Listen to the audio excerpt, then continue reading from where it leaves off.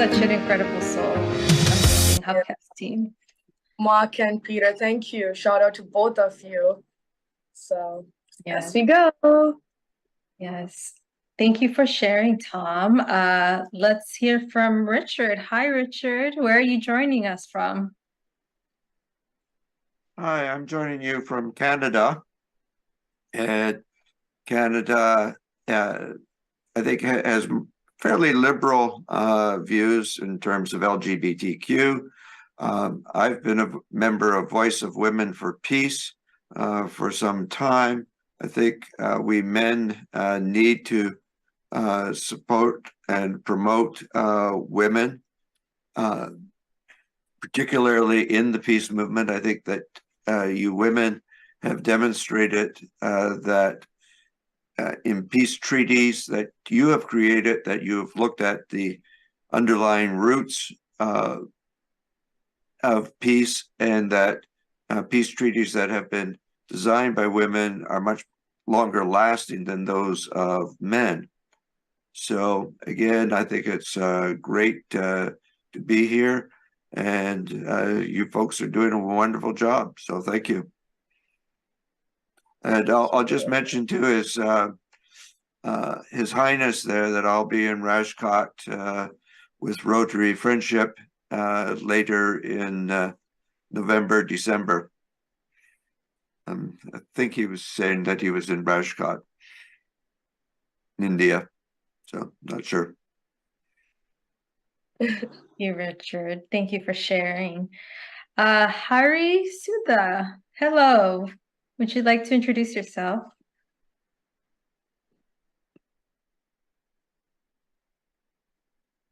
Yeah, I'm not sure I belong here, but I was curious to see what was going on. Looks like I missed a lot of it. So you're actually a part of a conference, a digital conference that we have. It's been an ongoing conference. It's a 48-hour conference, and this is our discussion portion of our conference. So we're now just introducing ourselves, and we're going to engage in dialogue to talk about just different themes that we've been learning about throughout. Oh, so I missed the throughout. Okay. So Where I think are you joining from? I'm joining from California. I actually live in Amma's ashram in San Ramon, and I got some message from somebody that this would be interesting, and I couldn't join yesterday, so I thought we'd join now. So I have no idea where I am. Amazing. Well, welcome, and please stay and enjoy the conversation. Right now, we're just getting to introductions, and then we're going to have an enriching discussion about what we've been learning about. So we would love for you to join and stay. And I want to add something too. Please know, like, MGD beautifully says, this is passing on the baton. So anything you also have to share, because this content that we are creating in the 48 hours is actually meant to be disseminated to the younger youth. So we are just taking the information. I don't think that's me. No, but you have the wisdom to give it to the youth. We have to, like MGD says, passing on the baton or the torch. So I just want to add it there. Ashley? Awesome. MGD, you're next on my screen here. Yeah, so this year I've taken on my matrilineal identity, and my grandmother's name was Marceline, and I'm Marceline's granddaughter. So my friends are calling me MGD. And I could follow in David's wake. Pathways to Peace, longtime friend of Pathways to Peace. He was the president of the Rotary E-Club, and I joined. And then I have a global systemic change initiative called the Peace Team. I'm an Olympic athlete and have been putting in place the opportunity for Olympians worldwide to be messengers of some understandings that will allow us to accelerate the next evolution of peace. And I have to say, Anasuya come on, that session. I mean, the sessions the last couple of days have, you know, there are some of them, I just have to get these recordings and I want everyone in the world to hear this and everyone in the world to hear that. So there are many, but Anasuya just, I mean, she was just so, I don't know, just the word blasé comes up and it's like, yeah, this is just how it is. So let's get on with it. That's great. So I'm delighted to be here with you guys and you have frickin' been rocking it. Amazing. And just so that everybody knows, MGD's been working on something really special. I don't know if you want to talk about it, about what you've been working on, about relative to peace and Oakland first. Yeah, so basically what I discovered in my Olympic career was that when people do things that are amazing, three things are always present. And we have two of the three relative to peace. Everybody wants to live in peace and is willing to be in action, but how they think is not like what we call gold medal mindset. So I've been teaching Olympian thinking for 40 years in a variety of arenas, business, education, and have spoken at the UN. And so now the game plan is we're going to do Oakland first and teach middle school kids how to think like Olympians about what they care about. And then they bump up to local and global. And by the time the 28 Olympics comes along, this is something that we'll be able to make available to Olympians worldwide. So there'll be, we're part of the shift. We're accelerating the next evolution of peace. And it's just be ready. Just be ready. We got this. Thank you for sharing. Bonita. I'm Bonita Banducci, and I teach gender and engineering in the graduate engineering program at Santa Clara University. We're going to be talking more about my distinctions that I developed for distinguishing what I call the relational competencies that many women bring. And I use men and women, but it's including the whole spectrum of gender and other cultures as well. David Wick, I know I did work at Sun Microsystems. I don't know if that was when you were there, but your name resonates with me. And that work has carried me through all these years. I started writing a book in '95. I'd gone to the UN conference on women in Beijing, and the agent who was so close to Jackie Onassis told me that I had written this proposal for the plan for the book for both men and women, and only women buy books. So I needed to rewrite the proposal. And so I just put it on the back burner. So I haven't written my book yet, but that's my next project. But it's great to be able to share this with you and the distinctions like of fire preventer. David, I don't know if you remember Carol Bartz, but she saw herself as a fire preventer. Oh, yeah. And different than firefighter, and how she was then not seen as a team player. She was not a team player because she was stalling the action, with the more complex solution, getting into other people's turfs and not doing things the way things are normally done. And so that's expanded to a lot of other competencies, and realizing that there's a misinterpretation of these relational competencies as not being competent sometimes. So we can talk more about that, but that's basically my introduction. Thank That's you. great. Bonita. I do remember you. It's great to see you after all Oh, these great, years. David. Thanks. Amazing. So we'll just speed it up a little bit with introduction so we can get into the conversation. Anuswara, hello. Om Namah Shivaya. First of all, I'm so grateful. Hi, Haseena. So grateful that this is happening concurrently with the G20 that's going on this weekend.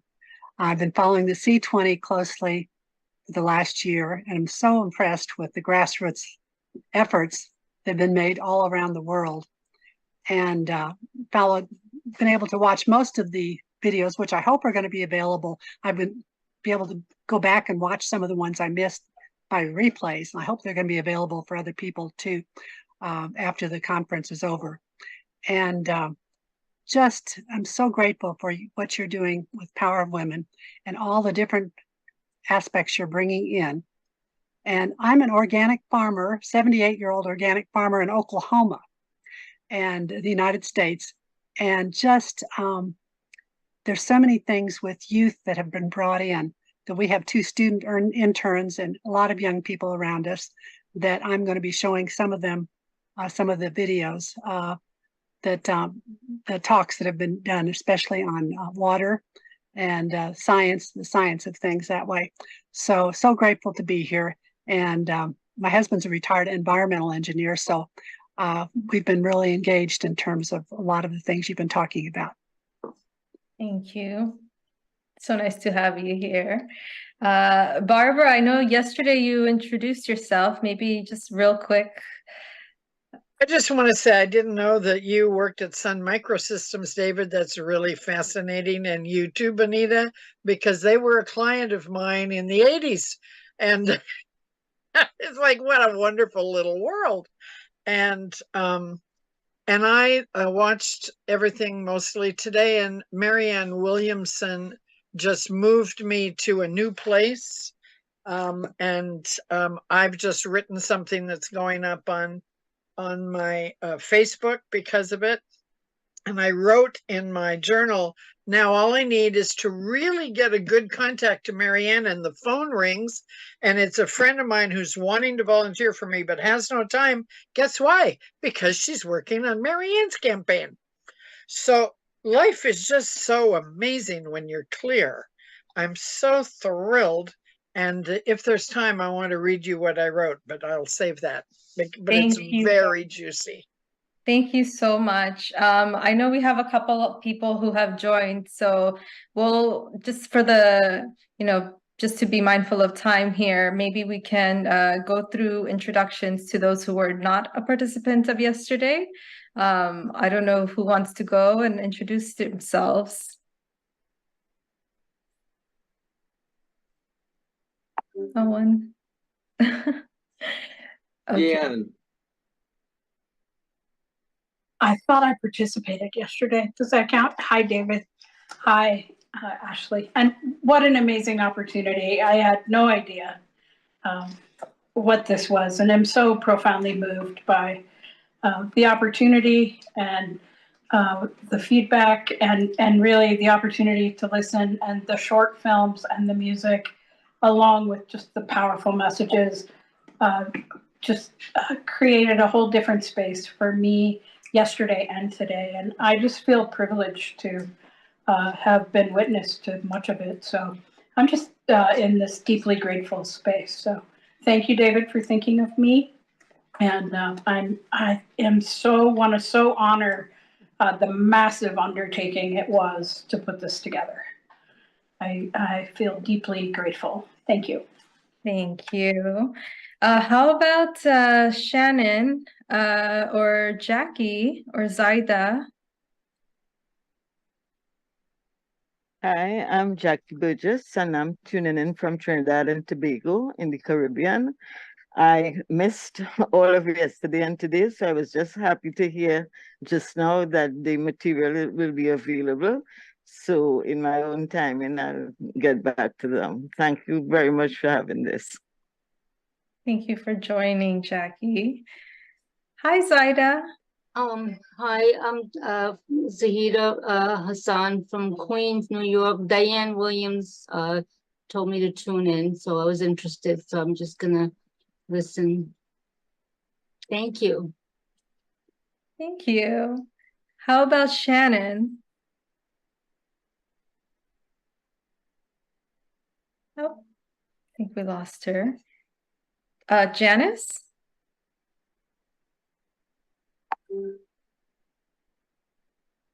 Sue? Yeah, I was wondering if it was alphabetical. Greetings, everybody. I've been working with the United Nations for a number of decades. The the UN Commission on the Status of Women has been something that has stayed with me for a very long time, as I see the young women especially going through a period on our planet that is most challenging. Some of the old patterns that have continued to of misogynistic and duplicity around the role of women has been enhanced and greatly advanced in a most hostile way towards some of our young women. On the other hand, I'm extraordinarily impressed with their abilities of many young people, especially the young women, to feel a sense of empowerment, to recognize their own light, to come from their heart, and to create relationships among other young women and older women, as you were looking earlier for the wisdom of some of the elders. We put together many organizations some years ago when Secretary General Kofi Annan called for the people's voice inside and within the decision-making processes of the United Nations. And we created the Millennium People's Assembly, which began the SDGs and the people's gatherings in various continents, neighborhoods, and communities in every country of the planet that has advanced. And the Global People's Assembly is having their programs next week. The one of the programs that has come forward is the Women for Cultural Wisdom, often based with many programs out of Iran, which is not a user-friendly nation with the United Nations. So we especially want to support their work, their women and girls especially. We're looking at the problem areas, the challenges to advance opportunities that are based within them. I use a technique of value-creating education that helps bring the structures of possibilities in every situation. And as His Highness was saying earlier, he mentioned his heart, and I would encourage everyone to open, expand, and deepen the capacity of our own hearts, as that, I believe, is what is lacking and needed so desperately in our planet, and to continue to be kind. Thank you. Thank you for sharing. Wow, it's truly remarkable. So, well, thank you all for joining. And like we mentioned yesterday, this is really just opening up the space for us to have a conversation about the different themes that we've been exploring through our speakers. And some of the themes that maybe we can discuss is, of course, Bonita kind of left us intrigued yesterday with regards to relational competencies. So maybe we can we can have a discussion about that. I think just to set kind of a cadence here within just to be mindful of everybody getting a chance to speak. If you want to speak, just raise your hand. So that's something you can do through Zoom. You can just kind of raise your hand, and then you can be the next one to speak. But Bonita, I don't know if you want to talk a little bit more about that, and then we can kind of follow up with the discussion. Yes, and I have a document I can put into the chat when I figure that out afterwards. So don't worry, I can share that with you too. But so it was actually my early experience as an entrepreneur. I brought the health food industry, the natural food industry out of the back streets of America with a store on Union Square in San Francisco. And that's where I started looking at what is it about my way of running the business that is different, and became infatuated with it. I became involved in the Hunger Project at one point, where they were identifying women as being the key, bringing women into conversations and having 50-50 representation at every decision-making table to end hunger. And I became very intrigued with that, both from the ending hunger point of view and from the corporate environment, and had the opportunity to do this research for the vice president of Sun Microsystems, who wanted to know what is the strategic advantage that women could bring to the global marketplace.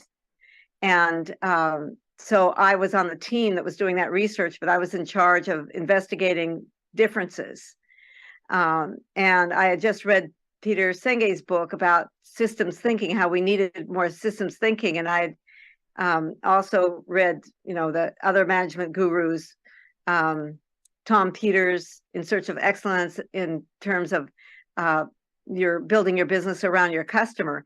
And this is the way I thought, I know that this is the way I thought.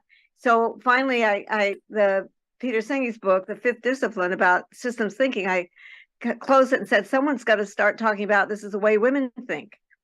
And I guess it's going to be me. And fortunately, I did the research, had the opportunity to do the research at Sun Microsystems.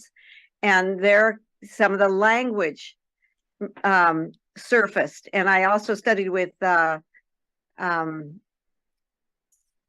blanking his name out right now, but he's a great linguist, where, to understand how our life is shaped by language. So I wanted to give language to these differences that would be understood and heard inside what I call the more individualistic culture of the workplace, and I appreciate all the language here that we've had in the conference about feminine energy and feminine power.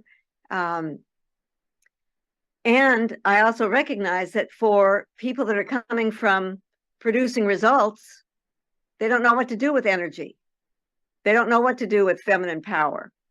So I wanted to put it into language that could be utilized. And that's why I framed these as competencies and use individualistic, which is more of a cultural term. Relational is more of a psychology term, but it means the same thing. Looking through the lens of relationship, so that the mindset is geared towards, how do I connect? How do I build relationship? How do I see what is connected in terms of different ideas to bring into the problem solving? And so that's why I decided to use relational. And as a matter of fact, it was because it happened when I was excited. I was calling up one of my great friends, Jesse Gutierrez, who is a gay man, and I wanted to tell him about the masculine and the feminine distinctions, and I couldn't talk about feminine to him because he was relational in my terms, and I didn't want to say that he wasn't a man. So, that's why I use that language, so that we can step away from saying it's a man or a woman, because there's some people that are exceptions to the rule, and there's some people that are combinations. In any case, so the interview with Carol Bartz was the big eye-opener when she said that what she brought to the executive team was an ability to see all the ramifications of a given issue. I told this story yesterday. She said that for the most part, the men would take the highest priority problem, the highest priority solution, put the solution against the problem, and fight any fires that happen. She said, I like to prevent fires. I like to look at all the ramifications. And then she added, for this, I'm considered to be not a team player, which was shocking to me. But then I realized that, she was, as I said earlier, she was stalling the action with a more complex solution. She was getting into other people's turfs. She was in charge of worldwide operations, and she was getting into finance and R&D and maybe human resources. And so she wasn't doing things the way people do things. She wasn't following the call of the quarterback, the CEO. And so that was a big aha. And then interviewing one of the executives there, I asked purposefully, what is your perception about why women are not being promoted? We knew that they weren't being promoted to the director level at the time, which is the time you become a spokesperson for the company. Although Carol had been promoted beyond that. But this one executive gave me the example of, he said, women aren't ready yet. So I asked him, what does ready look like to you? And he said, they'd be competent. I said, what does competency look like to you? And he said, they'd be able to get right to the heart of the matter. Women keep bringing in all this peripheral stuff. And so it was a perfect example of the misinterpretation of the leadership and the competency relational people. And there were other things. There was a woman who had created the continuous process improvement system, which was a big deal at that time. And I asked her, the VP, why she wasn't being promoted. And he said that she just doesn't get along with the other executives. And I said, what do you mean she doesn't get along? He says, she's always complaining. And I said, now, didn't she create your whole continuous process improvement? And he said, yes. Could her complaining be doing continuous process improvement? Because she told me it was the way she thought. And he said, I never thought of it that way before. And that was the basis for me to start really identifying these different competencies. Sometimes you have something that has the same name, like customer focus. The relational person gets into the shoes of the customer and looks from there. The individualistic person says, I'm the expert, I know what's best for the customer. They're both customer focused, but have a different interpretation.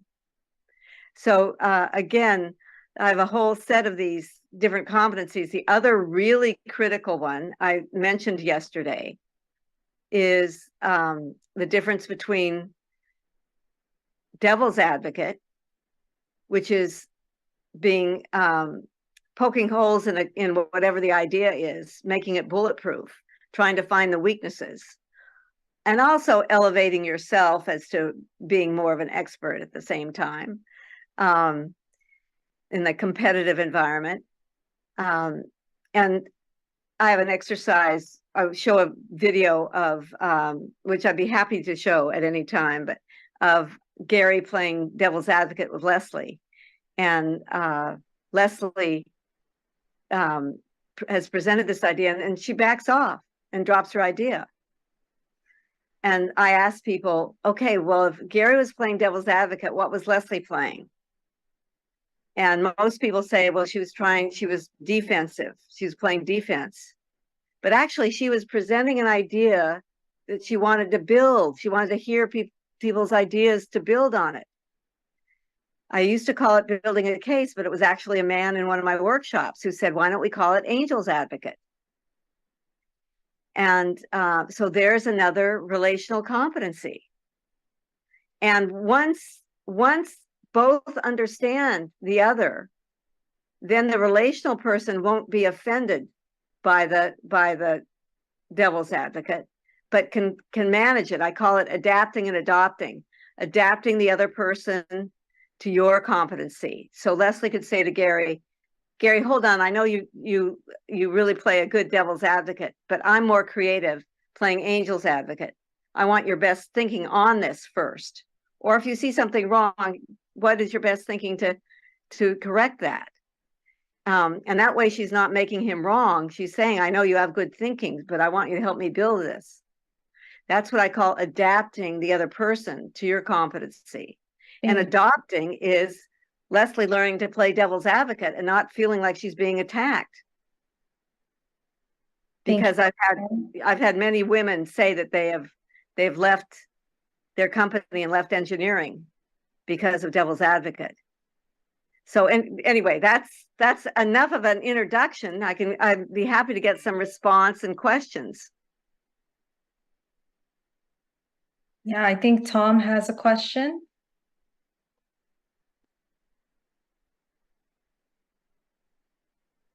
Hey everyone, it's Mark here at Hubcast Control. I just wanted to take a moment. We have a poll result or two we wanted to share with you. And one of the poll results is one of our wonderful presenters today, who was Deanne Everson.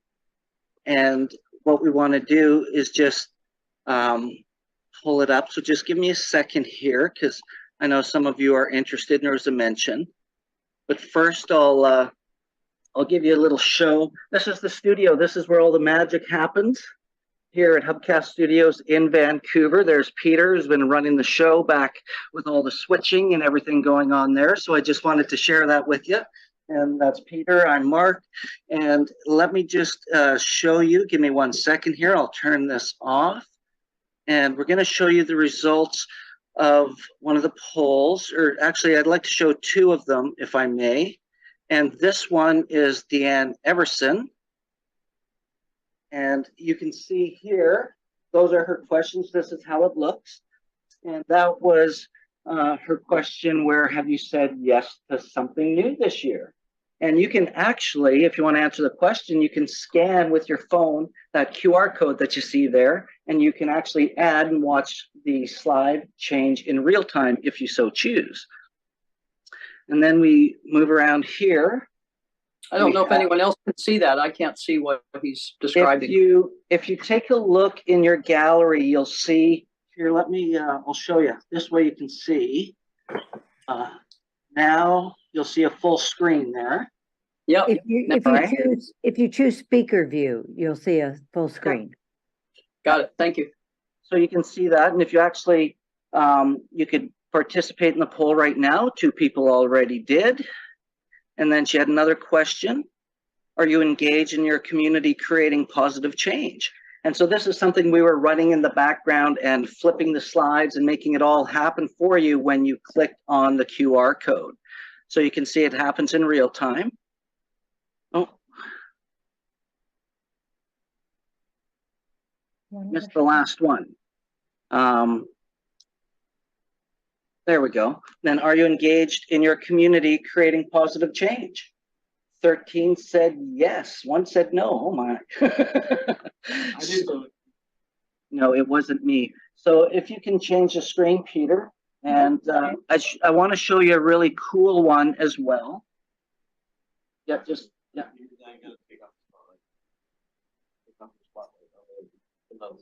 Oh, that's, sorry.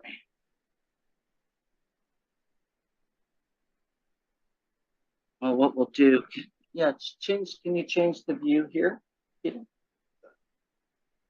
Well, it's great to see change that. your preview, because I've got a really good one because it's got a word cloud in it. So just hang tight.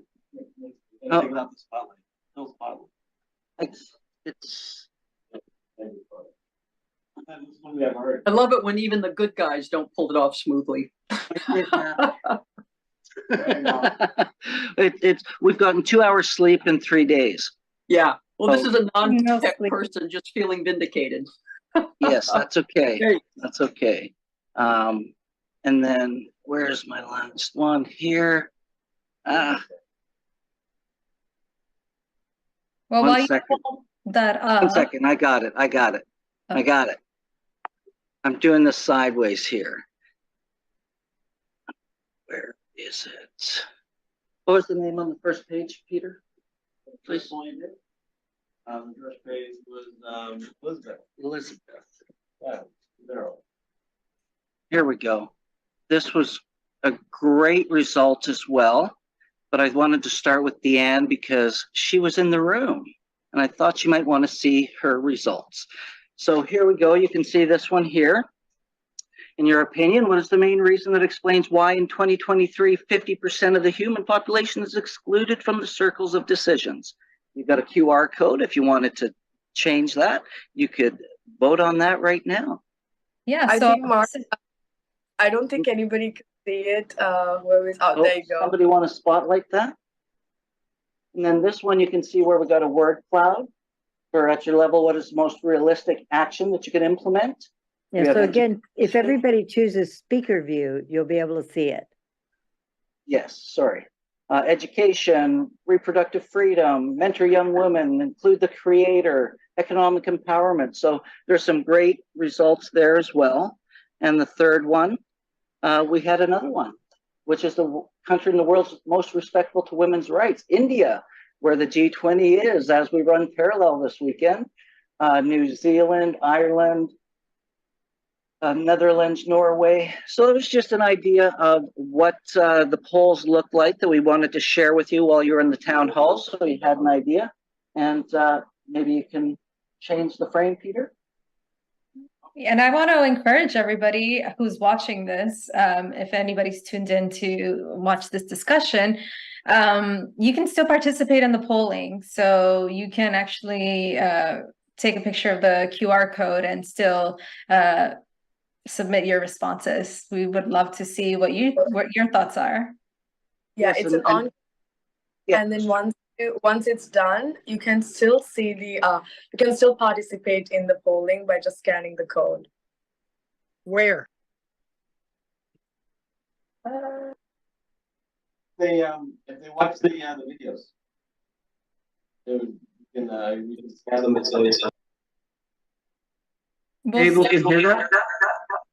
Oh, I think the sound. Yeah, so when you watch the replays and you see the codes, you can still vote. So Perfect. Yes, and we will be providing those on our website as well. So at any point, if you want to participate, you can always just go on our website and scan the code and just give that feedback. Thank you, Mark, for showing those poll results. I think they're really insightful. Could someone remind me how I put an attachment to ladies. the chat? I don't see. Usually there's an easy way of doing it, and I don't see it. Is there just? I think we can screen is a small line: participants, chat, shared screen, etc. And you'll see chat. And if you click on that, the chat should open up onto the right column of your screen, your computer. Oh, if I go into share screen? No. Before that, it says chat. Oh, chat. Right. Okay. So if you click on chat, you'll see on this right side a column of. No, mine's not working that way. I think Mark can help you. He can actually put it. I actually took off the slides so you can carry off your conversation. I just wanted to give you a quick show while we were at the opportunity. Thank you, Mark. I want to just get the discussion going with regards to just like the themes that we want to discuss. I would love to hear your insights and your perspectives on what the divine feminine means to you, or this feminine power, if anybody would want to share. And please just raise your hand if you want to share. I had earlier wanted to ask, actually, what the timeline is that we're dealing with here. Is this going to go on for hours, or do you have it?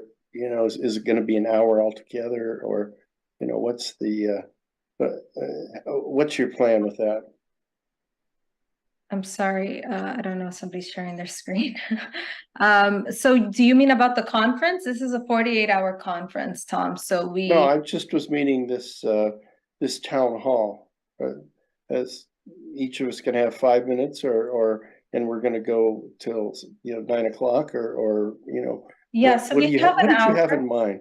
We have an hour, so we actually have like a couple minutes left. So I think in the interest of time, if you can just give quick responses, that would be great. That way everybody has a chance to participate. Okay, then. Thank you. You could also put it in the chat too. Perfect. 12 more minutes, ladies. Perfect. Janice, do you have a question? Hi, Janice. Yeah. Just so wonderful to see so many empowered women. And my name is Janice Hall, and I have a company called National Network International, which work with market intelligence and health and wellness and peace building and sustainable development, climate change, a lot of those areas. And really, I just said who I am. I think of myself as a planetary activist and social alchemist. And earlier, I don't get quickly to this. I loved hearing today about the breaking down of silos, because I'm a synergistic culture and business ecosystem designer. So I look at businesses like I look at an ecosystem and the ecosystem of the planet. And I actually, even more than biomimicry, I have become very interested in cosmomimicry, because I think our mother Gaia, as Reverend Michael Beckwith so eloquently said earlier, she has raised her vibration. She is rebirthing herself and inviting us to come along with her when she gets her stops from her galactic and cosmic relatives. And so we need to recognize that we really are a cosmic civilization. I date back to the days of the original feminist movement. And what I noticed about that movement and looking back at it, and even seeing it then, if you look at the fashion statements, that was the time when big shoulder pads, women had to become big in every way. And so the big suits, the big shoulder pads, the big hair, that was the fashion. And really what ended up happening in that first pass there, well, it wasn't the first pass because my grandmother was a suffragette, so she marched for the right to vote. But that next pass was really, many women became the men they actually hated. They became very patriarchal to become, they had a Pepsi or big corporate entities, and they had to do that to rise. But right now I see that the patriarchal rule is dissolving, as we all know. And I think we're recognizing the rising strength of the feminine, both in men and in women, because it's not just a female thing. The feminine, the masculine is a left-brained approach to things, and the feminine embodies a more collaborative, community-minded approach to living, which is so necessary and so critical to building an evolutionary, coherent world, a new earth, if you will. I'm so sorry. I just want to say real quickly that I think this could signify the emergence of a newly evolved human. And I think we really need to look at a new narrative for the new human we're about to become, and kind of open our eyes and walk into that great mystery, the power that is available to all of us working together collaboratively. Thank you, Janice. Anaswara, I think you have your hand raised as well. Thank you. Well, the divine feminine, to me, doesn't really designate male or female. It's an essence. And so Jane Goodall, in 2002, when Amma received the Gandhi King Award for Nonviolence at the United Nations, called Amma God's love in a human form. And for me, that represents the divine essence, the Devi, the divine feminine. And I've watched her now for 35 years, and the actions, every action is a representation of that unconditional, loving presence of the mother that she says is so needed in this world at this time, the compassion that's needed. Thank you. Well said. Thank you so much for sharing that. Well, does anybody else want to share their thoughts? I could share again here if that'd be okay. And I was just going to tell my story about the how it took a man to get through our speaker committee to bring the word menstruation into an old white man's club. And you guys heard the wise girl in that, and it took me a while. Actually, from the E Club of World Peace, we had Shekhar Mehta, and he said the M word out loud there. And I'm an old white guy. It was a little bit, shocking, or however you want to say that. And so I realized what it was and what it meant for empowering girls was going to keep them in school, and education was everything. But it was such a great idea that it took me a couple, 3 times to get it through the mostly male speaker committee. And then once they heard it, we went from 4 women to half our club was women. We tripled the amount of women that were in there once we started talking about educating girls and doing that. So it's the balance of both wings in that. I guess I just wanted to say how much it and honestly, when I was trying to get her to be a speaker, it was finally a gay man that said, this is a great idea. We need to go ahead with this. And as it is now, we've educated 2,000 girls, and in a direct competition or whatever you would say to the machismo culture in rural Mexico. And it's to have girls feel that good about themselves is just it is a it changes everything for people forever. And I guess it's just the balance of the male female that comes out in different ways. Anyway. Thank you for sharing, Tom. That's really great. And we actually did hear from I think Wise Girls earlier. So yeah, Tom's really involved with that organization. So it's amazing. I think we have somebody else that joined. I'm sorry, I don't want to pronounce your name wrong. Boyu? Is that what it is? You can introduce yourself.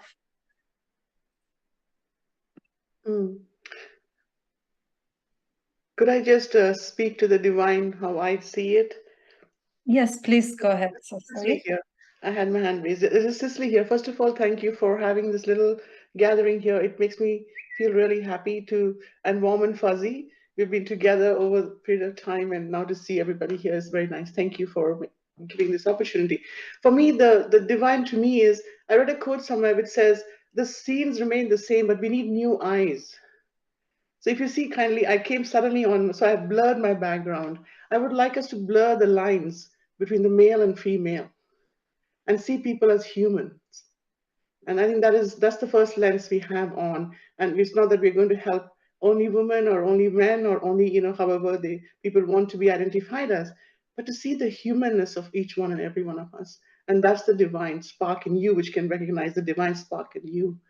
And just to recognize that with new eyes, I think this event has been a great inspiration for me, not only from our organization, Center for Purposeful Leadership, but personally, I've been blown away with what I've heard. My heart is full and full of gratitude. I love you all. Thank you. Well said. Thank you, Cicely, for sharing. MGD? Yeah, Cicely, that was so awesome. I just saw something I'd never seen. One of my most life-transforming events was being in the Olympic Village, but I didn't realize until you just spoke that one of the things that was true in walking around the village was not only all of the races and politics, but in terms of the men and women, it's like you were sitting next to the fastest sprinter in the world, and oh, this was the men's sprinter, or it was just people at the top of their whatever, with respect and curiosity. And I never realized there was just a lovely light that got turned on by what you shared. Thank you. Beautiful. I want to add something. Yeah, I think we have a couple of new people as well. Mary C. Curtis and Bolochu. We are not sure if you're saying your name right. Or did we lose Mary? But yeah, I know we are coming to a closing. Ashley, you want to? Yeah, Mary, I want to hear from Mary. Hi, Mary. You're muted, Mary. It's pretty late where I am. I'm just trying to get some wisdom. So listening to the wonderful folks. So Mary was one of our speakers earlier. So really insightful stuff, Mary, that you shared with us. Thank you. Your story is so inspiring. I wore my t-shirt. Oh, I love that. The story we tell becomes the world we live in. I do believe in that. Yeah. Absolutely. Absolutely. And a big component of the power of women is actually storytelling to broaden the narrative so that we can have a more inclusive story of humanity, and incorporating her story to have our story, right? So I guess I want to just hear your thoughts. I know we have like maybe 3 minutes left, but just maybe some thoughts around, what does it mean to broaden the narrative? And I see MGD's hands up, and also Dr. Barbara Letcher up. Yeah, that was from before, but one great way to see the power of this is Lynn Twist told a story that I'll just make very, very short, in which she had been very ill, did everything, all different kinds of things. And then she was just so worried, she finally went to the doctor. And when he told her she was pregnant, they had been trying to get pregnant. She didn't know it. All of a sudden, all of those illnesses and symptoms and all the worrying she was doing, she said, what if we're giving birth? What if all of these things that we're feeling are about that we're here right now and we are giving birth? And it just shifts the whole feeling. So really, really pivotal at this time. Great conversation.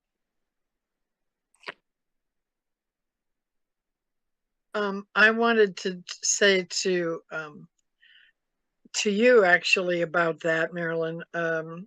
I've had this image of the Olympic Games being a way that, in addition to whatever the season is, that they start with or end with, but maybe better start with these games where all the different countries get mixed up and we play volleyball or something that we can all do. I've always wanted to do that. And I've always wanted every leader of every country to send their firstborn to their enemy and take their enemy's firstborn to our home and have them live in our house. Because I've done that with people, not maybe my enemy, but I know it changes you to have their children in your home. And as a way to defer war, I think that'd be really great. And how to expand the narrative is just to not tell yourself nobody wants to hear that. Just find a way to have your voice be heard, whatever that is, politely. I know I'm kind of pushy and I'm really working with that. I'm so excited about this, these generations that are here. I mean, just look at us. I marched and burned and stomped and did all those things. And Barbara, I'm so sorry. I don't want to cut you off, but we actually have 1 minute left. So I want to get everybody's input in. Sue, real quick. What does it mean to broaden the narrative? Excuse me, since the time is going, I would like to ask Bonita and anyone else who would like to put their email address and rename themselves with their email. There's been some requests for email addresses. So if you could help to communicate, thank you. Yes, please. I put it in once, but I'll put it in again. That's great. Okay. And if somebody put authenticity in the chat, that's very important. You have to really lean into yourself, and all of your perceived liabilities actually can be assets. It's your superpower. Absolutely. And really great responses. Cecily, our stories voiced our medicine for some balm, for some wake-up calls, for some. So the question is, what is the cost of not telling your story? Good. And then with Janice, to me, broadening the narrative will happen when we leave what we are supposed to reach birth our authentic selves. So many responses. Yeah, sorry, I hit it accidentally and then tried to fix it. I apologize. Well, it was great to have all of you. This is a great conversation, and actually part of Power of Women's initiative is actually to create circles so that we can continue to share our perspectives about these different themes. So just continue to check out our website. We'll have more information about Mom. But thank you all for joining us. This has been great. And please stay tuned for more. We still have a couple hours left of our 48-hour conference, so a lot more to show you. Just hang on there. Yes, thank you so much. I think we have a little more than a couple of hours, like close to 11 hours now. And we just want to make sure you all stay tuned. And thank you so much all for joining and sharing your wisdom so we can really take it and take this forward. Thank you very much. Bye, everyone. Bye.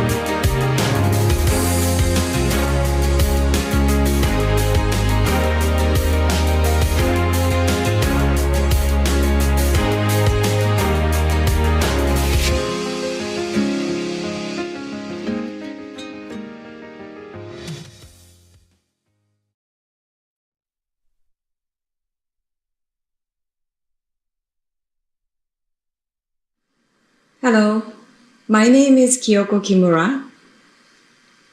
I am a certified healing herbalist and also a meditator and practitioner of Raja Yoga meditation with the Brahma Kumaris World Spiritual Organization. Today I'd like to play a medley of 3 of my own compositions through which I hope to create healing and uplifting sound for your well-being.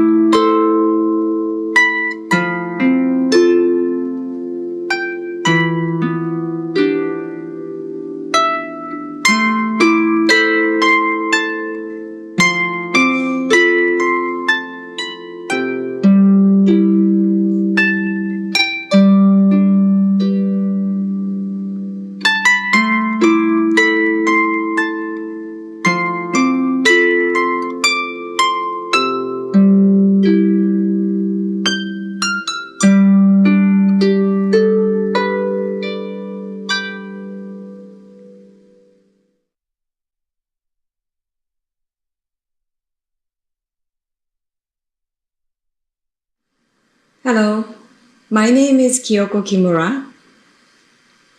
I am a certified healing harpist and also a meditator.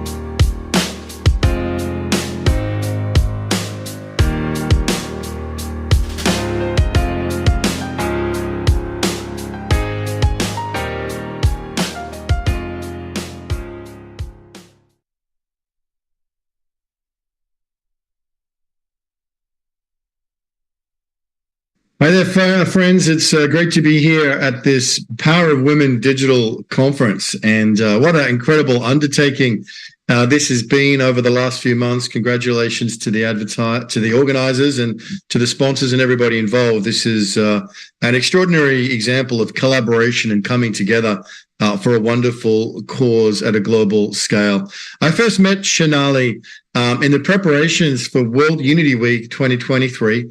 And we were getting ready to convene World Unity Week as beginning the 99 Days of Peace through Unity. And I was immediately struck by the incredible energy of what Singh-Ally and her team were bringing together, using events and music and the arts and some global network to really promote a cause for transformation. And to be, here at this digital conference, all focused on the power of women, feels very appropriate and timely as we go forward in these turbulent times on our planet.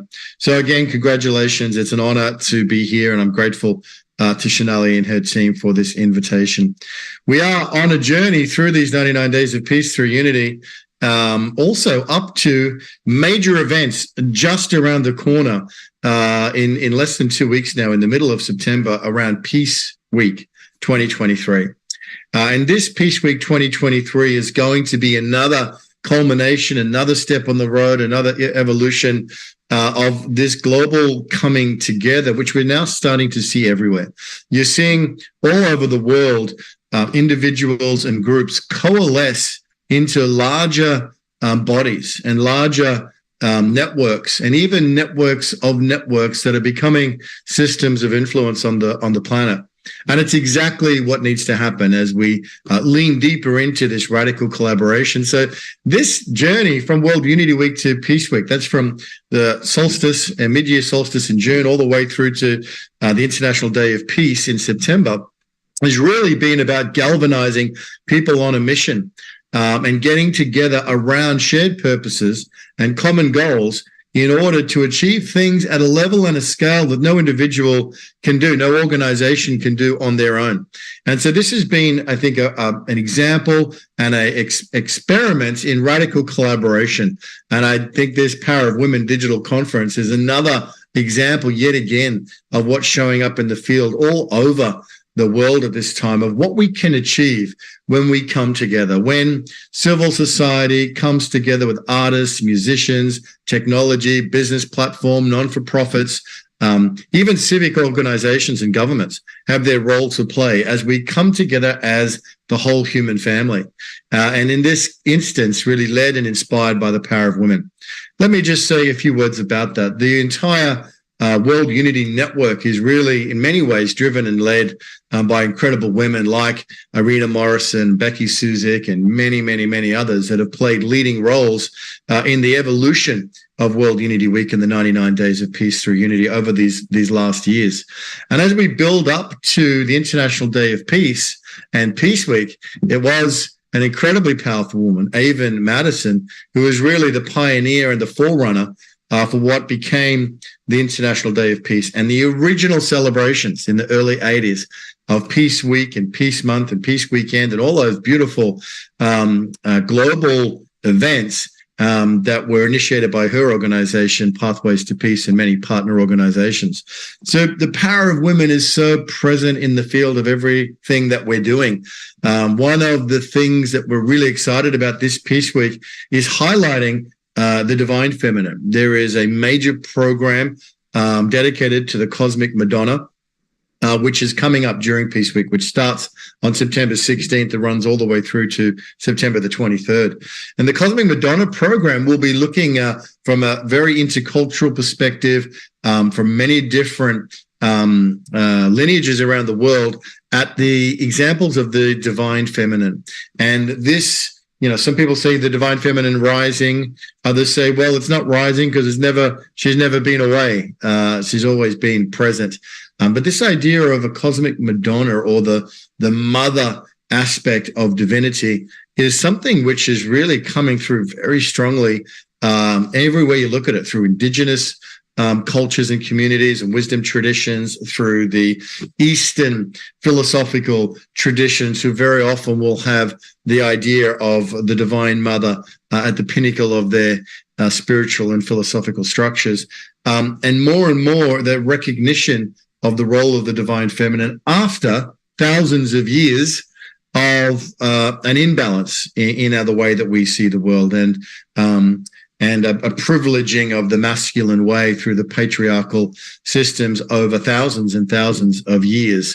So it's a very exciting time. It's a very exciting time of a rebalancing, recombining, repairing, healing, restructuring, and reviving ourselves in harmony, in balance, in coherence, and in a way that really is driven by the feminine, by a heart of compassion, by the heart of acceptance, and by a gentle, loving presence. So in light of all of that, this really is an idea whose time has well and truly come. The idea to let the power of women and the power of the female really take the lead on where we're going from here. Because let's face it, men have had long enough, centuries and millennia, taking the lead on the evolution of humanity. And while we've got to acknowledge that the masculine and the male way of doing things has produced many positive things, the further evolution, expansion of agriculture, being able to feed large cities and populations, technology itself, the sort of real a way of looking at the world that does take great strides in some ways. It's also, on the other hand, been extremely and incredibly destructive. It's been particularly destructive to Indigenous communities and worldviews. It's been the whole process of colonialism is very much a male-dominated program of a dominance mindset.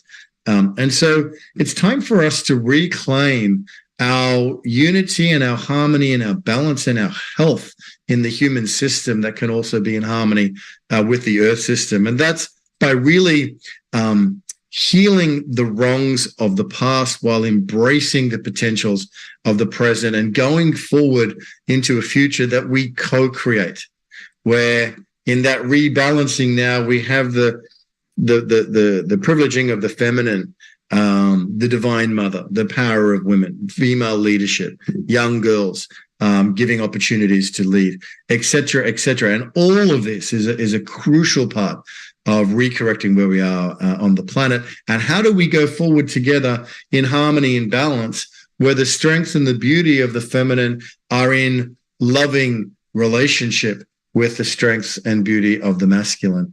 And I think that is an amazing opportunity and an incredible invitation to everybody who may be participating in this conference, or might be listening to this later on, or who knows, maybe coming to Peace Week in a week or two as well, and participating in those global celebrations. So it really is something, as I said, it's an idea whose time has come.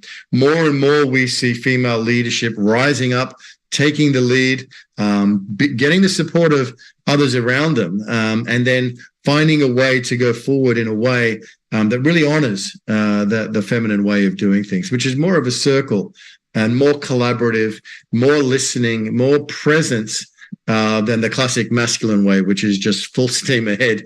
Let's get it done. So there's a way to balance both of these. There's a way to harmonize both of these. And I think that as we determine that, and as we develop the trust and the goodwill in order to go forward in partnership together, there's no end to what we can achieve. There's no end to what we can achieve together when we've got the balance of, you can look at it at the hemispheres of the brain. You can look at it as the yin and the yang. You can look at it as male and female, but these broadly complementary and yet distinct energies, when they come together, the divine pattern is to work in harmony, that the sum result, that the total result, the mystery of the outcome is so much greater than the sum of the individual parts. So I think it's a very, very exciting time. We're looking forward on this journey, on this road up to Peace Week and beyond, to all the other events and unfoldings as we continue this evolutionary journey of healing and of creation and co-creation for a better world. We've got musicians and artists and scientists and philanthropists and entrepreneurs and all of this broad spectrum of humanity, intergenerational, intercultural, interspiritual, interfaith. Everybody belongs. There is a place where everybody belongs. We've been setting it up for some years now. It's a place called One World, and it's a place where we can find the points of these interrelationship between one another. We can find the axes of our radical collaborations and co-creations, and we can have the conversations that we need to have to figure out the agreements that need to be put in place in order for us to go forward in an empowered way over a sustained period of time.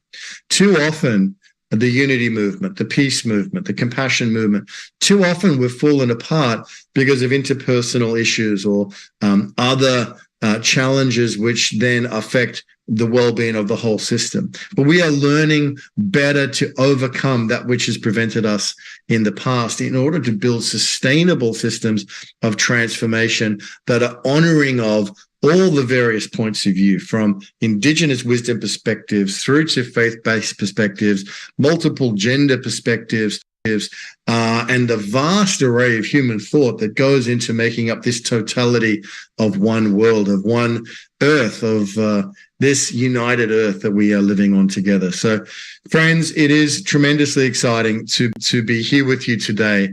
And I am so excited about the rest of the content for this Power of Women digital conference, seeing the extraordinary luminaries and change makers that have been brought together. It really is an exciting time. And again, another example of what we can do when we harness our collective energies, harness our collective resources, and come together as one system, as one family, to go forward as one together. And so as we build up to Peace Week, peaceweek.org, you can find out everything that's going on there. We'll be broadcasting from Hubcast Studios in Vancouver, who are a proud broadcaster of this digital Power of Women conference today. And from Hubcast Studios, we'll be anchoring, the One World conversations, the Unity Earth TV Peace Week broadcast, all the various convergence rooms that are rising up at that time for the Peace Week celebrations. And of course, global events from around the world, concerts from Times Square, from Tokyo, from the African Union, from right around the world, as our planet comes together for the biggest celebration of the most widely commemorated planetary day of all, which is the International Day of Peace. So we wrap our arms around that the weekend before till the weekend after the International Day of Peace, which is September 21. This year is a Thursday. So that whole week, there are global activations, there are concerts, there are community events, there are ceremonies, and it all comes together in one place through the Peace Week, One World, and the Unity Earth TV global broadcast through our partners at Hubcast and Unify and many, many others. So it's an exciting time. We're going forward. Yes, there are always going to be challenges. That's part of life. But we find ways to overcome them, and we find ways to connect with each other, inspire each other, support each other, and continue to applaud each other forward on this great journey of transformation. It is a tremendously exciting time to be alive. Once again, let me congratulate Singh-Ally and her partners and all of the speakers and all of the organizers for this great program. And may this be the beginning as the Digital Power of Women, or the Power of Women Conference, goes forward from here, from this beautiful birth onto more incarnations in different ways, in different shapes, in different forms, all throughout time and around the world. May this be the beginning of something beautiful. I sense that it is. And I look forward to a long collaborative partnership going forward with all of the organizers. So again, thank you. Very, very grateful to be here and be a part of it. Excited about what's unfolding. I look forward to seeing you in Peace Week in just a few days' time. And join us as we go live from Vancouver and from right around the world to celebrate the world's biggest, largest global celebration of all. And what a poignant time to be doing it as we come together for peace, for unity, for harmony, peace with each other, peace on earth, peace with earth. Friends, it's been a delight and a privilege to be with you today. And I wish you all the best for the rest of this wonderful convening.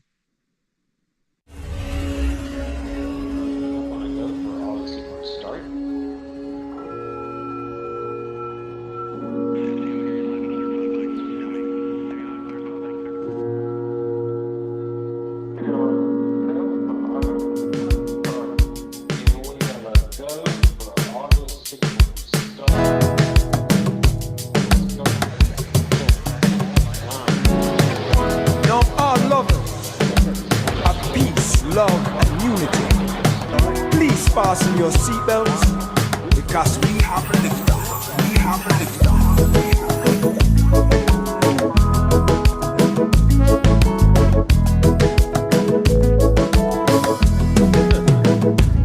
People, have you heard the word spreading all around the world? There's been a brand new birth called Unity Earth. Have you heard the word spreading all around the world? There's been a brand new birth called Unity Earth. Unity,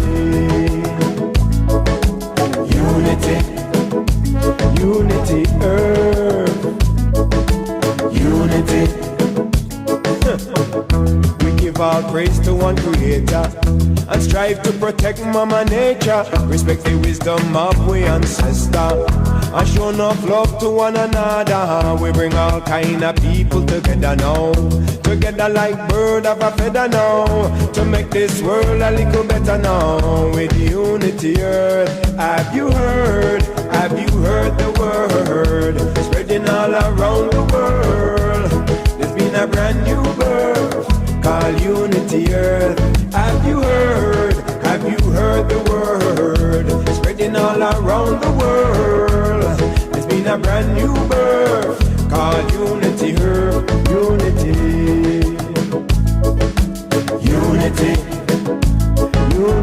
Earth. Unity.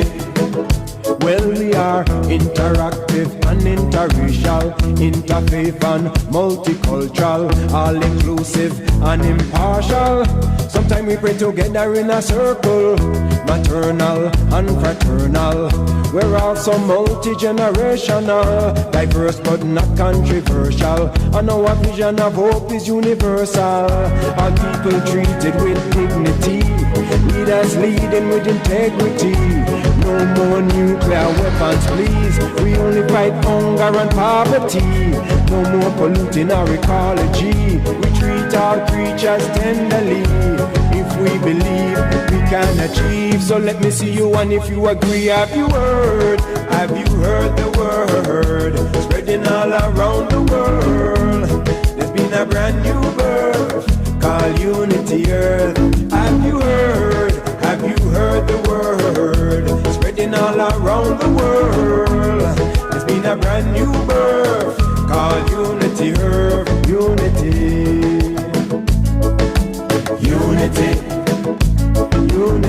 Earth. Unity.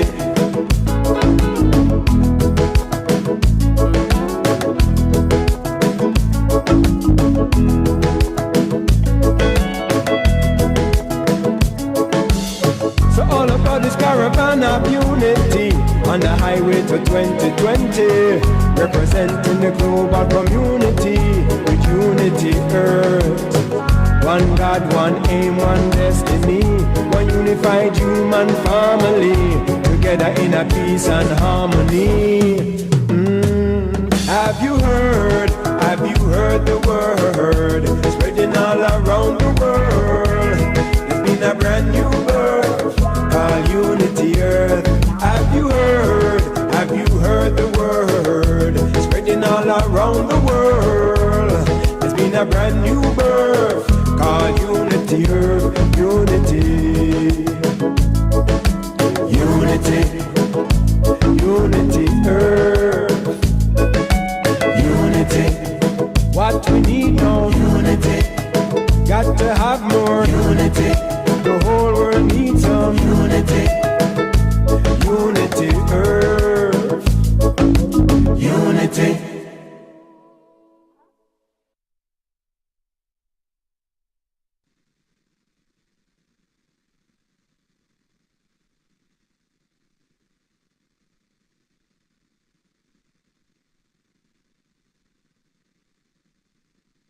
Hi, I'm Dr. Sharon Melnick, women's leadership coach and author of In Your Power, React Less, Regain Control, Raise Others. Now, in a study of professionals who rose into executive positions of power, do you know what was found? Women use power better. And the number one abuse of power was not using it. That's right. Now, this idea of power, let's get into it. As women, we can feel uncomfortable. The very idea of it suggests to us force or maybe selfishness or manipulation, but certainly it's negative. But you know, that's only the case when someone is in power, but not in their power. That's right. The actual word power comes from the Latin root posse, which means to be able. So being in your power, it's an ability. It's an ability to stay good in you, to be who you want to be, so that you can respond in a way that makes it right for you and actually makes it better for everyone around you. And that's what I want to talk about, because when you are not in your power, this is something that many of us face as women. We don't feel seen. We don't feel heard. We don't feel like we're able to make the impact that we are here for. We feel powerless. And when that's the case, we go through our day like a thermometer. As you can see in this slide, the difference between a thermometer and a thermostat. Now, you're the thermometer when you feel like others act and you just react, right? Like your mental and emotional, physical state is going up and down throughout the day. You feel more like the casualty than the creator of your experience. And you might feel this way when you take something personally, when you feel defeated, like you just can't get the other person to cooperate with you, or when you feel overwhelmed and blaming and resentful. And when we feel this way, this is the fastest route to burnout. So when you're in this state, you even start to show up as a diminished version of yourself. What you want to do is you want to shift from being the thermometer to being the thermostat. When you're the thermostat, pictured here on the right, you set the tone. You decide who you are. You know your yes and your no. You have a vision of how things could be, and you bring others along in your vision. Let me just give you some quick examples of switching from being the thermometer to being the thermostat. So I coached a woman who was an executive at a company, and they had an annual charity event, a golf event, and she doesn't golf. So she felt very left out, excluded, kind of bad about herself. No, not be the thermometer. Instead, she started a miniature golf event alongside it. And all these people who don't play golf joined together and connected and networked, and it was better for everyone. Or when somebody says something, or a group of people say something disrespectful and you take it personally, instead, you could just ask a very simple question like, what did you mean by that? Very neutral, not accusatory, but can you see how that sets the tone? Like it requires inquiry. It doesn't just kind of take it and make you feel bad, but it kind of shifts it to like, hey, let's really explore that and let's see if that was respectful. Or it could be the case like, I coached a woman who asked her sales manager for years for the good assignments, and he would always give it to the younger men, and she was starting to do not very well in her role. She was thinking she had to leave, but instead she brought forth this request of him and kind of showed him how it would make him look good in front of his leaders, and it would be good for the whole team if he gave her these assignments and did what it was that she was requesting. And then she got a yes. She was able to get kind of the biggest enterprise-wide client of her career. She got promoted, and then she put in sales kind of assignments that were more equitable. So this is what I want you to see, that you have so much ability to stay good in you. You have so much ability to act in a way that makes it better for you and others. You have more power than you think. Now, the impact that you can make, it's not going to come from reacting to the behavior of other people and their limitations, but rather from raising yourself and others to be limitless. When you're not in your power, the way that you try to make the situation can usually make it worse. But the moment you step into your power, you shift that power dynamic. That's what I want to say a little bit more about how you can do that. So here, we're going to go over 3 ways that you can shift from being out of your power to being in your power, from being the thermometer to being the thermostat. So the first one is you want to be aware, are you leaking your power? So in any challenging situation where it's stressful for you, I want you to think of this diagram, and I want you to call to mind, what are the aspects of this situation that you can control? And I call this your 50%. And sort that out from the other aspects of the situation that you can't control, below the line, the other 50%. And any moment that you focus your attention below the line, you'll leak your power. You can feel that energy drain. So you really want to focus your attention on what you can control. And you want to be impeccable for your 50%. That means take 100% responsibility for everything that goes on within the sphere of what you can control. And you don't have to be a perfectionist. You don't have to be a control freak, because that would be trying to control the whole pie. But what I'm saying is put your time and energy and attention being really effective at what it is that you can control. And then you're always going to feel that you are in your power. Now, there might be some situations where you just feel like, yeah, Dr. Melnick, that sounds all well and good, but you don't know my situation. There's things that I can't control. For example, my client, Nikki, she was passed over for a promotion twice, actually, in 18 months. And even for someone who had less experience, had been in the company for less time than she had. So she was really upset when we started to meet together, and she was telling me about this. So we were sorting through the situation, and then I asked her the question, how might this be happening for you rather than to you? Because the way that she understood it, that was something that she could control. And she said, you know something? Actually, I don't even want this role that this other person was promoted into. I'm really doing work that's at a level above that. And she made sure that the scope of her role, right, was at that level. And now she's interviewing for roles that are at that level, because instead of taking it personally, she was able to be the one who owned the narrative and decided what it would mean for her. It gave her opportunity in her life. So don't leak your power. Be impeccable for your 50%. The next thing that you want to be aware of is, are you giving away your power? Now, earlier in my career, I attended a rock concert.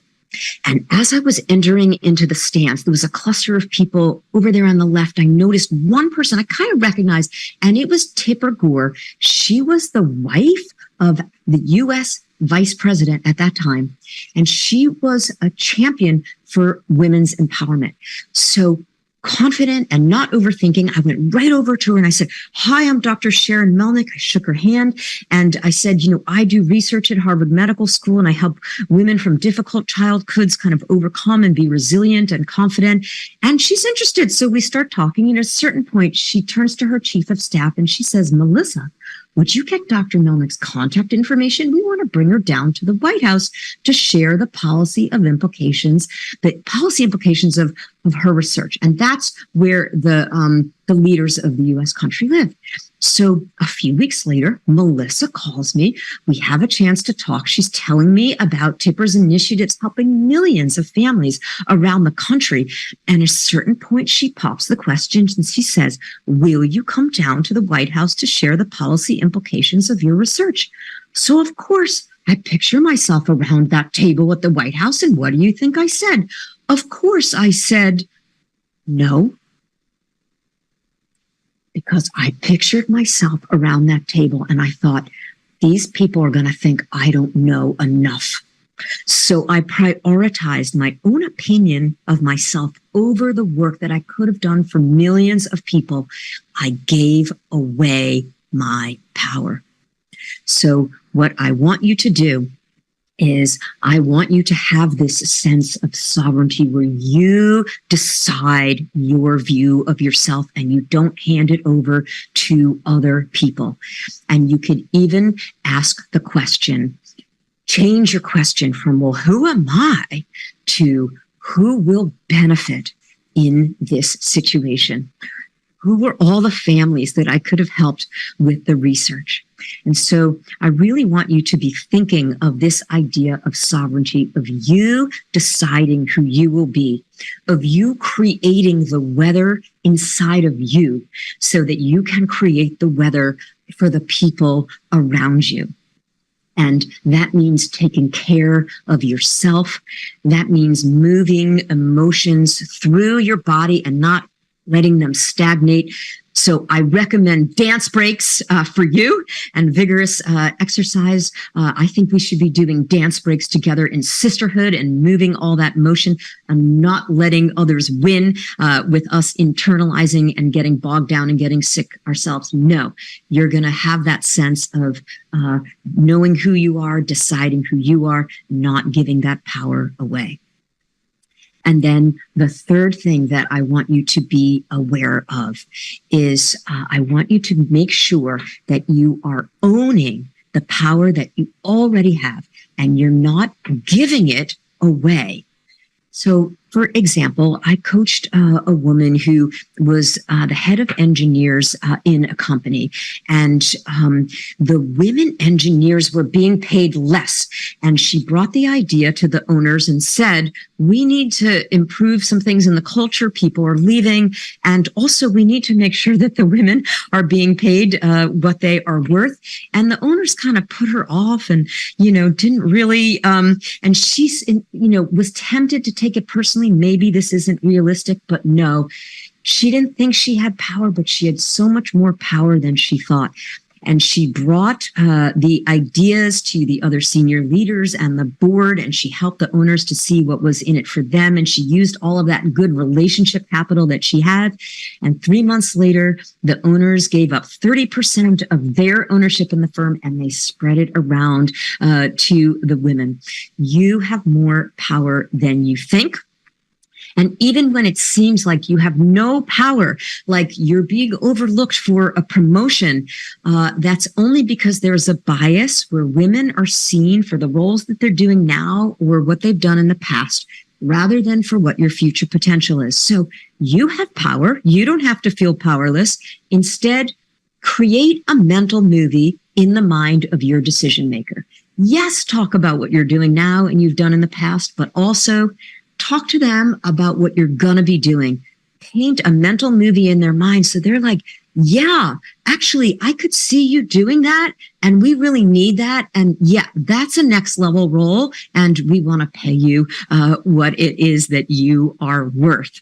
So these were examples of women who didn't feel that they had any power to get the outcomes that they want, but you have more power than you think. And I want you to own that power and not overlook it.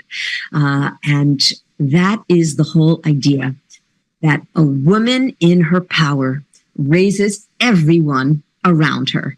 That's you. And I have an exercise for you that is going to help you to define who you are when you're in your power, who you are when you're in your power, when you are filled up and you are in that flow. And so I want you to head over to SharonMelnick.com/POW so that you can get that exercise and you can show up as the woman who you are when you're in your power, because a woman in her power raises everyone around her. The theme of Power of Women embodies collaboration through edutainment across diasporas through the collectives and alliances that support positive global change.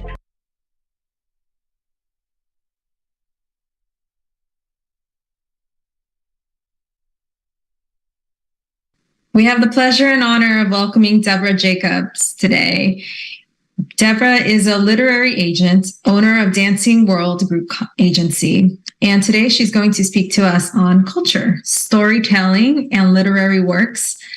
Devra, welcome to the Power of Women Digital Conference. It's amazing to have you with us today. Thank you. I'm so pleased to be here. And, you know, as an agent, I don't get invited to a whole lot of things like this. And there's so much power in people's stories and them telling their stories. And, you know, as an agent, I get to receive manuscripts from people who are just done amazing things. And I'm very excited when I get those, but I'm actually more excited when I get contacted by people who aren't sure if they should write a book or aren't sure if they should tell their story.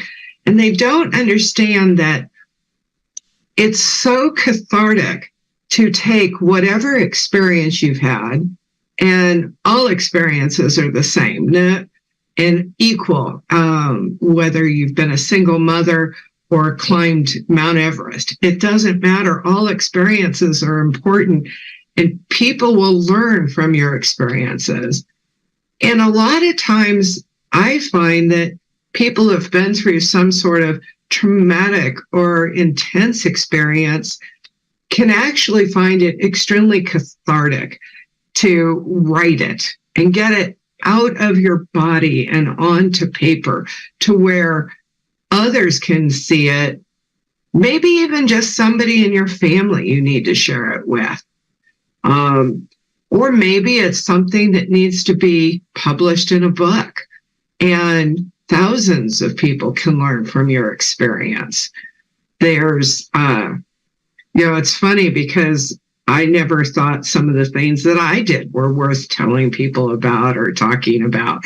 The fact that when I was very young, I had moved to Alabama, and at the time I was a barber, not a beautician, a barber. And they wouldn't let me get licensed in Alabama because I was a female. They had no women barbers. And I fought that for almost a year to finally get agreement that I could take the test. And if I passed it, I could be licensed, which I did. And I was the first female barber licensed in Alabama. Now, granted, that was in the 80s. But if you think about it, that wasn't all that long ago. And when you think about how women are fighting for their rights to do anything in different parts of this world, it's important to know these stories. It's important to know you can fight for your place or whatever it is you want. As an agent, I want to empower you to think about what's your story? What can other people learn from what you've gone through or your experiences? And it doesn't have to be traumatic experiences. It can simply be, something fun and amazing that you did. I know I went back to college when I was in my late 40s, and everybody thought I was crazy. But to step out and realize, I want to do something different with my life. I want to do something more with my life. And I want to empower other people. And that's why I became an agent. I love representing authors to publishers, big and small. I've sold books to the major houses and to the little niche markets. And sometimes the books that are with those little niche markets, because their stories are amazing, get picked up and grow feet and run. And I get emails all the time about how somebody has been personally affected by the story that might be in a book that I've gotten to assist on getting published. I think the most important thing is, don't tell yourself, I'm not a writer. I can't write this. I thought the same thing. I'm not a writer. I'm dyslexic. I can't spell well. I swear English was not supposed to be my first language in this lifetime. But I've got a book coming out with a co-writer. And it's so exciting because I can go, oh, I am an author. So don't limit yourself. Don't put yourself in a box. Don't think that your story isn't as important as somebody else's story you may have read about or heard about. I think that that's the major thing I want to convey today, is to understand that your story and your experience, no matter what your age, no matter where you are in the world, is equally as important as any famous author's story. And lastly, I just wanted to kind of speak for a minute about cultural differences. In some cultures, it's almost frowned upon to speak out and tell your story.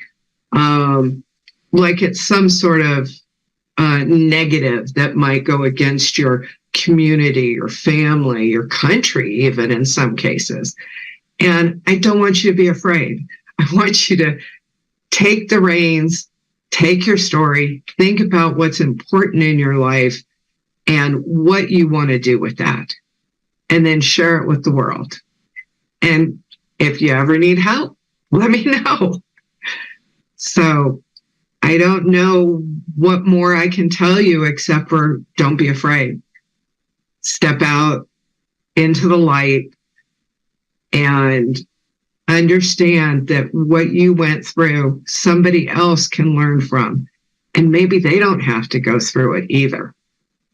So the only other thing that I think maybe I can share to help you, if you, let's say you already wrote your story and you want to get published and you have no idea what to do next, because publishing has changed so much in the last 10 years, it's really important for you to look at your platform. Are you building on social media? Do people want to be interested in your story? So when you get to a point of getting to a publisher and you have an agent like me, that they can say, oh, all these people are following you, and those are the people that are going to buy your book.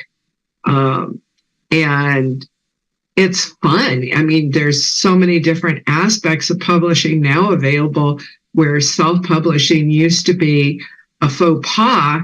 Now it's so common that even famous authors are doing it. And there's techniques to it. And I mean, just understand that the sky's the limit. You can do anything you want to do, and just start writing, put it on paper. I did run into a client a couple months ago who didn't know how to write very well. And I said, just record it. There are programs that you can buy now where you can just talk. Tell your story to your computer. Let it write it for you. I think that's about all I've got. Thank you so much, Devra, for encouraging us all to share our story through writing and the importance of why we should share our story, sharing her story more specifically to broaden the narrative. And yeah, thank you. Thank you so much. If we want to learn more about literary works and also learn more about you, where can our audience go to check that out? dancingwordgroup.com. I'm also on Facebook and LinkedIn and everywhere else. But I think there's also on YouTube, there's a couple of videos where I talk about publishing. Amazing. Well, it was such a pleasure to have you with us, Devra. Thank you so much. And yeah, let's all share our story. Thank you so much.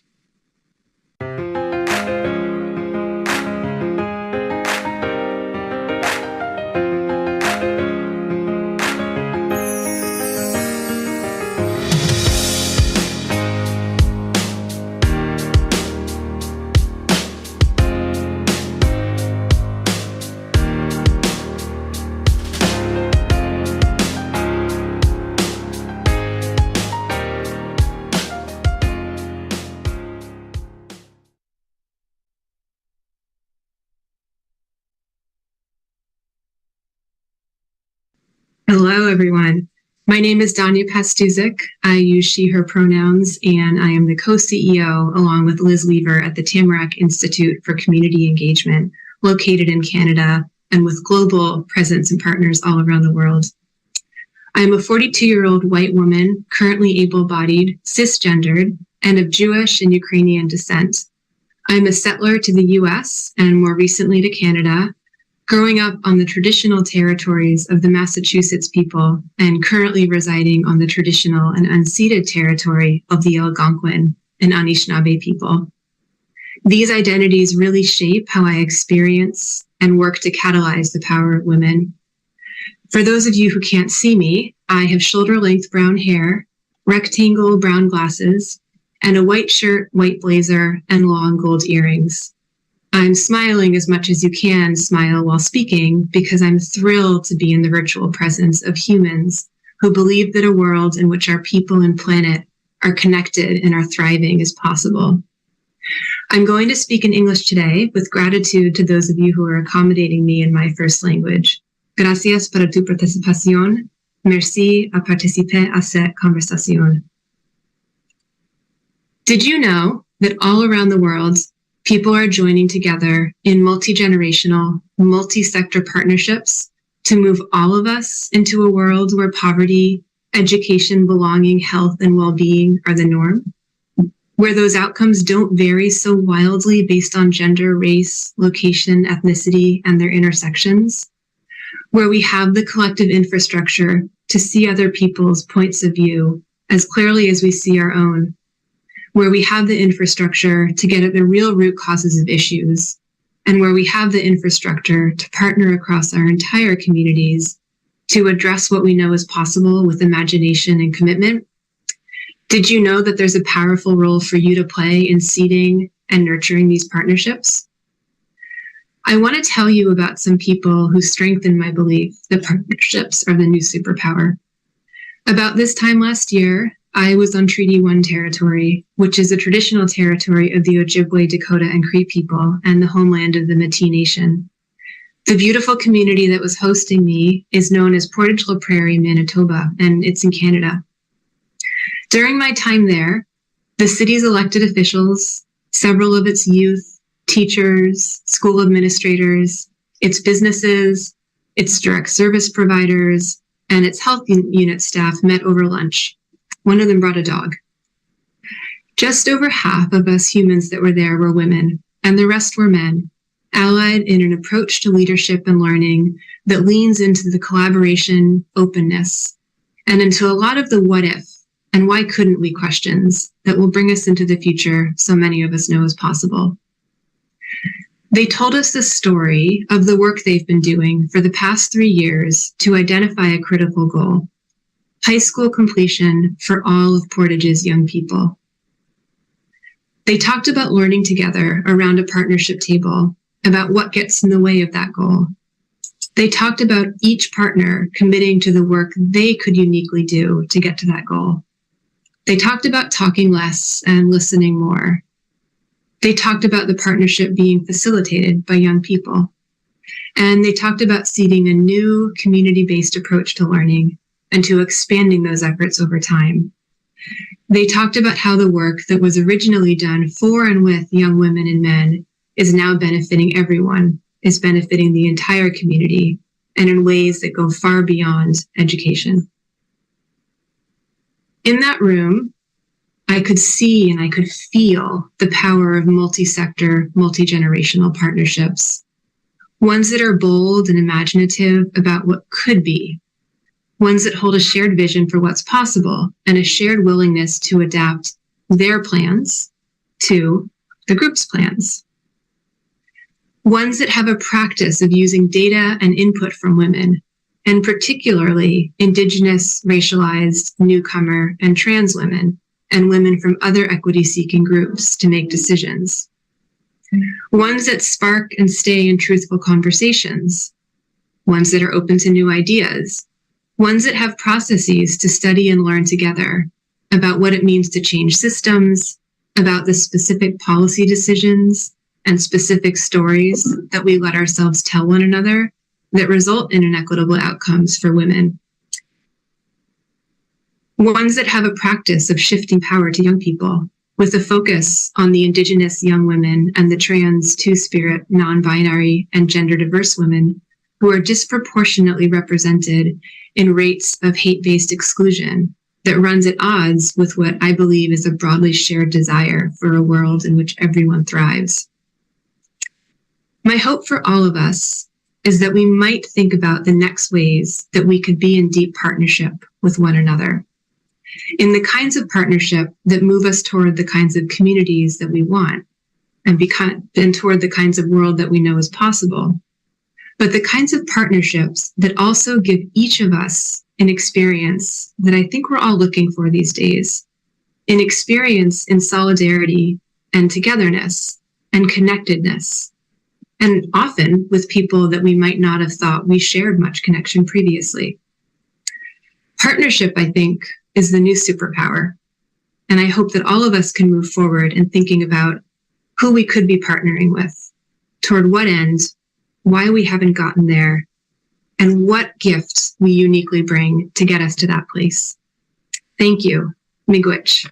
Gracias. Merci.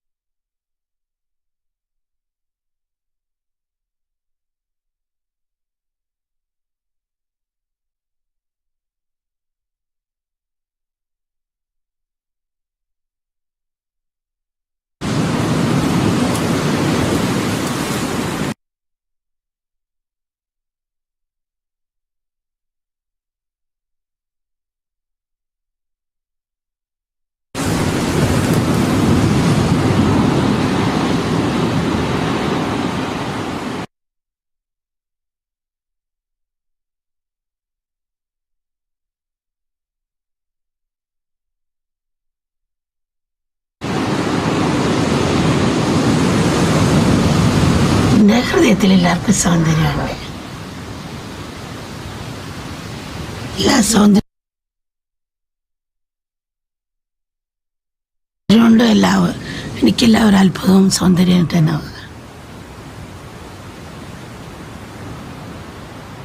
പ്രേമത്തിൽ സൗന്ദര്യം തന്നെ.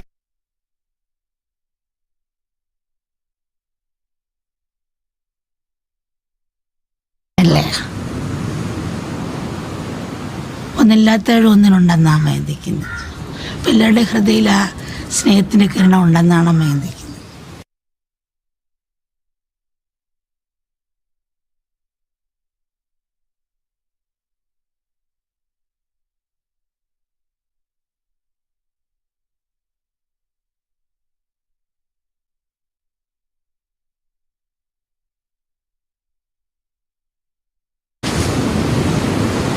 അവർക്ക് ആരോടും കാരുണ്യം മാത്രമേ ഉള്ളൂ, എല്ലാത്തിലും ആത്മാവിനെ ദർശിക്കുന്നുണ്ട്.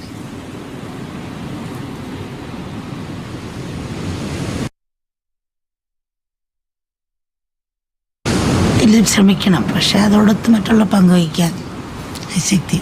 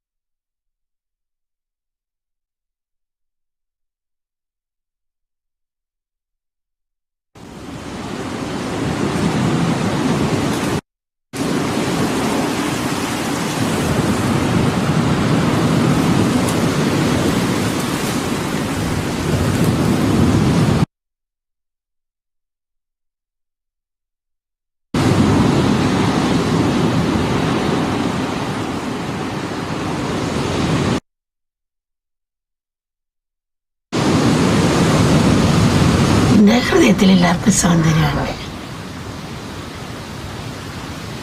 എല്ലാ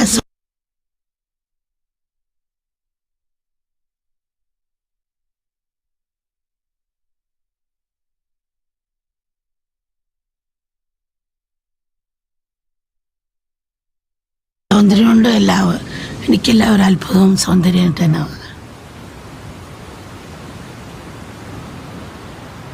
പ്രേമത്തിൽ സൗന്ദര്യം തന്നെ.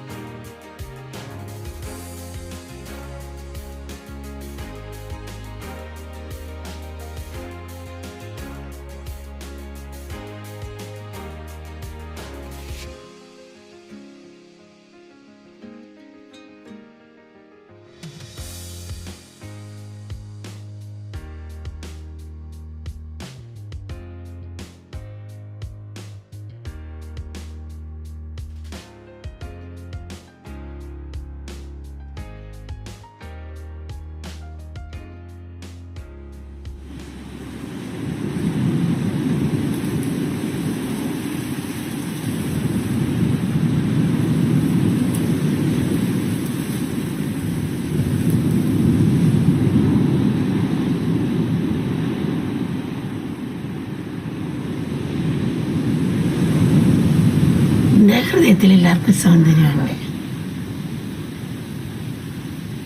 എല്ലാ സൗന്ദര്യമുണ്ട്. എനിക്കെല്ലാവരും അത്ഭുതവും സൗന്ദര്യം തന്നെ.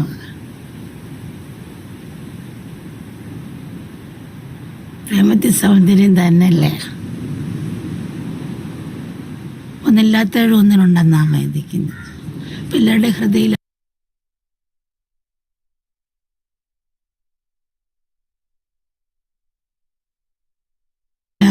സ്നേഹത്തിന്റെ കിരണം ഉണ്ടെന്നാണ് ചിന്തിക്കുന്നത്. അവർക്ക് ആരോടും കാരുണ്യം മാത്രമേ ഉള്ളൂ, എല്ലാത്തിലും ആത്മാവിനെ ദർശിക്കുന്നുണ്ട്.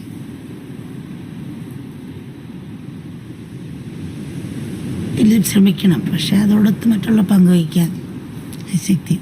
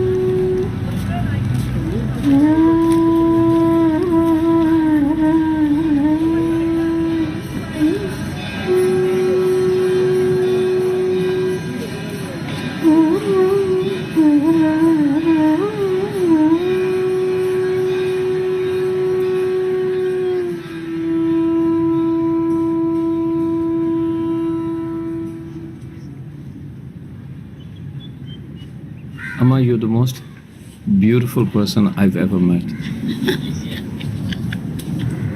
So, crazy.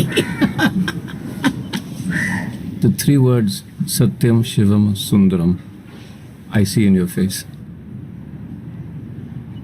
Well, Amma, tell me the truth if I ask a question. Am I beautiful?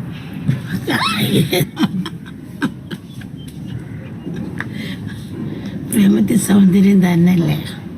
പിന്നെ മോനെ എടുത്തു പറയാനും മോൻ്റെ കഴിവുള്ള മോൻ കിട്ടിയ കഴിവിനെ ഉണർത്തി അത് സമൂഹത്തിന് പങ്കുവയ്ക്കാൻ കൂടെ നോക്കുന്നു. അപ്പം അത് സൗന്ദര്യമാണല്ലോ. If I look in the mirror, what should I see? നമ്മൾ തന്നെയാണ് കാണേണ്ടത്. നമ്മുടെ കണ്ണാടി നമ്മുടെ മുഖത്തിന് അഴുക്കളെ കളയുന്നതാണ്. നമ്മുടെ ഹൃദയം അറിയുന്ന നമ്മളായി തീരാൻ നമ്മുടെ ഹൃദയത്തിലേക്ക് നോക്കാൻ അവസരം. I'm a director. My friends are poets and musicians, and painters. What is creativity? Where does it come from? എല്ലാം ഇപ്പോൾ കലയും ഇപ്പം നമ്മളിപ്പം നമുക്ക് തന്ന ശക്തി ഇപ്പം മഷി അതേ മഷി എടുത്തിപ്പം എഴുതാൻ ഉപയോഗിക്കുന്നു, അതേ മഷി ചീത്തയും ഉപയോഗിക്കാം, അതേ മഷി വരയ്ക്കാനോ ഉപയോഗിക്കാം. അപ്പം അതുപോലെ ബാഹ്യമായ കഴിവുള്ള പലർക്കും പലതാണ്. ആന്തരികം നമ്മളിലെ ആ ശക്തി തന്നെ. നമ്മളൊരു പേന ആകണം, മഷിയല്ലല്ലോ. നമ്മളിപ്പോൾ ഒരു പേന പോലെയുള്ള മഷി അവിടുത്തെയാണ്. ആ ഒരു ബോധം ഉണ്ടാകണം. പിന്നെ തന്ന കഴിവുകൾ ഓരോരുത്തരും അതിൻ്റെതായ ഫോക്കസ് ചെയ്ത് പോകുന്നു.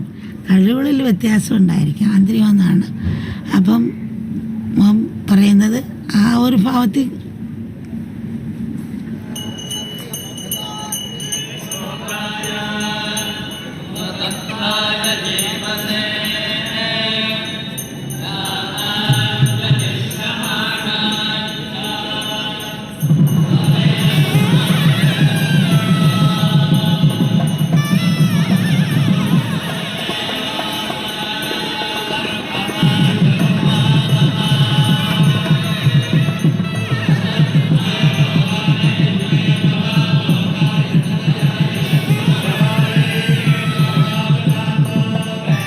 said creativity is your talent, your knowledge, your experience. But beyond that is compassion. And if you want to take creativity to the next level, you have to access creativity. It cannot only come from the force of your own knowledge, your own skill, and your own talent. Now you have to access beyond, and that to access you need compassion. Compassion, I started to think about compassion. What is this compassion?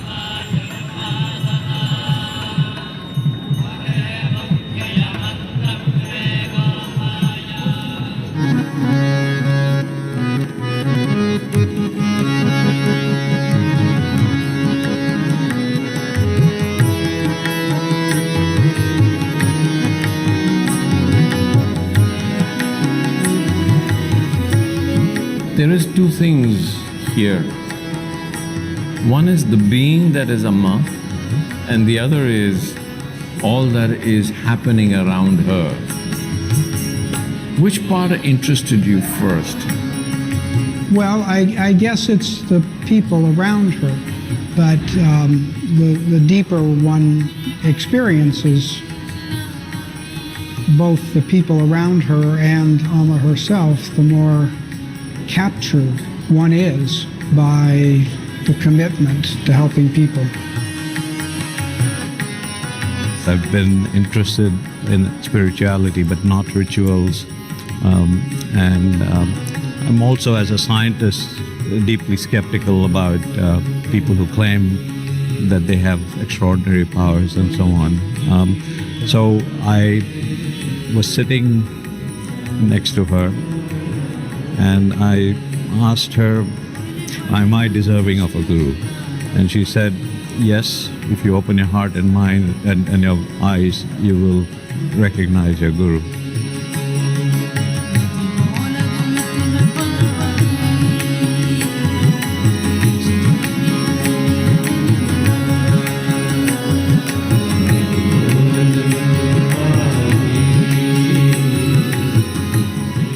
With Amma, it is a strange story. Now I am a little settled down, and I was a very notorious activist, with all my silk saris, kanjivaram. I used to go to all these, I was forced into social sector. And I was in UN building in Geneva, and I get a call. Amma has called you, and you have to come and give a lecture on sexuality into the Amma University. And I said, let's see, I'm going over there after this.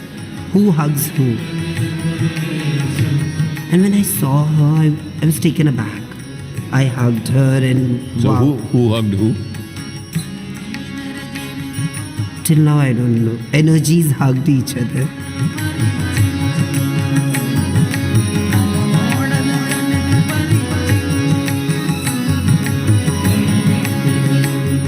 When Amma is hugging people, I try and sit behind her, and I feel a very strong energy that fundamentally shifts me. I forget that I'm hungry, I forget.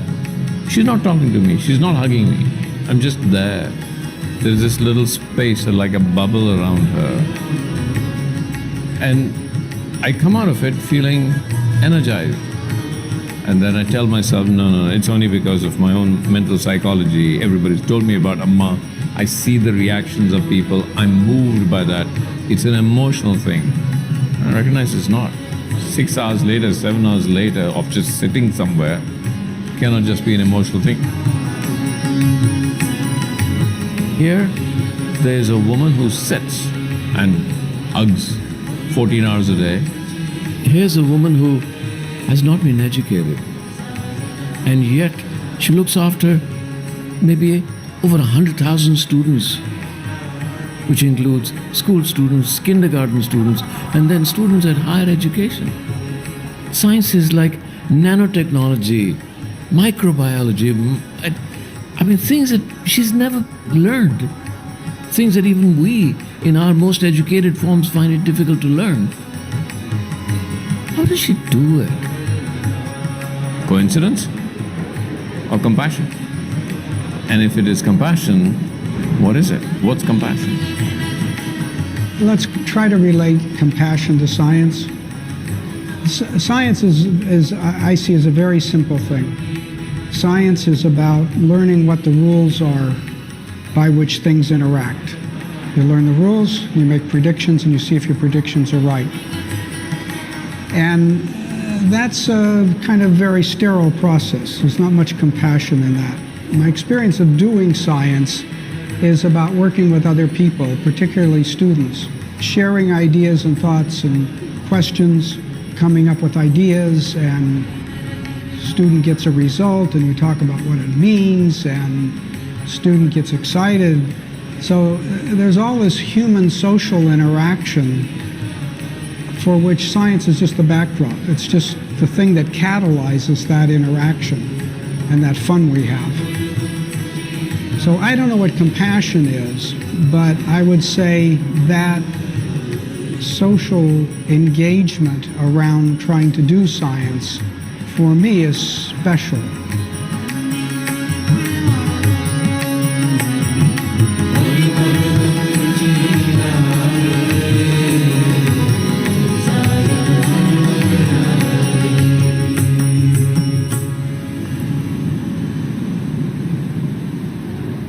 Amma is my education, a veil to myself. Does it stop me from looking at myself? The way we educate people today, does that stop us from finding ourselves? വിദ്യാഭ്യാസം എന്ന് പറയുന്ന സംസ്കാരമാണ്, ജീവിക്കാനുള്ള വിദ്യാഭ്യാസം, ജീവിതത്തിനുള്ള വിദ്യാഭ്യാസം. പണ്ട് ഗുരുകുലം നിന്ന് അച്ഛനമ്മമാടുന്നത് കിട്ടിയിരുന്നു. അപ്പോൾ അതുകൊണ്ട് ശരിക്കുള്ള വിദ്യാഭ്യാസത്തിൽ, ഇപ്പോൾ കൊടുക്കുന്ന വിദ്യാഭ്യാസത്തിൽ ഒരു സാറൊരു നമ്മളൊരു ഭിത്തി പോലെ ആകുന്നു, സാറൊരു യന്ത്രം പോലെ ആകുന്നു. ബട്ട് അവരുടെ ജീവിതം നന്നായിരുന്നുകൊണ്ട് നമ്മുടെ ആശാൻ പള്ളിക്കൂടത്തിൽ പഠിച്ച കുട്ടിയായാലും പഠിപ്പിച്ച കുട്ടിയായാലും ഇന്ന് ഒരു IAS എടുത്താലും അത് കണ്ട ഒരു നമസ്കരിക്കുന്ന ഒരു സംസ്കാരം നമുക്കുണ്ട്. അവരെ യന്ത്രങ്ങളുടെ ഭാഷ മാത്രം പഠിപ്പിക്കുന്ന ഒരു വിദ്യാഭ്യാസമാണ്. പിന്നെ വയറ്റുപിഴപ്പനായ മൂല്യം നഷ്ടപ്പെട്ടു പോയി, ഒരു വയറ്റുപിഴപ്പിന് മാത്രമേ. അമ്മ തെറ്റെന്ന് പറയുകയല്ല, പക്ഷെ അങ്ങനെ ഒത്തിരി അതെന്ന് അത് വേണം, സമൂഹത്തിൽ ആവശ്യമാണ്, പക്ഷേ ഇതും ആവശ്യമാണ്.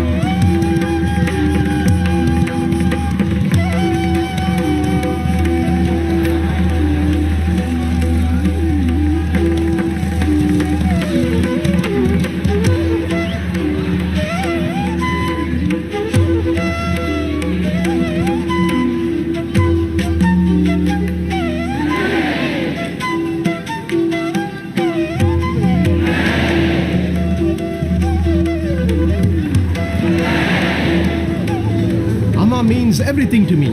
Amma is my guru, my guide, and everything in my life. जब ये अम्मा अपने गोद में लेती है तो हर एक के हर एक दुख दूर हो जाते हैं।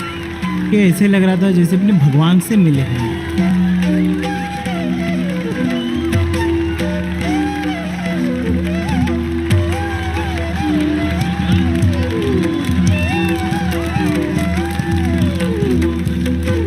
Even from my mother's hug, I get that comfort which I get from Amma. Oh my God. She is, I think, sometimes more than my mother. Pues mira, la encontré hace 15 años y cambió mi vida. Como la vida de mucha gente, ¿no? Verdaderamente la vida es cambiada cuando más te acercas de un maître espiritual. Amma te toma y cuando te toma no te deja en paz.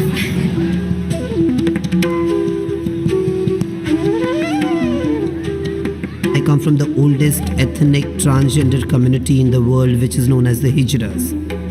When I discovered my sexuality, I never thought God discriminated me. God made human, and human brought discrimination into it. She accepted me without discrimination.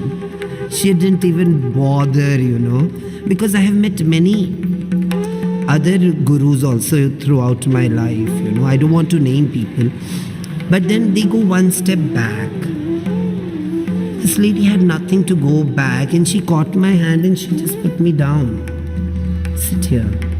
And then her sari went a little bit, so I just corrected her sari. Somebody tried to stop me, then she just gave a look to that person. And I said, wow, she's a babe.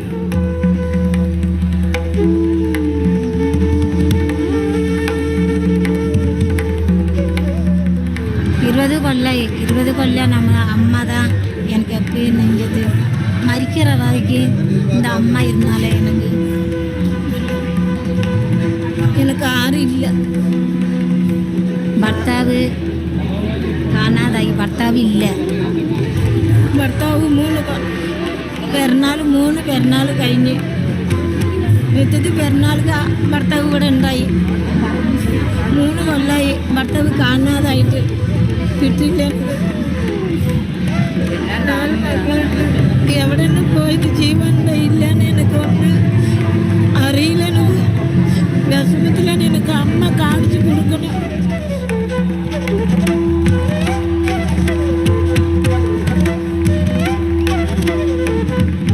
അത് വന്ന് നിറയെ അനുഭവിച്ചോളാം ഞാൻ എൻ്റെ അമ്മ എത്ര വാക്കുകൊണ്ട് നമ്മൾ പറഞ്ഞാൽ തീരാത്തത്ര കോടി ജനങ്ങൾക്ക് ഉപകാരിയായ എൻ്റെ അമ്മ എനിക്ക്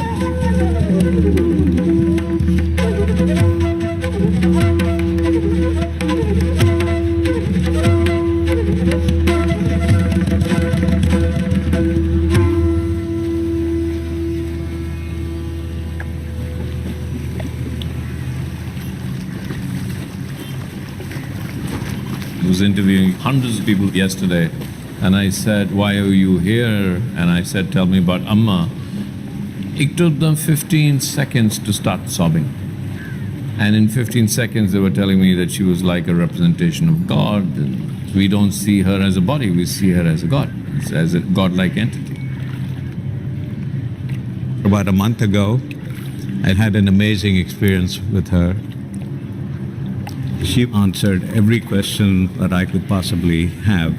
And many of the questions, the answers came randomly from people who just walk up to me, say something, in answer to my question, and walk away. So as a scientist, how do you explain this? Is she emitting something? Is there something that is happening in a compassionate being? There have been, a lot of research done on people who meditate deeply, and their state of brain waves and so on, they go into a delta state with hardly any effort. And in this state, apparently, there are people who've learned tens of languages. So there are amazing things regarding the human mind that I think, biology and science just doesn't know about. Here's this extraordinary individual that moves you, almost even without having a conversation, just in her presence even, you're moved. And I certainly wondered what the mystery is behind that. Not enough to want to explore it, because I know it's way beyond anything that can have an answer. A musician can hear all the different instruments in a symphony. I can't. I just hear the whole thing. and that's enough.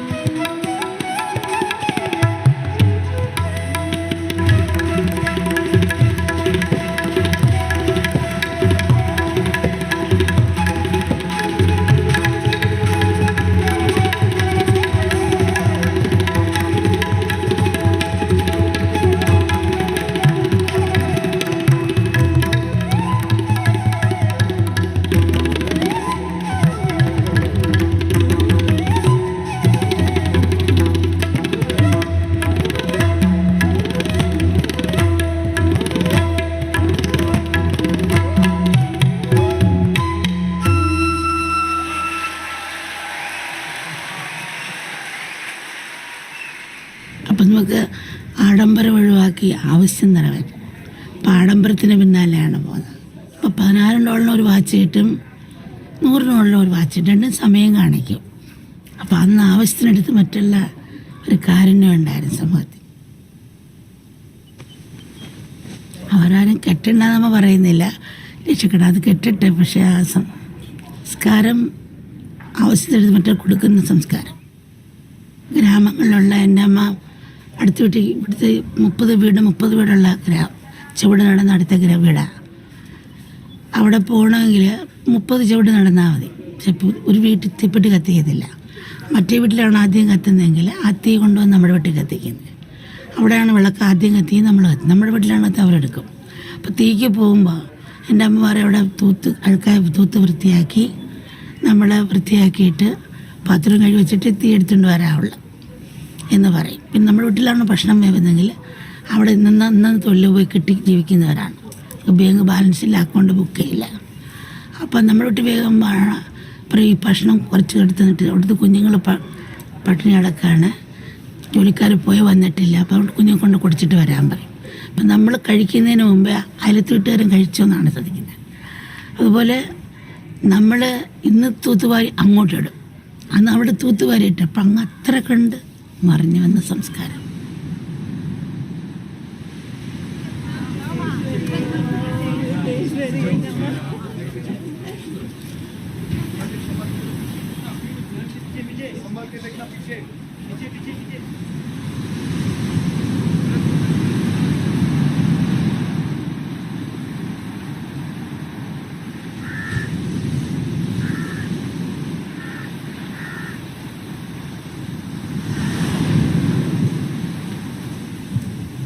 Sit in a comfortable seating posture.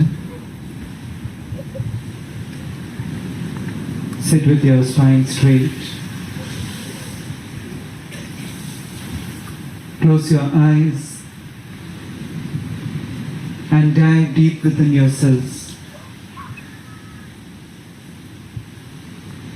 Attune yourselves to the inner peace, to the inner silence.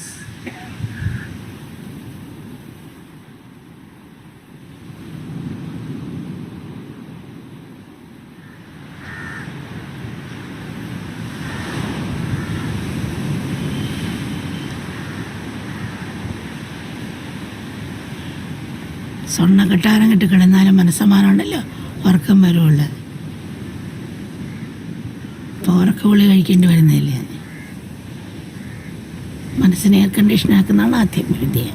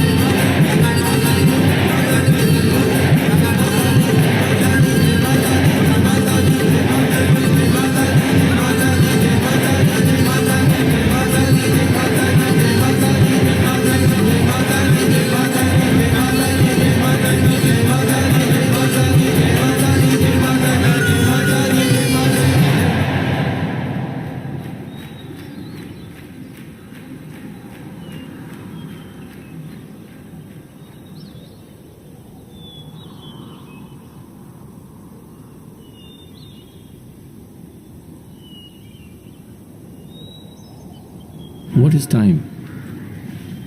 What is eternity and time? കാലം നമ്മളെ കാലത്തെ ഓർക്കുകയാണ് നമ്മളതിൽ ഈ നമ്മളെ മുന്നോട്ട് നമ്മുടെ ആയുസ് ആരോഗ്യത്തിൻ്റെയും ഓർമ്മ തരുന്നതാണ്. അപ്പം ന്യൂസ് പേപ്പർ കർവാണ് തരുന്നത്, പിന്നെ വേസ്റ്റ് പേപ്പറുമാണ്. അപ്പോൾ ഈ കാലത്തെ നമ്മൾ മനസ്സിലാക്കേണ്ടത് ഈ നിമിഷത്തിൽ ജീവിക്കുക എന്നുള്ള കാലം നമ്മുടെ ഉണ്ടാകും. ഒരു വാച്ച് ഇപ്പോൾ കേടായിരിക്കുക ശരിയായപ്പോൾ എന്നെ കൊണ്ട് പറ്റത്തില്ല, എന്താ ഒരു സെക്കൻഡിൽ ഇത്ര അടിക്കണമല്ലോ, അടുത്ത സെക്കൻഡിൽ ഇത്ര അടിക്കണമല്ലോ, അത് സമ്മതിച്ചില്ല. ബാക്കി വാച്ച് നീ എന്താ ശരിയാത്ത പറഞ്ഞു, ഒരു സെക്കൻഡിൽ ഞാൻ 1 മിനിറ്റ് ഇത്ര സെക്കൻഡ് അടിക്കണം, അടുത്ത മണിക്കൂർ ഇത്ര അടിക്കണം, ദിവസം ഇത്ര അടിക്കണം, വർഷം ഇത്ര അടിക്കണം. അപ്പോൾ നീ ഒന്ന് അനങ്ങിയാൽ മതി, അടുത്ത അത് അടുപ്പ് തന്നെ, ഈ നിമിഷത്തിന് അടുത്ത നിമിഷമായി വരുന്നത്. അപ്പോൾ ആ ഒരു രീതി വിത്തിലാണ് വൃക്ഷം ഉണ്ടാകുന്നത്. അപ്പോൾ ഈ നിമിഷത്തിൽ വിത്ത് ശ്രദ്ധിക്കുക, അത് വൃക്ഷമായി നിനക്ക് വരും എന്ന് പറയുന്നത്. അതേസമയം നമ്മളൊരു പാത വയ്ക്കുന്ന, നദിയിലൊരു പാത വയ്ക്കുന്ന, അടുത്ത പാത ആ വെള്ളമാകണമെന്നില്ല. അപ്പോൾ ആ ഒരു കാഴ്ചപ്പാടും വേണം. So I'm thinking too much. അല്ല, ഭാവിയെ പറ്റി പ്ലാൻ ചെയ്യുക. ഇപ്പോൾ പാലം വരയ്ക്കുമ്പോൾ വരയ്ക്കുന്നില്ലായിരിക്കും, കെട്ടുമ്പോൾ കെട്ടുന്നതിലായിരിക്കും. ഇപ്പോൾ എല്ലാവരും പ്ലാൻ കെട്ടിയിട്ട് അതിനകത്ത് പ്ലാൻ വരച്ചിട്ട് അതിനകത്ത് താമസിക്കുന്നതിനെ പറ്റി ചിന്തിച്ച് കെട്ടാതിരിക്കുന്നവരാണ്. പ്ലാനിനോർത്ത് പ്ലാൻ വരയ്ക്കുന്നത് കെട്ടുന്നതിലായിരിക്കും. ഭാവിയെ പറ്റി പ്ലാൻ ചെയ്യുന്നത് തെറ്റൊന്നുമില്ല. അപ്പം മോനെന്തായാലും ഒരു കഥ എഴുതി അത് കഥ എഴുതിയത് ഫിലിമിലിട്ട് അത് കാണുകയാണ്. മോനറിയാം അടുത്ത് വരാൻ പോകുന്ന എന്നാണ്. അപ്പോൾ ആ ദുഃഖകഥാപാത്രം കണ്ട് സന്തോഷകഥാപാത്രം കൊണ്ട് ചാടുകയില്ല, ദുഃഖകഥാപാത്രം തളർന്നു വീഴത്തില്ല. മാറി ഒരു സാക്ഷിയായിട്ടിരുന്ന് കാണും. കാന്തം സാക്ഷിയായി കാണുന്നില്ല, ഇരുമ്പ് അസാമ്പത്തിൽ വർക്ക് ചെയ്യുന്ന അത്രേ ഉള്ളൂ. കാന്തം മാറിയിരുന്ന് കാണും.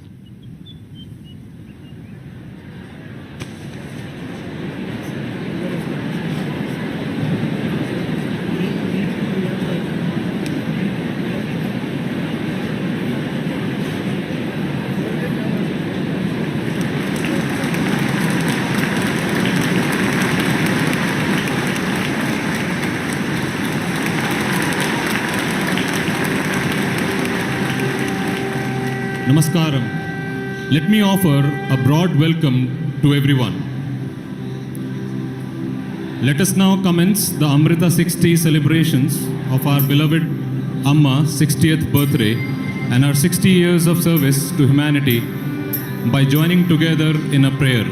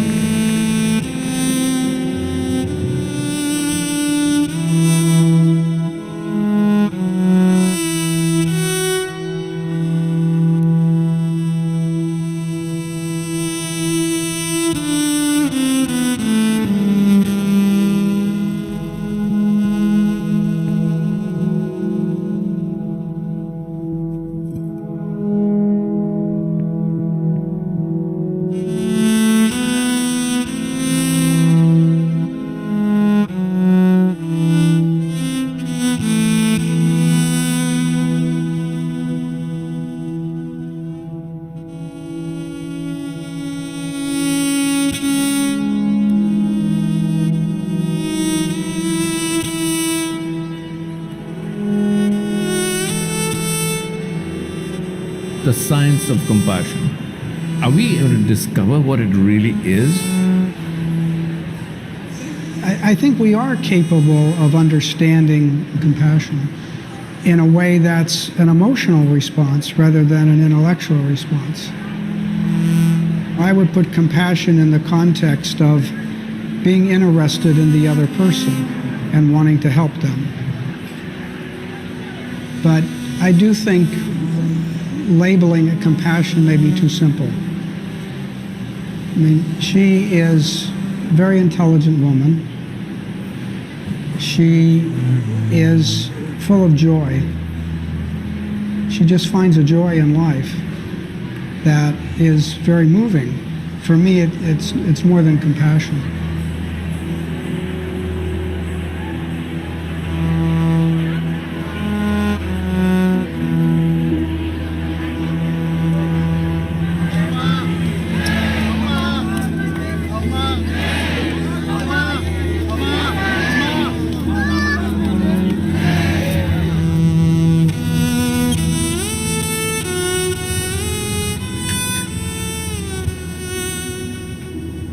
അവരുടെ ജീവിതം നമ്മൾ പുറത്തിടുന്ന അവരകത്തെടുത്തും നമ്മൾ അവർക്ക് വസ്ത്രം കൊടുക്കും. അവർ കഴിച്ചിട്ട് ഞാൻ കഞ്ഞോളം ഒരു തേങ്ങാതിരികെ തരും. അവർ കഴിച്ചില്ലല്ലോ വിഷമം.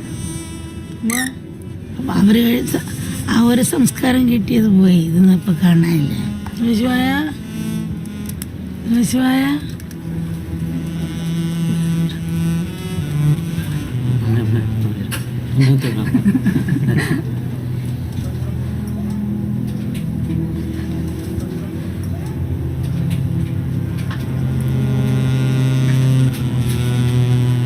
ചിരിച്ചേ ചിരിച്ചേ ചിരിച്ചേ ചിരിച്ചേ ചിരിച്ചേ വയ്യ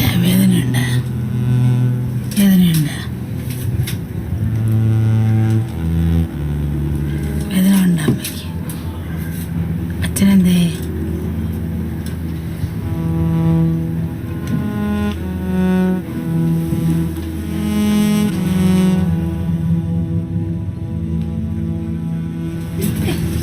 അപ്പം പണ്ട് നമ്മ ഗ്രാമത്തിൽ ജീവിച്ചുകൊണ്ട് വാച്ച് നോക്കിയല്ലേ ജീവിച്ചതുണ്ട്.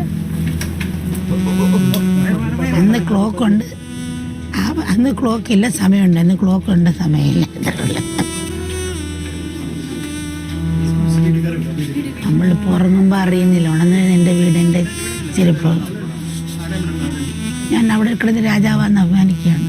നമ്മൾ സമുദ്രത്തിൻ്റെ മക്കളാണ്.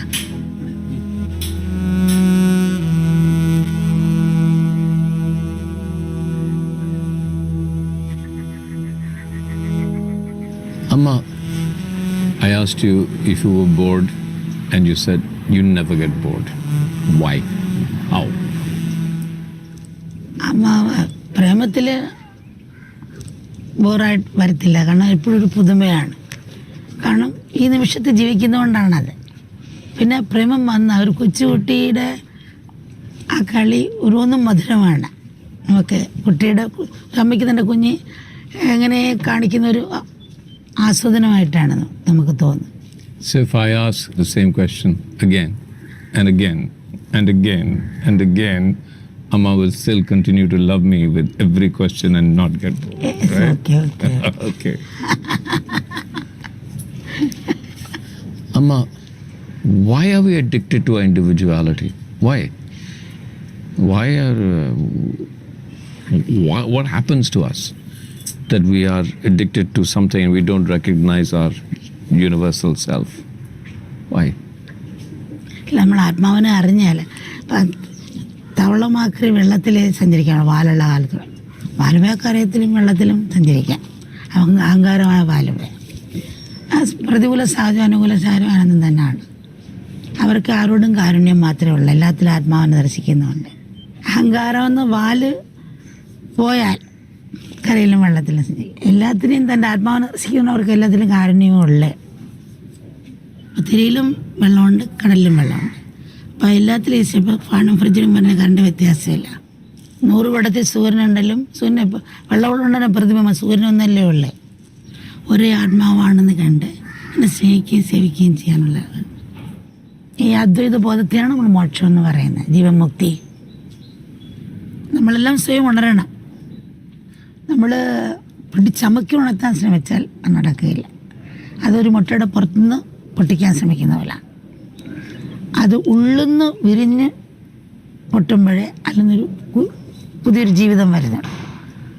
അതുപോലെ ഉറക്കം നടിക്കുന്നുണ്ടെത്താൻ നമ്മൾ സ്വയം ഉണർത്താം. ആ ഒരു ജിജ്ഞാസ ഉണ്ടാക്കാൻ ഉണർത്താം. Am I pretending to sleep or am I asleep? ഇല്ല, ആഗ്രഹമുണ്ട്, ജിജ്ഞാസയുണ്ട് ഉണരണം തീർച്ചയായിട്ടും. ചില സാഹചര്യത്തിൽ മറന്നു പോകത്തേ ഉള്ളൂ. ബുദ്ധിയാകുന്ന അത് വന്ന് വിഴുങ്ങും. ബുദ്ധി കൊണ്ട് കത്രിയെ പോലെ കത്തിച്ചുകൊണ്ട് പോകും ചിലപ്പോൾ.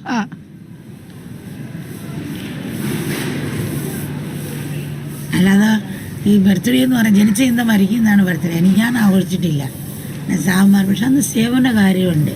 അതുകൊണ്ടമ്മ എല്ലാവരും കൂടെ കൂടി ചേർന്ന് സേവനം ചെയ്യുന്നതാണ്. 26 വയസ്സ് വരെ നമ്മൾ ആഘോഷിച്ചിട്ടില്ല സാവന്മാർ വന്നത്. അപ്പോൾ അതുകൊണ്ട് ബർത്ത്ഡേ പക്ഷേ കുറേ എല്ലാവരും കൂടി ചേർന്ന് കുറേ സേവനം ചെയ്യും.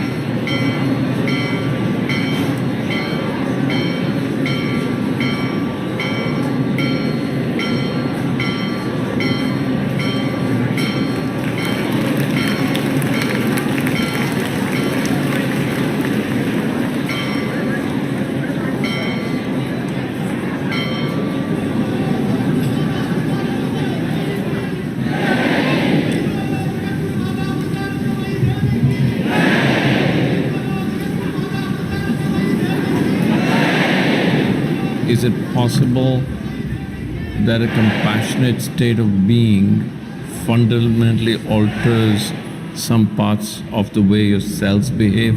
Can it go that deep into the human brain and the human body to alter the way you are, physiologically the way you are? I suspect that she has a different physiology. This state of humility, love, compassion, with no ego, this is a completely different physiological state. I wonder if there's some connection that science just is unable to explain, or has not explored. If you try to explain all of this spirituality purely with science, you will have a very hard time. And you think we're just trying to find words that don't exist, or we're trying to analyze it too much? Yeah, there are some things I just don't want to analyze. They affect me at such a deep level, and analyzing is sort of trying to take all those things apart. And, you know, I guess I'm an amateur. The experience of her personality, I think, is unique and very moving, and I don't feel any desire to reduce it to something I can understand. I think it's just a sort of a sense of mystery.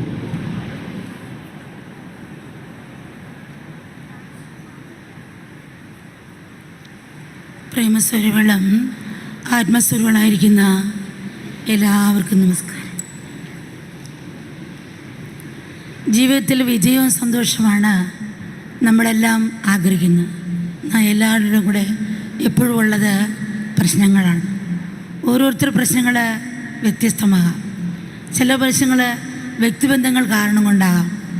മറ്റുള്ളവരുടെ പ്രശ്നങ്ങൾ സാമ്പത്തിക തകരാറുണ്ടാകാം. ചില പ്രശ്നങ്ങൾ ആരോഗ്യം കൊണ്ടാകാം. പൊതുവെ നോക്കിയാൽ മിക്കവാറും പേരുടെ പ്രശ്നം ആദ്യമാണ്. അത് നമ്മുടെ ഒന്നാം നമ്പർ ശത്രുവും അതേസമയം നമ്മുടെ സന്തത സഹചാരിയും കൂടിയാണ്. ആദ്യം ഒന്ന് വിശകലനം ചെയ്താൽ അതിനെയും പിറന്നിട്ടില്ലാത്ത ഭാവിയെക്കുറിച്ചുള്ള ഭീതിയാകാം, അല്ലെങ്കിൽ പൂർവ്വകാലത്തിൽ തന്നെ ശവക്കുരുതി കൊണ്ടുന്ന നിയന്ത്രണമുള്ള ചിന്തകളാകാം. നമ്മളെ നിർവീര്യമാക്കുന്ന ചിന്തകളുടെ നിരന്തരമായ ആവർത്തനത്തെയാണ് ആദ്യം എന്ന് പറയുന്നത്. അത് മനുഷ്യൻ്റെ ഭാവനാശക്തിയുടെ ദുരുപയോഗമാണ്. നമ്മുടെ ആത്മബലവും ബലപ്പെട്ട സമയം അപഹരിക്കുന്ന തസ്കരനെ പോലാണ്. യാതൊരു കാര്യവും നടക്കില്ല, എപ്പോഴും മോശമായത് മാത്രമേ സംഭവിക്കുമെന്ന് തീർച്ചപ്പെടുത്തുന്നതിൽ നമ്മൾ വിദഗ്ധനാണ്. നമ്മൾ ബാഹ്യമായ ഇത് പ്രശ്നങ്ങളും പരിഹരിക്കാനുള്ള ആദ്യ ചുവട് ആന്തരിക ശത്രുവിനെ ജയിക്കുകയാണ്. All my life I've been trying to be reasonable. All my life I've come across walls of unreasonableness, and I've bounced back, and I've hit a wall and I've bounced back. It's time not to bounce back. When I met Amma, I said, well, maybe this is one place where I don't bounce back, and I go through this incredible wall of reasonableness and walk into something completely unreasonable and accept that realm beyond the wall. And that's really what I'm searching for.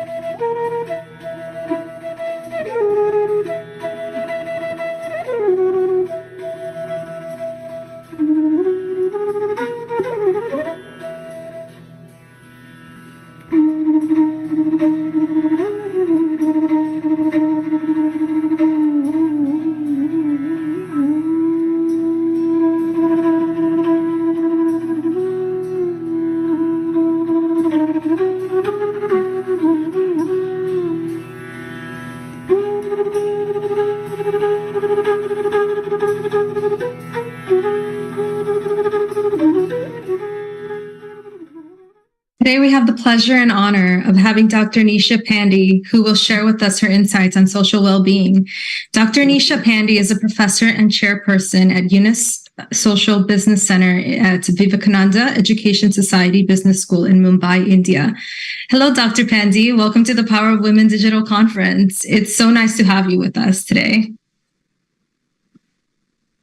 Thank you, Ashley, for inviting me in such a wonderful conference. Empowering women in all over the world. What you are doing through amplifying voice and empowering change. I'm Dr. Nisha, and presently I'm director of Gujarat Institute of Development Research in Ahmedabad. Previously, I was working as a Yunus Center as a chairperson. So that's some upgradation in my position is recent change. So I'm going to talk about does social capital increase social well-being of women? The first thing is to understand what is social capital and why social capital is an important point of discussion nowadays openly in all over the world. That is social capital is a kind of capital which include trust, bonding, bridging, which is formal or sometimes informal, which help not only the social well-being, it's help in economic well-being, emotional well-being, psychological well-being of everyone. When you're more connected with the people, when you have more trust, your business will increase and the emotional well-being will increase and physical and health, everything will increase. The question is, what is capital? From the literature, a different kind of capital is coming from the economic perspective, in social perspective, it started with the manufacturing capital, but now this capital has acquired the broad meaning of a stock reserve of anything of social and economic significance. Then this social capital, they are established scholar who has done work in the area of social capital. Putnam, he has worked in the social capital, Coleman 1988, and Purdue, and these are the established scholars who had worked in the social capital, and they have discussed about social capital as a social relationship of individual, organization, internal and external ties, unlike the other form that can be located and measured physically. This is the field which is very much upcoming, where the scholars, economists are talking about beyond human capital. And so this human capital with the social capital, it means that it is not what you know, it is who you know. If you know, if your network is bigger, if you emotionally connected, if you have community, you are connected with the community, maybe there is more well-being for the women there is a more well-being of the society. So this is a conventional way of referring to a term of social capital. The basic idea of the social capital is an individual, family, friend. They are associated and form an important asset which contribute for the social well-being, human health, mainly women empowerment. The social capital, it is the sum of resources that help in individual or community to recognize by self-sufficient, or it mobilize the strength of a human being, and it percolate to the group, and the strength of one person can be taken advantage to the other. And that's how you must have seen the people in the community, they work in a better coordination. People in the community, they share their pain, and they share their progress, and then they celebrate. When they celebrate, there is a positive energy. After celebration of their growth and their achievement, there is a positive energy, and they feel that achievement of one person is the achievement of other person. And that's how, when they work together, this creates a positive synergy, this creates a positive movement, which helps for the betterment of society. If you see, in the literature, there is a positive relationship between social capital and the well-being and the health of the human being. The social capital, it is conceptualized as engagement, trust, and which are not only linked with a single person, it is linked with the membership in a group. It helps in a benefit of the larger social support system, interpersonal cooperation, and the community cohesiveness. This social capital, it helps in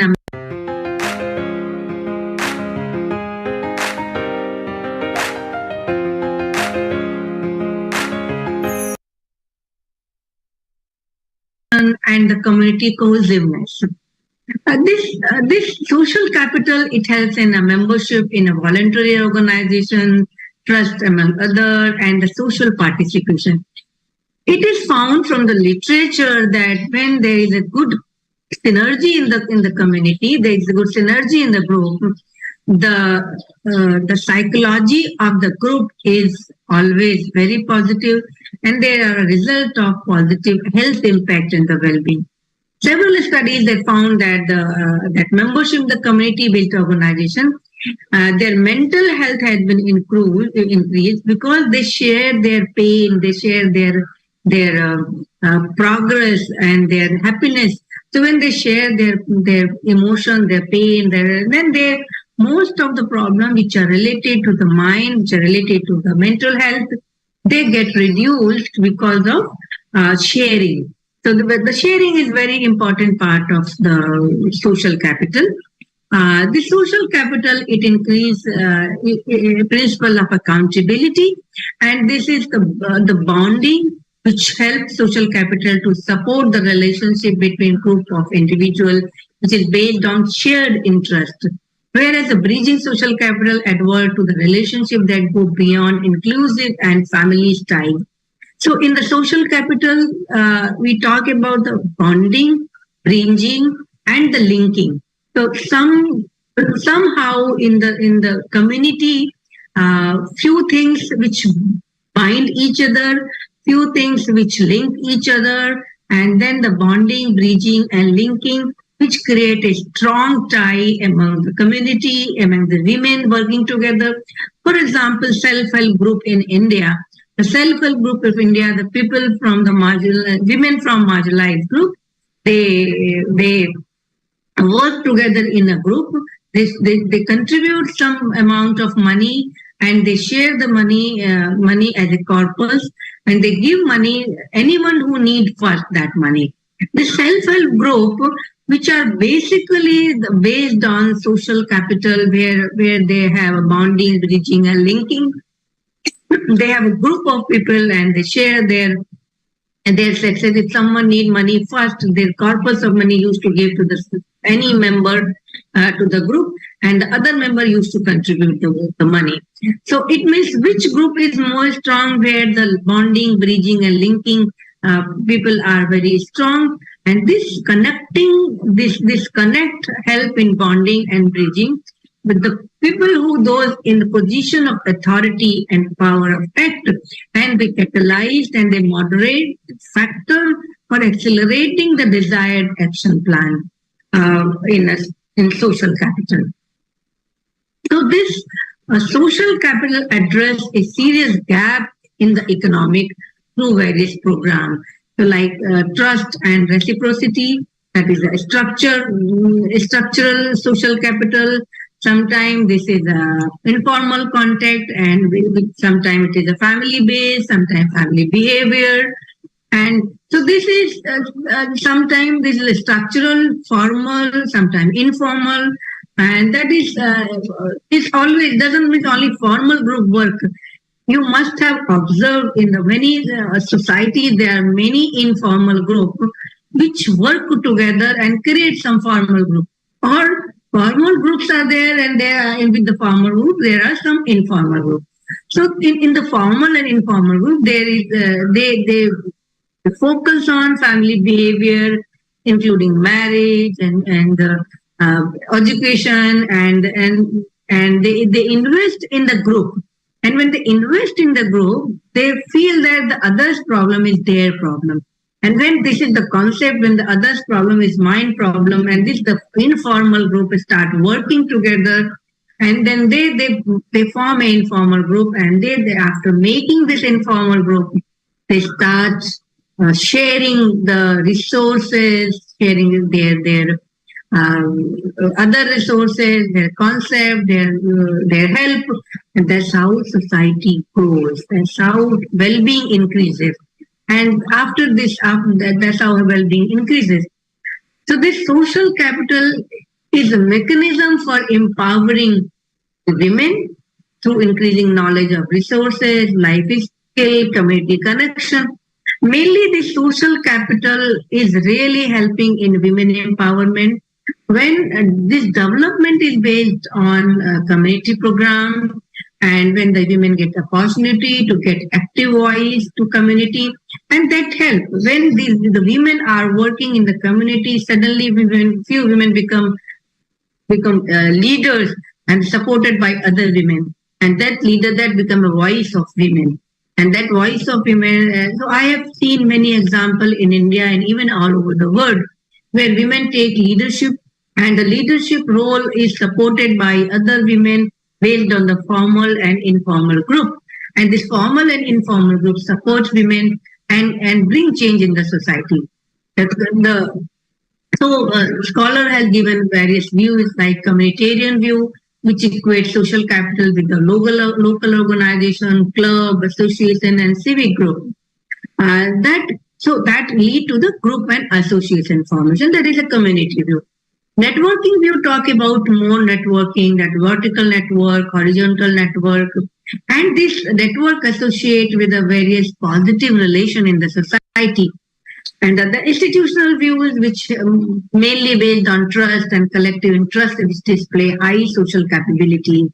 So we must have seen many examples that any institution cannot work alone. The institution take local leaders, institution take support from the community, and then they gather data. And after the gathering data, they interpret the data, and then they take that implementation of that any policy that based on the community trust and network. So I have done many work in the health sector where the women are during pregnancy, women don't have help in the village. But when they form the community, and after the community formation, the women help each other during pregnancy, during prenatal care and postnatal care, when they have a good network in the community, when they used to meet together, and when they any help, they are there to help them. So that kind of social capital, which is already established in the literature from the various views. So all this make synergy, whether it's institutional, networking, and communitarian view, but it all over it creates synergy in the system, which make a positive relation, which make a positive outcome in the society. One of the best example which I have taken here, that the social capital and social harmony is created by Professor Yunus. Everyone knows that Professor Yunus has worked in the microfinance and the microcredit.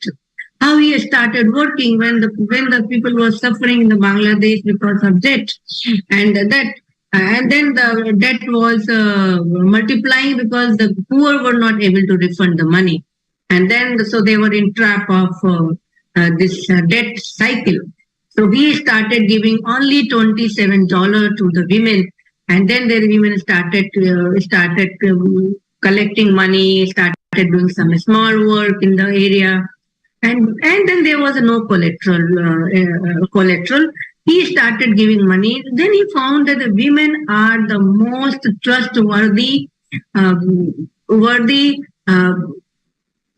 customer, you may say, or the stakeholder, and they started returning money without gap, without late, without any discrepancies. So that as Muhammad Yunus, he is a Nobel laureate and he is the father of contemporary microfinance. He believed that social capital have a stronger emphasis and positive aspect for the development of society, where people have faith, people have trust, and this exists at all social level. He emphasized that the social belongingness benefit the society. Social belongingness increase the social welfare. So he worked with the women of the Bangladesh, and then he found that it is not the problem of poverty, it is not the problem of loan, it is a problem of trust, because banks were not ready to give them money, the women of the Bangladesh, because they don't have trust in this society, that they feel that women can't return money. But what he has developed the trust among the community by connecting each other, by talking to each other, all the way by the conventional way or the institutional way or the synergy way. And then he has redirected the population of the base of pyramid, and then he started acknowledging the component of trust, network, bonding, and bridging. And he illustrated how microfinance is used and established that poor are credit worthy. They are, and particularly women are very credit worthy. They, whatever they promise, they do it. All over India and even in Bangladesh and everywhere, it is found that microfinance, mainly women are involved, and women are more trustworthy. They refund money, they return money on time or sometime before time. So 95 to 98% success rate of refunding money. There is no problem of, and the reason is their self-help group. Reason is they feel that if they return money on time, they will get money again. If they will not return money on time, they will not get money. So that is again the image factor which works. So their social well-being is basically depend upon their connection, how they connect each other, and how they feel, how they share their problem and their success. So this is the people-centric approach which creates social capital and harmony. This people-centric approach, they talk about how the presence of civilized trust and that a society which sustain prosperity and peaceful for the progressive way. I talked about the self-help group. There are many examples in India, that Marwadi community and the cooperative movement. These all are people-centric. First, they talk about the people problem, and then they talk about how this problem can be solved through the corporations or a cooperative movement, where people help each other. They take corpus fund, and then the corpus fund, then they distribute. So in India, in Gujarat, there is a milk movement, Anand, and this Amul dairy. In Amul supply milk all over India, and Amul is established brand of milk product, everything. And there they employed women from the rural area. And these women, they start working in the morning since 4 o'clock, and they collect milk, and then they pack milk, and behind this entire business of Amul, which is very famous in all over world, in fact, behind that, women who are supporting this business. And that's how they are supporting, they're helping each other, they are working each other. So this self-help group, another example is the Marwari community, and the Marwari community work each other, work together, and they are helping each other. So this is the transaction which is less expensive and which is more trustworthy, which is helping economic growth and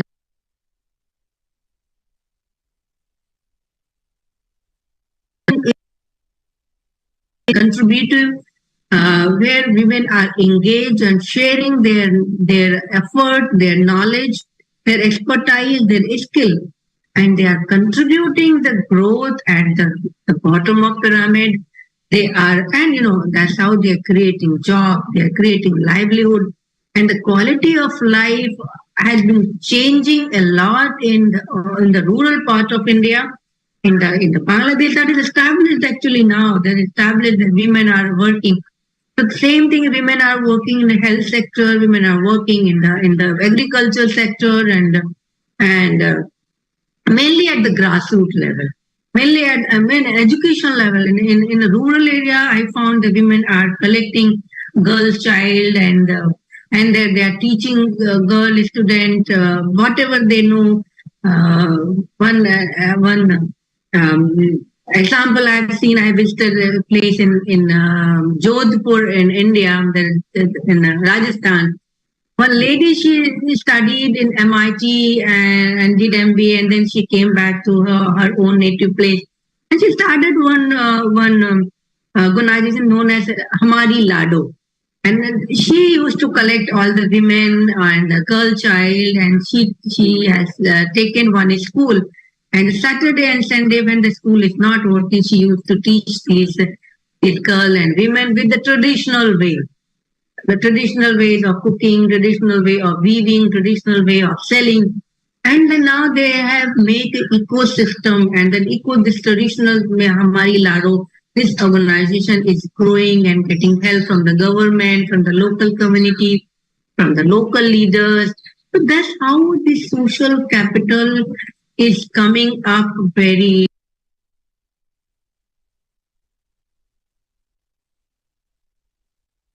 The local society, they are admitting that social capital is very, very important, be it the political sector or the economic sector.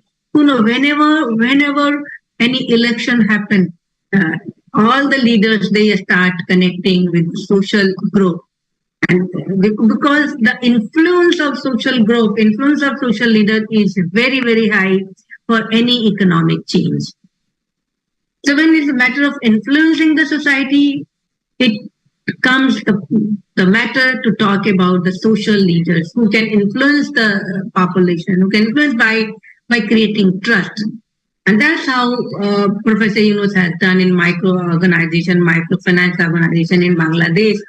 And he found that the real reason for not lending money to the poor by the bank, it was not that they were not worthy, but it was absence of people worthiness of the bank, that there was weak link of social capital. So when there is a strong link of social capital, the group become more strong, and the group start trusting more among each other.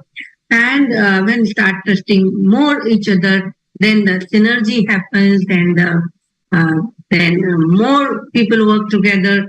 I'll give you last example here for getting help from the social capital. In India, in few part of village, I found, I visited personally, and I found that in the village, in the rural part, some rural part, the institutional delivery was not there because of the help. There was no community help, but some community member in the village, they made a group, and the government helped them. Government provided them some medicine, some medical help, provided some trainings, few women, and these few women, they become ASHA worker, and this ASHA worker, they formed a group and they started helping the pregnant women. And after their help, after their continuous visiting these homes of pregnant women, they started making trust, creating trust, and linking. And the maximum women of the village, they agreed for the institutional delivery. And the health of child and the women has increased at manifold. So there are various factors, not only the social factor, because since I am talking about social capital, so I am emphasizing on social capital. There are various factors of institutional delivery, political factors, institutional factors, and a government initiative providing on-time medical help, that all are responsible. But when I saw from the point of social capital, the impact has increased manifold because of the trust and linkage and continuous engagement of local leader with the women during that medical or that problem. So from my view, women empowerment is there, where more connection, people talk each other, they meet each other, they share their responsibility, they share their knowledge, they share their competitiveness. In that society grows faster. Society, there are less problems, less emotional breakdown, less psychological issues, better mental health. Wherever you find the society is not in a coherence, then you find there is much unrest. When society is in coherence, peace and harmony is increased manifold. That's how we can think about social capital in women empowerment, and we should promote more groups, like-minded and shared value, for increasing social capital, which will be helpful for the social harmony and the political harmony, and contribute in a positive way. Thank you very much. Thank you so much, Dr. Pandey. Everything you shared is so important and crucial for women empowerment. Thank you for sharing your inspiring work and for shining light on solutions to establish social capital, harmony, and community development for women in India. It was a pleasure to have you.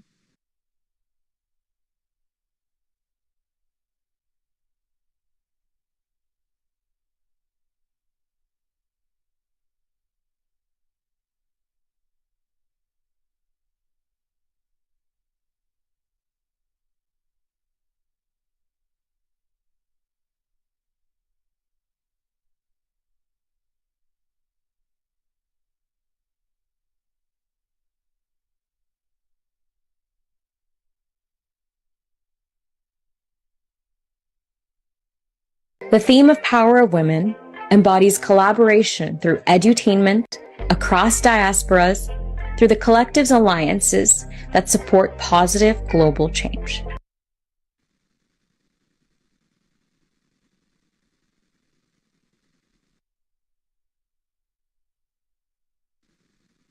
We have the pleasure and honor of honoring Dr. Payal Kumar, who is the Principal Academic Advisor at Indian School of Hospitality in India.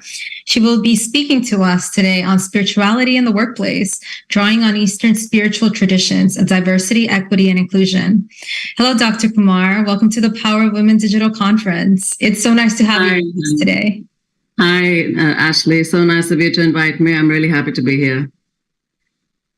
So I'm a D&I scholar, diversity and inclusion scholar. So this is the topic that I thought I'd like to speak about, because what I've seen in my research and also speaking to leaders out there, C-suite leaders, is that very often diversity policies don't necessarily lead to inclusion. So for example, you could hire somebody who's wheelchair bound, but in the canteen, nobody may be sitting with that person, with that particular employee.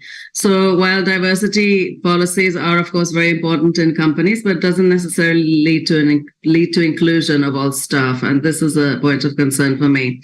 And with the grand resignation, a lot of unrest, people At times people feel they're not being respected, or they may not like their jobs, they may not like their managers. A lot of stuff is going around, but we need to look at how can we ensure psychological safety for all employees. So that's actually going beyond diversity and inclusion, and it's the buzzword these days, psychological safety for all, whoever you are.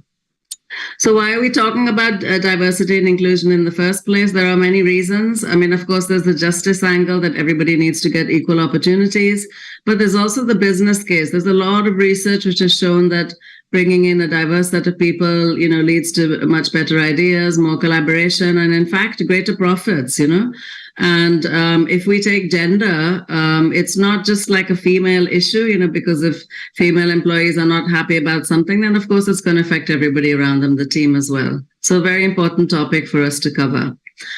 And when we do speak of, speaking of gender diversity in particular, there are, just want to bring it to the attention that there are lots of different types of diversity within women, the group of women itself, so you could be a single parent, you could be a mother returning to the workforce. Again, a lot of research has shown if a woman takes even a small amount of break, she's never really able to catch up. Older workers, ageism, that we call that intersectionality. So you might be discriminated against because you're a woman and because you're older, and things like that. So we need to take that into consideration. So I think we all know about the glass ceiling, that all over the world, women tend to get the first promotion first and move pretty much up the ladder, mid-manager level, almost arm in arm with the male counterparts. But then something happens and they're not able to go ahead due to certain barriers, prejudices. Many, many reasons are there. I'm not going to go into that in too much detail. So apart from glass ceiling, there is also something called the glass cliff, where it's been found in some really interesting research that if a company is failing, then the next CEO they hire tends to be a woman. And there's glass escalator phenomena in women-dominated professions like, say, nursing. If a male is there, they tend to get promoted faster. So there seems to be a lot of biases and stereotypes going on. Double bind is the phenomena that the woman is very often the main caregiver at home, and you have to work as well, and especially in Asian countries where that's expected as a role. Paternalistic bosses, sometimes bosses, will think, oh, we're doing a favor to women by not giving them this job, but, why don't you ask the female employee? It might help. And then there's this problem of similarity attraction bias, where we tend to hire and promote people who are like us. So if there's a lot of male leaders around, then, it's difficult for women to break that glass ceiling. So in the recent research that I've done, I've produced 2 books recently, Gender Equity in the Boardroom and Gender Equity in Hospitality Industry, both books by Emerald. It shows all these, stereotypes and prejudices that I'm talking about. And in fact, in spite of there being in India a law which says that you have to bring in a lot of women into the boardroom, it's still not happening in a very healthy manner.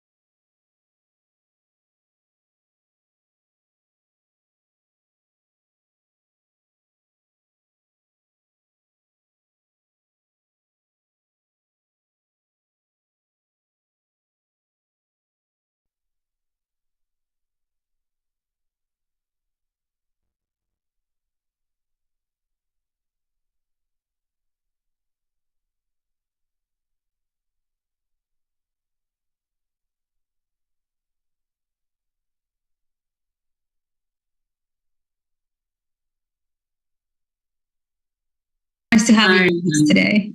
Hi, Ashley. So nice of you to invite me. I'm really happy to be here.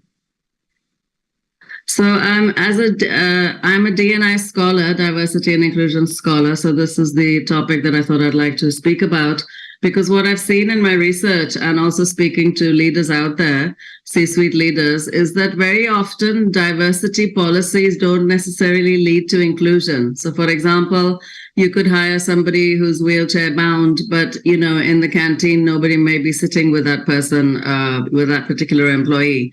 So while diversity policies are, of course, very important in companies, but doesn't necessarily lead to inclusion of all staff. And this is a point of concern for me. And with the grand resignation, a lot of unrest, people, at times people feel they're not being respected, or they may not like their jobs, they may not like their managers. A lot of stuff is going around, but we need to look at how can we ensure psychological safety for all employees. So that's actually going beyond diversity and inclusion, and it's the buzzword these days, psychological safety for all, whoever you are. So why are we talking about diversity and inclusion in the first place? There are many reasons. I mean, of course, there's the justice angle that everybody needs to get equal opportunities, but there's also the business case. There's a lot of research which has shown that bringing in a diverse set of people, leads to much better ideas, more collaboration, and in fact, greater profits, And if we take gender, it's not just like a female issue, because if female employees are not happy about something, then of course it's going to affect everybody around them, the team as well. So a very important topic for us to cover. And when we do speak of, speaking of gender diversity in particular, there are, just want to bring it to the attention that there are lots of different types of diversity within women, the group of women itself, so you could be a single parent, you could be a mother returning to the workforce. Again, a lot of research has shown if a woman takes even a small amount of break, she's never really able to catch up. Older workers, ageism, that we call that intersectionality. So you might be discriminated against because you're a woman and because you're older, and things like that. So we need to take that into consideration. So I think we all know about the glass ceiling that all over the world, women tend to get the first promotion first and move pretty much up the ladder, mid-manager level, almost arm in arm with the male counterparts. But then something happens and they're not able to go ahead due to certain barriers, prejudices. Many reasons are there. I'm not going to go into that in too much detail. So apart from glass ceiling, there is also something called the glass cliff, where it's been found in some really interesting research that if a company is failing, then the next CEO they hire tends to be a woman. And there's glass escalator phenomena in women-dominated professions like, say, nursing. If a male is there, they tend to get promoted faster. So there seems to be a lot of biases and stereotypes going on. Double bind is the phenomena that the woman is very often the main caregiver at home, and you have to work as well, and especially in Asian countries where that's expected as a role. Paternalistic bosses, sometimes bosses, will think, oh, we're doing a favor to women by not giving them this job, but, why don't you ask the female employee? It might help. And then there's this problem of similarity attraction bias, where we tend to hire and promote people who are like us. So if there's a lot of male leaders around, then, it's difficult for women to break that glass ceiling. So in the recent research that I've done, I've produced 2 books recently, Gender Equity in the Boardroom and Gender Equity in Hospitality Industry, both books by Emerald. It shows all these, stereotypes and prejudices that I'm talking about. And in fact, in spite of there being in India a law which says that you have to bring in a lot of women into the boardroom, it's still not happening in a very healthy manner. And, in the modern age, we talk about AI, we talk about ChatGPT and all this, but don't forget that ChatGPT and Bard, they are picking up data which already exists, isn't it? And a lot of the data has biases and stereotypes. And so this is going to carry forward even, with AI. So just a few examples are here. In a job recruitment system, if historical data shows a higher number of male applicants are being selected, then the AI may favor males in terms of hiring. Racial bias, age bias. For example, in healthcare, if older patients are receiving less aggressive treatment options, then, it may carry on that way. So we need to be careful that this, just because AI has arrived doesn't mean biases and stereotypes are going to stop. In fact, they may just simply continue. So here is what I'm suggesting. We've understood diversity and inclusion is very important, but I'm saying diversity doesn't necessarily lead to inclusion.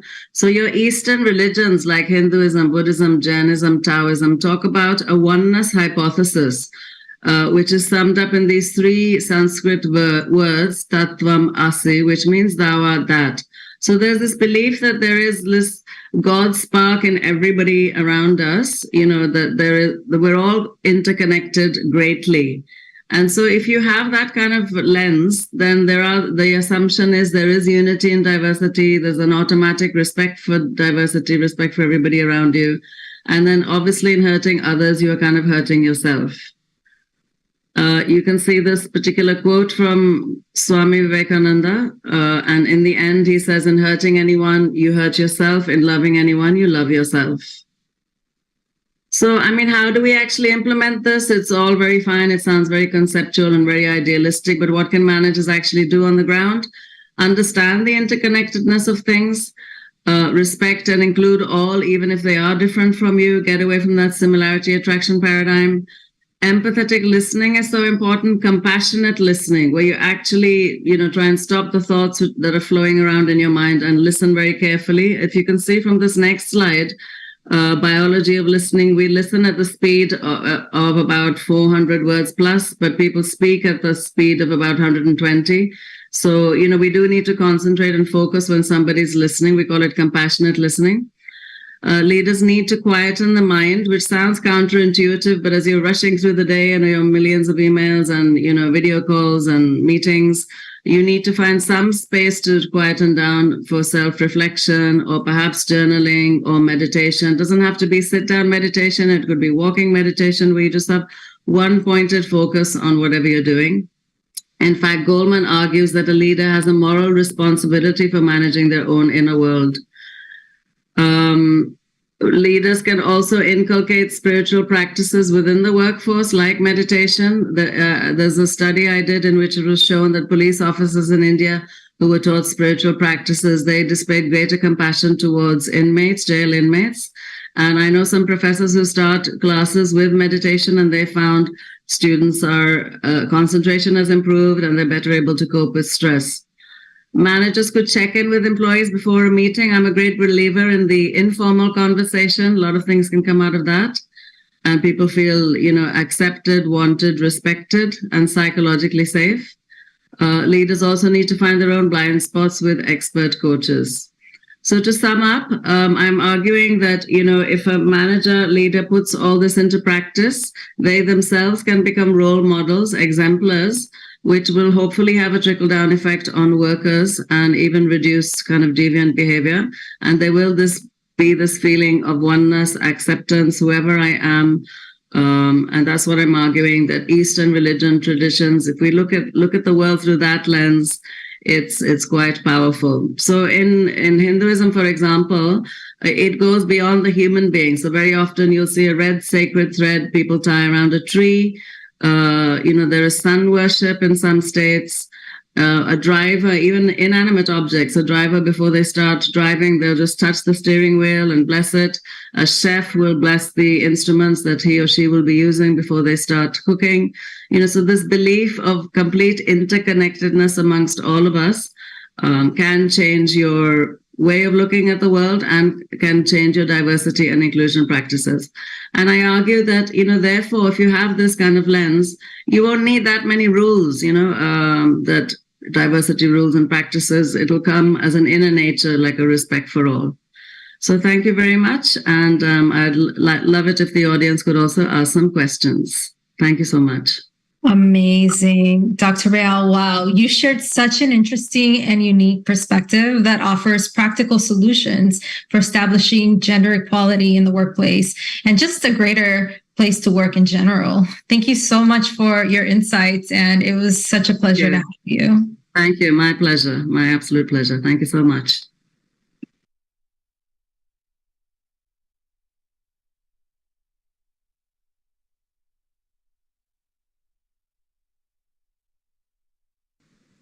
We have the pleasure and honor of honoring.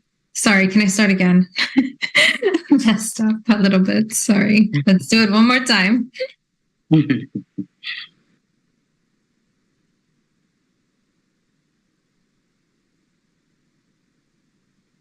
We have the pleasure and honor of having Dr. Hema Reddy, who is a retired medical doctor. She learned transcendental meditation as taught by Maharishi Mahesh Yogi. She was so impressed with the results that she chose to specialize in psychiatry because the mental technique of transcendental meditation was proven to expand consciousness, build up inner strength, and help with many psychological issues. Today, we have Dr. Reddy speaking to us about mindfulness and beyond, transcending psychological stress. Hello, Dr. Reddy. Welcome to the Power of Women Digital Conference. It's so nice to have you with us. Thank you. Namaste. It is my joy to connect with you all on this program of Power of Women. When I first heard this name, I smiled because there is a pun in here. POW, prisoners of war. Women have been like prisoners of war for ages, suppressed, controlled, no freedom. And I admire the organizers for taking up this sublime project of getting women out of this prison and helping them to be self-sufficient on all levels, physical, mental, and spiritual. There are many organizations helping women on physical level to be financially self-sufficient. And for mental level, there are many mental health professionals providing services. I myself am a psychiatrist, and I have helped many women with mental health issues.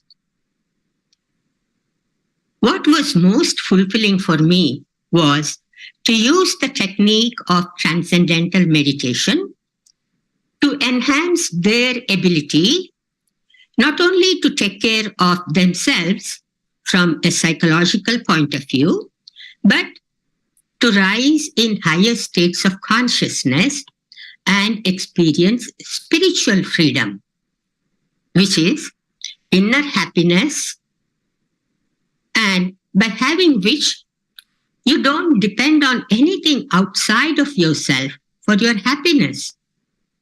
You have abundance of inner peace and contentment.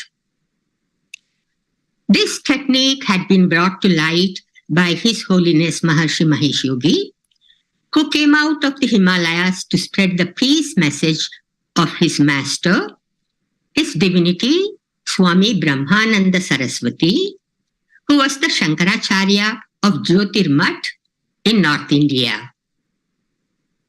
His message basically is that life is bliss. There is no need to suffer in life.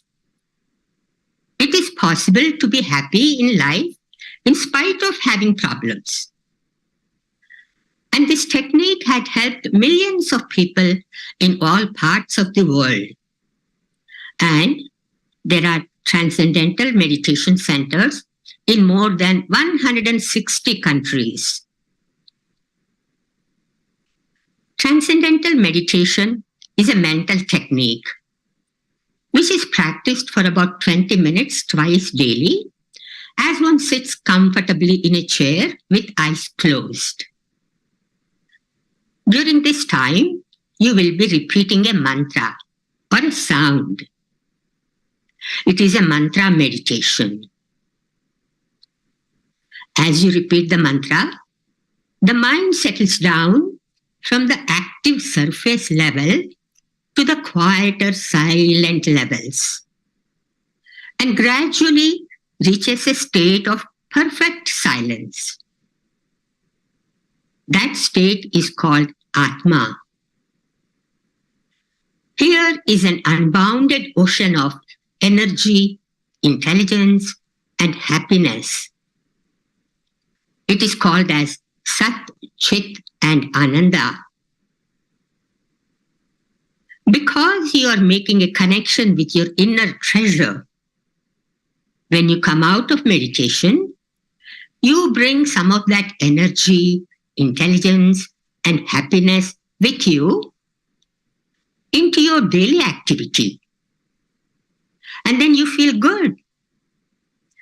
And the whole day goes by smoothly and easily. There are many benefits from this practice. Most important is health benefits. With the mind settling down, body gets deep rest and deep-rooted stresses and strains are released. And health improves because 80% of disease is due to stress. So this is on the individual level. On a higher level, those who meditate contribute to world peace because when someone feels peaceful, they radiate peace. It is only the disturbed and agitated individuals that cause unrest and chaos in the world. And the beauty of this very easy and simple transcendental meditation technique is that all those people who are disturbed don't have to meditate. Even if a small percentage of individuals like you and I in our society, say the peace lovers or just normal people, say like 1% of population meditates, world peace can be established. This had been proven scientifically. Now, the question comes, is transcendental meditation going to fix all my problems in life? The answer is yes and no. Yes, eventually. But no, not immediately. You don't learn transcendental meditation now and expect to be cured in a month or even a year, because it is a process. You are on a road to self-recovery. Atma Sakshatkar, we call it Atma Darshan. You experience yourself, Atma, that is your inner self with a capital S. And that takes time to know yourself. But once you start the process, you begin to move towards that goal. Remember, a journey of 1,000 miles starts with the first step. So, what do you do during the meantime? You utilize all the proven techniques that are available to you for dealing with the situations in your life. But what is encouraging is, no matter what other programs you are doing, when you add transcendental meditation to your daily routine, it helps you to deal with any situation in a much better way. Some of you must have heard this saying in Bible, seek the kingdom of heaven within, and all else will be added unto thee. So you go inward to find this kingdom of heaven within. It is like you have discovered a box of gold in your basement that had been forgotten. And now you begin to use it. And the biggest advantage of discovering this real gold, now when you go in and find that treasure, it's real gold. When you discover that in your inner self, that treasure is unbounded. No matter how much you take, it's not gone. It's still there. There is a natural, permanent recharger inside of you that is eternal, always there. So now I I will tell you a little bit about our programs. One is like I just mentioned, when you learn Transcendental Meditation Program, you practice 20 minutes twice daily on your own at your home. So that's one program. Then there are other programs. One is a retreat, where you can go away for a weekend or a week and spend the time with a group of other people who are also doing meditation. You will learn yogasanas, breathing exercise, and nice knowledge meetings. So you just get away from this busy life, just relax. So these are short-term programs. And there are long-term programs where you can go and stay with a group permanently for the rest of your life if you wish. This program is called as Mother Divine Program. And that's where my interest is. Mother Divine Program is where a group of women whose goal is to create the nourishing power of stillness and bliss within themselves. And through this sanctuary of silence, create coherence with the aim to create world peace. Why do we call it a Mother Divine Program? In the Vedic tradition of India, the expression Mother Divine refers to Devi, the feminine aspect of what we call God. She has universal, all-loving qualities of nature, such as bliss, peace, and harmony. And these are present in all women. Only sometimes they may be dormant. And when we try to bring it up with meditation, that works. So by joining and participating in the Mother Divine Program, we are able to develop these qualities and we move in the direction of fulfillment. Every aspect of Mother Divine Program is designed to unfold these qualities of the inner fullness of life. Daily routine includes practice of transcendental meditation, yoga asanas, knowledge, and celebrations. Vegetarian food and beautiful scenic locations enhance the group's focus on developing higher states of consciousness and to have the experience of Devi in their own awareness. I would like to stop here and ask if there are any questions. Dr. Reddy, thank you so much for offering us practical solutions for experiencing happiness, bliss, peace in our lives. Thank you for sharing with us about what the Mother Divine Program is and for your insights and for sharing the benefits of transcendental meditation. It was a pleasure to have you join us today.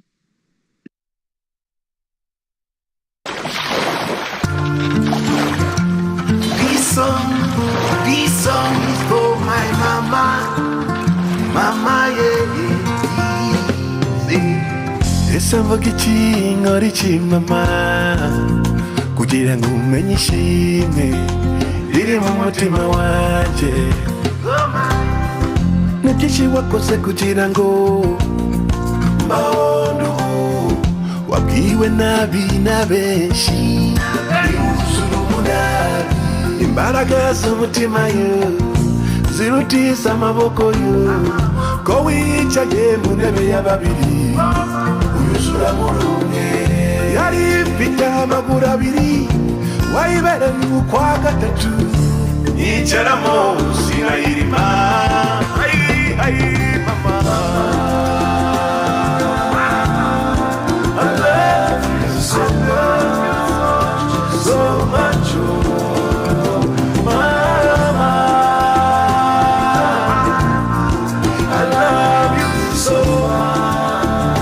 So much. we call you Mama. Mighty woman, warrior, blessed woman, yeah. Peaceful at the center. You're a fighter, Mama. You're a giver, not a receiver. Forgiver, tell me, Mama, are you do that? Are you do that? Can I get more? Bless my Mama. Igwe Oluwa. Thank you for my Mama. Oh, Mama. Mama, I love you so much. So much. Mama, Mama, I love you so much. So much.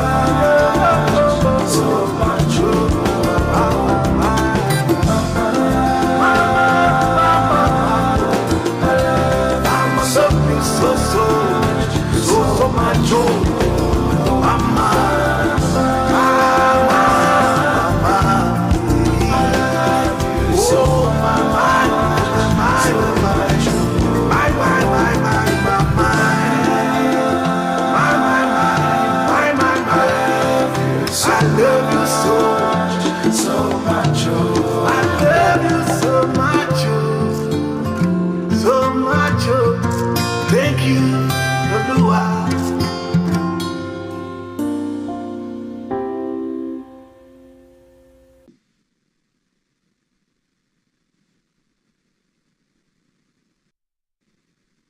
Hello, and welcome to this Power of Women Global Conference, advancing and accelerating the empowerment of women. My name is Marilyn King, and I was privileged enough to be asked to be on the organizing committee. And this is a really great moment on the planet. I am perhaps maybe too excited, as all over the world right now, people are really ready to speed shift from dispirited and challenged to what my friends and I call gold medal mindset. And today you have dialed into a panel of Olympic athletes, people who performed at the highest level on the world stage. And we're here to offer our best thinking for you in terms of empowerment, who you are and what you do to advance the movement that's been around for a long time for the empowerment of women. So the people that you're going to be hearing from are Olympians, and we are all people who have achieved things that are kind of unimaginable to most people. And for some people, we've achieved things that seem impossible. So today, we're part of a global gathering to empower women. We are both women and men today, and we are all educators. And what we're going to be offering is so exciting because it's now available to anyone, anywhere, anytime, and all over the world. So the agenda today is my friends and I are going to be sharing with you what it took for us to be successful at the highest level, what it's like to perform as part of a global team on a global stage, and for sure, what you can do to take action, what you can take away from here. So I could do and read a long bio with each and every one of my friends here, but what I'm going to do is ask you just to go ahead and read all of the amazing things that they have done and continue to do. But at the moment, I just want to introduce my friends in a little bit of a playful way. So first, I'd like to just say something about Barbara Higgins. Barbara Higgins, she was a 1984 Olympian. She competed for the country of Panama in fencing. And when I asked her, what was your proudest moment? What is it that you would like to share? What is it that still lives for you, really alive in you, in representing your country? And she said her proudest moment was when she got to carry the flag for her country. And I don't remember if it was opening or closing ceremonies, Barbara, but really welcome. And I'm curious, why did you say yes when I offered and invited you to join us? Well, thank you, Marilyn. I appreciate it. It was closing ceremonies. There's a whole story that goes with that, but we'll leave that for another day. Thank you all for being there. Hola, buenos dias. just for all of you who speak Spanish. We want to show that we're all walks of life here. Why did I say yes? First of all, my good friend Marilyn King asked me, and so that goes a long way.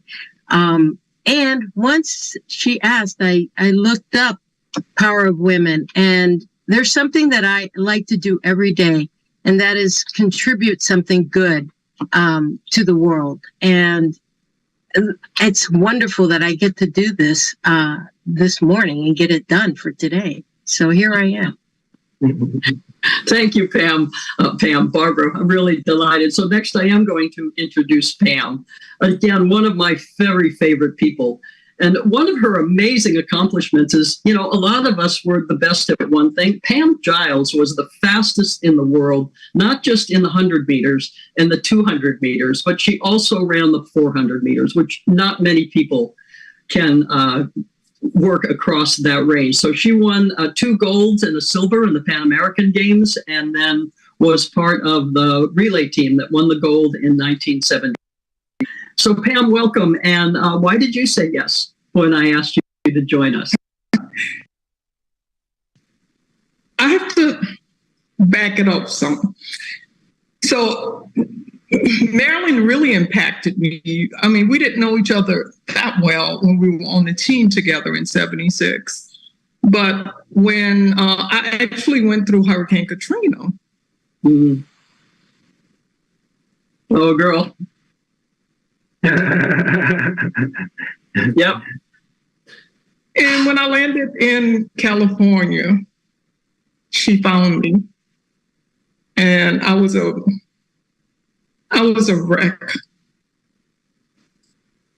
Yeah, and for me, anything she asks me to do, I'm in. Yeah. It gets a little emotional for me, and it does. I actually never know when it's going to happen. But she pulled me through that runt, and she's a part of my life forever now. She's at my son's wedding, and I mean, he actually asked me to invite her. So, yeah, I mean, just ask me, call me, I'm coming. Yep. And as you can tell, those you're listening, that each one of these athletes has incredible stories, and we could just interview any one of them for hours. So thank you, Pam, for being here. And yeah, we're in our lives, one another forever. And next, I'd like to introduce Eddie Hart. Again, one of my very favorite people on the planet. He was a gold medalist in the 1972 Olympic teams, anchored the 4x100 relay team. And just like he envisioned when he was 13 years old, in 1972, he became the world's fastest human. He ran the fastest time in the world in the 100 meters. So, Eddie, what is it that had you say yes when I invited you to this panel on empowering women? Well, first of all, excuse me, I'll probably just have to echo both what Barbara and Pam, and probably what Stephanie will say as well. To know Marilyn is to love her. It's just that simple, and I do very dearly. And of course, anytime she asks me or needs me, then you just have to tell me when and where. The other reason also, though, is and she's a powerful woman, and powerful women have played significant roles in my life, starting with my great-grandmother, who gave me some very excellent advice, and maybe we'll get into that later on in the panel. But women are exceptional in so many ways, and for me to be able to step up and say something about that in a panel such as this is just, I consider to be just an honor and a pleasure and a privilege to be here. Yeah, and the thing you told me, Eddie, when we talked about this is one that you were part of the Delta Project. Exactly. It was all about eliminating violence, women, girls, and young boys. But the other thing you said is, hey, when you're married for 50 years to Gwen, you know a lot about empowered women. So happy to Absolutely. For sure. And Stephanie, oh my gosh, Stephanie, we have got some great stories to tell. I hope they work in this panel. But Stephanie's the only 3-time Olympian on this panel. She was a discus thrower in 2004, 2006, and 2012. And she got to stand on the top step. And they put one of those gold medals around her neck.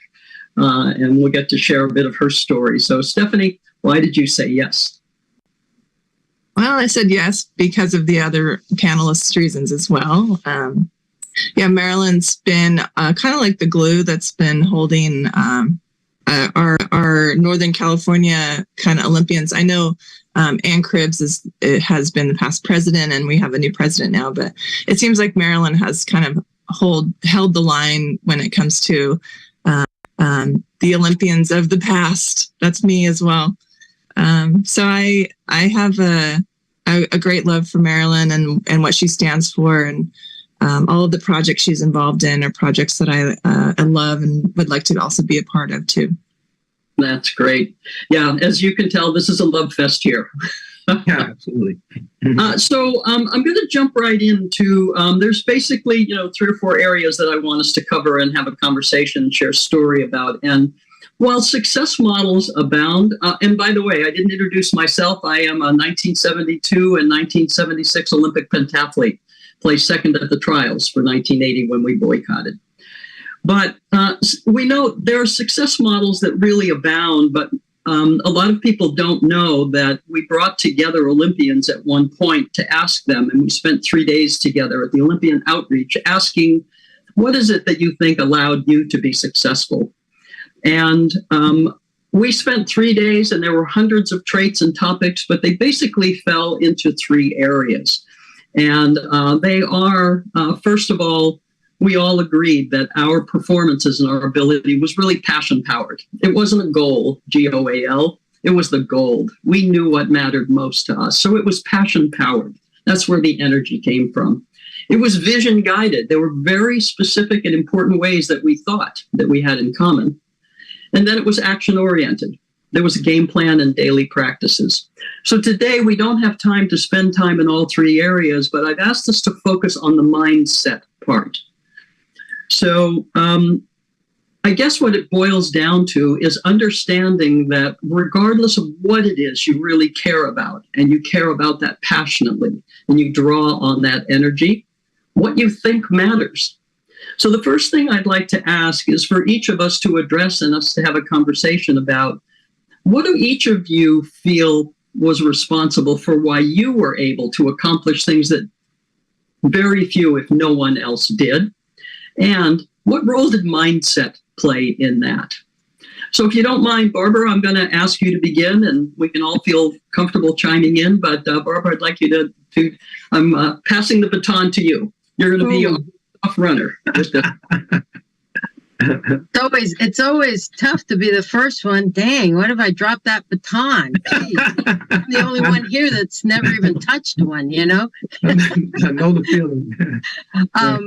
Well, thank you, Marilyn, for asking that question, because when you think about it, I think one thing you said that I think we need to focus on is that, all of us were really, I consider myself an ordinary person that achieved an extraordinary thing. And you've said this before, and I think it's so true, that I never considered myself like the superb, 4'11" and a half, and I want that half foot person. It was just my determination. I had this passion inside of me to do my very, very best every day, no matter what I did.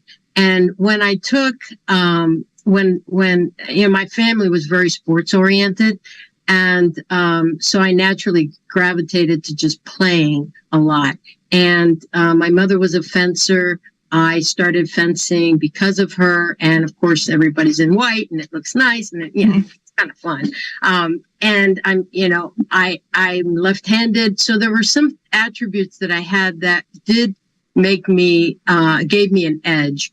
Left-handedness was one of them. Being 4'11" and a half was not one of them. But it wasn't like I understood that was a detriment. It never occurred to me. In fact, I don't think I ever knew I was short until I stood next to Stephanie. I think it really is one of those things that it doesn't sit in my brain that there are any issues. That basically, if I want to go forward, I need to just go forward. And like Marilyn said, there's a lot that falls into place once you make a decision, because it's really buying into that decision that counts. Because until you buy into that decision, getting up, at 6 o'clock in the morning and running and doing everything you need to do to excel in your sport, it is not something you're going to want to do. And you really want to do the training and you really want to buy into this. So I think for me, it was really just stick-to-itiveness and being passionate. I mean, I just love succeeding. So I want to underline something, and then I want to ask Pam to speak to the issue of why you were successful in mindset. But two things. One, the notion of just something that you really, it's not a should or a supposed to or a have to. It's got to be, that's the passion powered. But you also said something I want to underscore, which is, if anyone tried to tell you that being 4'11", you were not going to make it at the Olympic and a half. And a half. I forgot about the half. But Barbara, what you said that was important, you just didn't let that in. So from a mindset standpoint, that didn't land and it didn't stick. You had to focus on something and on what your assets were, like your quickness and whatever. So thank you. So let's shift to Pam. Pam, why were you able to be successful across such a broad range where some people, just are 100 meters or 200 meters? And what did mindset have to do with your success? Wow. Well, I again have to back it up. I've always been pretty competitive in just about any and everything that I did. So my mindset was always that I didn't want anybody to beat me, but I didn't start off as a runner. I was actually a baseball player. And I got too old for my girls' team and went on to play baseball on my coach's team. So he had a unisex team, so you had to have at least one of the opposite sex. So that's where I was. And so his friend actually was a track coach. And both of those guys were working on me. And they finally got me in, but still wasn't a runner. I was a long jumper. I didn't want to have anything to do with running. And we actually went to a track meet, Texas Relays, and one of the girls was found out later on she actually wasn't sick. So they were plotting against me. And the only leg I could actually run was the last leg because I'd never run out the blocks. I'd never received or given a baton. So they put me on the end and we actually won. It was crazy. And so when I went back home, the coach started training me. And I just would not let anybody beat me. That was my mindset. There you go. I didn't want to ever miss practice. I wanted to make sure I was eating okay. So I wanted everything to be perfect. And, rest and everything goes into that, into what happens. And I was an ordinary girl. I was 17 when I started running. And in 2 or 3 years, I was on a Pan American team. Yeah. And it was just amazing. Just amazing. Being able to go all around the world on other people's money. I loved it. And that very next year, I was chosen to be on the Olympic team that actually was second place. We were silver medalists. Thank you. Yeah, and I want to underscore something you said that's also pulling from what Barbara said, is like, you didn't like anyone to beat you. So was baseball, long jump, or running, that. And the other thing you said is that you made sure that everything that you were doing lined up with you being able to win. So that's where mindset comes from. Well, thank you. Well, I want to shift to Stephanie. No, I'm going to go to Eddie at this point in terms of what you understand was primarily responsible for your success and any role that mindset played in that. First of all, I have to receive the baton from you here now. You forgot to pass the baton. Come on now. I'm a relay runner. There you go. Yeah, that's really great. Well, I don't want to take too much time, but first of all, and not that I could always run fast. I mean, when I was 4 or 5 years old, I could beat the kids my age and some of the kids even older than me. So in some respects, I don't really feel like I picked my sport. Although I was a good baseball player, it kind of picked me. But let me just say it this way. When it comes to the success and everything, I think we have in us, in each of us, the most powerful tool on earth. And of course, that's our mind. And this is what we're talking about right now, right? We're talking about mindset. And I had that. I mean, I got that at a very early age. At 13 years old, I decided, hey, I wanted that gold medal. I wanted to be the world's fastest human. And when I say that, world's fastest human. I could see my name in lights. Eddie Hart, world's fastest human. So from the time I was 13 years old until 23, when I ran in the Olympic trials, I mean, absolutely nothing stood in my way. Nothing happened to me that altered me or changed that in any kind of a way because of the mindset that I had. I believed it. I ate it, I slept it, I dreamed it, whatever I felt like I had to do to make it happen, I did it. And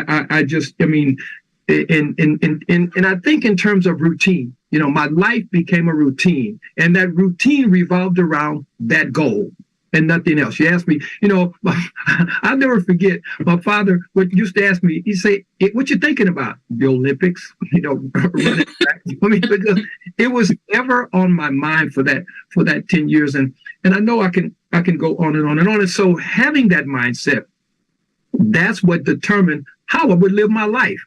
And it boils down mindset, routine, right? What I got up thinking about every morning, when I got up, what I did every morning and every day, all of that revolved around this goal. And so again, without beating a dead horse, my mind was very important. And of course, and I had good support. I came from a family who really supported me well and who loved me, and I loved them, and I knew that. And here's the thing, and I'm going to stop it right here.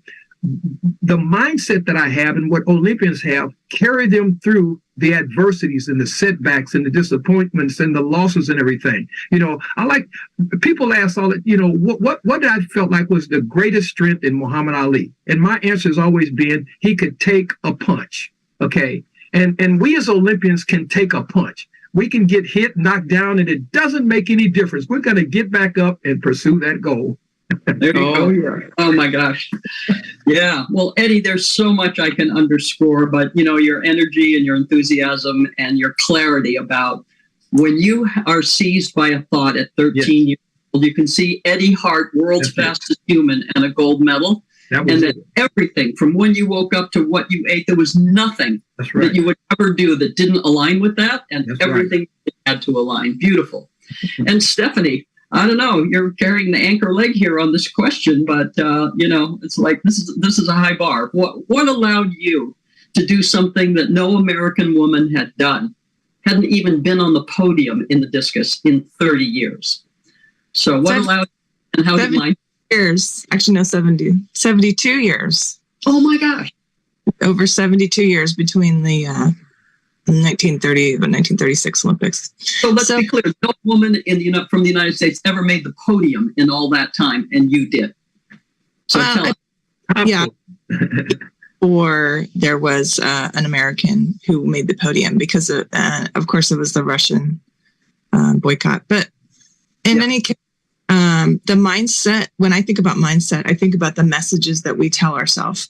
So the set of messages that we have in our brain is integral to the outcome when we perform. So it relates to also self-efficacy, the ability to know that what we produce can change the world or can change the outcome of a situation. So the mindset is the set of messages that we hear in our mind. And from a young age, we receive these messages from babies, toddlers, kindergartners. I work with younger elementary kids as well as high school kids. And the messages that they receive have already determined their mindset at this point. It's changed. If they've been receiving negative messages, they will have negative mindset. So that with Olympians who have performed at the highest level, most of the time we are working from a place where we have had people and ourselves giving us positive messages, or sometimes people are overcoming negative messages. So they're running towards gold or they're running away from failure. So most of the successful Olympians have been able to be successful because of their mindset. And we want to change the messages that we hear every day to empower people to achieve their goals and have goals to achieve. A lot of people don't have high goals, so there's not really a whole lot to work for. So we want to be able to change their mindset by changing the messages they hear. Exactly. Well, I really would love to spend more time right in this topic, but it's really clear that we are all very passionate people, whether we were seized by a thought or however it came to us.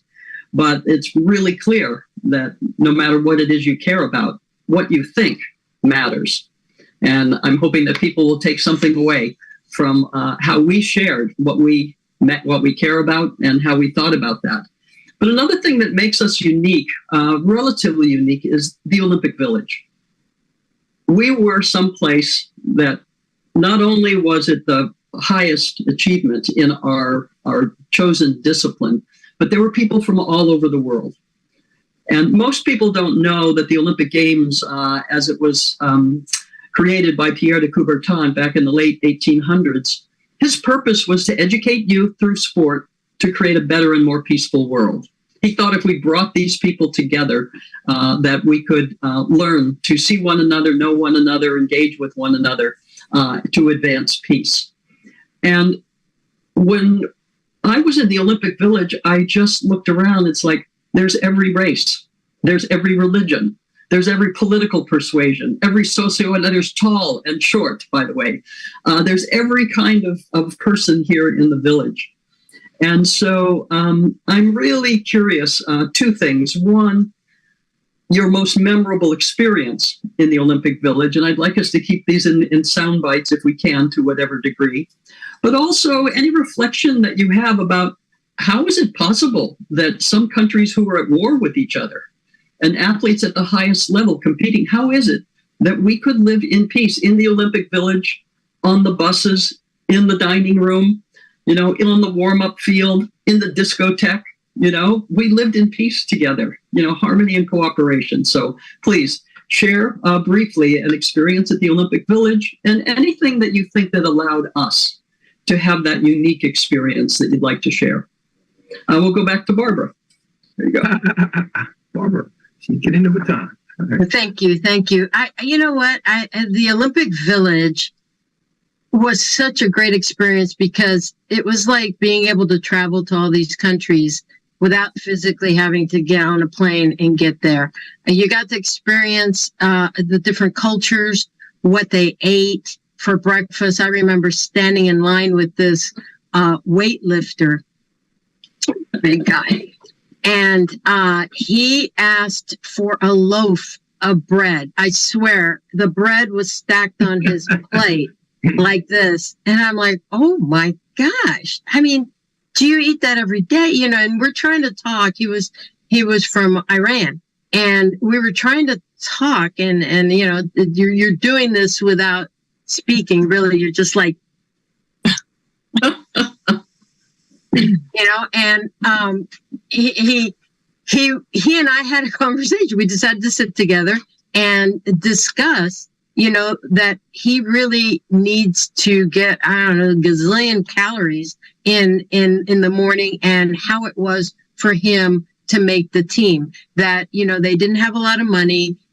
It was very hard for them to train. They used very different weights than you see, like in the gymnasium here. I mean, it was eye-opening to see how disadvantaged some of the countries were that were represented there, and that they still put their best foot forward and were able to compete and to make it there. I mean, I thought I was, I had it hard because I had to get up at 6 o'clock in the morning. And oh my gosh, some of these athletes had to get up at 4 to get on a bus to get 2 hours before they got to their venue to practice. And there they didn't even have the facilities or the coaching staff. And it was just, it really opened my eyes to how there's inequities in the world. And, I lived in a little bubble that I thought, well, everybody was like me, and they're not. And I think that the respect that you get at the Olympic Village and the respect you have for each other is based in having a common thread in that you had to train this, so you knew what they had to do. And then when you learned they had to do even more to get there, I was in awe. And I think that really creates a camaraderie, and I'm hoping that it really spreads to everybody. And Barbara, I want to underscore, I think that if people the world over were just to take that one word that you had, that everyone you saw you had respect for, I encourage people who are listening, take just one day and walk around and have respect for every single person that you see, because you don't know their stories and you don't know what they're overcoming, but they have so many things that you have in common. And for those of you who don't know, I watched a portion of a special for refugee Olympians. And there's a film called We Dare to Dream. So talk about overcoming obstacles. They had to leave and flee their countries and still competed at the Olympic level. So briefly, Pam, if you wouldn't mind, what impacted you most at the Olympic Village? Well, I have to kind of piggyback on, what has been said. And everybody came together and we all had the same goal. And we all knew how to communicate in some type of way. But the thing that kind of resonated with me was that everybody smiles the same language. Everybody laughs the same language. And it was just a happiness that came with just actually being in the village. We were like celebrities. They were actually at the gates waiting to see us so that we can get on the buses. So it was just an awesome feeling, and it's just an amazing feeling. But everybody sings the same language. Everybody smiles the same language and laugh. It was such an amazing laughter for me. Well, Pam, I really enjoyed it. I don't know if there's a better message than that one. Everyone smiles the same. Everyone laughs the same. Everyone watching can walk down the street and take that away that we had in the Olympic Village and notice what happens when you smile at people or say something that makes people laugh. That was beautiful, Pam. Thank you so much. Eddie, how about you? I know your Olympic Village experience had your personal journey, and we were there in '72 for Black September when the terrorists came in. So there are many, many things about the Olympic Village that are alive for you. I'm curious. For you. You kind of snuck something in there that I hadn't really, But anyway, yeah, a couple of things about it. First of all, I was even thinking, with the exception of Barbara, not that I'm leaving her out or anything, but we're all, the rest of us, we're track athletes as an example, and that's kind of almost like a group within a group to some degree in this regard, because you can actually be you can be friends with your competition. It's kind of tough, if you're maybe in boxing or football or something like that, because you want to knock your opponent's brains out or something like that. In track and field, you run the race and you across the field. You hate the guy. In my case, I don't care who's in the race. I hate him for 100 meters. All right. But as soon as we cross the finish line, we're all friends. We can come up and we can hug each other and talk about our various experiences and things like that. But 72 was right after the Bay of Pigs. We had Khrushchev and Kennedy going at it and all this kind of thing. And I never forget it. I was just walking along there and I bumped into this guy who happened to be Juris Lucien, who was a javelin thrower for Russia, and I bumped him, and he looked at me, and he took one arm and grabbed it around my waist and just lifted me up in the air. And I'm like, oh, am I in trouble? And he set me back down, and we just and I'll piggyback on Pam, and we just laughed. I'm like, and so we could have that kind of camaraderie. We Olympians are not immune to society's ills. We know and we understand that, but we come together in a different place. And I don't mean physically, I mean in a different mindset. Okay. We're all there because we know we're there. We're representing our country, but not only our country, representing, our communities, our church, our schools, our families, all these different sorts of things. So we're there to put our best foot forward. No question about it. But I mean, I could go on. There, even some good things happen to me. And I don't want to get all into the details of my experience and stuff, but I had to do some real quick speed shifting there at the Olympics, giving, the experience that I went through and all of that. I mean, it made me a better person. The Olympics and the old experience made us and makes us better people. We have a different perspective. We look at people different. Like Marilyn says, that's something that maybe I do. I respect everybody. You go to the Olympics and you see people from all over the world, all colors and shapes and sizes. You have the tall people and then you have the Barbara Higgins. Okay, hey, we're going to need to pass the baton here to Stephanie pretty quick.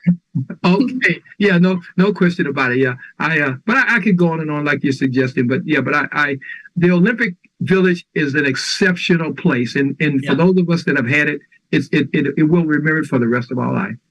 And I will tell people that I would love to spend an hour with Eddie Hart and have him share with us one of the most amazing teaching stories. He was the world's fastest human. I think he's one of the world's finest humans on the planet right now.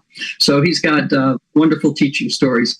So I'm watching the time here. Stephanie, please share with us your experience from the Olympic Village and anything you would like people to take away from your experience. Well, I'm just going to keep it fun. You guys are having very in-depth conversation about the peace and just the fun times that you've had. And my fun time was that I really wanted to be a gymnast when I was small. That's what I wanted to do.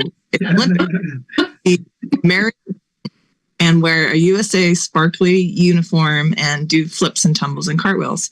But being 6'3", that just didn't happen for me. I wasn't in the. But I got to meet the entire Chinese Olympic gymnast team in the village. And it was, of course, it was not planned. It was totally accidental. And the reason that I got to meet them was because they were walking through the village and I was on my way back from the dining hall. And I went up to one of them because they were pretty close. And I was like, can I have a picture with you? And I was just gesturing in the, universal language of hand motions. And so, their coach came up and said, he said, yeah, you can take a picture. So I took a picture and then the girl turns around and looks at me and she's pointing at my belly button because that's where her eye level is. Right, Barbara? Right about belly button. Okay. So these girls are shorter than Barbara. So right at my belly button level, she's laughing at me and pointing. And I look down and my zipper is completely open. And so she could totally see it. And everyone's, all the gymnasts are laughing at me. And I'm just like, oh, well, So then we had the picture and I have that for my memory. So that's my fun. Beautiful. Beautiful. Oh, well, it's just so clear to me that the kind of time we have is no way near appropriate for the kinds of stories and things we want to share. But I would encourage people who are watching, one of the things to take away from here that we heard is just imagine you're in a global Olympic village when you walk out into your community or wherever you go, and just know that you are someone who's aspiring to be the best you can be and achieve your goals, that you have respect for everyone else. And then, like Stephanie, you're curious about who people are and wanting to meet them and get to know them. So spend the day with respect and curiosity. So in the time that we have left, we're going to go to wanting people to actually, take something they can run with. So I want to move, we're going to have to be brief in terms of daily practice. So we know that it's not practice makes perfect. Perfect practice makes perfect. So if you wouldn't mind, if there's a practice that you engaged in as an athlete, you could tell us that. But more importantly, what have you taken from that global scale experience that has to do with daily practice that you've brought into your life now? And what would you suggest maybe as a daily practice for others? And I know we've got stuff for the body, stuff for the mind, and stuff for our spirit, but I encourage you to share what you think you would like to offer people in terms of daily practice. And we're going to go back and hand it back to Barbara. Yeah, every day I feel that what you do is really important. When I hear, "Oh, that's good enough," to me, that's always a signal that it's not good enough. You gotta see what it is, what else you can do. It's not, for some reason, that just always ticks me off. Good enough. And I think that if you go through life and just go that extra little bit, and one thing I learned in training is that the difference between good and great are, it's like this much. It's not a lot. It's that extra little bit that you put in. It's that little extra study time. It's that extra block you built. It's amazing, and it happens every single time in everything I do, is that when everybody else wants to stop, my inclination is to do a little more, just a little more. And that'll go. That's what I want everybody to take away. Just every day, just know that it impacts everything you do. Yeah. And to your point, when Michael Phelps woke up and remembered that he had said 7 gold medals, he knew that he was going to have to find all kinds of those little things. So we're going to have to keep this down to just a minute or so, in terms of the daily practice, Pam, because we want to be able to close and hand the baton to the participants. Something brief that you can share about daily practice. Oh my God. I mean, it's a lot. But one thing that a lot of people take for granted is rest.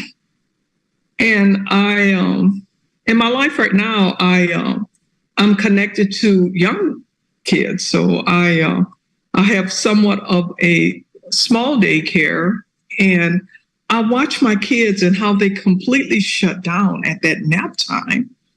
And when they wake up, they are very refreshed. So I always talk about resting. And when you get to a certain point in your life, you need a nap.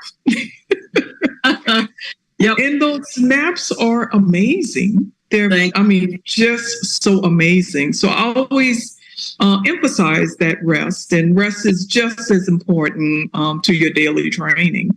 Great. Thank you, Pam. And we're passing the baton to Eddie. You're muted, Eddie. Unmute.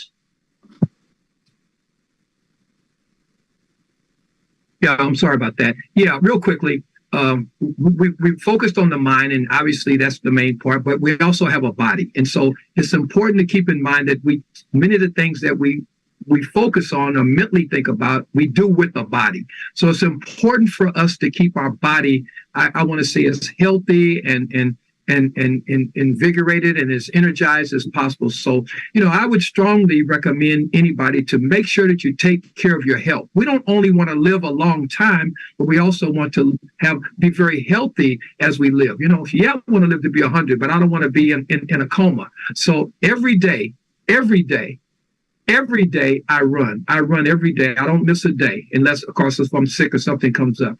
But do something physically for your body every day. That would be something that I would highly recommend to anyone. Great. And Stephanie? So my, we talked about mind, body. We can talk about the spirit as well. Yeah.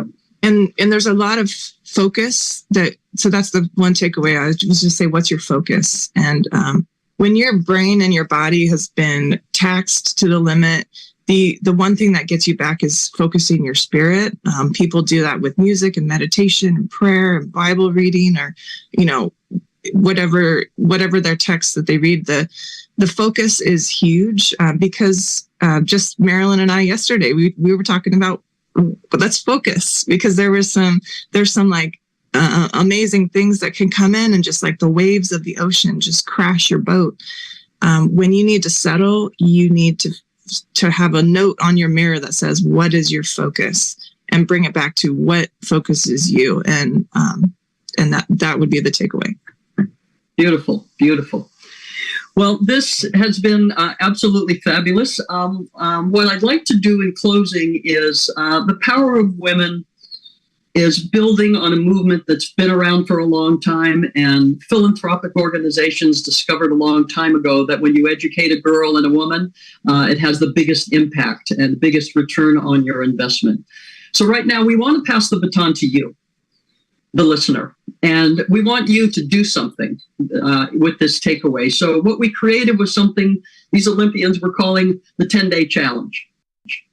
So we know that when people wake up in the morning, most people go, oh, it's Monday and I forgot to do this and whatever. When Eddie woke up, he thought world's fastest human. When I woke up, I imagined walking into the Olympic Stadium. So we are challenging you to put one sentence into the poll. We want you to begin your day the Olympian way, like all of these Olympic athletes and Olympians around the world do. So to begin your day the Olympian way, it's about envisioning your goal. What is one sentence that you can put into the poll? Like Eddie's world fastest human, or Stephanie's, or mine. And so we challenge you to begin your day the Olympian way. Write in the poll, what is one sentence that you are going to use to begin your day the Olympian way, and share that with us. And then in 10 days, report back and see what all of the people who have participated and taken away something that they can do that makes a difference in their lives. So begin your day the Olympian way. I want to thank each of my colleagues here. And because we now have the ability to share this information worldwide, the power of women and empowering women is like jet fuel for the ongoing movement to empower women. So I want to thank each and every one of you. And if we have just a moment left, I'd like to give each of you an opportunity just to say one thing in closing. Barbara? Well, this has been a great experience. I've always loved to hang out with my good friends. Thank you for doing this, and keep going forward. And Pam? Oh my God. Such a blessing. We miss our blessings sometimes, but I think sometimes we have to refocus and readjust.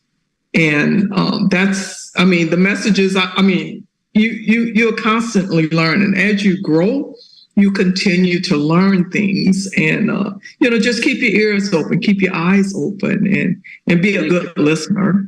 Thank you. Eddie? Yeah, this is absolutely an excellent opportunity for kind of being the sole male and on the panel and everything. It's really been great. And like I say, one of the greatest resources again that we have on this earth are of course women, and of course even more so powerful women, which I have had the great opportunity to interact with. But stay focused and never give up. Great, thank you, Eddie. And Stephanie? Yeah, I get to be the anchor leg. Yeah, there you go. I say have a dream, and and the positive messages that you tell yourself, and make sure that when you think you hear a negative message, just put a hold on it, replace it with a positive message, and we all can be empowered by that. That's great. So I will remind you, begin your day the Olympian way. On your mark, get set, go. Oh, great.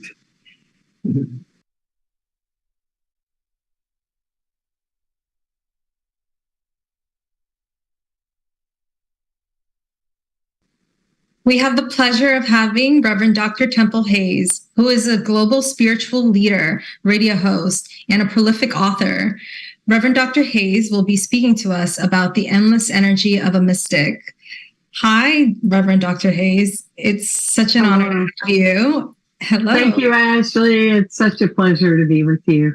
Welcome. And thank you for having me. I'm so excited about the power of women and this conference, and it's an honor to be with all of you. Thank you for being here with us today. We're excited to hear about what you have to share with us. Thank you.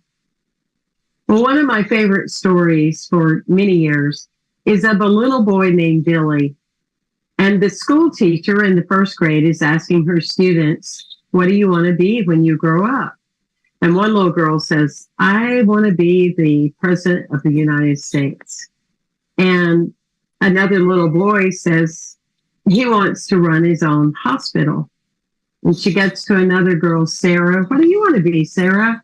I want to be an athletic coach. Oh, okay, great. And finally, they go around all the students and they get to Billy.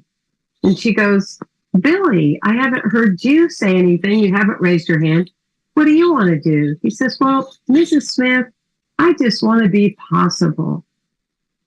And Miss Smith says, well, Billy, I don't really know what you mean by that. He said, well, my mama, she always says, Billy, you are impossible. You're absolutely impossible. And I just want to be possible. So I love the energy of that. And I love the energy of this conference because we're calling forth the deeper part of each and every one of us, of our possibilities. And I wanted to talk today about the endless energy of a mystic, because in order for us to be possible, I believe it's important that we approach it from a mystic perspective. One of the beautiful things about a mystic is they're always living in what they don't know. Because keep in mind, what we know is continuing to create more and more of the same in our lives. So for our time today, we're going to look at what we may have forgotten or what we need to reinstate within ourselves as powerful women. Many years ago, I was at a conference and there was a gentleman, an elder that came from one of the tribes outside of Phoenix, Arizona. And he told us that as the kids are growing up, they do not teach them the word why. And I thought, that is so powerful. He said, no, we don't teach the children the word why, because that's really not a proactive or a healthy word. How many of you have said, why is this happening to me? Why is this happening at all? Why am I here in this situation? But let's go way back. Because when we're born into this world, and all of us as this unique individuation of spirit, I mean, we come in as fireballs, ready to say yes, the big yes to our assignment called life, this amazing journey. And what occurs is that we ask for, without hesitation, what we need. I need milk, I need food, give me, take care of me, provide for me. And then we evolve to a few years later, and we ask for certain things that intuitively we feel that we need or we want. And often our parents or our guardians will say, nope, can't have that. And we go, why? And they say, because I told you so. I'm your parent. I'm your person. I'm the big person. And I told you so.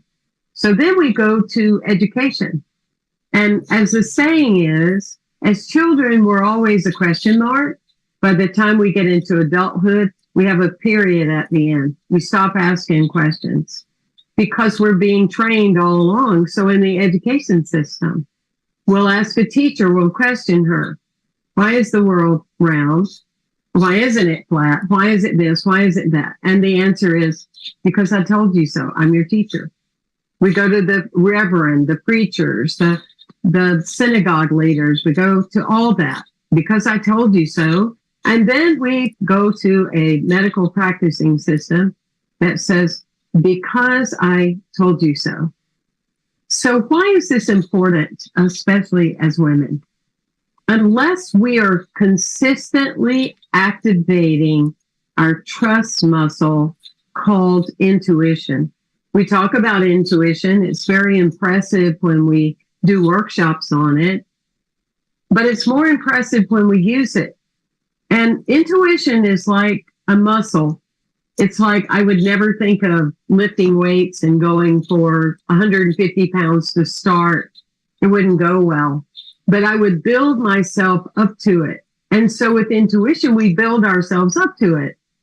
We build ourselves up to, I feel this, I'm being told this, I'm being guided this. And unless we're tuned into that, guess what happens time and time again? The louder voice wins. We go right into default because somebody told me so. This is very important for us in the time right now as a culture and as leaders and as women. We all know intuitively that the next level of the leaders of the world are women. And therefore, it's so crucial and important that we allow the intuitive voice to lead and to guide. And often we get some tremendous women leaders, but they take on the patriarchal, more of the masculine energy. And so we get more of the same and call it different. So as a mystic, we want to forget what we know so that we have the energy of containment in the presence of who we are, our essence and our power. Inner power. You see, when I refer to power, I'm not talking about power over people. That's little. I'm talking about power within oneself. So you want to really be clear about that, of listening to your own intuitive faculty so that the louder voice outside of you, you're not guided and you're not herded. And so that's one element of that part for sure. The other thing that we're programmed, we have so much programming around being old. I mean, it starts when you're 30, when you're 40. Oh, you're going to be farmed out to pasture. You're already old. Look at this. You got wrinkles. You're not going to be able to. You're going to be a certain age. You're just going to be tired and then you're just going to be worn out. Here's the thing. The secret of life is not whether we will die or live. The secret of life is not allowing ourselves to die while we're living. I talk about that a lot in my book, When Did You Die? And I give steps for you not to die.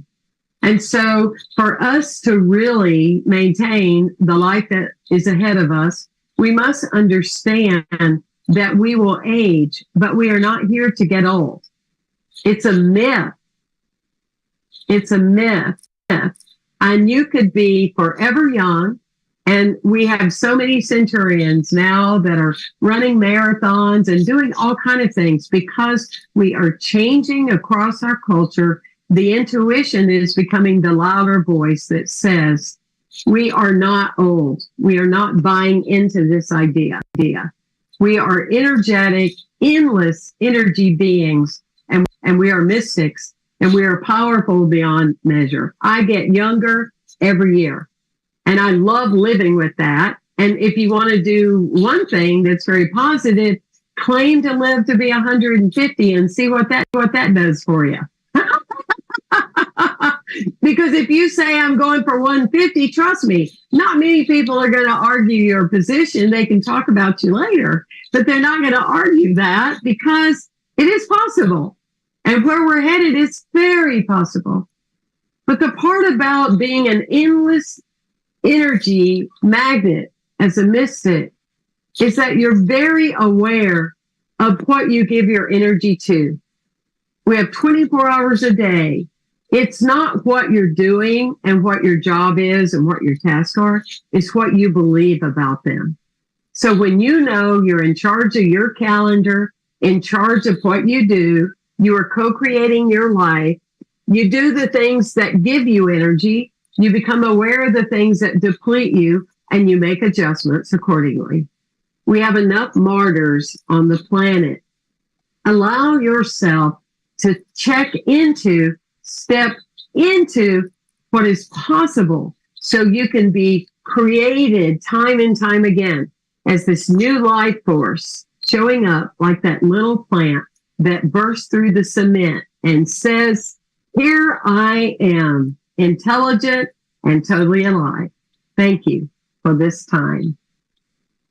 Who wouldn't want endless energy, right? Reverend Dr. Hayes, thank you so much. Thank you so much for sharing your insights and for bringing into the conversation the power of intuition to allow the intuitive voice to lead and guide. I love what you just said. It was such a pleasure to have you with us. Thank you so much, Ashley.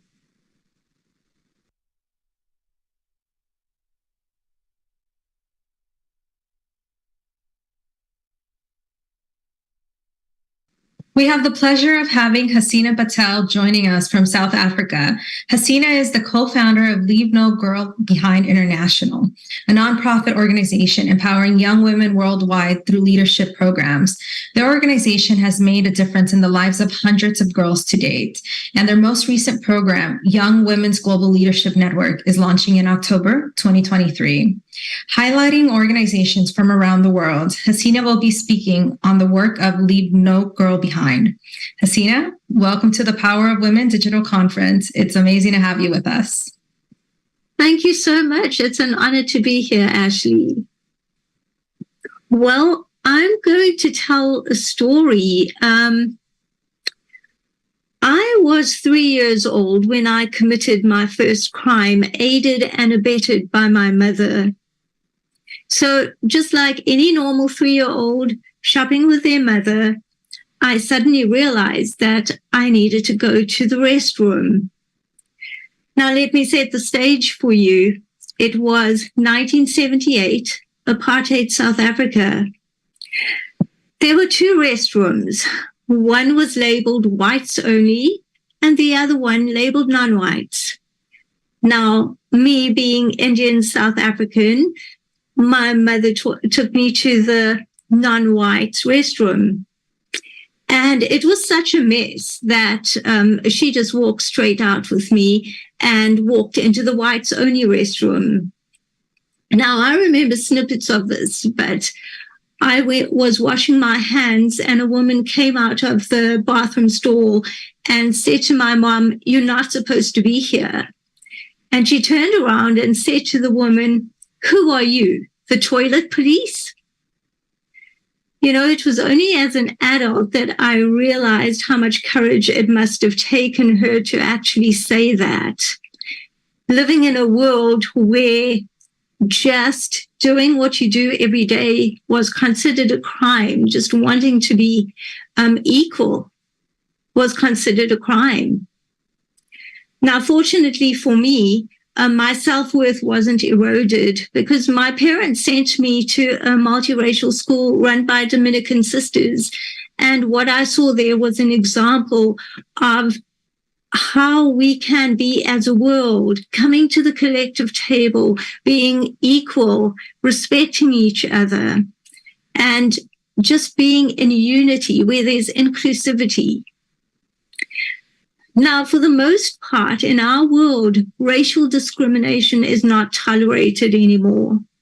However, that's not the same for gender discrimination. And I guess that's what really inspired my sister and I to start Leave No Girl Behind International. If we look at today's world, there's still inequality in pay. There are women who do the same job as men, but get paid less. And when we look at sports teams, our national sports teams, whichever country you're from, the chances are that if there's a sport where there's a male national team and a female national team, you probably know the names of the male players in that national sports team, as opposed to knowing the same number of female names in the women's team. The male team also probably receives more TV coverage. And as a woman, if you're watching this as a woman and you've been phoned by an institution like a bank, you've probably been asked the question, Miss or Mrs.? Well, my reply is, it's Ms., but you can refer to me by my first name. You don't ask a man his marital status. Why ask me? So we've got to look at what sort of a world are we creating? What kind of table are we setting? What kind of collective table are the young girls and young women in our lives seeing? Well, my sister and I wanted to change that through our organization. And there are 3 challenges that we began to solve. The 3 challenges are that, 1, we don't invite young women to the collective table as a world. The second challenge is that we don't empower girls and young women so that they have the leadership skills to bring their innate individuality to the collective table. And the third challenge is that they don't know where to find the table. And we set out to change that. So, like Ashley said, we're a nonprofit based in South Africa, empowering young women worldwide through leadership programs. Our Young Women's Global Leadership Network connects young women worldwide. And this is our latest program. And it is really wonderful to bring young women together to see that our strength is in our diversity, and we are more the same than we are different. Well, why empowerment through leadership and global networking? Because global networking creates a mindset shift.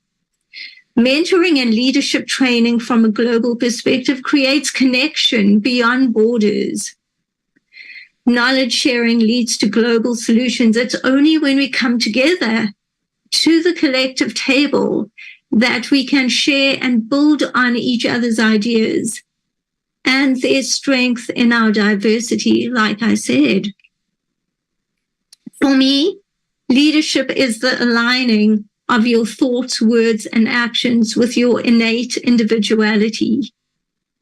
That's what leadership means to us in our organization. This picture that's pictured on the slide is from an annual girls empowerment event that we had a few years ago. And all the different cultures in our country are represented here. Well, there were a number of different cultures, differing belief systems, and yet we can come together and acknowledge and respect and share ideas. All our programs are based on the 6 principles of our organization, Leave No Girl Behind International, which are love, strength, courage, freedom, equality, and unity. Our objectives are to create a mindset shift, to develop global perspective, to provide tools to break barriers and self-imposed limitations, to empower young women to be who they are unapologetically, and to inspire young women to become pioneers, entrepreneurs, and change makers. And how we reach our objectives, just looking at our most recent program, the Young Women's Global Leadership Network, we have content that is unique, practical, and adaptable. We provide a safe online space that supports connection, new ideas, and co-creation. Teachers and mentors who believe in an inclusive world where possibility is the norm. We enroll families in the vision. We enroll global support. And girls and young women become really excited. This program is for girls and young women 12 to 18, and then college age, 18 to 24. And then my dream for what our organization is doing for girls is that girls unbecome who they are not, that they walk in their truth, that they're aligned with what they believe, and they are free from the expectations, opinions, and other white noise that is around them. And they can check in with who they are, so that we don't have another apartheid South Africa created. We don't have another Nazi Germany created, so that young women can unconform, that they can untell their story and nothing limits them, and that they don't have to bow down to a controlled narrative, that they can stand up and say who they are without any fear and bring that to our collective table. We have a saying in South Africa, it's a Zulu proverb, Umuntu gumuntu gabantu. A person is a person because of other people. And yes, it takes a village. So what kind of a world are we creating? What are we bringing to the collective table for our young women? I ask myself that every day. I believe that as adults who are stewarding the world for all our young people, we need to be asking ourselves that. And I can be reached at leavenogirlbehind.org, and information on our program is available at the same website address. Thank you. Thank you, Haseena, for sharing. And what an amazing, incredible work that you and your organization are doing. Really, really does take a village. It was such a pleasure to have you with us today. Thank you. Thank you.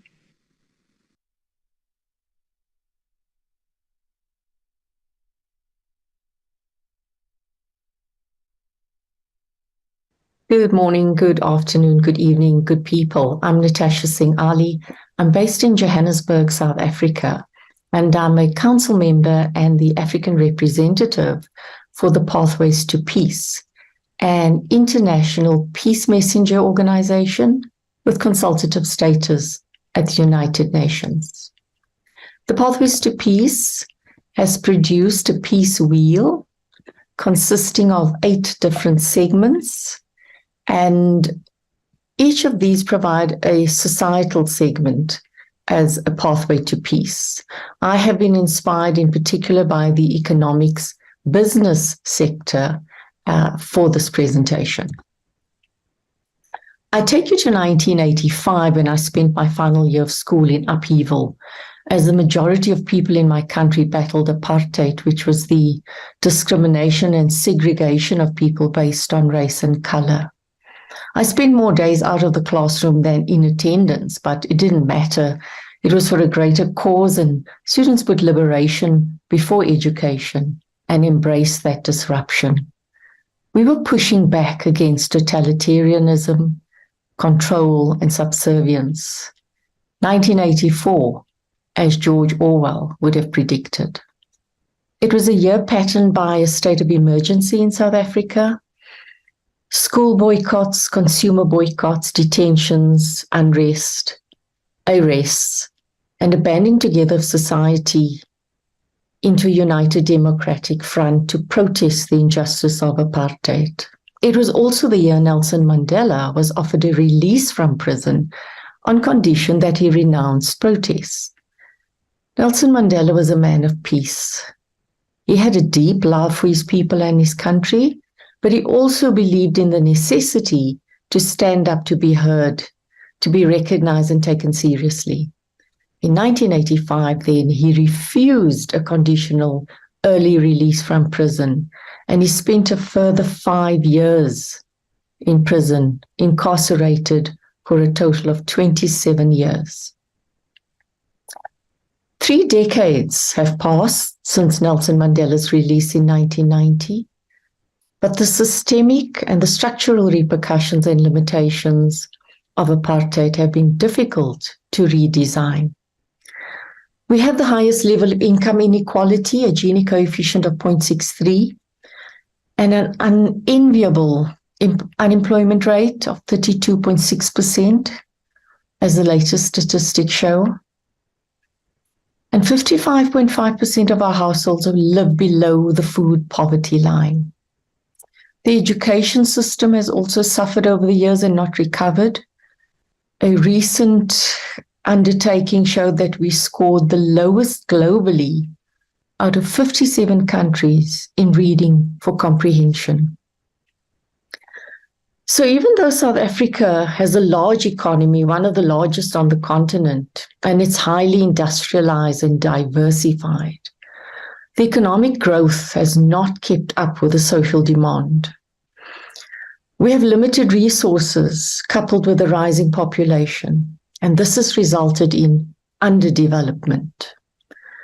In terms of the population, to give you an idea, in 1994, which was our first democratic election, we had 40 million people. The population has since increased by 50% to 60.8 million people. South Africa is desperate for development projects to succeed.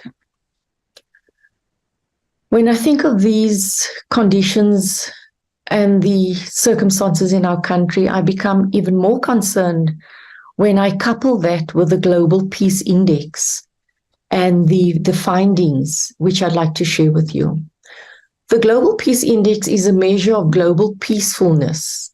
This is measured by the Institute for Economics and Peace.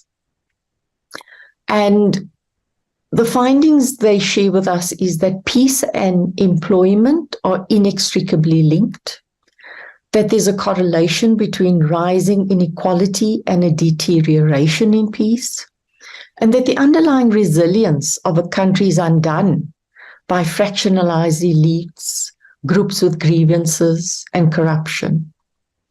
My concern, you will understand, is clear because all these elements I've just mentioned are present and palpable in South Africa. The question then is, how do we respond to restoring and improving peace? Also learning from the Global Peace Index, 2 things have come to the fore. Hope decreases the appeal of violence, and to do so, citizens need to be able to see a different future. Secondly, peace is built at a community level. I've also gone back into the United Nations report of the Secretary General, 1992, to remind myself what peace building is all about. Peace building is the construction of new environments and new cultures which transform deficient structures and capabilities, and which unite the strengths of emerging innovations in all pathways of our local, global, planetary life.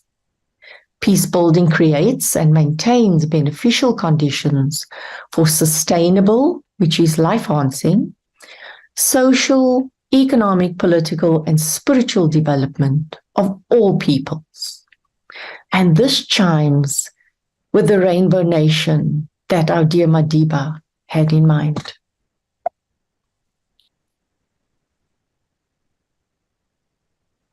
I now move ahead to a structure called the Public-Private People Partnership.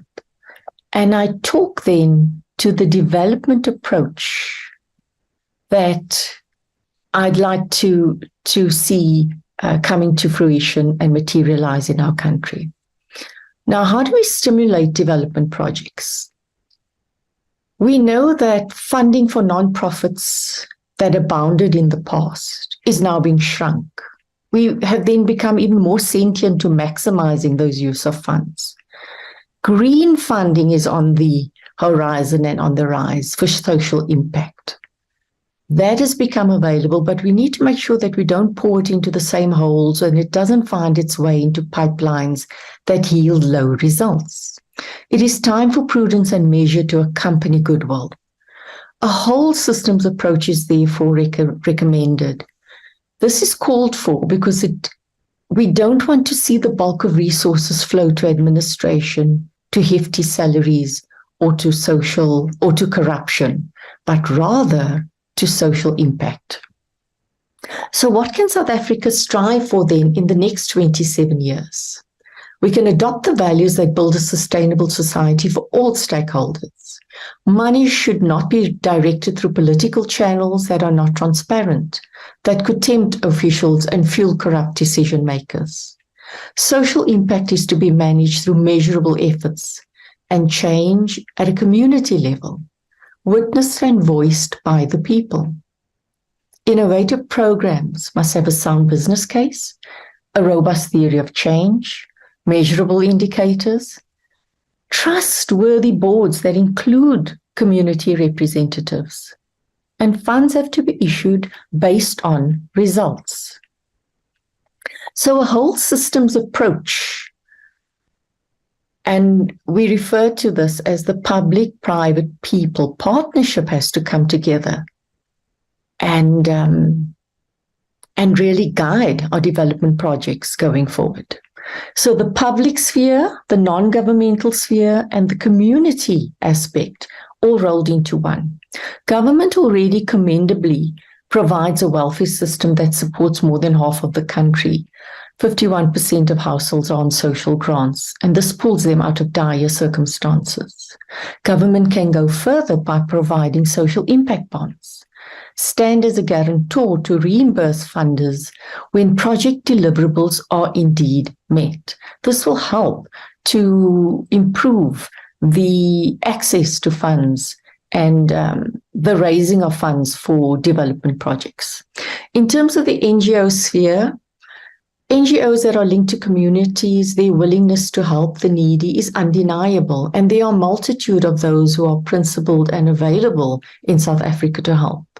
Social entrepreneurship is gaining ground, establishing sustainable businesses for common good.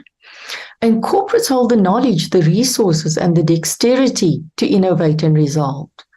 And they must be engaged to conscientiously consider sustainable development, community stakeholders, and to support livelihoods and enhance life.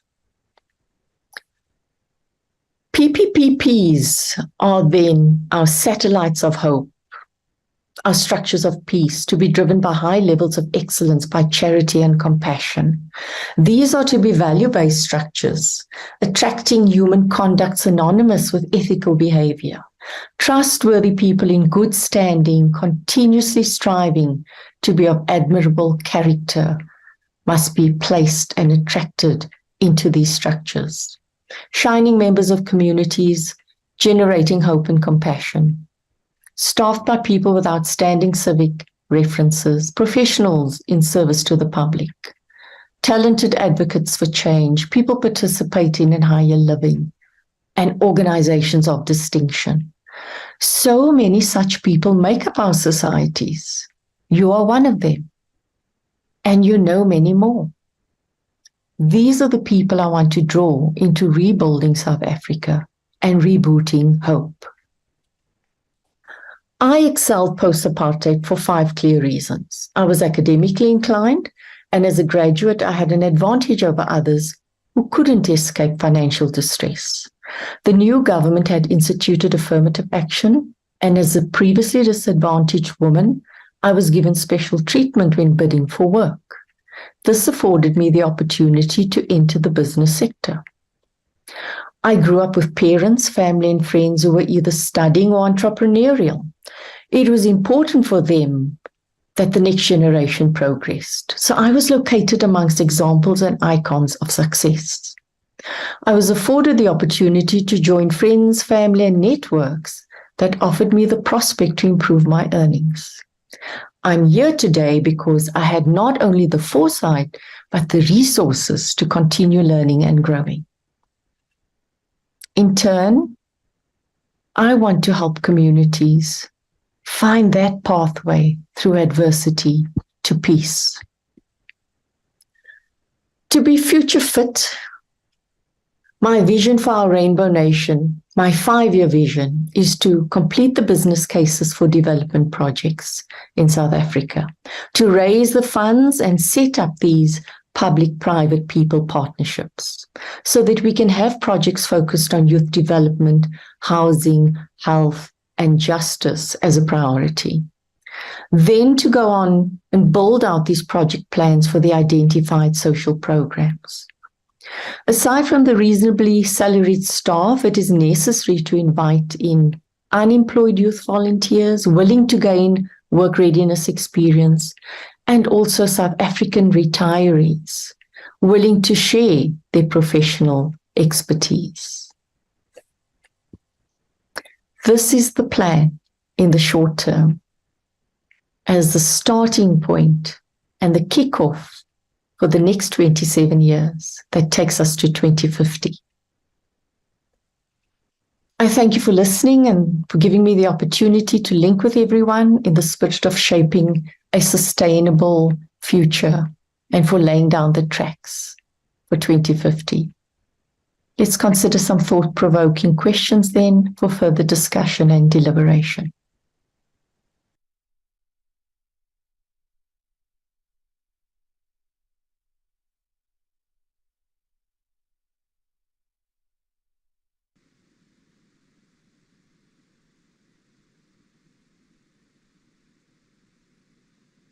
It's an honor to introduce Meg Jones, a distinguished figure in the realm of international diplomacy and gender equality.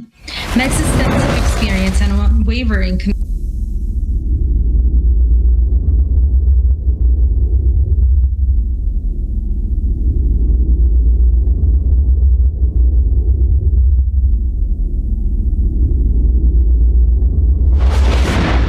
Le sexe biologique, c'est ce que les gens appellent la féminité, et ils en parlent quelquefois très drôlement. J'ai souvent vu des hommes avec un air très angoissé vous dire « Vous n'avez pas peur de perdre votre féminité ». Ils en parlent comme s'il s'agissait d'un sac à main ou d'une écharpe ou d'un bijou qu'on allait laisser traîner sur sa commode. Mon Dieu, qu'ai-je fait de ma féminité? Ça, on ne peut pas perdre sa féminité ou la retrouver à volonté. Et puis il y a le sexe social, c'est-à-dire tout ce qui est plaqué sur la féminité, qui a été plaqué à travers les âges. Et ce sont là alors des différences véritablement artificielles qui continuent depuis très longtemps. Je ne vois pas qu'elles aient tellement diminué. Je vois bien que la situation des femmes a changé, mais je vois qu'il reste un écart très grand entre la situation des femmes et la situation des hommes. Ce sexe social, il nous colle à la peau.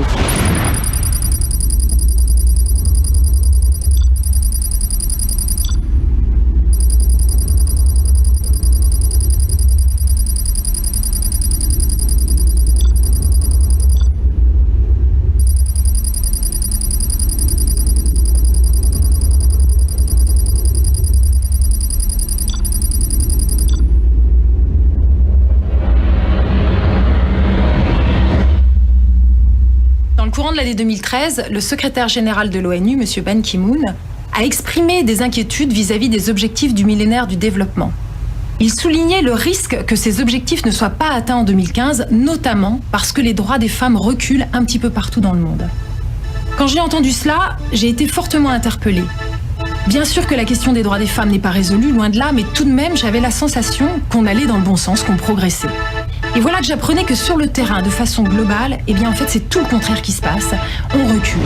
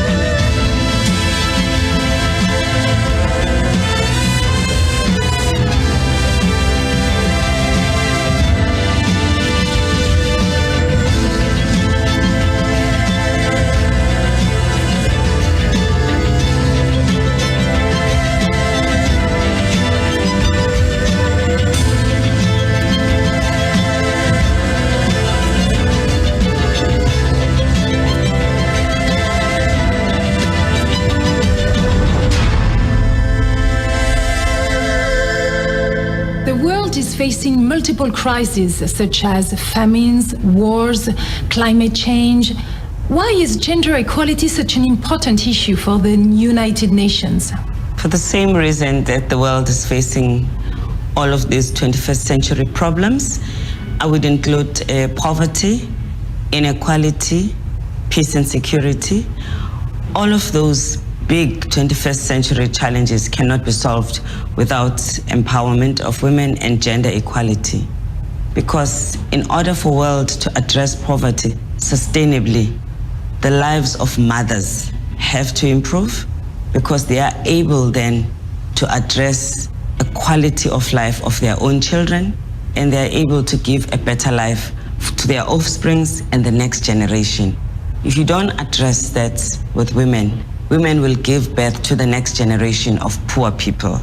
And in that way, we're not going forward, we go backwards. Alors toutes les études montrent qu'il y a une pauvreté spécifique aux femmes. Alors au-delà du différentiel de niveau de salaire, où les femmes peuvent se retrouver avec des contrats fragmentés et avec peu d'heures qui leur offrent un niveau de vie économique qui est très faible.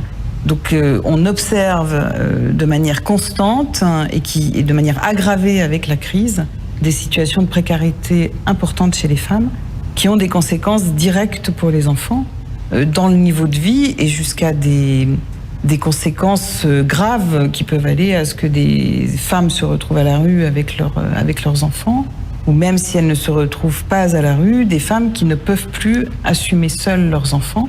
Et on a observé dans le champ de la protection de l'enfance un nombre grandissant de placements pour des raisons économiques. On est dans un cercle vicieux de la stigmatisation, mais on est aussi dans un cercle vicieux de la reproduction. Ces difficultés rencontrées par les mères depuis 2 ou 3 générations exposent les enfants à des dangers, à des mises en danger quasi automatiques, simplement pour des raisons économiques. Et c'est regrettable de constater que malgré les progrès sociaux, que malgré l'évolution de la société, on n'arrive pas à enrayer ce phénomène de reproduction. Quand on a des chiffres aussi frappants d'une femme isolée sur 3 qui vit en dessous du seuil de pauvreté, on prend conscience de l'ampleur de ces difficultés. Aujourd'hui, dans un pays développé comme en France, on sait que parce que des mères sont en dessous du seuil de pauvreté, leurs enfants n'accèdent pas à la santé. Quand on se projette au XXIe siècle, pour moi, c'est proprement scandaleux.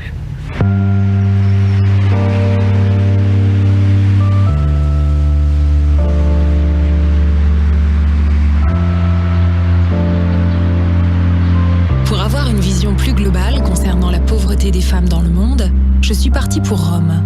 C'est là que se trouve le siège de la FAO, l'Agence des Nations Unies, dont le but est de lutter contre la faim dans le monde.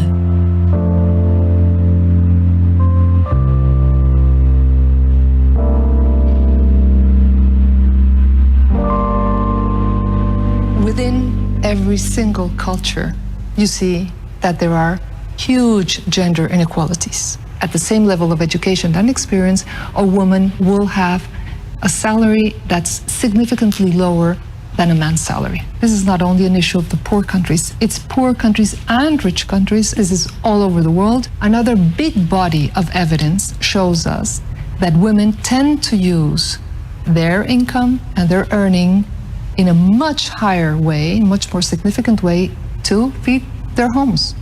The proportion of a woman's salary that goes for food is higher than the proportion of a man's salary. So if women's salaries or their income increased, we know that a lot of that increase is going to go into their children's health, their well-being, their nutrition, and therefore, basically, it's an investment in a society's future.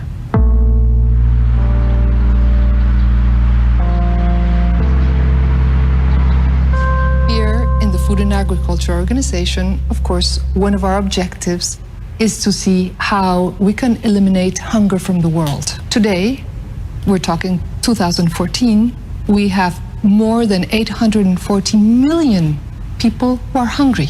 It may sound surprising, or actually I know it's surprising for some people, but gender equality is very closely linked to the reduction of poverty and of hunger.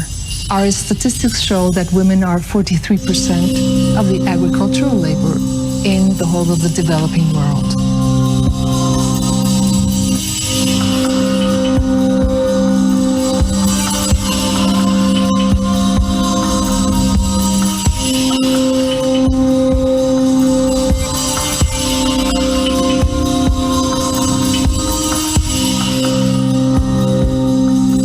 Now, if you look at who has access to productive resources in agriculture, you will see throughout the world, every single country, north, south, east, west, that women and men both participate in agriculture.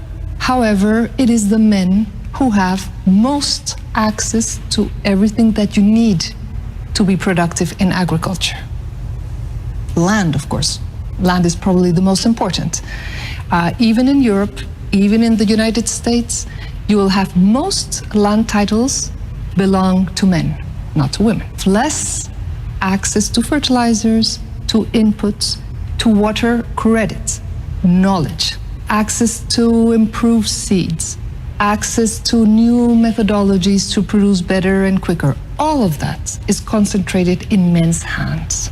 A man farmer is more productive, say, in general terms, than a woman farmer. These differences in productivity are not because women are less productive or worse farmers than men. It's simply because they have less access to what they need to be productive in agriculture. What if women had the same access that men already have? Of course, women became more productive. Those increases in productivity would take to a major increase in overall production in food. What effects this could have overall in the society, they're huge, they're enormous. We believe that more than 100 million people would be lifted out of hunger if women had the same access to productive resources in the agricultural sector as men already do.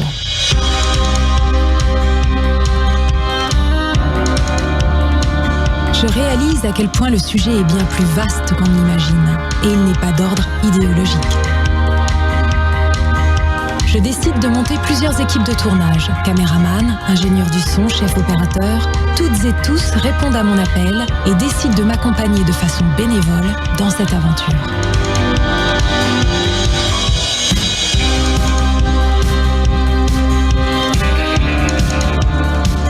I think the inferiority of women, which seems to be a worldwide phenomenon, has been that for a very long time, going back to at least 4,000 years ago. The Great Mother was worshipped everywhere in the agricultural communities. She was the focus, she was the deity. Now that lasted at least 25,000 years before the rise of the patriarchal civilizations. The imbalance began to come in when you had the movement to the cities, you had the growth of population, you had a warrior culture coming into being and war becoming a way of life because there was rivalry between the cities. And that new kind of society overruled the older agricultural society. This caused a huge disruption in the lives of men and women. And gradually the idea developed, particularly in Babylonia, that women was the property of man. That is one very important point, the shift from the Great Mother to the Great Father, and the rise of the male god, and eventually the rise of the Great Father God of the patriarchal religions that we still have today. This was encapsulated in a myth which came into being, the myth of the fall of man, came into being around 800 BC. This myth, which assigned to woman an inferior position in society because she was seen as the cause of the fall. It wasn't really Adam who was the cause, it was Eve. And Eve has carried the blame ever since. If anything goes wrong, it's woman who is to blame. This great split had a great effect on the psyche of men and women, because men began to feel that they were the superior gender, and they associated woman with nature, with all that was chaotic, because nature was regarded as chaotic, because they were trying to master nature, they were trying to irrigate the fields, they were trying to tame the rivers and things. So nature became not exactly the enemy at this stage, but certainly a force to be mastered.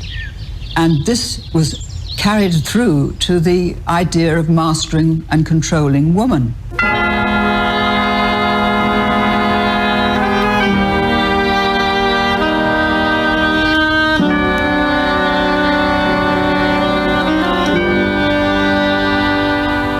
Le fondement de l'inégalité entre les hommes et les femmes, c'est que dès la naissance, les garçons sont dirigés vers des destins de garçons, tels qu'on se les représente, et les filles vers des destins de filles. C'est-à-dire que leur corps est forgé affectueusement, amoureusement, par leur environnement, dans une direction ou dans une autre. On ne tient pas les bébés garçons et les bébés filles de la même façon. On ne les allaite pas de la même façon. Les mères, elles ont tendance à allaiter ou à donner le biberon aux petites filles à heure fixe et aux petits garçons à la demande. Alors évidemment, c'est des grandes tendances, mais on voit bien les représentations qui sont derrière ça. C'est-à-dire que la petite fille, elle doit être sage, elle doit obéir, on doit la modeler d'une certaine manière pour être obéissante. Et le petit garçon, par contre, il doit plus exprimer son désir et sa volonté. L'anatomie est là pour signifier une différence, mais cette anatomie est muette tant qu'elle n'entre pas dans un système de représentation consciente et inconsciente sur le sens de cette anatomie.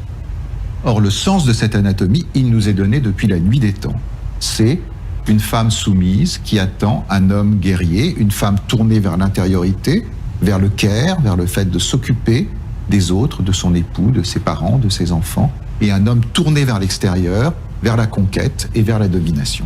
Expliquer des millénaires de domination masculine, ça demande évidemment un petit peu de nuance. Mais pour dire les choses de façon très tranchée, je pense qu'il y a une explication un peu simpliste, qui est que l'homme est sans doute le seul animal de la création qui a conscience de sa propre mort, qui est donc, par rapport à cela, et l'angoisse que ça suscite, dans un souci de transmission, dans un souci de revivre à travers sa descendance.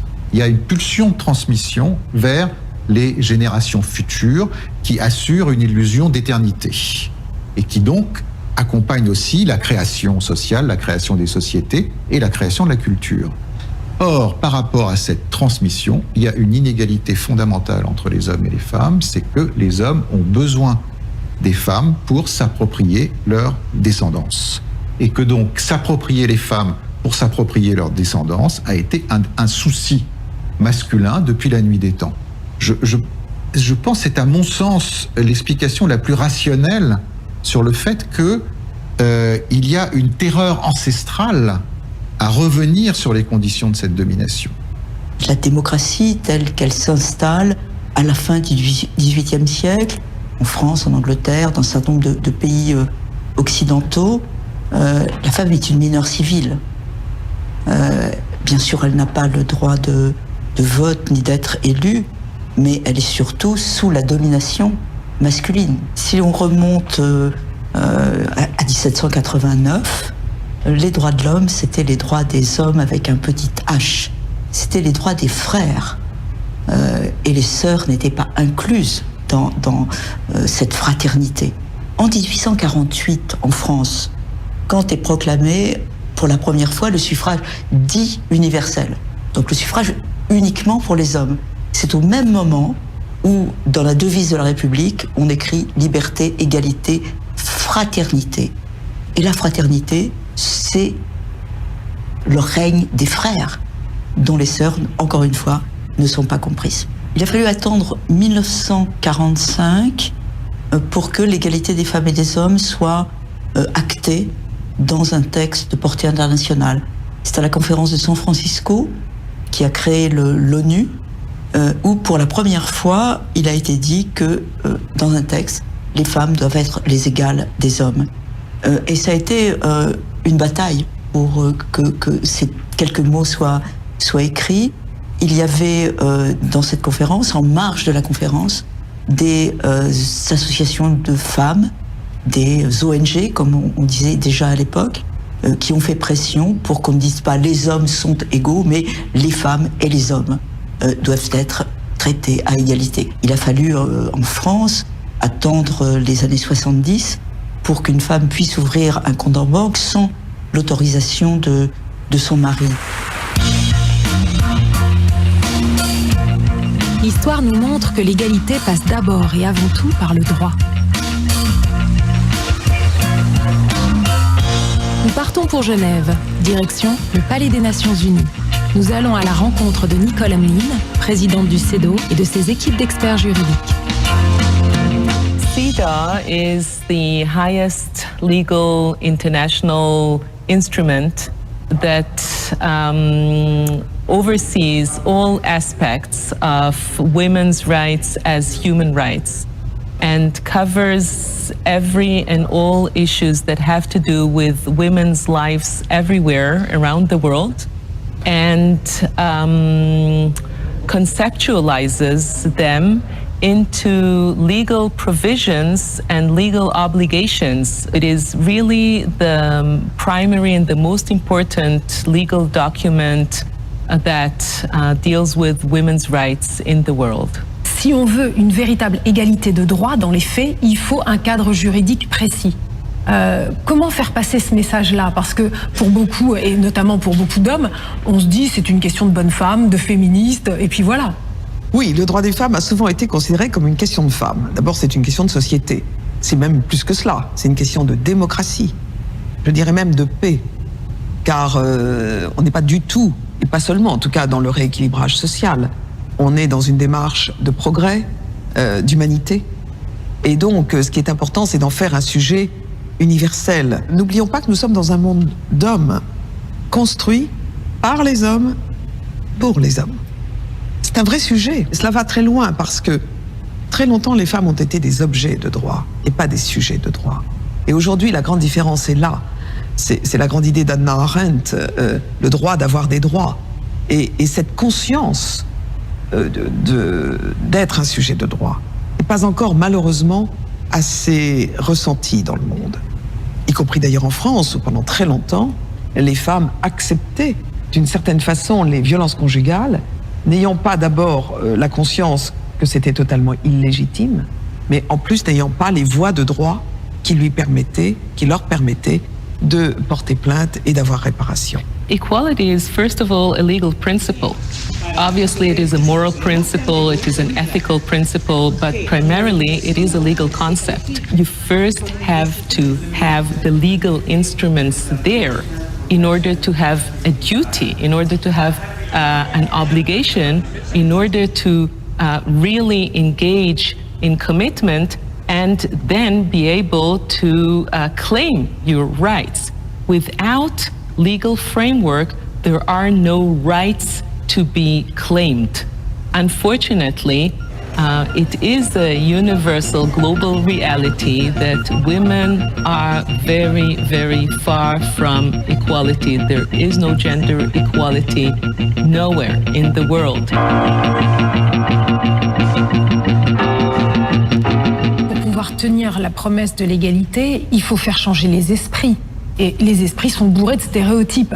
Comment on fait pour extirper ces stéréotypes? Les stéréotypes sont un poison pour la société et l'évolution sociale. Ce qui est grave, c'est que les stéréotypes ont inspiré ou se sont appuyés sur le droit aussi. Les lois de l'Empire, le code civil napoléonien a été la consécration d'une forme d'infériorité des femmes vouées à l'obéissance et dépourvues de capacités juridiques et citoyennes. En leur refusant le droit de vote, en les plaçant au même niveau de statut que les enfants ou les fous. Le code civil Napoléon de 1804 a été copié, y compris après les indépendances, dans les ex-colonies françaises. Dans beaucoup de pays africains, aujourd'hui, c'est encore le code Napoléon qui est appliqué et les femmes se battent comme nous sommes battus pour faire changer ce droit. Lorsque le MLF et tous les mouvements concernant les droits des femmes ont agi dans les années 70, il y avait quelque chose de subversif. L'idée était de renverser la table. Ça s'est arrêté aux portes du pouvoir. Et si on veut vraiment inverser le cours des choses et rééquilibrer la société, il faut que les femmes se sentent hors norme au meilleur sens du terme, c'est-à-dire en aucun cas prisonnières d'une norme. Quand on parle de féminisme, on parle de vagues. Ce qui veut dire qu'il y a des vagues qui viennent, mais aussi qu'il y a des reflux. La première vague est considérée comme étant celle de la demande suffragiste, de l'accès du droit des femmes au droit de vote et au droit d'être élu. Il y avait d'autres choses dans ce premier mouvement, et en particulier aussi des revendications en matière d'égalité civile. À un poste officiel, Madame Louise Weiss préfère l'action. Avec ses militantes, elle manifeste sur le champ de course de Longchamp avant le départ du Grand Prix pour rappeler au gouvernement son devoir. Et puis il y avait eu un reflux dans les années 30 et jusqu'aux années 60, jusqu'à la fin des années 60. Et la vague des années 60, c'est celle de « mon corps m'appartient ». Celle de « mon corps m'appartient », c'est je ne veux pas être battue, je veux que mes droits soient reconnus et disposer de mon corps. Mais ce qui est très intéressant de voir dans cette deuxième vague du féminisme qui a été formidable, c'est qu'il y a un aspect qui n'a pas du tout, en tout cas en France notamment, été revendiqué. Les droits politiques, par exemple. La parité, c'est en quelque sorte, la demande de parité, c'est en quelque sorte une troisième vague. Cette demande d'égalité, pas seulement d'ailleurs dans le domaine politique, mais de la parité dans toutes les sphères de décision. Et ça, c'est aujourd'hui le mouvement qui fait bouger la société. Pourquoi est-ce que c'est un enjeu si important de réussir à avoir des femmes à des postes de gouvernance ? Parce que le pouvoir est déterminant.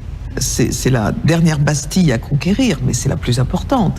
Que ce soit d'ailleurs à la tête d'une entreprise ou d'un pays, il est essentiel que les femmes soient présentes. Et moi, je fais de la représentation politique un point absolument central. Il faut que les femmes se disent que le pouvoir, c'est pour elles. C'est par elles que les choses vont changer. Si elles se contentent d'avoir des postes, y compris importants, mais pas décisionnels, nous ne changerons pas durablement nos démocraties. Le pouvoir doit être aussi féminin.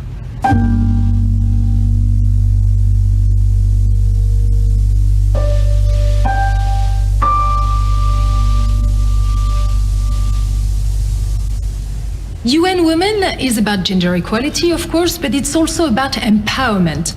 Can you tell us what is this empowerment question all about? You know, empowerment is about those rights that are entrenched and intractable. Education, for instance, is empowerment because once you have it, no one can take it away from you. Not a man, not a government. It belongs to you. Rights are empowering because if your right is being compromised, you've got recourse. So empowerment is about something that fundamentally changes your life, your status, and enhances intrinsically, the quality of your life. Most of the time we say that have the knowledge is also to be able to have the power. Yes, absolutely. And also economic empowerment is about owning your own economic resources. If women do not have their own bank account, if they cannot sign contracts, if they cannot own land, they are not empowered. Whereas if they have all those things, they can make independent decisions. So an element of empowerment is also the independence to make your own decisions. Par rapport à ce système de quotas et de discrimination positive, certaines personnes finalement le prennent comme une humiliation. Des femmes sont capables de hurler par rapport à ça. Et puis aussi, évidemment, il y a cette caricature d'opérer une parité de façon très mécanique. Comment est-ce que vous voyez toute cette notion ? La question est simple. Est-ce qu'on attend des siècles encore la montée en puissance des femmes dans la vie politique ou dans la vie économique ? Ou on force le destin et on considère que la démocratie a besoin des femmes. Et dans ce cas-là, on se donne les moyens d'y arriver. où on considère qu'au fond, on peut en avoir quelques-unes qui sont autant d'objets de curiosité, mais qui, je dirais, ne peuvent pas être considérées comme représentatives de l'ensemble des femmes. Parce que la démocratie, c'est la loi du nombre. Et ne pas être présente en nombre revient à ne pas exister du tout. Et encore une fois, les freins, les obstacles face à un système qui se construit, mais surtout qui se reproduit sur lui-même. Comment voulez-vous dire à des hommes qu'ils doivent laisser leur place à des femmes? Personnellement, je pense qu'il faut être volontariste. La vraie humiliation, c'est de ne pas compter.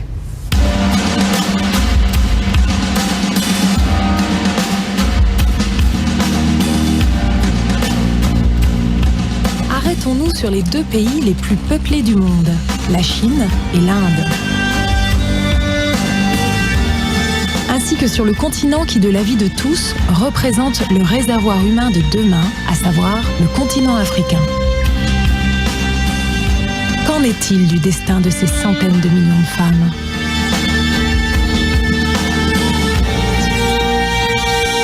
I'm from Sudan and live with this contradiction of being both Arab and African.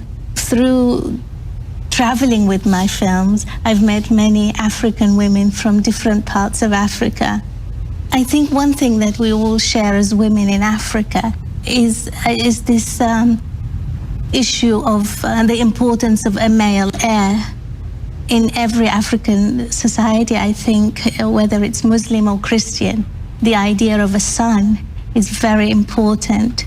And I think women, whether they are Muslim or Christian, whether they are from West Africa, South Africa, or North Africa, face this pressure of producing a male son.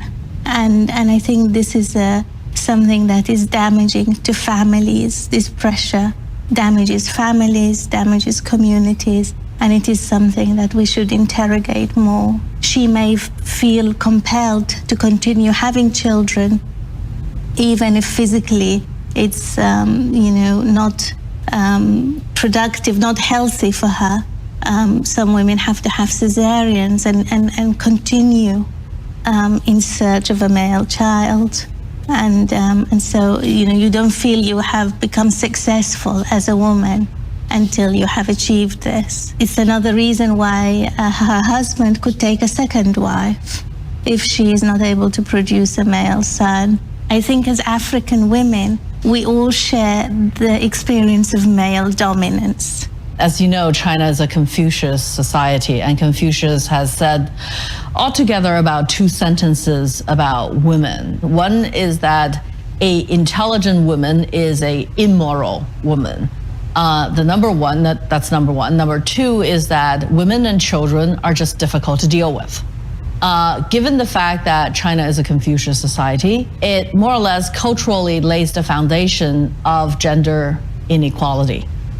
What happened in 1949 when the communists took over China was the fact that Mao, at least administratively, believed that women should be equal as men. So this was a tremendous change in China in the fact that Mao had said women can hold up half of the sky. But I think it stopped at culturally changing. Deep down, culturally, there's still this huge stigma against women and equality of genders. Although structurally, China has, since 1949, placed women on an equal footing as men. Since Deng Xiaoping's reform, we have imported the market economy in the West. Unfortunately, when we imported the market economy and accepted the fact that capitalism is not all bad, it's just democracy that's bad.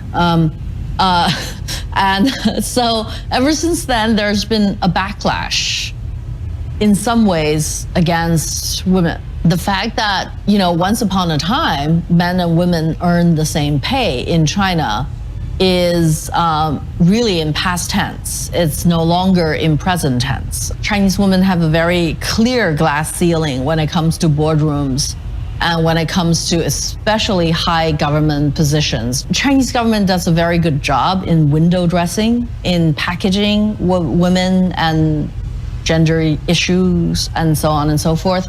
But basically, if you look at the real power base in China, for example, there's no women in the Politburo. There are 7 members in the Politburo, and these 7 members are 7 people who decide on the most important things in China. And below that, there are various committees and ministries and so on and so forth that are at the policy-making level. And you find very few women. The only women, most likely you will find women a lot in execution level. For example, as bank branch managers and executives. I think the female voice is not heard enough in Chinese politics. It's a tragedy that India, my country, even though it's the one where for thousands of years, women were considered the center of society. We believed in the primordial goddess, Shakti, which means, as a word, energy.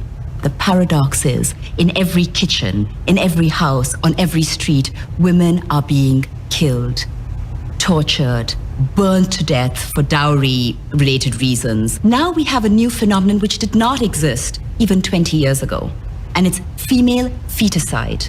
The leading security organizations are beginning to recognize that what they call evicide, literally murdering a genocide of women before they are born, and we realize that this was pervasive across classes, across castes, and across religions. What I find particularly shocking about the problem of female feticide in India is that one would imagine that it's the poorest people, the least educated. And what we find is it's in the rich neighborhoods. It's amongst educated middle-class people, amongst, for example, school teachers or government workers, where you would not expect to find it. The figures are shocking. 37 million more men than women in the country now. 10 million fetuses aborted in just the last 10 years. Think of the consequences. It's like thinking of a country of 37 million with only men. Can you imagine what that means in terms of the prospects for life? What are your chances of finding a girlfriend? What are the chances of getting married and founding a family? India is as bad, if not worse, than China. For Chinese families, there's something called passing down the incense of the family. And it can only be passed down through the male line and not the female line. So it is so important for Chinese families to continue to have a son. And that has traditionally been that way for thousands of years. And it continues to be like that. In the countryside, there's this horrible situation where during the one-child policy, if you have a girl, people will try to have a second child in order to try to have a boy. Now, if the second child happened to be a girl, they either have an abortion, if they can bribe the doctor to find out, or they refuse to pay the fines for having a second child, which means that baby will be not allowed into school and medical systems, and they will literally be a second-class citizen. Or sometimes these babies are just thrown away. I mean, they're just abandoned, and they're usually left on either in front of hospitals, in front of orphanages, and sometimes even in garbage dumps and on the side of the street. If you go to very rural China, you will realize that women are very much objectified, treated like a commodity that it can be traded off. Women can be sold from one place to another. The fact that if you live in a very far remote area or you're a coal miner, you can actually buy a wife. And in that sense, women is still at the bottom of the totem pole of Chinese society. Now, some would think, according to the law of economics, that when there are less women, their value would rise. The problem is no. Because there are less women, they're being treated in worse ways. Women are being abducted from tribal areas, from poorer countries. One woman is forced to share, is shared between 5 or 6 men. And this is a horror. Women are being kept as captives because of this reason. And this is only going to multiply over time. I, as a security expert working in international security, from my side was beginning to realize this is actually a major security threat, because if you start eliminating women in all these ways before they're born, you are creating a disequilibrium in society, and it starts manifesting on the streets in terms of violence, within society in terms of economics, at every level, politically. So there are major factors that make us aware that we have to treat this as a security issue. Culturally, there is no gender equality in China. I mean, culturally, I think Chinese women is still suffering. Culturally, I think both men and women believe that the most important job for Chinese women is to please men.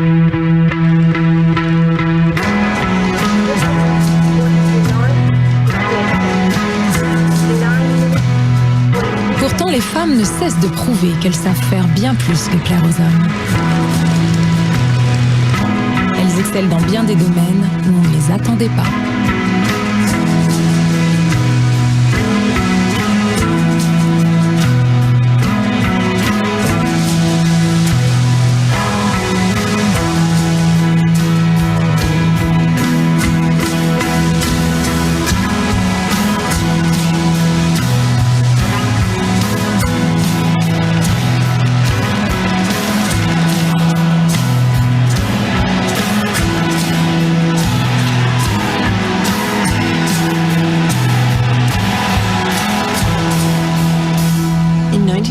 When I founded the Oxford Research Group, it was extremely difficult to be a woman in the world of defense decision-making.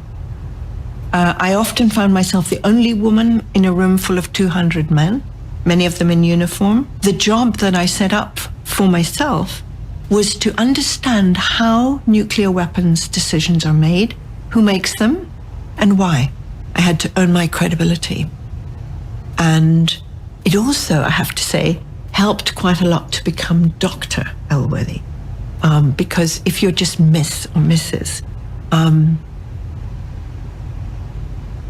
In 1988, we published a book called Who's Who in Nuclear Weapons Decision Making. And of those 650 biographies, only 5 were of women. And when I interviewed those 5 women, decision makers, I found that they had completely taken on the ethos of the male environment in which they worked. In other words, they were completely indistinguishable from their male colleagues in their attitudes. And that is very different from what one finds in the world of peace building. From 2005 and 2008, you were Deputy President of South Africa. You were the first woman to hold such a high position, and at that point, this is the highest ranking position in the whole history of South Africa. So was it easy to be a powerful woman in Africa today? And also, was it easy to be respected, to be taken seriously? Of course, you have to assert yourself. Don't give people an opportunity to treat you differently. If you're hesitant about utilization of power, man or woman, people will actually take chances on you. So I did not give people a chance to take chance on me. I used my power, I used my authority. No, not in a pushy way, but in a very assertive way. And I think this is something that I want to emphasize, especially to younger women. Be assertive.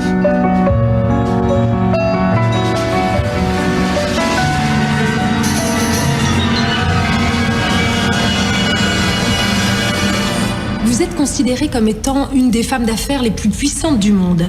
Est-ce que vous avez conscience que vous pouvez certainement, pour de nombreuses femmes qui ont une certaine ambition, eh bien, être une source d'inspiration pour elles? Et dans ce cas-là, est-ce que vous avez des conseils à leur donner? Non, je pense que ces classements sur la puissance sont à prendre avec beaucoup de modération. J'y vois les faits de la longévité de ma carrière et du fait qu'on était très peu nombreuses et que finalement on est resté très peu nombreuses. Donc c'est ça qui donne un peu le côté un peu singulier. De savoir ce qu'on veut, ce qu'on peut faire et de ne pas avoir crainte de le dire. Il n'y a pas de trajectoire unique, il y a de moins en moins de trajectoires uniques. Dans la génération qui était la mienne, en dehors du petit nombre, on avait l'envie de pouvoir être là, pouvoir concourir, mais au fond on voulait faire un peu comme les hommes. On n'imaginait pas que le système pouvait complètement changer. Vous connaissez bien les marchés financiers. Là encore, c'est un milieu dont les effectifs sont quasiment, à majorité masculine. Est-ce que la crise qui nous a frappé, la crise de 2008, à votre avis, est-ce qu'elle aurait pu être évitée ou en tout cas être moins forte si finalement, dans les effectifs, il y a eu plus de diversité de genre ? J'ai entendu Christine Lagarde dire si les Lehman Sisters n'auraient jamais fait ce que fait les Lehman Brothers. Je crois que c'est assez vrai, peut-être parce que des regards différents, des personnalités différentes, des aspects différents auraient pu donner plus d'éthique, de réalisme et moins de concurrence avec les uns et les autres qui ont entraîné un peu les marchés financiers vers des excès. Le monde du business et le monde tout court a intérêt à promouvoir énormément l'éducation, la formation et l'accès à la vie professionnelle des femmes. Si les femmes japonaises se mettaient à travailler, je crois que la croissance japonaise repartirait, ne serait-ce que par l'apport que ça représenterait. Et c'est sûrement vrai dans tous les pays. On ne peut pas se priver de la moitié de la planète en termes d'intelligence, en termes d'engagement, en termes de capacité, et considérer que c'est sans importance. Studies have found that the Fortune 5 companies with the highest number of women on the governing boards were far more profitable than those with the fewest number of women. That's you can check with the Fortune 5 companies. Today, many look to the world of social media. The majority of those who use it are women. And the chief operating officer, CEO of Facebook, is a woman.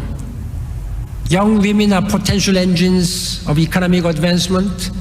They are drivers of democratic reform.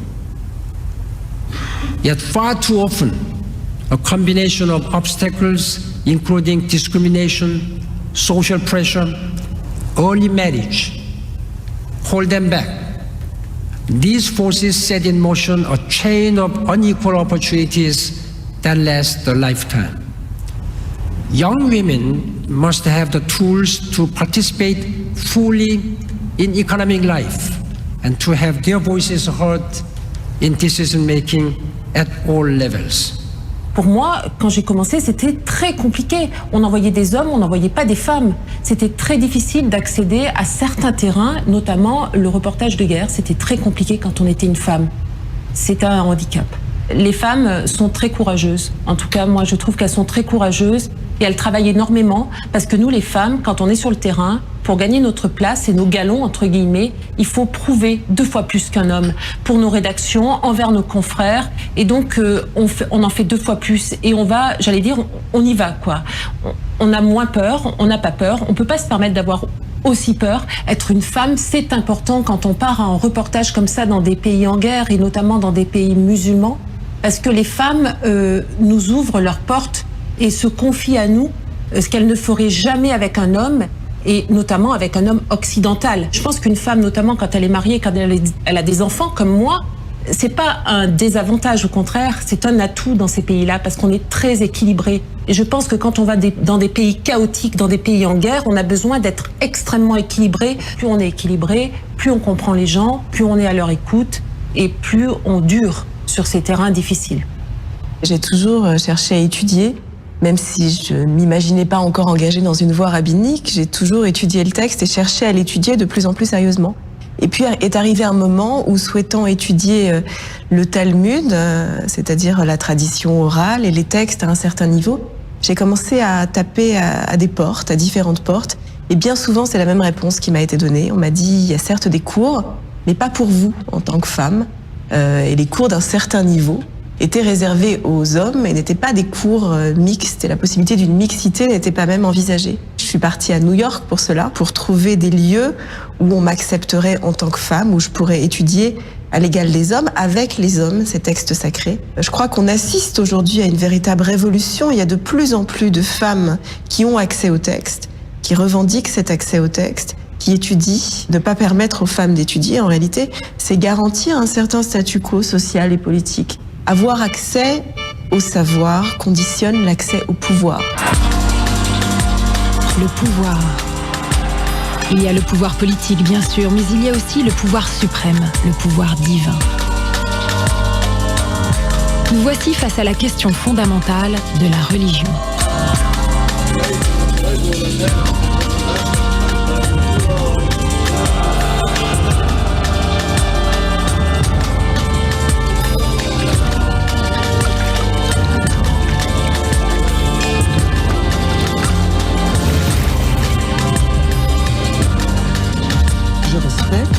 Toutes les cultures, toutes les traditions, toutes les coutumes, à partir du moment où ces droits fondamentaux sont respectés.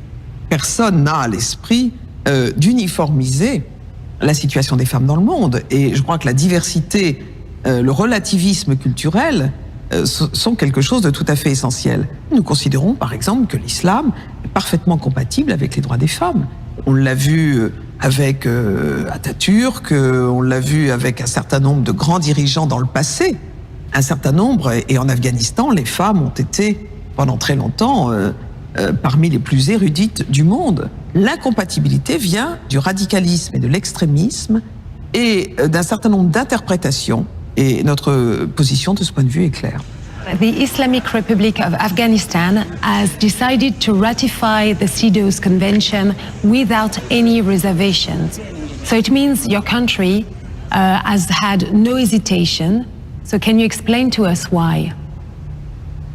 Obviously, Afghanistan wants to be part of the international community. So we follow the guidelines in the international community. But I'm sure you are aware of all the challenges in front of you. Well, obviously we are aware of it. You know, we've got so many challenges in Afghanistan. This is one challenge. It's among thousands. So we were tackling it. You know, we were just trying to find a way for the full implementation of CEDAW. The Islamic Republic of Afghanistan is an Islamic republic. And with many studies, we have noticed that question of culture or religions are very often obstacles to progress on gender equality. So do you think the Islamic rules and the gender equality, the whole concept of gender equality is compatible? Well, it depends with whom you're talking. There are various groups of people, some people with the moderate form of opinion, some of them are rigid, some of them are very orthodox, you know. First of all, I should say that no provision of CEDAW is in direct conflict with Islamic principles. Like, for instance, you know, that provision about determining the age of marriage. You know, I mean, there's a provision in Islamic law which is, in fact, goes concurrent with the provisions of CEDAW.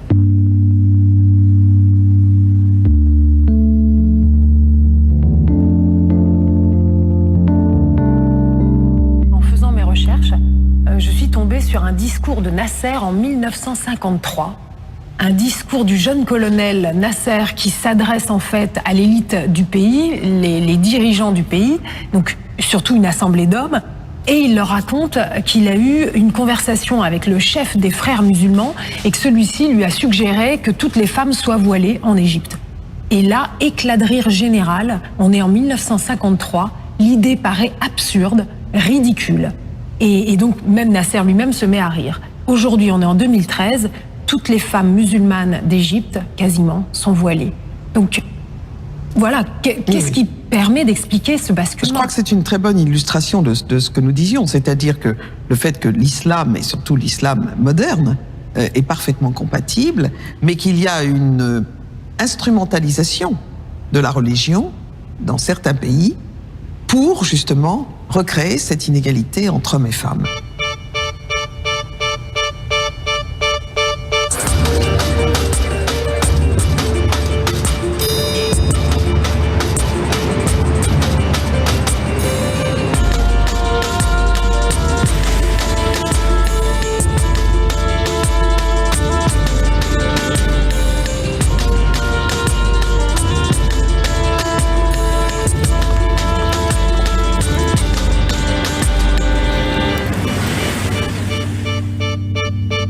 I'm struggling for equality and justice for Muslim women, and I'm struggling to end the use of Islam, the use of religion to justify discrimination against women.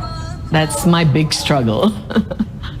I realized that religion was just being used as a smokescreen, really, as a barrier, an artificial barrier to stop women from realizing their full citizenship rights. The kind of feminism I engage with is the feminism that tries to show that the argument constantly used, the religious argument constantly used to deprive women of their full rights is a false argument. It's just an excuse. It's not real. And that we know better. And so stop using religion as an excuse to deprive women of their rights. Sisters in Islam first began really because as a response to the endless complaints and problems Muslim women face when they go to the courts, the Sharia courts, when they go to the religious department to complain about their marital problems. You know, their husbands have taken a second wife and they're told that's his right in Islam. Their husbands beat them up and they go and complain and they say, oh, but that's his right in Islam to discipline his wife. Maybe you've been a bad wife, you've not been a good wife. That's why he beats you up. The husband demands obedience and he demands sex from the wife, and the wife, you know, it's not a happy marriage. She doesn't want to have sex with him. She's told, oh, that's his right in Islam to demand sex from you, and you as a Muslim wife must obey him.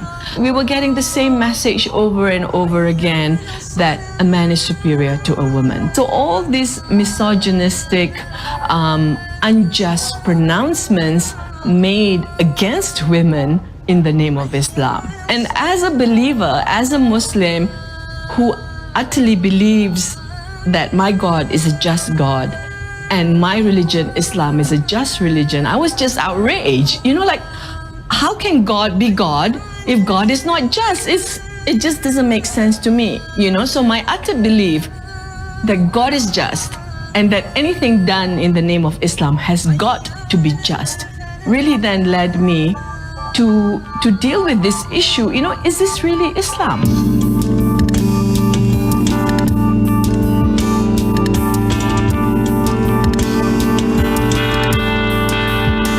The obvious next step is really to find out for myself whether what these mullahs, ulama, men are saying, you know, that they have a right to beat their wife, they have a right to four wives and all that, whether that's really in the Quran. So that's really how it began, and I wasn't the only one. When we opened the Quran again and read it with critical eyes, it is amazing. I mean, for us, it was actually the most liberating journey that we went through. It talks about the relationship between men and women as one of mawadda wa rahma, compassion and kindness, of men and women being each other's garment, as close as, you know, the cloth on your skin.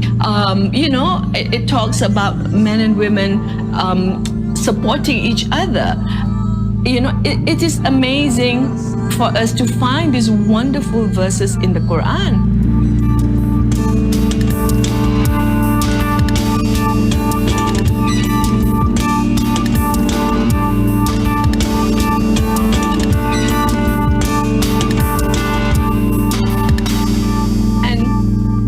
When there are a few verses in the Quran that's used to justify discrimination. For example, the verse on polygamy.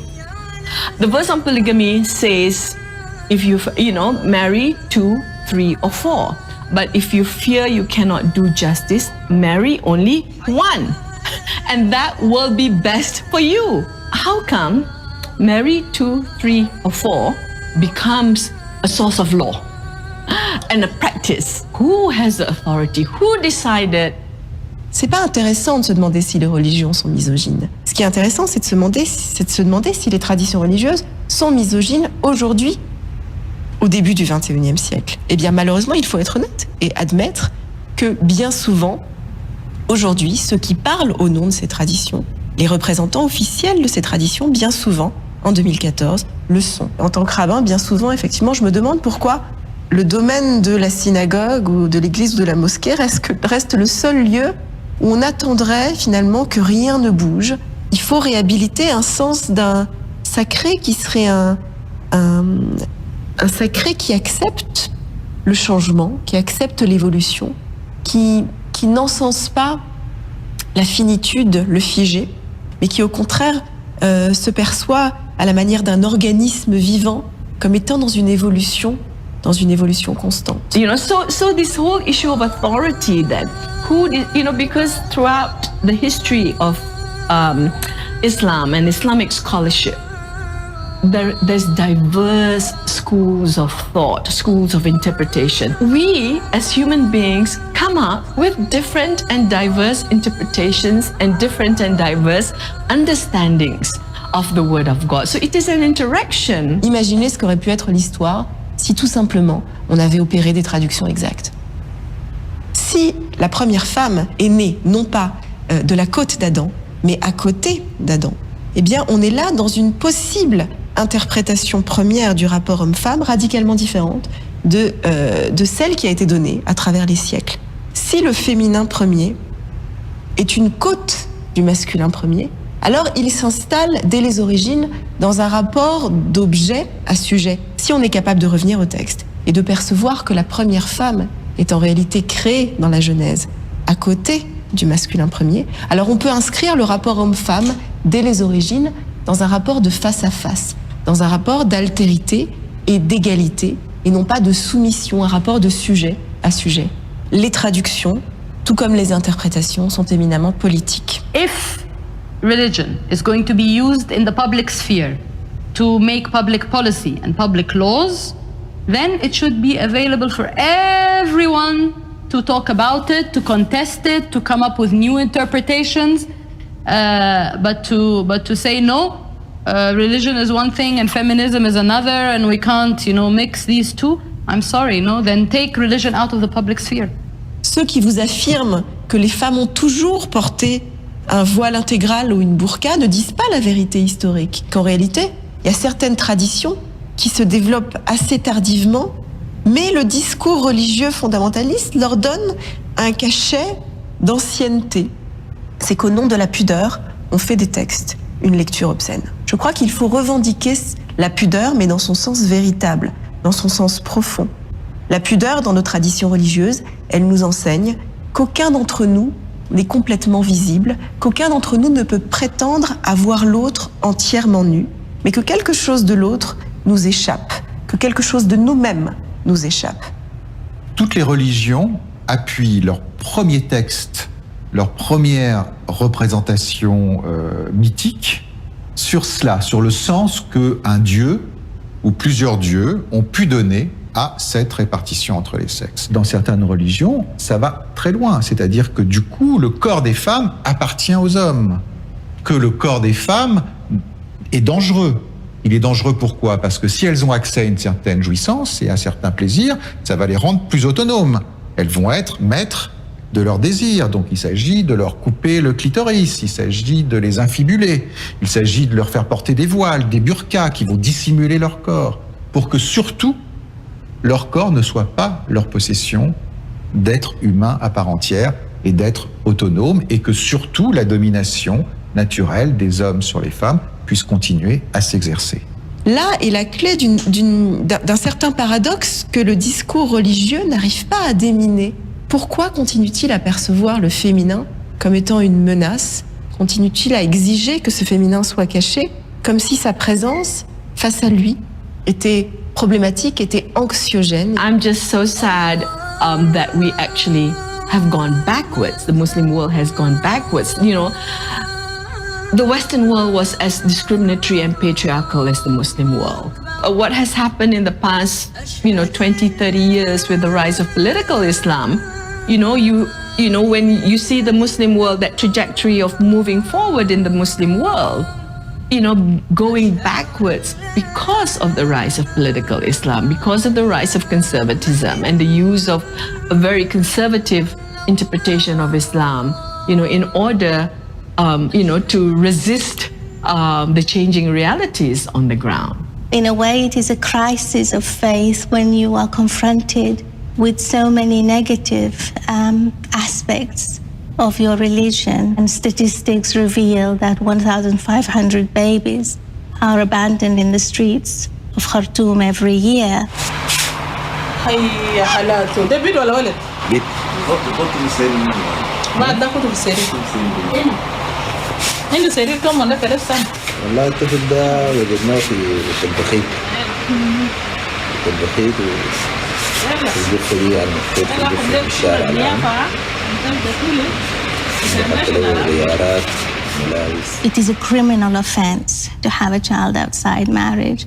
And so if you get pregnant and have a child outside marriage, you face the possibility of Sharia law being imposed on you and receiving 100 lashes.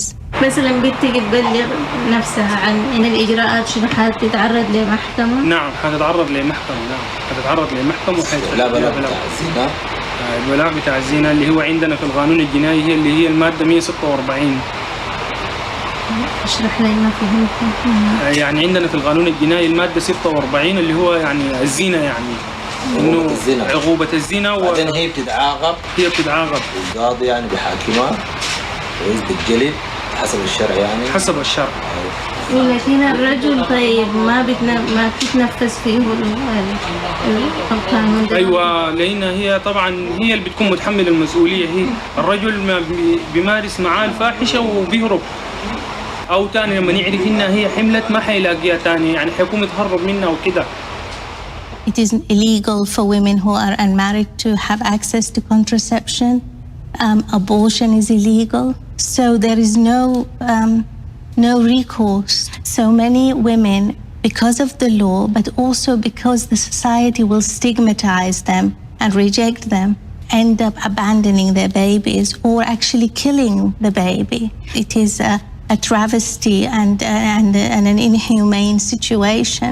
The ones that are found alive are the very, very lucky babies, and many, many more actually find their way into the morgue, either because the families have committed infanticide or the babies had died from exposure to the sun, to animals, or to just malnutrition. It is an enormous tragedy, not just in Sudan, but in all traditionally Muslim societies. I think there is definitely a crisis of intellect in our religion, in Islam.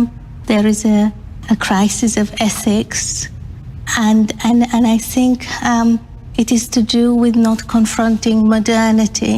Et on a tendance finalement à faire habiter la religion de façon presque autiste dans un monde qui la garderait soit complètement séparée des problèmes de notre temps, soit capable d'y apporter uniquement des paroles ultra conformistes et conservatrices.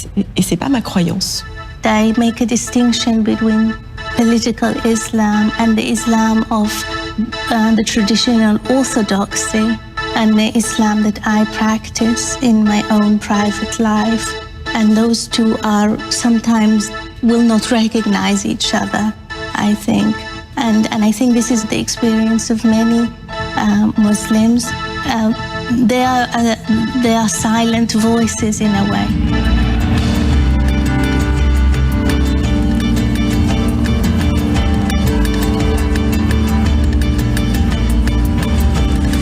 Tout va si vite autour de nous, le monde va si vite.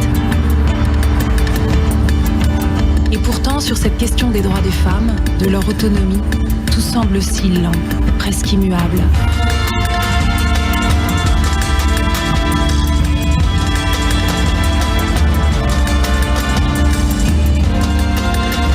Je réalise la chance que j'ai de pouvoir faire une chose aussi simple que déambuler dans les rues, aller et venir où je veux.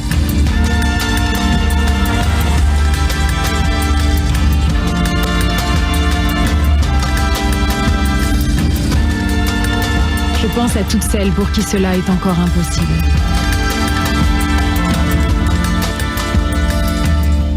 Violence against women is universal.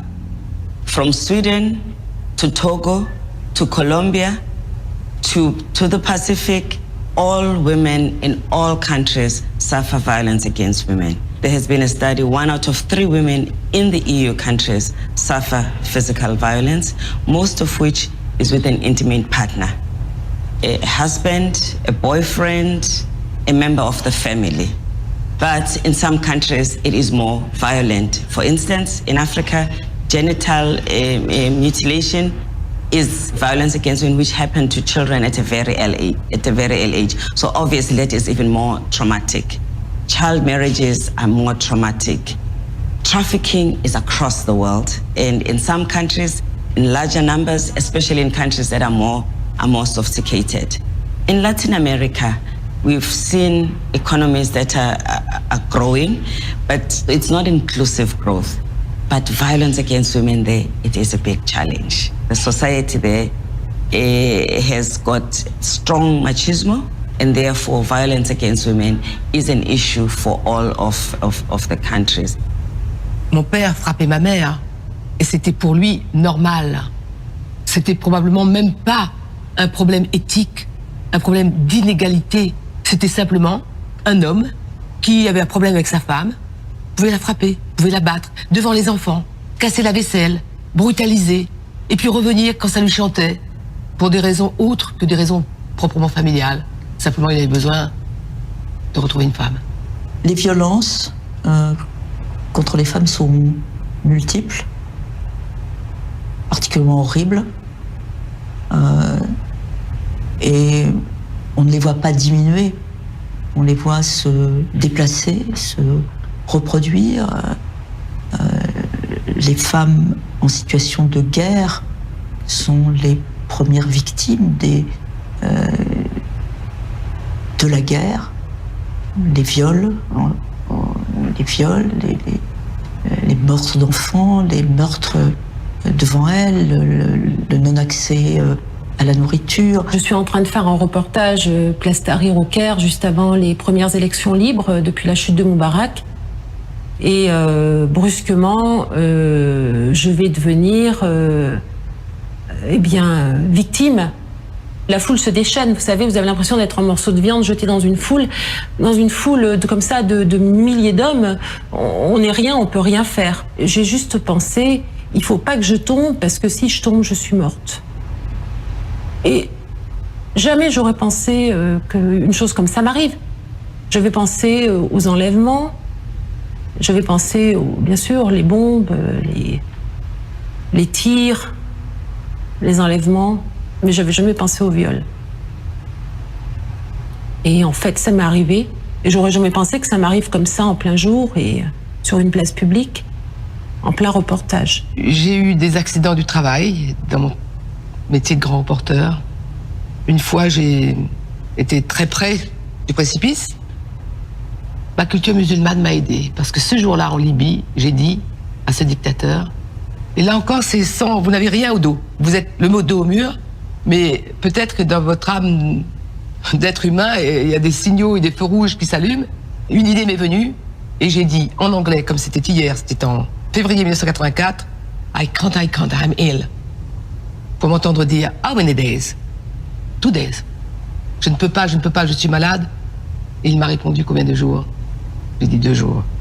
Donc je n'étais pas... J'étais haram, péché, pas concevable. De qui je parle? De Kadhafi, c'est connu. C'était en 84, j'étais en reportage en Libye et j'avais fait une interview avec le lieutenant-colonel Kadhafi. Et à la fin de l'interview, de fil en aiguille, avec la complicité de son interprète, il a cherché à m'égarer dans la caserne Azizia. C'est l'ultime défense, c'est la survie. On est dans le domaine de la survie. Et donc j'ai parlé, j'ai raconté ce qui s'était passé ensuite. Et on m'en a voulu. On m'en a voulu d'avoir parlé. C'est des choses qu'on ne raconte pas, c'est l'intime. Je dis mais non, c'est pas intime, parce que quand on est violé en plein jour en reportage sur une place publique, c'est pas de l'intime. Et j'ai été sauvée. Et j'ai été sauvée, si j'ai été sauvée, c'est aussi pour parler. Et je vais pas me taire. Je risque pas de me taire. Parce que quand on est journaliste, si on se tait, qui parlera à notre place? Et je comprends tellement bien après le combat de toutes ces femmes très courageuses, qu'elles soient en Égypte, en France, toutes les femmes violées partout, Aujourd'hui en Syrie, il y a plein de femmes qui sont violées. On n'en parle jamais. Et c'est une honte pour elles. Elles sont exclues de leur famille. C'est une tâche indélébile. Ça a toujours été une arme de guerre, le viol. On en a parlé pendant la guerre en ex-Yougoslavie, en Afrique, partout. Le viol, les femmes, on les viole pour les faire taire. Et là, si vous voulez, je pense que nous, les journalistes, on a été des cibles parce qu'on voulait aussi nous faire taire. The international community has spared no effort to address the question of sexual violence, to address the gendered impact of conflict. The Security Council has come up with a large number of resolutions, one after the other, to address these issues. And when I see what's going on around me, that rape is still used as a tool of war, that women are not spared, that violence against women has become an entrenched tactic of war, this is very disturbing. The physical violence done to women before they are born all the way till their death is paralleled by the structural and systemic violence embedded in our societies. The fact that the richest countries in the world, the most secure and democratic, still have 70 to 75% of women who will experience some form of physical violence in their lifetimes, and at the same time will be earning 30 to 40% less than their male counterparts, will not have as many chances to be in the boardrooms, the CEOs, the heads of state.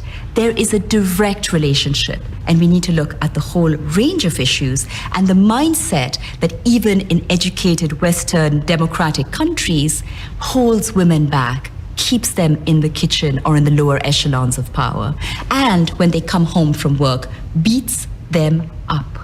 1 woman out of 3 here in England, in Oxford, where we are sitting, across Europe, and in the world at large. So we need to look at these as parallel issues. So you've been fighting apartheid. Can we compare this issue to the gender equality? Because after all, gender equality is about social justice, human rights. Apartheid affected every aspect of one's life. It determined where you stayed, where you went to school, who you socialize with, what rights you have, and basically what kind of a life you're going to have. The same thing happens with gender discrimination. It permeates every aspect of life, and that is why, just like fighting apartheid, it has to be fought at all levels and by everybody. Fighting against gender inequality is not a responsibility of those that are suffering gender inequality. In other words, it is not just for women to fight. Just like apartheid was not just fought by black people, just like slavery was not fought by slaves. So it unites people who believe in the same values, who must stand on the same side and take on the fight. Unfortunately, we have not reached that level in terms of the commitment of society when it comes to gender. In apartheid, it was different. No one was willing to be associated with being an oppressor. No one was willing to be friends of apartheid. Now, we've never seen a country where they say, we'll disinvest from a particular country because they oppress women, because they kill women. That comparison, I think, is very much appropriate in this context. Would you say that sexism and racism have the same roots? They are the two sides of the same coin. It's very important for us as women, as feminists, to involve men in the project of advocacy for our causes. We live in a society which is not just about women, it's also about class, it's about race, and the whole issues intertwine in very complex ways. All of that will change when men see it as their responsibility to bring about the change.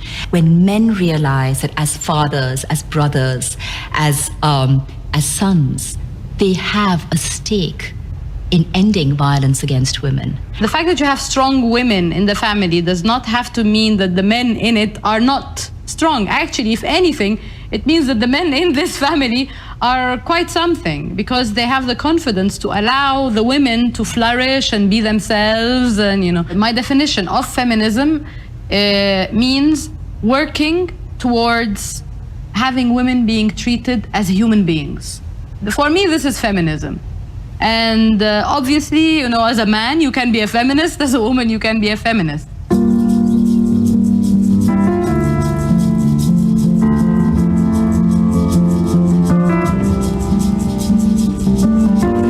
Si hommes et femmes unissent leurs forces pour endiguer la violence, alors peut-être pourrons-nous enfin envisager la paix.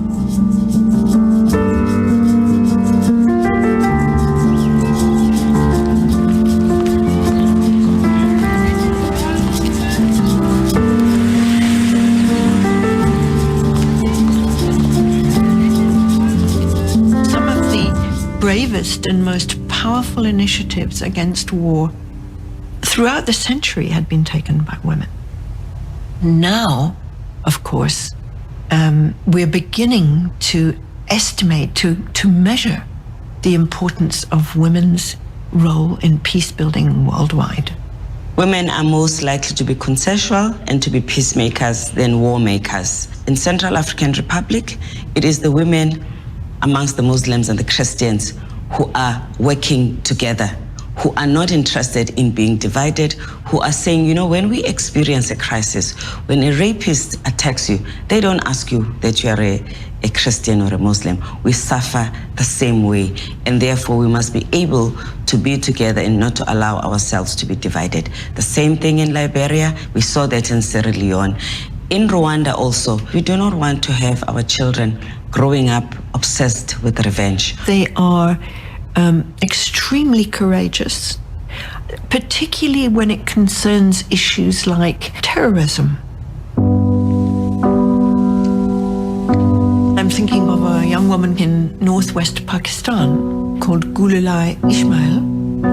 When Gululai was only 15 years old, she started an organization called Aware Girls, in order to make sure that young women in that area, which was really monopolized by the Taliban, to ensure that young women could go to school. Threats have been made on her life continuously, and she goes out every morning and continues her work. And she has even now taken her work into the madrasas where young boys are educated, and identified those boys who are being trained as jihadis and going back with them to talk to their families about why the Quran would not approve of suicide bombing. And she has had the most remarkable success in persuading young potential terrorists to desist, to stop. She has my total respect. Today, the fact is that we have more conflicts which are recurrent conflicts, so not new conflicts, but conflicts which break out after an ostensible, hard-won, long-negotiated peace agreement. Why? The key thing to know is that 50% of peace agreements fall apart within 5 years. Why? Because 50% of the population affected by war are not at the negotiating table. This means that the experience of those who suffer most in conflict, women and children, is not brought into the discussion. And this is absolutely crucial. However, when men who fight decide to stop fighting and sit at the table to make peace, they prefer to talk amongst themselves. In other words, being a killer qualifies you to be a peacemaker. I mean, how bizarre is that? That those who don't fight, those who don't take an arms, are not trusted as the ones who can craft peace. And those who fight and those who kill are rewarded by being the one who must determine the destiny of everybody. So the people that tend to be round the table to argue out the terms of a peace agreement are the generals, sometimes the terrorists, sometimes those who stand to claim, who profit from war, and sometimes simply career foreign service people. So the people for whom war is most injurious, where war hurts most, aren't there. So what's missing is all that suffering. If it's only men who are trying to find a resolution to the conflict and they're only looking at the political, the military solution, and all the rest of what makes up society is ignored, and half of the population of the country, we can never have a peace agreement that's going to last. If you leave women out of the peacemaking process, some of the very specific atrocities that are suffered by women are not attended to. Some of the reparations that are paid do not address some of the pain and suffering that was caused on women. When it comes to the absence of women at negotiating tables, there are, as far as I know, only 7% of negotiators are women and only 3% of mediators are women. This is absolutely unforgivable because there are now women who are trained, who are able, women from Iraq to Afghanistan to Sri Lanka to Nepal to Pakistan, who could perfectly well represent not just the interests of women, but the interests of humanity at the peace table. What we need is not simply a ceasefire or a military solution. We need to see how will we rebirth this cradle of civilization? How will we rebirth the values that make life desirable and possible between people, however different they may seem to be culturally, because we are all one in our human spirit.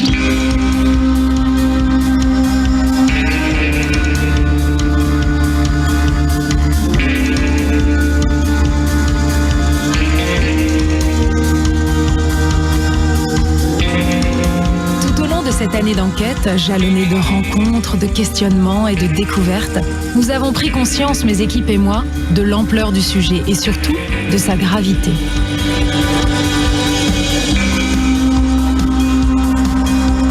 L'histoire est en marche et c'est à nous tous de l'écrire. Pourquoi pas avec un grand E comme égalité? Nous, on y croit. Et vous? Il y aura des hauts, des bas. Ça va reculer, ça va avancer. Mais tout compte fait, même si on avance d'un tout petit peu, on marche. C'est comme pour les mouvements de la décolonisation. Ça se fera.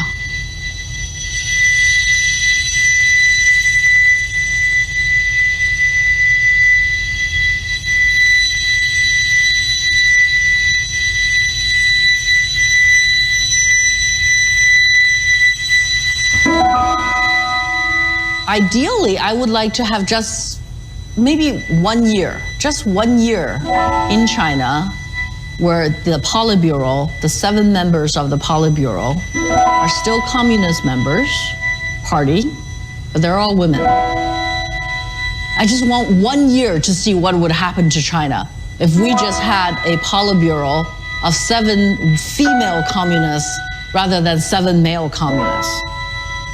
That's all.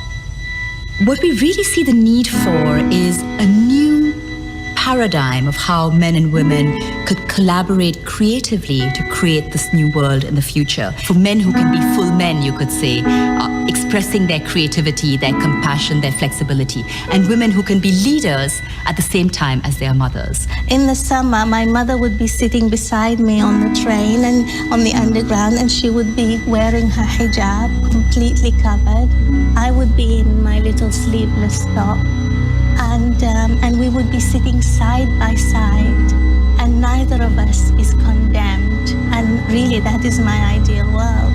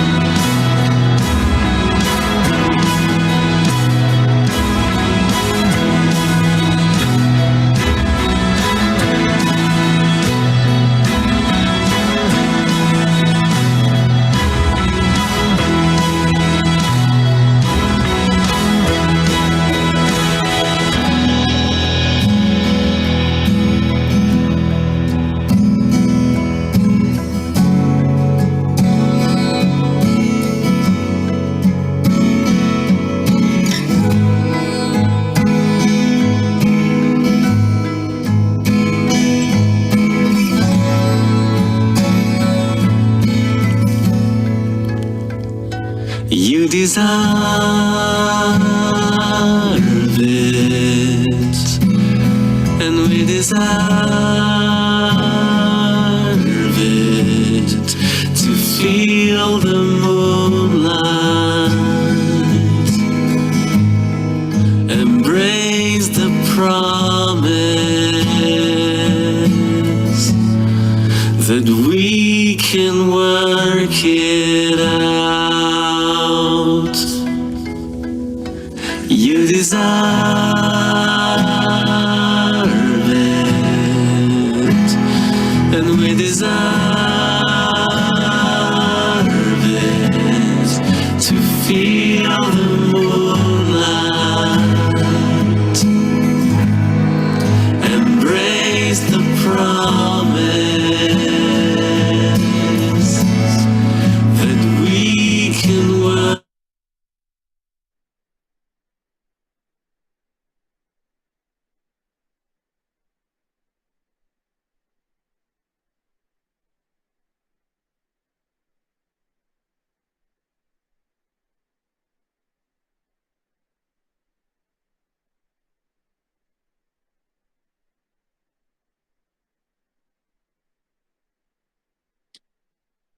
Abby.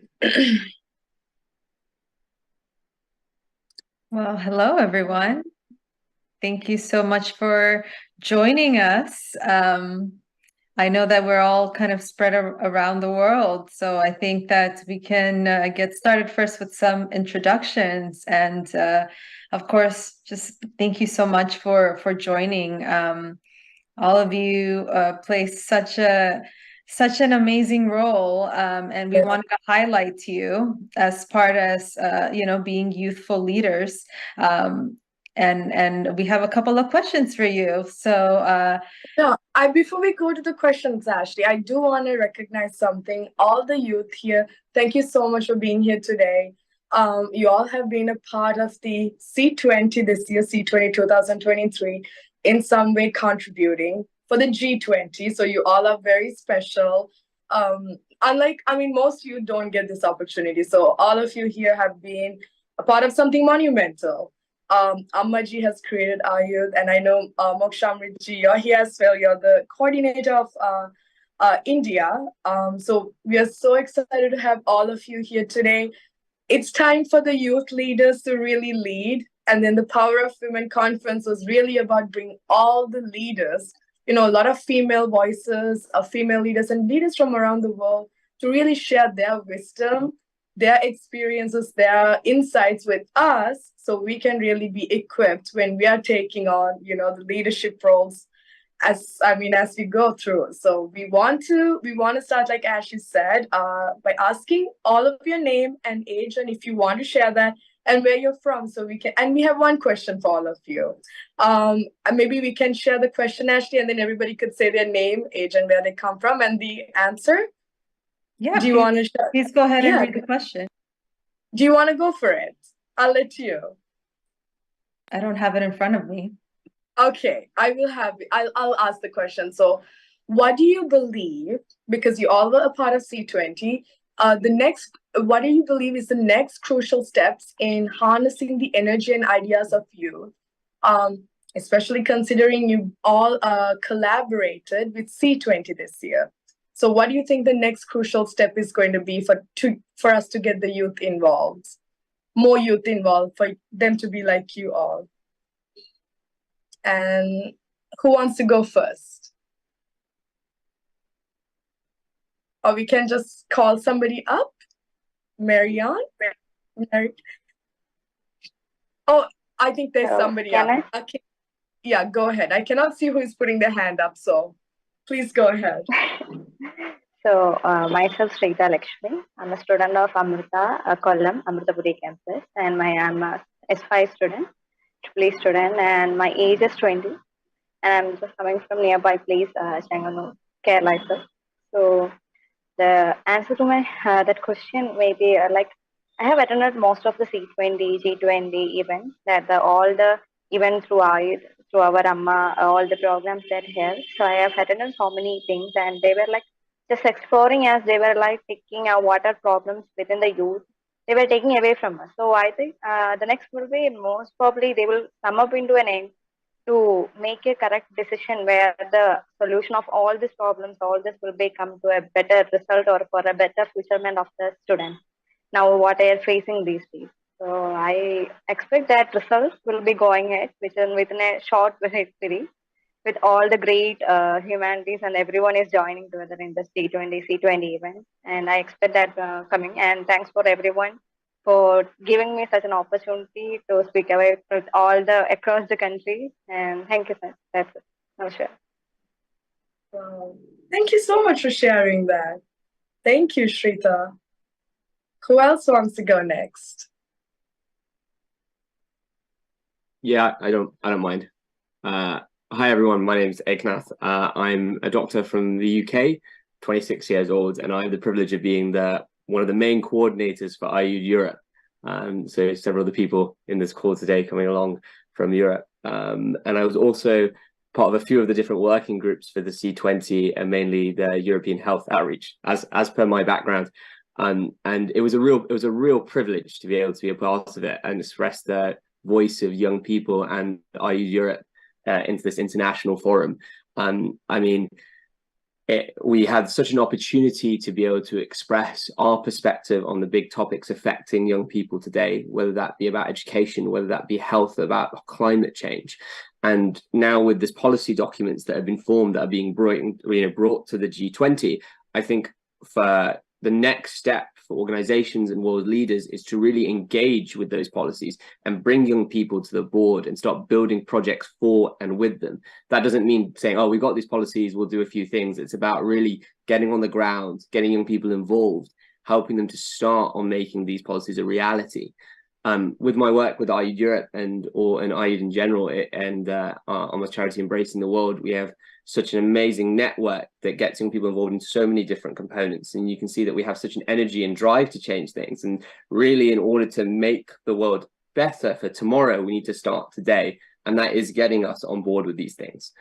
So when that conference happens, when the G20 happens, and like, okay, we have these ideas, it's going right. Well, then how can we involve the next generation and bring them into reality? And Embracing the World is really, really amazing at doing that. And yeah, that's the way to do it. So get started on transforming them into concrete actions, really. I mean, well said. I mean, it's well said. I mean, that's exactly what it is. Doing the policies, we have to get the youth involved. It's us who have to take it forward. So we need to be in the picture. We need to be a part of the conversation. So thank you for sharing that. I would love to contribute to that. I'm Anne. I'm also from IU Europe, also one of the organizers. I'm currently based in the Netherlands, but I'm doing my master's in Sweden. So I'm a little bit across Europe. I'm 24 years old, by the way, and I'm doing a master's in gender studies, which is also why I'm very happy to be part of this and why it was also part of the C20, or at least helped at the C20 working group around that theme. And my answer would be a little bit on the other side of the spectrum, I think, because getting more youth involved is always a goal and is always amazing, but we also need to know that we're being heard. And for me, that is one of the biggest issues, that generally we can be part of things like the C20 and we can help organize things and we can be part of that sort of base structure of young people wanting to change the world and wanting to be there, but we don't get caught up on how are we heard by the people actually in power. So what are we even contributing to if we don't know if we're being heard? So maybe, I'm not sure if that's a proper answer to the question, but for me, that's a very big thing of, we can be there, we can scream, but as long as we're not being heard by the people actually in power. So like the prime ministers who are now at the G20, for example, if they don't hear what we say, then, I mean, getting more people involved is always a goal, but does it actually do anything? Wow. I think you said so. Again, I think this is exactly why we wanted to have you all here today, especially Anne, for what you said. Power of Women is about amplifying the voices of female leadership and having men be a part of it, because it's no longer just about women empowerment. We need men to be a part of it. I mean, you all are doing such incredible work. And exactly, the voice is being heard. We have to amplify, we have to be heard, we have to be a part of the conversation. It's not just for an exclusive group of people. It's actually our life. We have to inherit this world with the climate crisis and the economic turmoil. So we need to be a part of the conversation and the decision-making processes. So thank you. Thank you for sharing that. May I add on as well? Yes, please. Okay, hi. So my name is Arshia and I am a student at Amrita University in Kerala. So I believe that getting a seat at the table isn't just enough in order to drive change in society. So I believe that the next crucial step in sort of harnessing the energy is to really invest in them. So the youth of the world, they are brimming with ideas and solutions, but they kind of lack investment to carry out their ideas. So for example, if we say the government of India, they have launched several youth-oriented programs like Skill India, Startup India, and many more. So I believe it would be beneficial if more such programs are rolled out for the youth so they can go ahead and make the revolutionary changes they wish to see in the world. I feel like the youth here got all the answers, exactly what needs to happen next. Does anyone else want to share? That was really good, by the way, I have to say. Thank you. So I have a question for all of you, actually. So what are some of the solutions that you propose, or what are some of the policy recommendations that you all propose?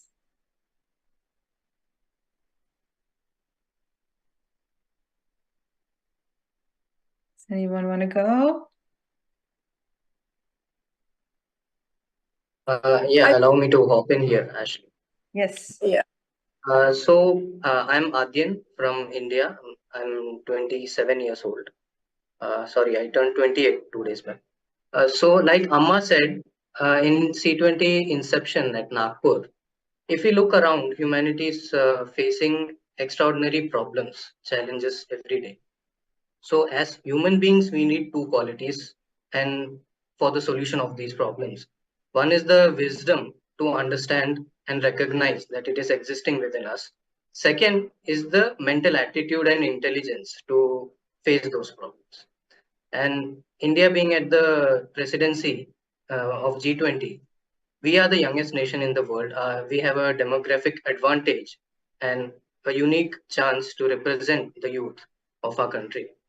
So C20 working groups are actually based on the principle of understanding the problems faced by various walks of the society, understanding public opinion and suggesting the solutions and bringing it to the Indian government.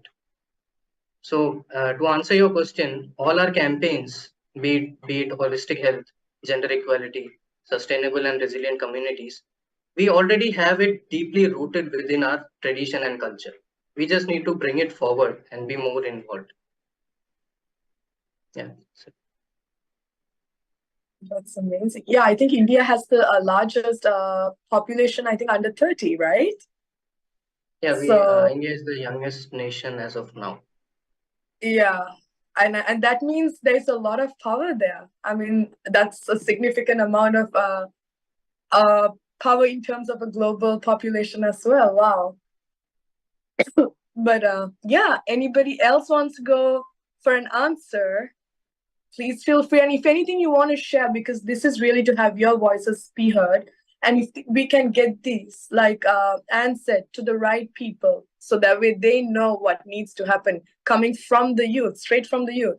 I think that's what needs to happen. So if there's anything you all want to share, please go for it.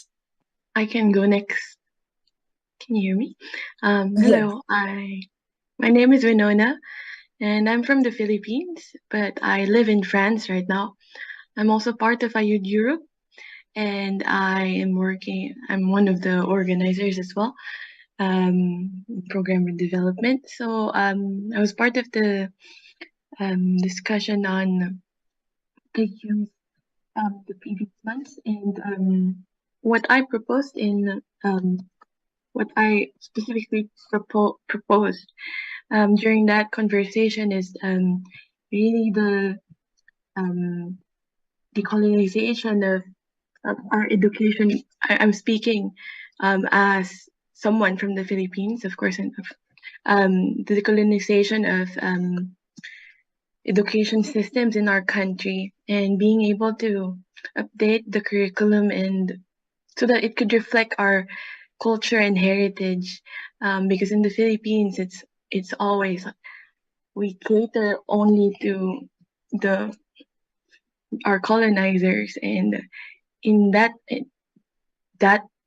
because of that, we're losing our own heritage, we're losing our culture, we're losing our language. We have so many languages that are now lost because we're only taught in schools to only speak 2 languages, English and Filipino.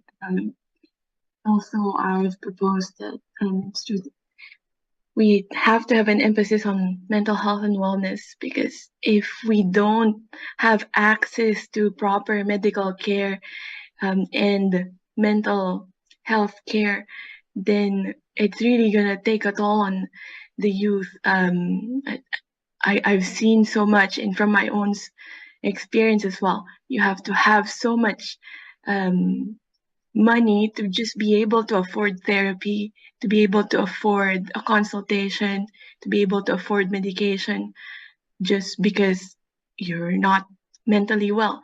So I proposed that this should be taught in schools, and counselors should be available without religious biases, because it is quite an issue in the Philippines unless it's requested for. And tools for coping with stress should be incorporated into the curriculum, because we're really lacking on that. And I know this is not just the case for my country.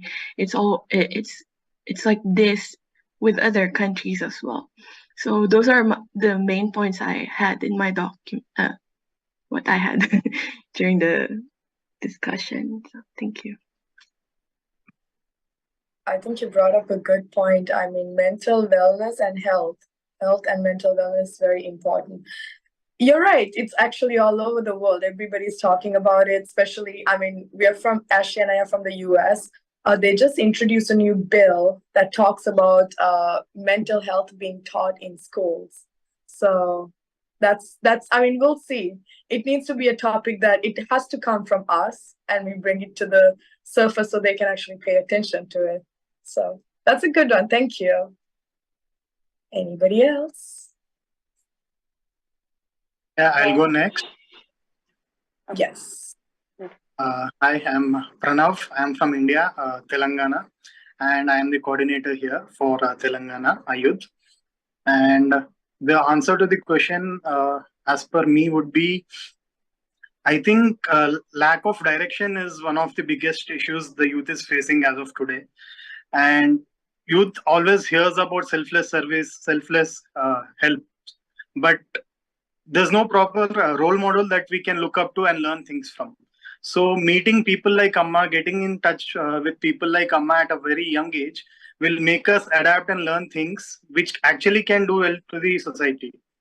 Like, I have been a part of this Ayuth from almost 12 years now, and I've learned a lot of things. I've asked my friends to join, and irrespective of, the caste, religion, or whatever it is, like, the theme of the G20 this year is Vasudhaiva Kutumbakam, which means one earth, one family, and there's nothing else.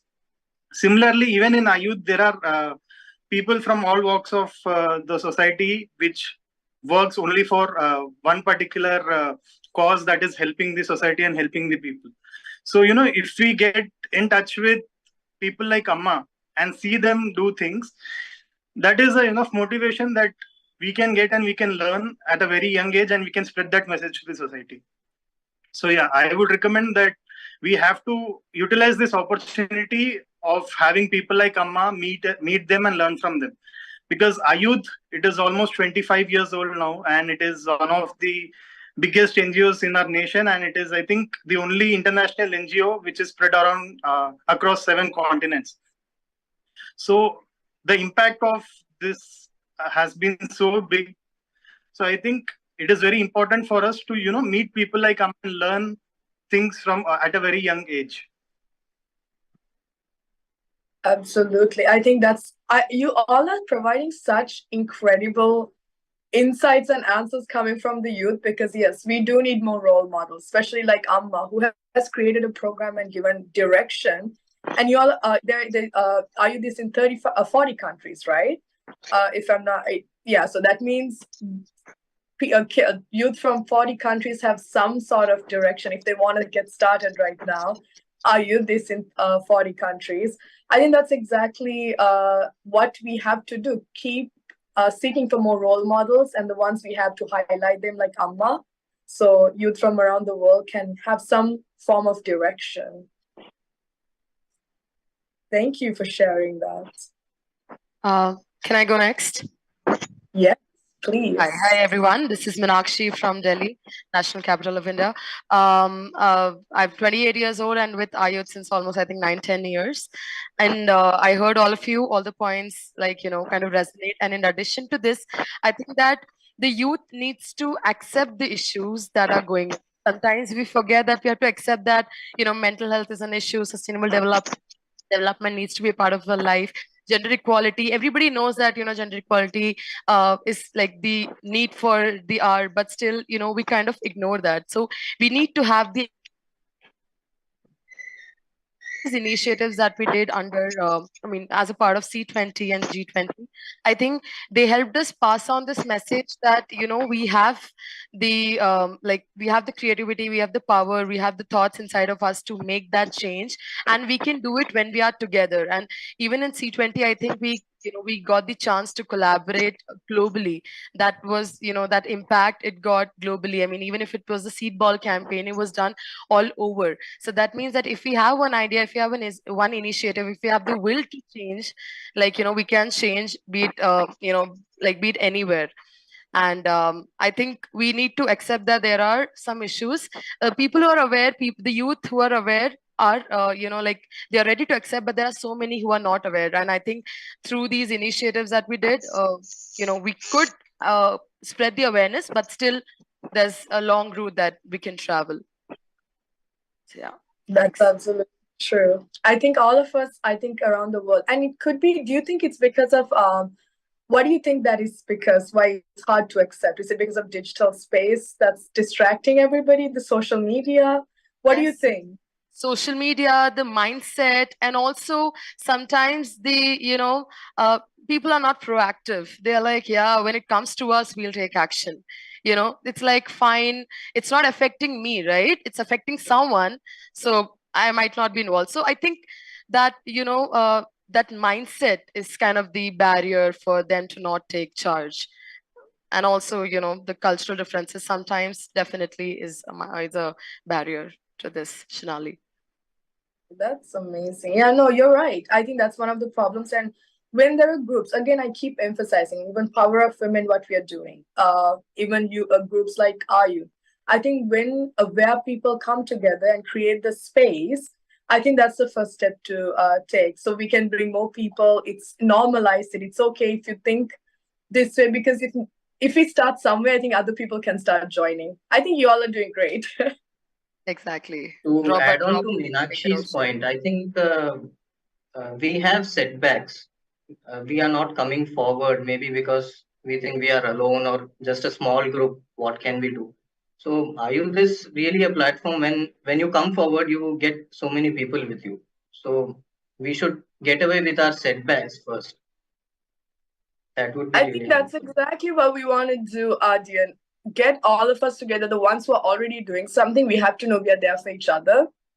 And that's why even like Power of Women wanting to partner with our youth is exactly that. Because when we find the ones who are doing it, we have to come together and listen, it's normal to do these things. And then from there, make it the norm, to do this, to be aware, to be understanding of what's going on around the world.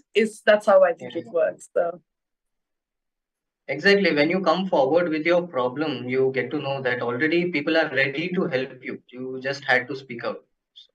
Absolutely. Every problem has a solution. Just that we have to find. Exactly. Anybody else who wants to join? Yes, go ahead. Can I go next? Yes, please. I'm Neha Rajak from MP. Basically, right now I'm Delhi. So I'm just adding some points in this. The pressure to change the world can be doubting, but changing the world can be started from your world. It could be your home, your school, your neighborhood, your community, and your city. I'm taking about the places that matter you. Through your actions, can you ignite a purse, spark your other peoples and inspire them to the same? There are real opportunity to create the change, and exactly where are you? Thank you. Thank you. We didn't get to see you. We wish you turned on your camera to see, for us to see you. But thank you for sharing that. Thank you. And I think I could not. I'm so sorry if I'm saying your name wrong. You had something to say. I know. Yeah, don't worry at all. Thanks. No, I mean, I just wanted to comment on how amazing all of these answers are, and again, thanks for having us. So again, from the perspective of Coordinating for IUD Europe, we had the real opportunities to contribute to a lot of the working groups this year. And one of the major outcomes, you were asking about what our policy recommendations were. Actually, you were saying, what did we concretely say? So I was just going back, and I think one of the major run-throughs that we were talking about, in a topic close to my heart, is about education. You see, one of the things that we think that really needs to be reevaluated, and one of the big policy recommendations we pushed, is a kind of international reevaluation about how we prioritize what we teach our young people today. And reprioritizing things. So Anna, when she was on the education panel, and I don't want to paraphrase for what she said already, but basically it was a reflection on the fact that we need to be introducing topics like legal, political, societal, and cultural components to our curriculums on a regular basis. And then we need to be looking at non-formal skills too, so giving people more skill set development over the course of time. I think another big one was we looked at the fact that AI, which is a controversial topic, but something that is blowing up in this world, and as a proponent of someone who uses it in their day-to-day work, it's something that needs to be used as a tool, and we need to start looking at the ethical ramifications of that. So it's one of the longer-term processes here is getting young people involved in the designing of education curricula going forward, and starting to move forward in these processes, because the way we look at information, the amount of information we get on a day-to-day basis is an unprecedented time in history. And our current systems, unfortunately, don't keep up with that. And the way we're taught don't keep up with that at the moment. And it's for them to come to us and say, what can we be teaching you guys? What can we be working together such that we can best prepare you for tomorrow's problems and today's problems?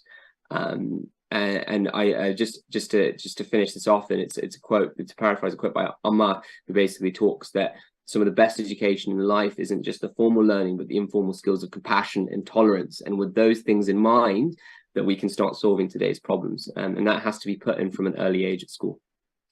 Okay.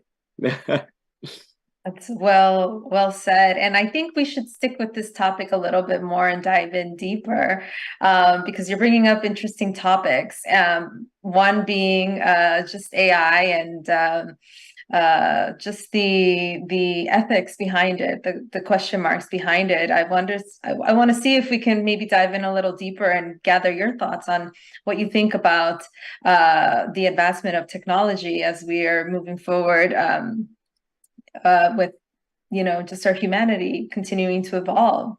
What are your thoughts on the concept of AI and technology to further our the impact, whether that's for the environment, whether that's to create efficiency? What are your thoughts about it? I'd love to answer that. So my name is Marilyn. I'm living in France. I'm also a part of IUD Europe for a few years now. And I think technology it's an effective and very, very cool and efficient tool if you know how to use it. The problem is that most of the time we don't know how to use it correctly and how to use it efficiently without losing ourselves in the process, because it can be overwhelming at some point. And the more you know about technology, the more you can use it efficiently. So it means we have to know about it. So we have to learn about it at school or other learning facilities, which means everybody has to know about it because teachers have to give it to students. And So how do you make sure everybody knows about it? How do you make sure the technology doesn't take off your life? Meaning, for example, we have a lot of data running around today, personal data, we all know about it, how it can be used against you to take money out of you, for example. All of these things have to be learned, and all of these things have to be learned by youth, because they can explain it to everybody who's not well with technology. For example, the parents, grandparents who will have to touch technology at some point as well. And how to make it more effective and to make it just learn by the youth to the youth. So the more we give the knowledge to the youth, the more they can spread it. I think that was an incredible answer. I want to say to tie something to what Ikanat. I'm so sorry if I'm butchering your name. Please correct me. And what Marian said. Technologies like electricity, right? When electricity was introduced and to us, electricity can cook a man a meal or electrify the man. So it's a matter of how we use the digital space, the AI, and going back to what you said about education system. How are we utilizing in the education system? Because we are not learning the same way we used to. That's a fact, especially after the pandemic. And then how is that going to be? How can we tie that into education and use it the right way? So these are good points. Ashley, I just want to ask all of you one question, candidly speaking here. How did you all get inspired to take this leadership role and really make, jump in to make a difference? You're all such, young individuals, and there's a lot of us just scrolling through Instagram nowadays because of so much information, just so much going on online. But like, what motivates you every day to, make a difference in your communities? And I'm just curious. I think you answered your own question. In our times, we had no Instagram or Snapchat. We were just out there meeting people. So that could be the main reason. We were more involved in the society. That's true. I can go, if that's okay. And again, for me, basically, and I feel like that's the thing for a lot of people, at least within Europe, is that you sort of roll into it because you meet people that are on such a same level as that you are, and that care about the same things, and that, well, basically, at least that's what it feels like to me. You get into a group and you feel heard and you feel understood and you feel that people want to change something. And if you have somewhat of an ambition to help facilitate that change, you'll just roll into a position of leadership sort of automatically, because you want to make sure that this change, or at least this group of amazing human beings, keep going. And so you just help facilitate it. At least that was the way it was for me. And I feel like it's also a fact of wanting to change the world and needing more people to actually, again, be heard, because more people make you louder, I guess. So that's what it was for me. Yeah. Hi, I'm Nishant, and I am 25 years old. Let me add a few points. I believe the thing which motivates me is I believe it's my own selfishness, because the more I try to, help people, I feel like more a little opening up. In this era where technology is growing and we are getting, packed up in just a single phone. If let's suppose you are in a metro, and then also you are just looking in your phone, you have many people around you, you are not even talking to them, so you are losing a part of yourself.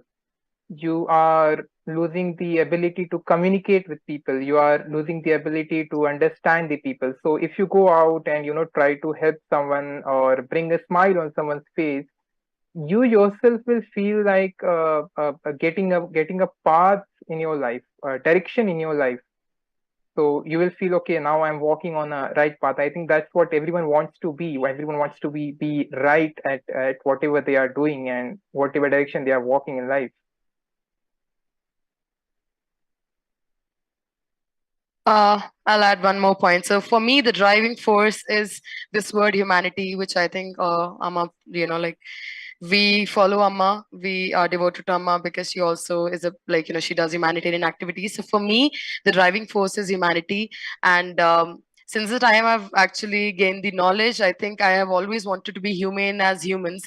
When I say humane as humans, I mean, it's not about being perfect. Everybody has flaws, humans have flaws, but it's about being nice, kind, compassionate, and helpful towards people, and try to do that a little bit. You don't have to move mountains. You can do a little bit and bring that change in someone's life, or bring that change in the society.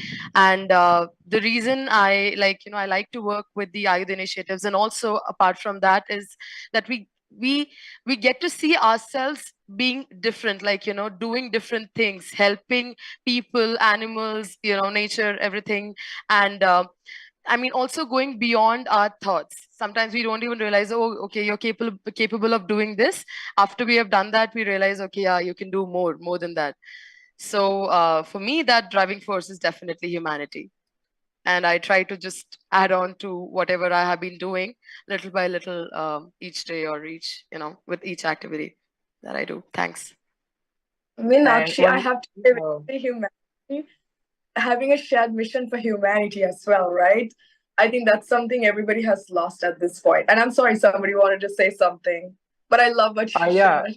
I was just adding a small point, like Amma says that, if we want to help someone, then we just don't need to, do big things. If we just put even a smile on our face, that itself is a very big deal. So if we can change just for a small moment of time in someone's life, I think we have done our own part. Yeah, right, Nishan. And also just one thought that came to my mind right now.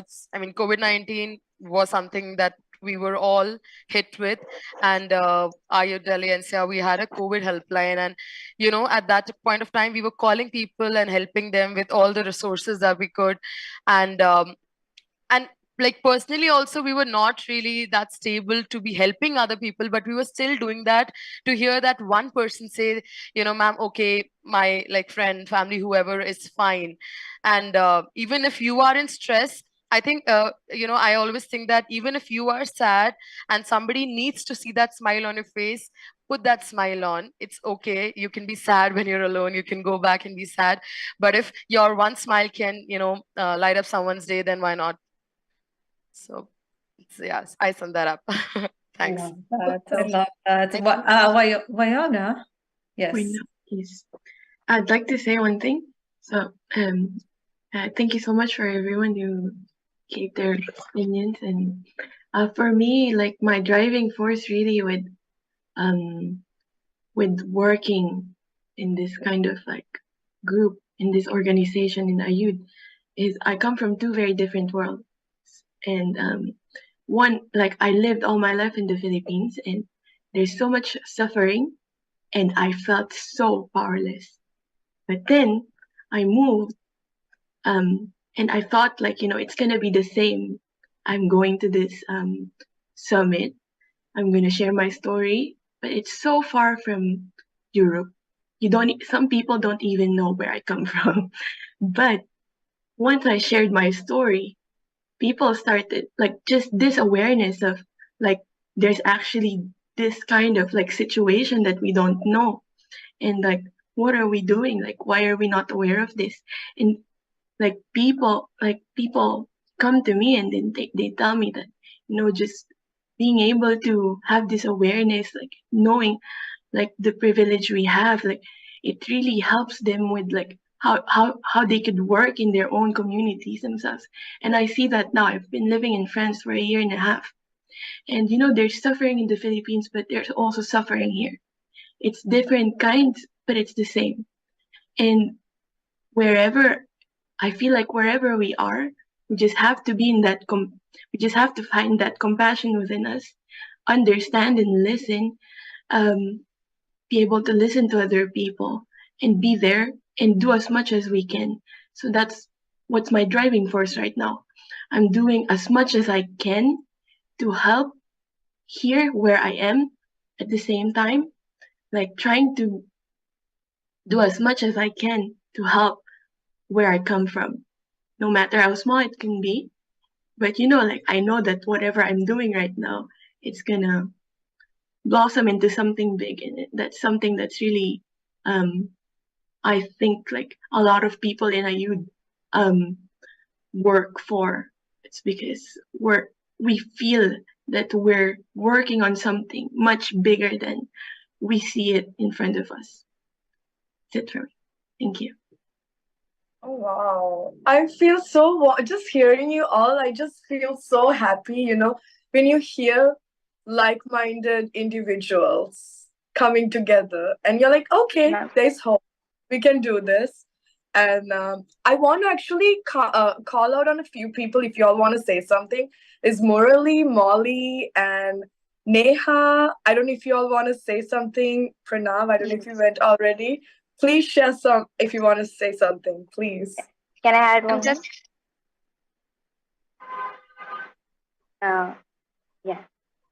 So one thing, like my experience made me to like inspire or to come out of this. So what my experience was after like joining all these organizations of RU, after being in activities joined with Amma's blessing. So all the activities, before all these things, I was just planning, okay, this will be good for the society if I do this, or a community of people will together campaign and will do this. It will work out. So all my mind was like, it was like planning, okay, if I do. But after once my life has, after joining when I started doing the activity, I just realized that planning does not even work. So once you have come out of that, and when you are started, even a small thing, you are started, that small thing will be noticed to a single person. Maybe that will be shared to the next person and next person. It will be becoming more wider. So the practice, and more than the book, making you a practical knowledge. So even in our schools, most of the time we realize the movie scenes, right? Most of the time we realize we will learn from our situations, experiences. So from the book to a practical, it will be more easy for us humans to learn. So that made me to more. Even the education system, we can move forward a lot. We have lesser practical session in our schools. We didn't experience any more difficulties. Most of the people or most of the children maybe get afraid when they come or elder, or they will get a big opportunity or big stage. They will be afraid because they experienced this before. So giving them such an opportunity or experience from the root where they are having in the schooling, and that is what from book to the practical. That's what I have like getting an experience. And you both were really cherishing for all our answers. And I think you, ma'am, if you have some throat problem, you could take some water or something. Yeah, take care of you, ma'am. Thank you. We definitely want to work with Ayud. We are just so thrilled because we love the work Amma does. I mean, just the fact that the way Amma handled the C20 this year is remarkable. She just made sure that everybody felt inclusive, and I think that's the leadership, the feminine leadership, right? Making everybody feel inclusive, feeling love, the compassion. I think this is so profound. I mean, it's something we have to take to the world. This is our job, actually, our responsibility to make sure it doesn't matter if you're a male or a female. It really doesn't. It's just those qualities that we have to take forward, learning from it. And I think all of you said so beautifully. And I want to make sure we hear from Neha. You wanted to say something. Please go for it. And share something. For me, driving force is my peace, my love. Whenever I gave someone a little smile, even for a second, I gave someone smile, then it gave me so much of peace, mental love, and compassion. So I'm here self only for me, myself. So, thank you. Peace of mind, yes. May I contribute as well? Yes, please. Yeah, so I think the greatest motivator for me It's just the simple fact that we will be facing the direct consequences of our inaction. Like our generation, that is the millennials and Gen Zs, we'll be facing tomorrow, and we all wish to have a safe, comfortable, peaceful future to look forward to. We all wish to have something exciting to look forward to, and not just some depressing thought that the world will continue to warm up and there is nothing we can do but just like wait till the end. You said it so well. I mean, it's our world. If we don't do it, I mean, if not us, then who? It's our world. We are inheriting. We have to step forward. We don't have a choice, actually. So, well said. Hello. And hi, Molly. How are you? I'm joining from Kuwait. I'm not a youth, as you can see, but I teach youth. So I've been listening to this wonderful panel of speakers with their very open ideas and very reformative ideas, transformative ideas. Now, as a teacher, I lecture here, and Amma's teachings, Amma's philosophy is what that I follow in my classrooms. So one of the things that I want to reiterate as teachers or as students is, as a teacher, I always engage my students in the planning process. As one of the speakers here said, you need to prioritize what you teach, and you also have to include them in the designing process of of education. So as a teacher, I do include my students. I give them the sense of agency. So this is what we are learning, and this is coming from you. So that itself, seals the part where they're also part of this learning process. And then, as one of the speakers said, non-formal skills, it's a very must. And every teacher who's teaching the youth, I think they have to play a very big part in imparting those skills. And I love the discussion. I just put in my 2 cents here, but you're doing a great job. Yes, thank you. Murali, do you want to say something?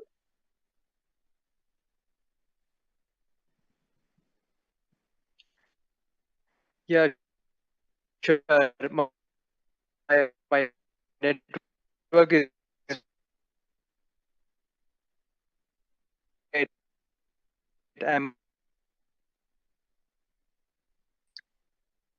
I don't think we can hear you, but it's okay.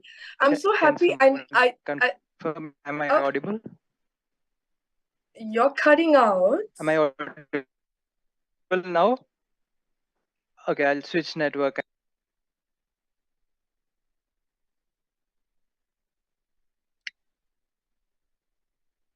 I think we lost Murali, but as we're concluding, I want to say something. Actually, please add as well. These are some brilliant minds. I think you already know. That's why you're doing what you're doing, all of you, every single one of you here. Brilliant minds with very, very structured and very thoughtful ways of seeing the world.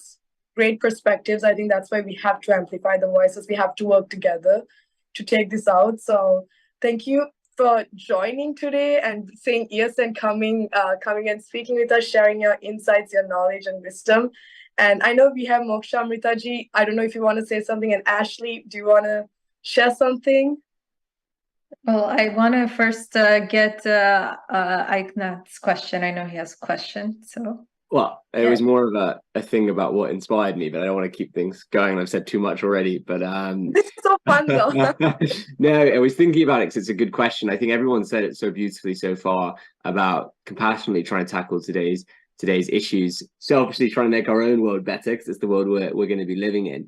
But for me, I mean, the world can get very, very bleak sometimes. We turn on the news and there's another problem. It feels like we're just on this unsurmountable path of difficulties and into this darkness. And even when I was working during COVID, it was really hard to keep that positive light and to think it's worth going through. But then you come to these things like to this wonderful group that's meant today. And when I coordinate the summit, so one of our big projects every year, we bring hundreds of young people together for a week for this kind of event.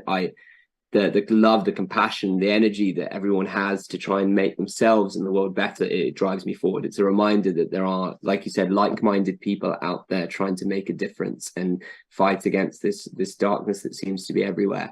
And I'm standing and listening to all of these people, that some of which I've never had the amazing and the privilege of meeting and hearing what they've done, then it drives me to keep going and keep doing my day to day. So I really want to just say at the end, thank you for letting me be here, but also for everyone here who's shared. It's been amazing. Thank you. We're honored you all joined. Thank you. Singh-Ally, am I audible now? Yes. We can hear you. We can hear you. Yeah, thanks. Sorry for my bad network earlier. But I just want to add, it has been an absolute pleasure to listen to everyone, listen to all the youth volunteers, young volunteers making a difference in the world, and those who have worked really hard to make G20, C20 a mass movement. So myself, Murli, I am one of the mentors for Kerala Youth Chapter. And if you look at the G20 this year, I think it has been an unprecedented success story, a watershed moment in the history of G20. If you look at that way, I just read about how African Union is now added as a permanent member to G20, which is again one of the I think a significant milestone if you look at it, especially from a global South perspective. So this G20 has been unique in many ways, and so that has really helped. And somebody you mentioned about how Amma has taken C20 to a completely different level. Again, we all of us as a youth family, we were very fortunate to be part of this moment, and take guidance from Amma and take C20 forward. So I think couple of things really coming out of this. One, to me, the power of the youth. How can youth really take forward these initiatives and make it to a mass movement, reach out to a large number of people, get them involved. So that has really come out. They're not just youth. A lot of youth organizations have worked. Y20 has made huge efforts to make this a mass movement. Youth, many other youth organizations. So it really shows the power of youth, and we can solve a lot of issues. Youth will be able to solve a lot of issues, provided we are able to channelize the energy. If we are able to leverage this potential, youth potential, we'll be able to resolve a lot of global challenges.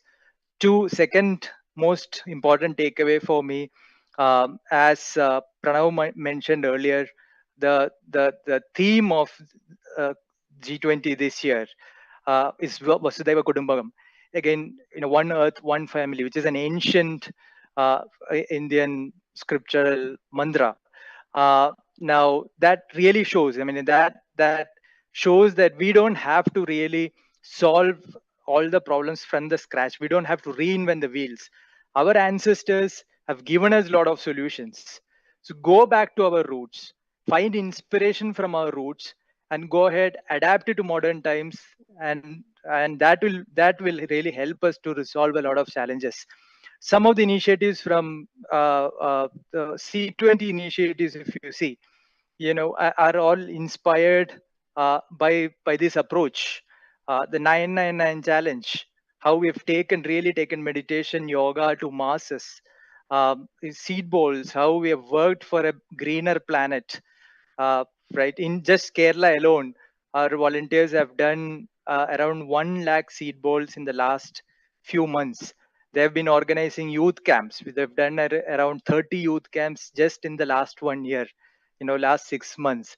So we don't have to youth, as youth volunteers, we all, I think I can agree that we don't have to really reinvent the wheel. We can go back to our roots, learn from our ancestors. They've given us, let's leverage their wisdom. They've given us a lot of inputs, a lot of information, a lot of knowledge. So if we can leverage that, again, that will help us to accelerate our efforts to bring solutions. So those are 2 cents. Again, thank you for this wonderful discussion. Very inspiring to hear to all of you. Let's take this momentum forward. I think that's going to be the key. Back to you. Thank you, Marilyn. I think together we are stronger. So I think all of us coming together, we are going to take this forward. I mean, it's our world. I think Meenakshi, it was you who said it, right? I mean, we don't have a choice. This is our world. We have to take this forward. So I'll say one thing. When I hear all of you, we talk about power of women just being a space, holding space. And when you all come in here and, you know, share your insights and wisdom and, you know, letting us hear your voice, what I feel and the word that comes to mind is hope. I feel a lot of hope. I feel very hopeful for a brighter future. And as is the case, that is the theme: one earth, one family, one future. I really do feel that when I'm with you right now. So thank you for sharing your brilliant insights and for shining light into the world for everyone. Hi, Singh-Ally. Please, Moksha Amritaji, I would love for you to share some words before we conclude. Thank you for making this happen. You're behind the scenes, being a driving force, serving Amma's vision. So thank you. Thank you. Thank you for giving opportunity to all of the Ayodhyans. In fact, when you messaged me today, I was out there on the field and we were doing the last round of our global seed ball campaign. And we were spreading about 70,000 seed balls in a huge forest area when you messaged me. And I somehow managed to come back to my room to attend this particular live session. But I'm very, very happy that most of our Ayuth members are here today. My namaskaram to them. And as you rightly said, Ashley also mentioned, Ashley, is that the right pronunciation of your name? Yes? Yes, yeah. Yes. Okay.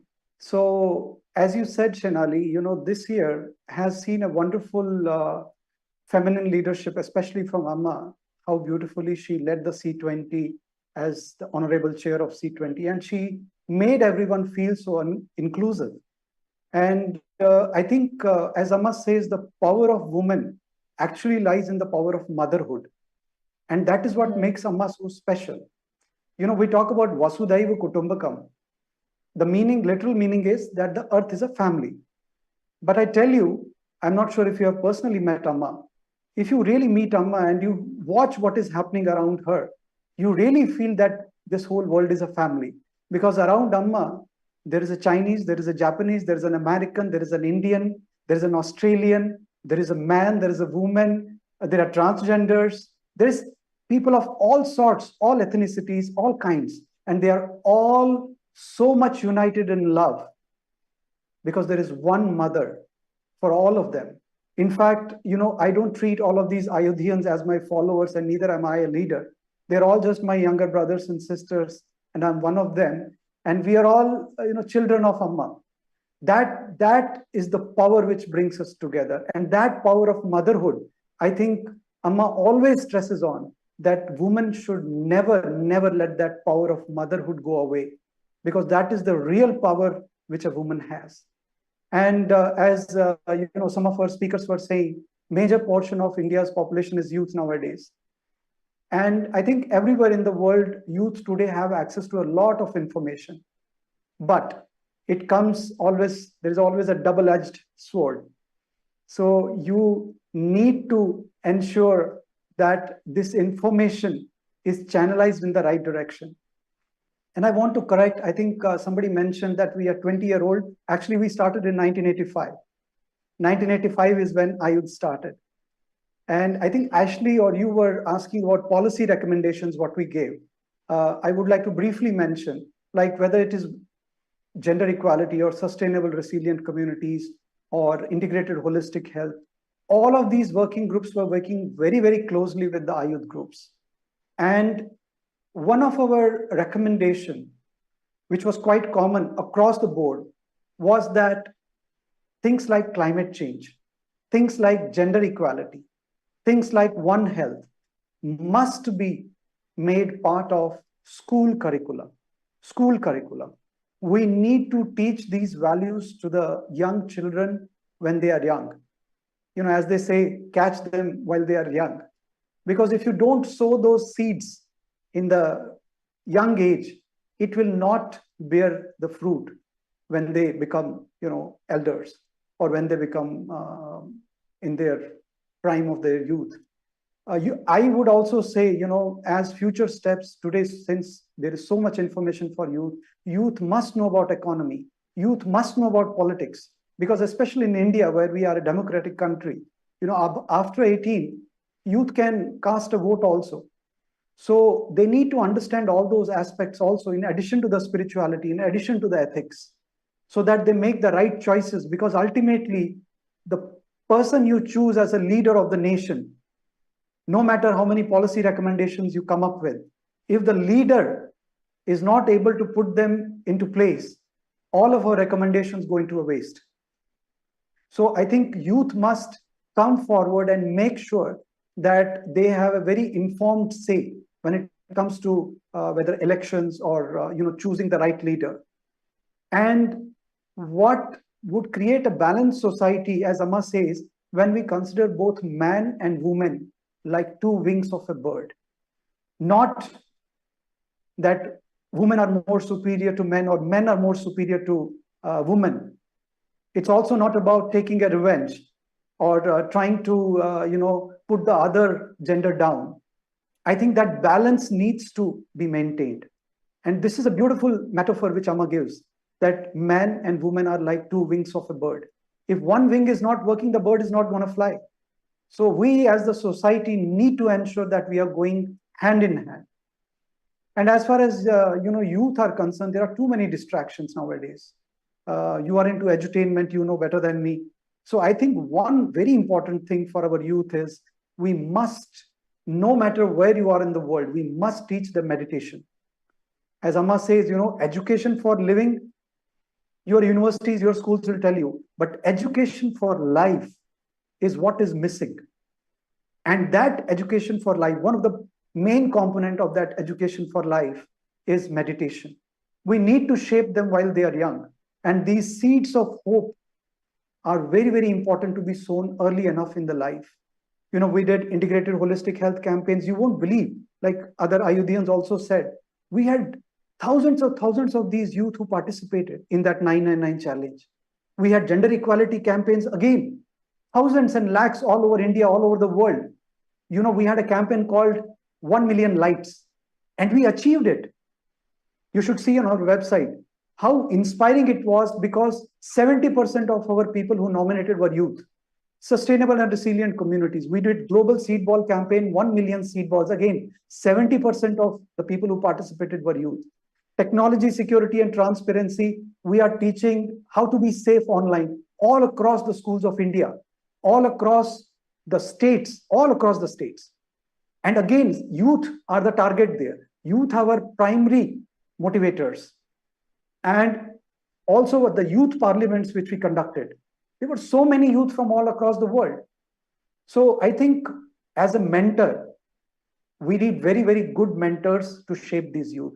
It is our duty to also produce good mentors. See, all of the youth people were here saying that they were inspired by Amma. Why? Because Amma is such a beautiful mentor. Amma is such a great mentor. She is walking the talk. And whether we know or whether we agree or not, we are also somebody's role model. And we must make sure that we try to be a good mentor to everybody. And as Amma says, leader is someone who has to be open to all. One size fits all approach does not work. We have to go down to the level of every single person. Amma says leader is not someone who commands. It is someone who is ready to serve and be the servant. And that is what Amma is showing through her life. And that is why she is such a great leader. I told you the other day also, starting from the vice chancellor to the peon of the organization, anybody and everybody can approach her.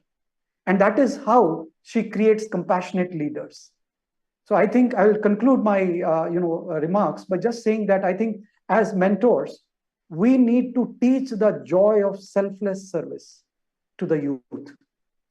And these Ayodhyans whom you are seeing today here on the panel, I think they are wonderful people because they go out of their way to do the selfless service. Really, my heart goes out for them. They have to balance their work life, they have to balance their student life, and so many other things. But they take out time and voluntarily, selflessly are there to serve the society. And I'm so happy that you have provided them this platform to voice their opinions, and I hope this partnership goes a long way. Thank you once again, Singh-Ally. Thank you once again, Ashley, and love to all my Ayudians. Thank you so much. Thank you, Mokshamrita ji. I think you did a beautiful remarks to conclude our conversation. You said everything I was thinking. So thank you so much for all the Ayuthians who are here. You are all so brilliant, and I know you're all going to be working together soon and really take this forward. So thank you. We are honored that we got to have your voice be a part of what we are doing. So thank you so much. Thank you. Thank you for joining us, and let's stay connected, please. You're all wonderful people.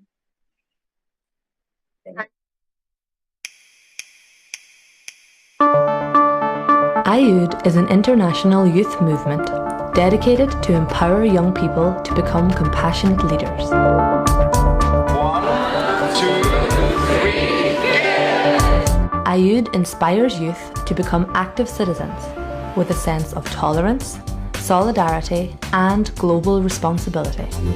Ayud is the youth wing of Embracing the World, a global network of humanitarian organizations.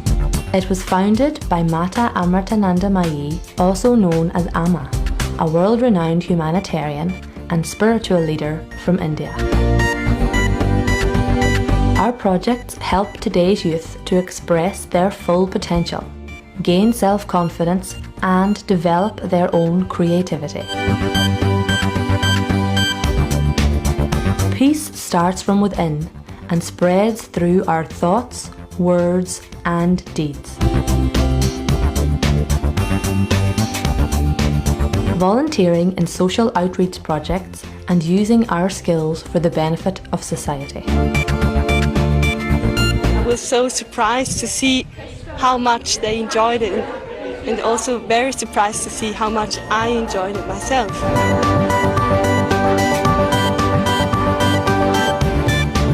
Protection of the environment through our initiatives, inspiring the next generation to live in a sustainable way.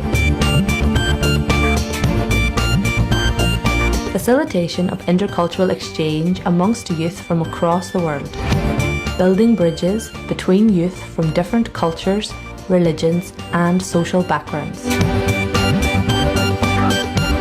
We are a new generation of compassionate, responsible leaders.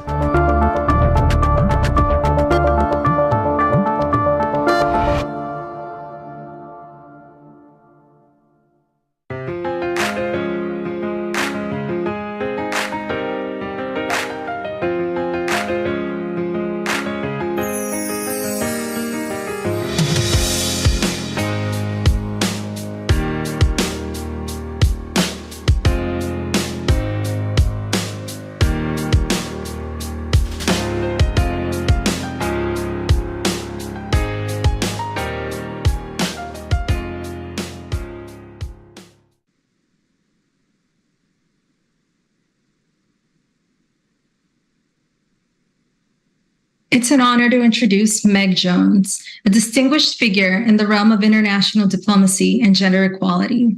Meg's extensive experience and unwavering commitment to advancing the rights and empowerment of women have left an indelible mark on the global stage. Currently serving as the international coordinator for the Gender Equality and Women Empowerment Working Group of the G20 Engagement Group C20, Civil Society 20, Meg Jones plays a pivotal role in shaping policies and initiatives that promote gender equality on a global scale. Her work is particularly significant under the Indian presidency of the G20 in 2023. Meg's journey in advocating for gender equality has taken her across the world, spanning 78 countries, and her contributions have been recognized with numerous international awards. Notably, she was honored as Women of the Year by the Organization of Women in International Trade, a testament to her dedication and impact. With a background that includes roles at the UN, the International Trade Center, and the Office of the UN High Commissioner for Human Rights, Meg Jones possesses a wealth of knowledge and experience that informs her in empowering women and promoting gender equality. Today, Meg will explain what is C20 and Gender Equality and Women Empowerment Working Group. Meg, welcome to the Power of Women Digital Conference. It's such an honor to have you with us. Ashley, thank you so much. I'm delighted and honored to be here with you today. Thank you. So look, actually, what I'd like to do at the outset is recognise the very good work of Power Women Digital, because this is exactly what we need at this time. At this time in India, who holds the presidency this year for the G20, we have the heads of states of 19 countries, plus the European Union, meeting in India. So it's fantastic that your organisation has put this series together, because this is exactly what we need to be, that translator between what's taking place in the dialogues with the heads of state and what it is that civil society needs to grab hold of and run with going forward to keep our governments accountable. I mean, the C20, as you know, is Civil Society 20. We are one of the 11 engagement groups of the G20, which was set up to actually interact and advise those governments through a process on what the pressing issues of the day actually are. It's a big, heavy lifting task, and each government that takes it on each year needs to nominate a strong chair to bring civil society together. And we certainly have that. Modi, Prime Minister Modi, in his infinite wisdom, did actually appoint Sri, and I'm going to get her name beautifully correct because it's a little bit complex for those of us from overseas, but it's certainly worth looking up the extreme words of wisdom of our leader here, Sri Mata Amritananda Mayi Devi, otherwise known as Amma, who is the chair of the C20. Before I go into exactly what the C20 is there, Ashley, I wanted to take a step back and look at the G20 with those 19 countries plus the European Union. And let's have a look at why that's so important that civil society has a direct line of dialogue with the G20. And that's because of this reason. The G20 members represent 80% of global GDP, over 75% of global trade, and about 2/3 of the world's population. So it's got a significant power. And one of the advantages of the C20 countries, the G20 countries coming together, is that they can learn from each other in difficult times. In fact, that was why the G20 was established. Roots in the financial crisis, has worked its way through also in dealing with navigating the more recent COVID pandemic as well. So what the governments can learn from each other is best practices, which can be learned and reapplied in different countries. Now, the thing about government policy is that it does, of course, impact civil society, impacts individuals. And we as a voice, we need to have a voice to get through up to our leaders at the domestic level and then more broadly across this group. And that's actually what the C20 is. Now, in the context of the C20, under India's presidency, we have an unprecedented number of working groups underneath the focus of the work in the C20. And this is important. And I think the government of India, and in particular, Amma, this represents her understanding of not only the political issues of the day, but the social and environmental issues of the day as well. The mantra is one family, one future, one earth. So we've really captured that in the different engagement groups that we're looking at under the C20. So what I'd like us to do here, Ashley, if you wouldn't mind, is to put a little video together. We've put a little video together here to actually explain what the C20 is. And there's some key highlights in that in terms of the number, the breadth of the engagement we had this year, and also what the areas of the key policy recommendations. Within Civil 20, the Gender Equality and Women's Empowerment Working Group, formerly known as Gender Equality and Disability, is committed to holistically examining and addressing the the multifaceted dimensions of inequalities and disadvantages experienced by people of all genders. We reflect the global commitment to ensure gender equality and recognize that this is a cross-cutting issue that affects all aspects of sustainable development. Under the guidance of the Honorable Chair of Civil 20, India 2023, Mata Amritanandamayi Devi, Amma, the Gender Equality and Women's Empowerment Working Group aims to reinforce an approach to equality and development through an understanding that mutual respect and compassion, regardless of gender, should be at the core of global governance for societies and the planet to flourish sustainably. Through this lens, the Gender Equality and Women's Empowerment Working Group's focus has been centered on 6 interconnected sub-themes that approach gender equality from the perspectives of economic empowerment and sustainable livelihoods, physical and mental health,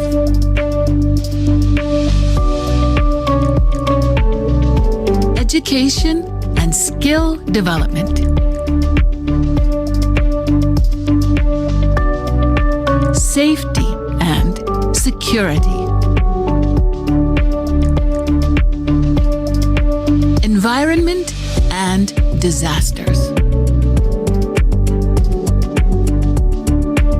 social cultural implications, including engaging and creating awareness in men and boys. After months of consultations with thousands of CSOs worldwide, our working group successfully held an international summit on April 22 to 23, 2023, where CSOs and senior experts from around the world came together to deliberate on the proposed policy recommendations, condensed them into a short list of the most critical policies, and then democratically selected the top recommendations to be submitted to the G20. Key recommendations and udaharans were announced. Among the most exciting achievements was the establishment of a separate working group focusing specifically and exclusively on disability, while our working group's identity shifted to gender equality and women's empowerment. The resultant policy pack on the theme of gender equality and women's empowerment captures the outcomes of this summit and reflects the most urgent and critical policies for the G20 leadership to consider.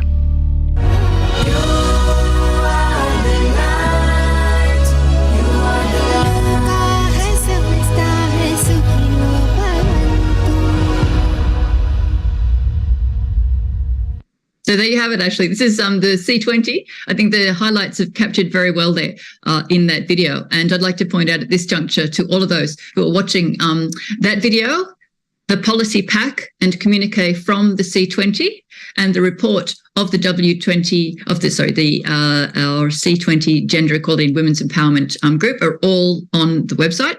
If you Google C20 Gender Equality Women's Empowerment, you'll be able to access all of those resources just there. And I would encourage those listening to do so because there, of course, you can find the policy recommendations.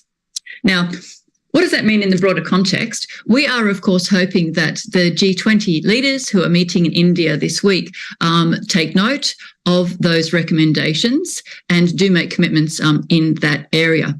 What it means is that the G20 leaders, when they make commitments in that area, there is a reporting process back as to achievements, implementation done on those particular commitments.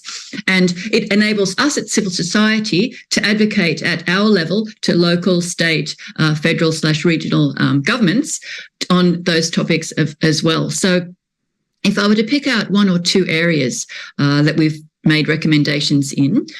We've made both what they call cross-cutting recommendations and specific thematic recommendations. Some of our cross-cutting areas include, for example, policy recommendation for the collection of sex disaggregated data, and then also looking at monitoring evaluation in policy development for greater transparency and accuracy in reporting as well, and of course for accountability.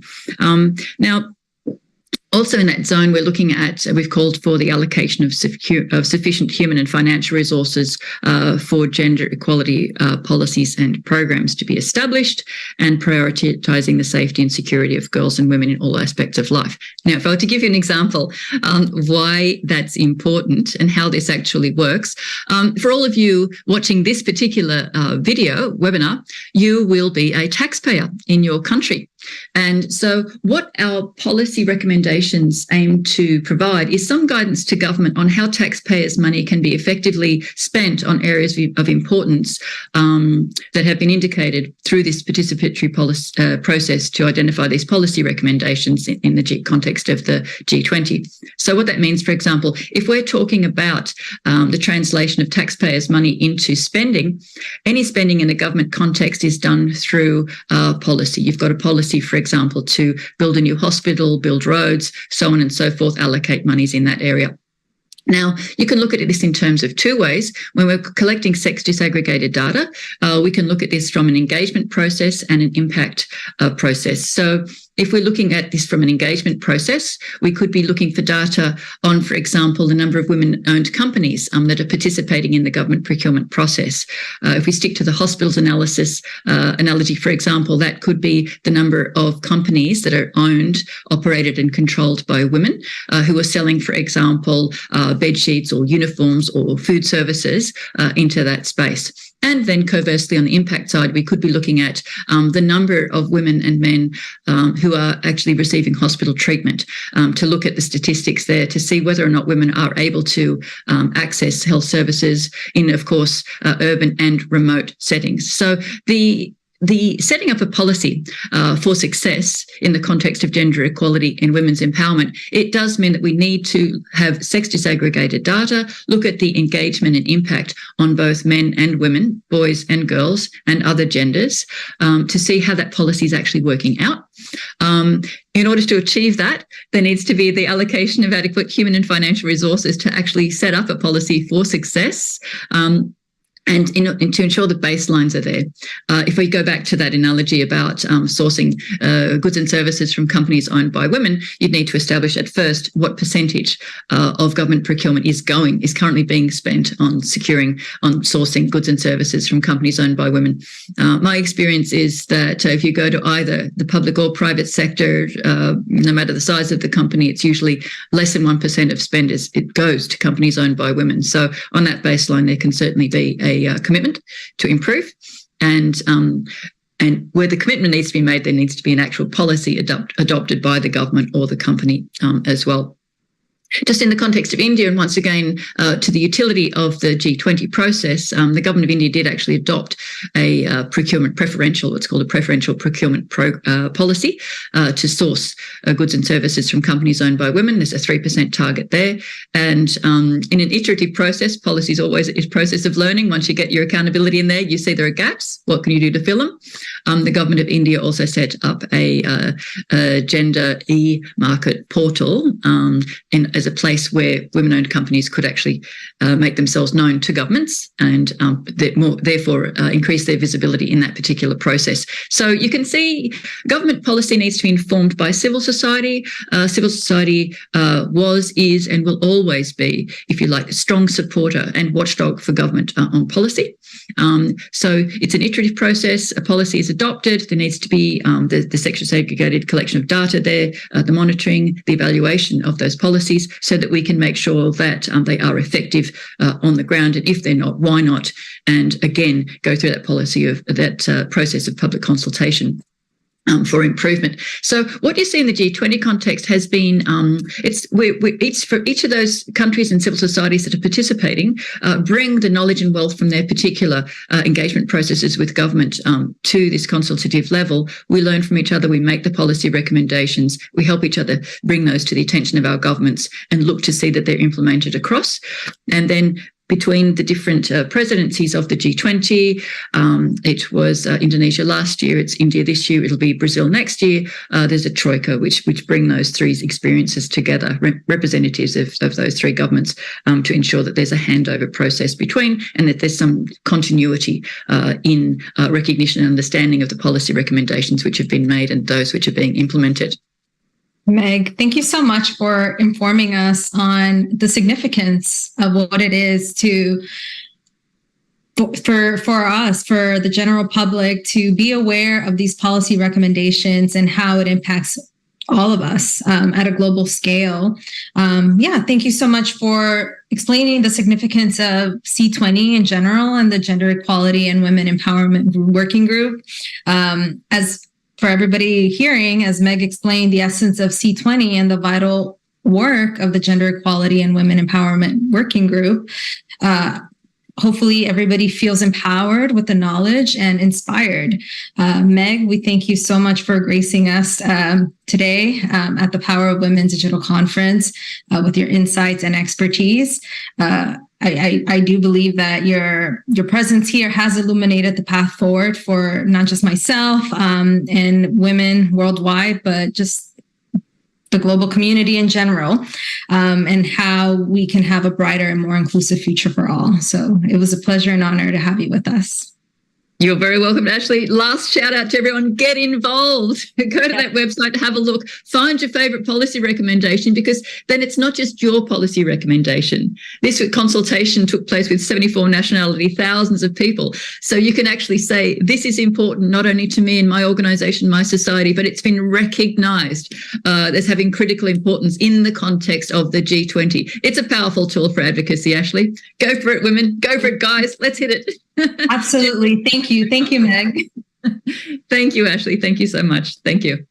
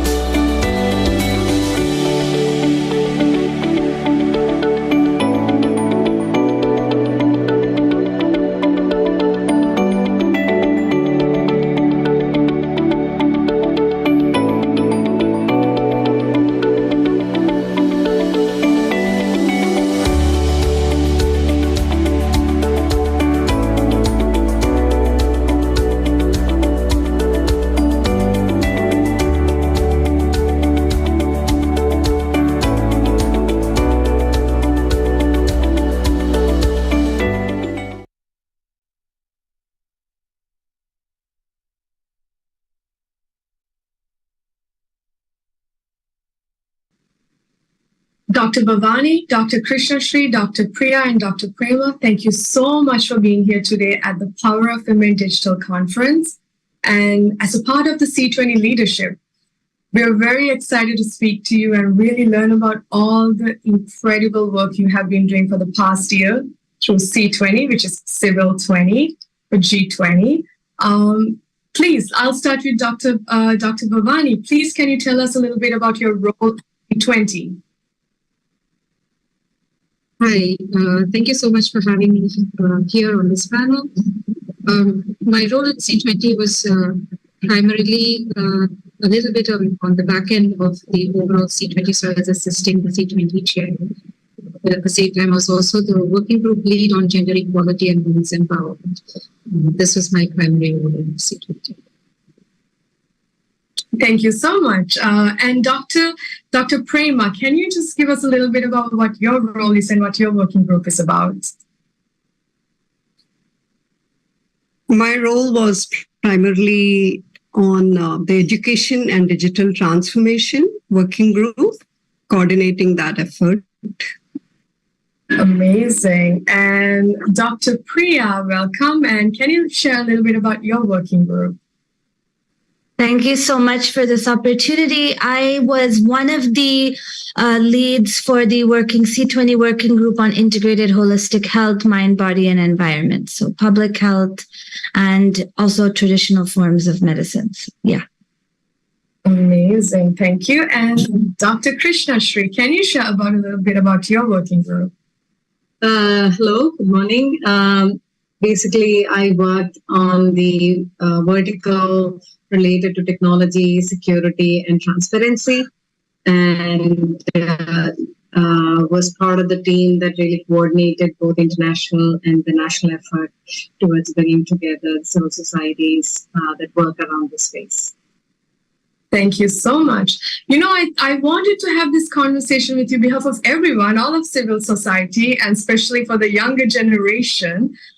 This year, C20, I got to know about C20 this year because of Power of Women and G20, because of the presidency was held by India. Before that, it was very much something that was way out of our reach, something the governments were working with at the highest level. So I would love to understand. I have a few questions because this year it was very, very different, very interesting, because the chair of C20 2023 for G20 was a humanitarian and a spiritual leader, Amma ji from India. So this is very different, I feel like, from the previous years when they started in 2013, C20 when it was established. So if all of you can tell us what do you think this role of C20 is, and how Amma ji being the chair of C20 for G20 really shaped that role moving forward for the rest of the world? I think any of you can go ahead. I don't know if Dr. Bhavani, Dr. Priya, Dr. Krishna Shri, please. Yeah, I can go first, I think. I think Amma's universal vision of compassion that she practices in upholding and perceiving everyone and everything equally as a manifestation of the divine is a great example of how inclusivity and care can be transformative. I think Amma was also very keen on having a wide representation from grassroots organizations. So for the vertical that I was representing, just quoting Amma, she says that technology is very important and it has increased conveniences and made life comfortable. But at the same time, the abuse of technology has also increased, and so has its dangers. So that is why extensive research on the negative impact of any new invention or discovery is essential, because it is deployed to the population at large. So the new should never be allowed to trample on the old. That's saying it is better to prevent than cure. So new discoveries can also mean unique new hazards. So before such discoveries become a permanent headache to society, we need to find solutions to their potential negative repercussions and threats that could manifest. So she had actually guided this vertical in a three-pronged approach, you could say. One is to reach out to many diverse communities, countries, people, to understand how technology has affected them and hear their voices. Second would be to deliberate with experts and multiple stakeholders. And third would be to really articulate policies based on these and also look at initiatives that can be put in place with achieving these policies. So we had evolved close to 21 policy recommendations and gotten involvements of 122 countries in this process. That's incredible. And I think what you just said is so important, because of the digital space is why we are able to have this conversation and have this collaboration with C20 to really reach out to civil society. And Dr. Priya, we were just talking a little bit earlier. with what Dr. Krishna Shri said and what the impact Amma ji has brought into C20, I think it's important for all of us to understand what C20 is, because I think a lot of us don't even realize we are all a part of this. And because it's with G20, we feel it's very much exclusive to a certain group of people, a certain group of organizations, but that was really dismantled with India's presidency and Amma being the chair. We were all able to be a part of the conversation. So if you can really explain to our audience what is C20 and how you all came to be a part of it.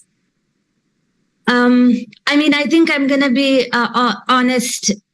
You had already said that you hadn't really heard of C20 before India's presidency, and I think I can share that sentiment with you. I mean, apart from just learning something in our textbooks about the Great Nations 20, no idea what about it, what countries are there, zero idea.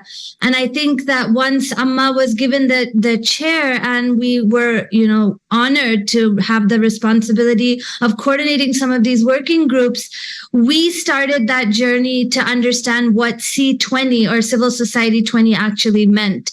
And I think traditionally it is a gathering or a getting together of civil society organizations that work internationally, multinationally, and it's a very intensive discussion on policy building, and though it's, I'm sure, done incredible service, it's been a lot of meetings and discussions at a very high level. And I think one of the very interesting and honestly very heartwarming aspects of Civil Society 20 India was kind of broadening that concept of what civil society actually meant, because in its broadest sense, you are civil society, I am civil society. Any single individual who is trying to serve anyone around them, they also fall into that category of civil society. For example, during the COVID pandemic, there was this story that was going around of a poor woman in Tamil Nadu, South India. She was so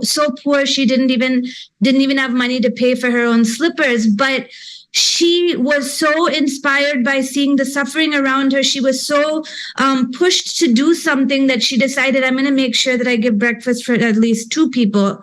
That's all I can afford now. And gradually, she kind of grew her small kitchen to provide for the people who became unemployed due to the COVID pandemic. So she's also a civil society organization, although she may not be registered in some kind of a national database. So when Amma received the chair, she had given all of us very clear guidance as to when you are talking to people to really understand what problems are in society, be it technology, be it diversity, inclusivity, health, technology, environment. Find out what the real problems are. This year we represent the Global South. It's Indonesia, India, and Brazil. These were the 3 countries that were coordinating it. It's called the Troika. And representing the Global South altogether gave us a unique opportunity to really reach people that may never have had an opportunity to come out and speak. And it gave, I believe, a very unique flavor, a compassion-driven, very practical direction to the policy recommendations that came out. And honestly, as in any high-level meeting, they may be taken at a governmental level. They may not be taken at a governmental level. But I think that in the bigger sense, it doesn't actually matter, because just coming together, sharing of minds, and creating that impetus for us to have more concrete, clear steps of how I can approach or how I can address the biggest issues that the people feel. I think that's what C20 did this year, and I hope that we can take that forward. So, yeah. Thank you so much. I think it's very special because we didn't really have that before that. And I think Amma's compassion, especially being spiritually grounded. And as you're one of the coordinators of the health, holistic health, I think that's a part of well-being. Spiritual well-being is a part of that. And her bringing that is something not spoken enough. And I think that's very special. And I'm going to get to Dr. Bhavani because that's gender equality and women's empowerment. But I want to actually talk to Dr. Prema next about education, going from Dr. Priya, because how can we actually bring the component of education into really allowing people to know this, and what you have been doing in terms of really bringing that component? Because I think civil society really integrated a lot of people, civil society, you and I, like people just who are on this planet living life that's being affected and impacted by everything that's going on. How do you think your role, your working group played a role in terms of really bringing people together to create policies, definitely? Our C20 chair actually provided the vision for the C20 Education and Digital Transformation Working Group. And because Amma has founded the global network of charitable institutes, has so many volunteers globally, founded both academic institutions and also the civil society. The government has also many times requested Amma for help in outreach activities. And so the foundation for education was already there, established by Amma as a role model for us. And the culture of compassion is what Amma also brought as a vision. And it was always from the start, the idea was that the C20, all the working groups, we would not just be building policy, but definitely would be action-oriented. And because of Amma's vision, we could also channel the efforts from the start on what was useful globally and within India. And so as part of engagement, we had over 16,000 participants from 104 countries. More than 5,000 were international. It also included a lot of outreach activities within villages, and we had a lot of youth participations also. It was a combination, I would say, of education for life. That is something that is propagated by Amma. And when we talk about education, every single working group that you see here did the awareness and education in their own areas to the community. So I would say education was definitely not limited to this working group, but for health, or if you go for cybersecurity awareness, or if you go for gender equality, that component of awareness, which is part of education for life, was done by all the working groups. And it was done with not only students and academic institutes, but a lot of youth across India and globally. That's incredible. And that's something I'm going to get to towards the end. That's education is a part of it. Health in every area is a part of it. Technology connects all of us. And Dr. Bhavani, I'm coming to you next. Gender equality and women's empowerment. I think Amma holding the position of the chair for civil society is a huge, it speaks a lot, because she's bringing that female perspective and female leadership.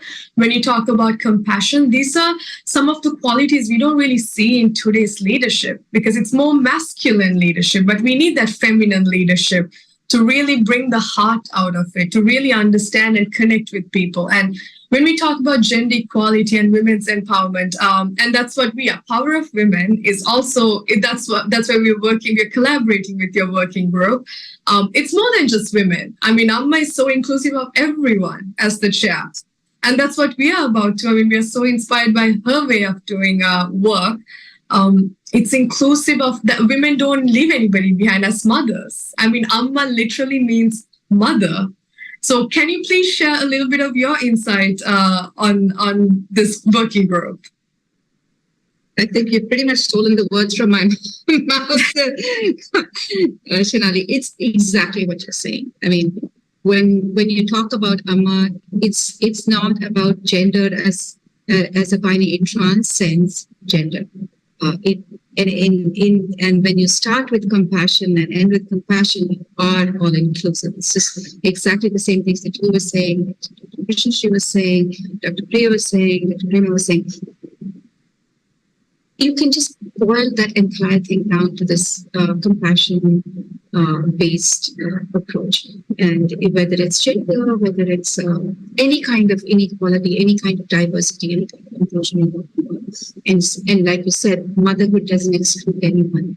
It talks about all of us moving together equally. So in that sense, you take the gender conversation beyond gender even, but it impacts gender in a very large way because we do have women as half, and it's one of the largest diverse groups that there is. But in, like you said, I mean, I don't have to just repeat everything, but exactly, I think we all understand it and we see it, that this is what has been so different, dramatically different about the C20 leadership in India this year. That's been the second thing that I would say is, again, compassion is actually not just an attitude, it's an action word. Compassion has to have action built into it, which is why, again, Amma's insistence that we don't keep this to meetings, we don't keep this to talking, but we make sure that it translates actually into action. How in action? Everybody is on the table. Like you said, it was not some kind of a G20 exclusive club. G20 in itself is exclusive. We made sure that C20 was not exclusive in any which way. So everybody across the table was invited. Everybody was sent letters to anybody who wanted to participate, could be a part of it. So it was not just the few really super large international NGOs that were holding the conversations, but it was people who have never even heard of G20 that were actually becoming a part of the conversation. So that kind of inclusivity, acting on things, whether it's in terms of education or in terms of physical activity. So the amount of outreach that was done, it's also the tagline is you are the light, means you are the change, you embody that change. So you had to make sure that this was an action-based thing. It is not a talking-based set of events. And so the amount of outreach we have, I think we're close to, from the numbers that we have collected, which is only the ones that we managed to keep track of, we've hit at least 4 million people in direct impact. So I'm not even talking about the indirect impact of just combined of all the working groups, not just the 4 that are represented over here. But also what in terms of action is learning from action. So we were very exclusive in the sense that we made sure that we brought lessons from the grassroots level. Why is policy failing? What is it that we really need to make policy work? We have beautiful policies in India. Why isn't our country perfect and idealistic? Because the policies fail when they come to implementation. Where are the gaps? Why is action actually not happening? So bring those lessons, put it back into policies so that we can make actual policy effective. These are all things that made the C20 so different. The other thing that Dr. Prema said is that we had so much conversation amongst ourselves. And we realized everything is cross-cutting. Gender is a part of every conversation. It's a part of health. It's a part of technology. It's a part of education. Education is a part of every conversation. So there is a huge system that we're talking. So we really have to approach this in a systems perspective. Again, that's a very feminine approach. You don't silo down. You kind of take the conversation together. And these are, I think, that were the most beautiful, really enriching parts of the entire C20 conversation. And like Amma says, it starts and ends with compassion. Anything short of that, you fail in the real objectives that any working group wants to meet. None of the SDGs would really happen if you didn't have compassion. It's like the missing SDG. Absolutely. And like you said, I took the words out of your mouth. I think some of the things you said is what I was thinking in my head. So that was very amazing, Dr. Bhavani. I think what you said, I want to go back to compassion and the leadership of Amma that she brought. I mean, again, to reiterate, I feel like I'm a part of the younger generation that's really looking, hey, what can we do? How can we be a part of taking action? Because it feels so unapproachable because it's very exclusive for the most part, but now it's more like, I mean, we can't keep it exclusive. It's impacting the climate crisis, is impacting every single one of us. Gender, technology is connecting every single one of us. We are in so many different places from in this world, like North America, Asia. We're all joining from different places, and education is the underlying component of it all. And Amma itself, she brings that inclusivity, because I met her once, maybe 10 years ago in Los Angeles, and she's known as Hugging Amma because she really hugs you. When she sees you, she hugs you, and that's what she's known. And I met her for the first time in LA, and I was like, wow, that in itself is compassion and love. That's a feminine quality. Although feminine is not exclusive for women, because feminine, we all have masculine and feminine tendencies. That's something I know India really embraces, even with the way Hinduism is. Not to make it religious, but it's more like you see that in the gods of Hinduism, how both are embraced. And that's where my next question goes to, because taking action. So to take action, we need to know what the policies are. And I think, Dr. Priya, you said it, the fact that all of you came together, and I think all of you said this, was in itself a change, because us coming together in collaboration, not leaving anybody behind, that inclusivity, because all these groups tend to work in silos, but y'all really just brought it together and let's have high-level conversations because they all impact each other. So what are the policy recommendations? Whether they're going to affect or not, they still came out because you all came together. And what are some of these policy recommendations each of these groups can share with us, and then we'll go into the real action. How can we implement it? If it makes sense in our region, how can we implement? So one of you please start. Maybe Dr. Bhavani, you can go first with some of the policy recommendations that were implemented, or rather is submitted. Sure. I'd like to categorize that into two kinds of policy recommendations. So one is the kind of policy recommendations that make policy work. So even to have policy working, you need to have certain things in place. And so those were the cross-cutting policy recommendations, things that many groups had identified was critical. It's not really specific to either gender equality or education or cross-cutting policies. A very typical example of a cross-cutting policy is the need for data, good data, disaggregated data, especially in terms of gender. We don't have good disaggregated data. So this impacts policies in health, policies in education, policies in technology. We know about gender biases in artificial intelligence. So everywhere this recommendation comes up that you need to have good data. So we had cross-cutting data that was specific to policies, but we also had very specific working group related policies. So in terms of women's economic empowerment, women's health, everything has an aspect that ties into another working group because it is a system. But there were very specific recommendations in terms of gender and very specific recommendations in terms of cross-cutting. I think I'll keep it general over here because I'm sure the specifics will come from the other working groups, if that's okay. I can come back to it later on, the specifics of gender equality. Absolutely. Thank you, Dr. Bhavani, for sharing that. I see, like we all said this, there's a connection here. Gender equality and women's empowerment is amplifying the voices, so that's broadening the narrative. And then that's a part of education because you have to educate each other.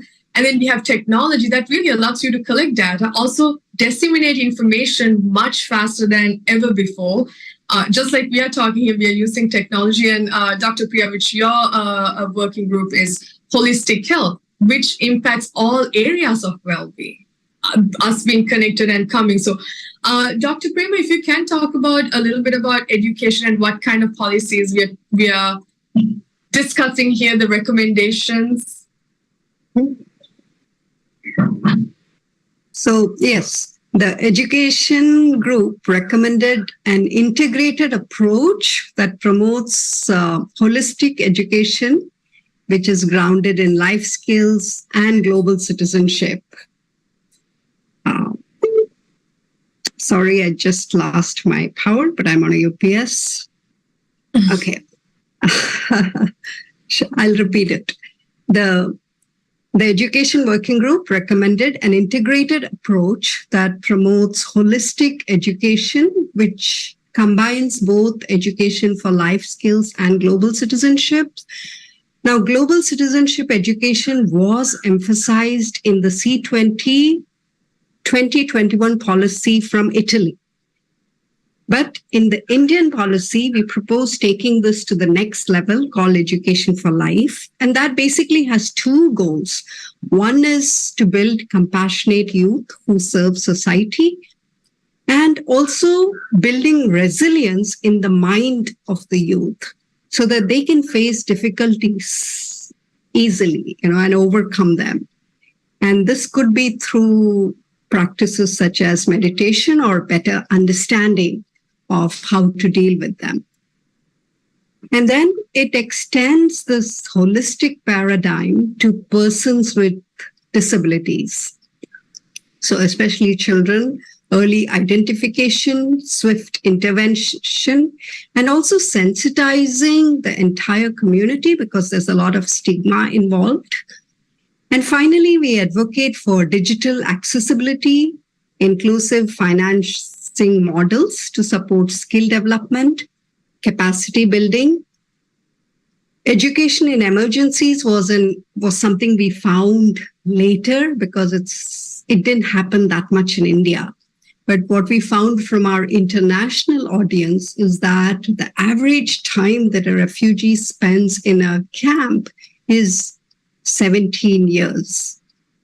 And so this became a big theme. Recommendations included comprehensive training, localized emergency curriculum, continuous development for teachers and community to be able to manage during emergencies. And then our last sub-theme was digital transformation and accessibility.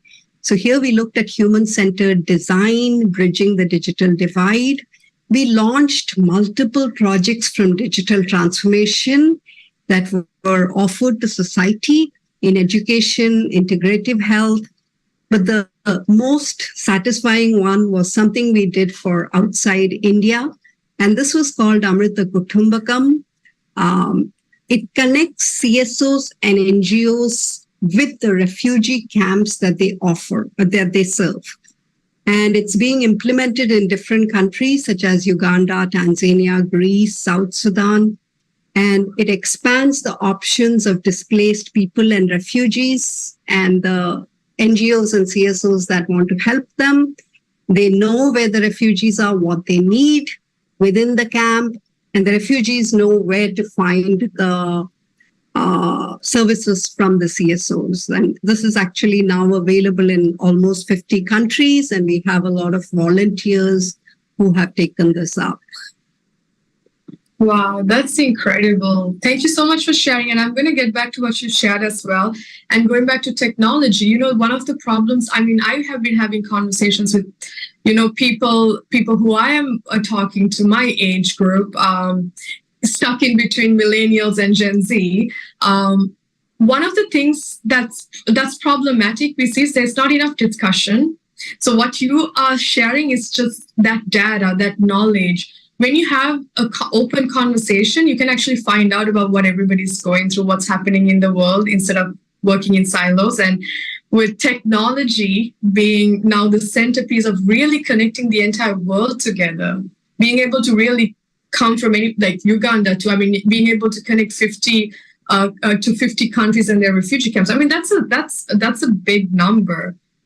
We were not able to do that maybe 2-3 decades ago. And Dr. Krishnashree, if you can really talk about a couple of things, policy recommendations and how technology is playing such a crucial role that can bridge the gap of so many things that's going on in the world to bring solutions with everything you're doing, really. Because another breakdown is dissemination of information, because not a lot of people have access to the information y'all are speaking, y'all are presenting the policy recommendations. If you can share about how that relates to with the policy recommendations you have been working, and how we can be connected and disseminate information as well at the same time. Right. So thank you, Singh-Ally. So just continuing on the thread that my other colleagues have mentioned, I think the way we looked at technology and technology policy recommendations were using two specific directions. One is, like you mentioned, how much enhancement technology has made in empowering people. So that's a very, very important aspect of technology. But the second is also the fact that we cannot deny is that technology has also made us increasingly vulnerable. And how do we really prevent that? So these two were, you could say, the foundation for all of our policy recommendations. So definitely the accessibility, the availability that, like Dr. Prema mentioned, are extremely important to be able to get everybody on board, to be able to use the potential of technology. And it has changed all of our lives. Today, we cannot even think of living without using technology for sure.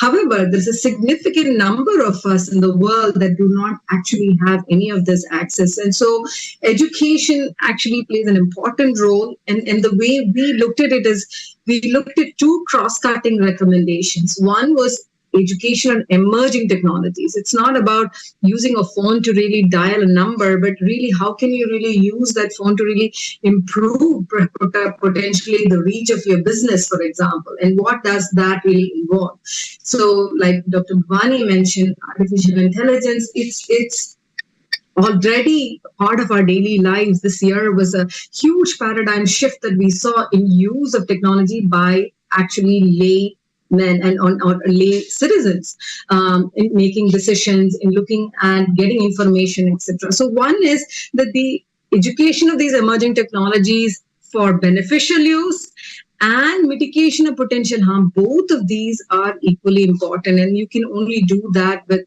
digital upskilling, training programs, and in really bringing in that collaboration required between private, civil society sectors, etc., and really increase competency amongst people.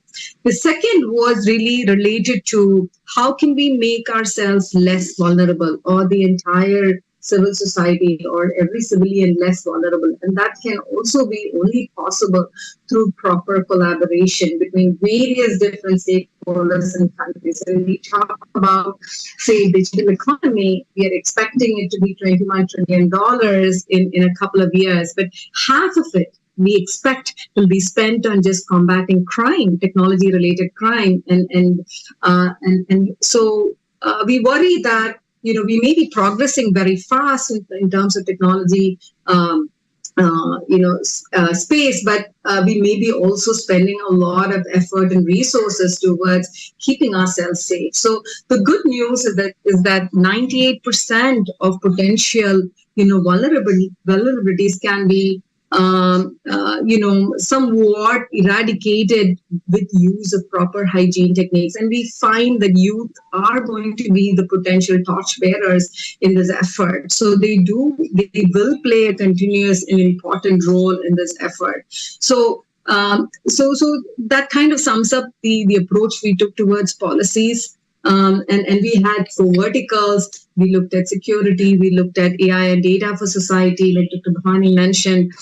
We looked at disinformation. For example, today there's a lot of information out there, but it's hard to really understand what is really true and what is not. And COVID was a perfect example of how there were a lot of conspiracy theories around vaccination and things like that really affected people. And there was also lots of lives lost because of disinformation. So all of these really form the basis for our policy recommendations in technology. Thank you so much, Dr. Krishna Shri. One of the things I want to address is I have heard this quote before. Electricity can cook a man a meal and light up the room, as well as if it's misused, it can cook the man, electrify the man. So I think what the technology, that's what we are dealing with. It's a matter of how are we going to be using technology. Because when you're talking about AI, security, and misinformation, it still can enhance, do exactly what we are doing, connect the entire world, give us the right education, what Dr. Prema was saying, really disseminate the information that needs in a holistic way. Whatever has been happening doesn't work anymore. The way we consume information is very different. I mean, most of the world, the developed countries, are on the internet using technology in various forms, and especially AI. AI is not something outside of us. It's a feedback loop that whatever the entire global population is plugging in is what it's giving back to us. So just being aware of that, and I think technology plays such a crucial role. Now going back to Dr. Priya with health, holistic health. I mean, at Power of Women too, we have 7 areas of health and well-being. We talk about physical, psychological, emotional, social, spiritual, economical, and environmental. All of these play a role. They all are interconnected, play a role in our individual well-being and our society's well-being and how we are doing. So going to you, Dr. Priya, we see such a connection here. I love that you're all working together at that high level because that's so crucial. Going to holistic health, what kind of policy recommendations have you all put forth, and also taking into account emotional well-being and physical, mental well-being among everything, economical, environmental. So if you can share some insights with us. Thank you, Singh-Ally. So from the name of our working group was Integrated Holistic Health, Mind, Body, and Environment. And I think that that's where we drew our foundation for this particular working group. Because when we talk about health, first of all, even the WHO has moved the concept of health from being an absence of disease into actually a feeling of well-being, both mental, physical, social, and emotional. So we wanted to emphasize aspects of health policy that moved away from the individual human being's health to understanding that our health is not only dependent on our immediate family, our society, our country, our species, but even the entire world. It affects each and every one of our individual person's health. So health is a huge topic, and we were completely flooded by issues and problem statements that people wanted to share. But I think, first of all, the overwhelming majority or the largest push was for mental health. It's very sad that even today, 40% of the countries in the world have no mental health policy. The definition of what constitutes a mental health condition, even that's not clear when it comes from a medical, political policy standpoint. Simple things like understanding that mental health cannot be standardized. It's different for different people. It's different for women. It's different for men. It's different in different parts of the world, different races. So many sociocultural aspects affect mental health.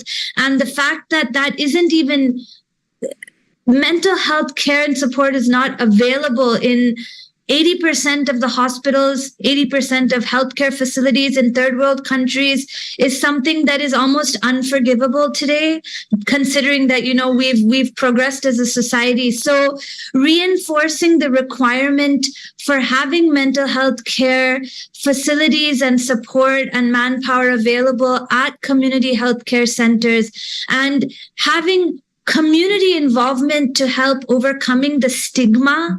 There's so much stigma. There's so much fear. Even today, people are thrown out of their workplaces when they say they feel stressed.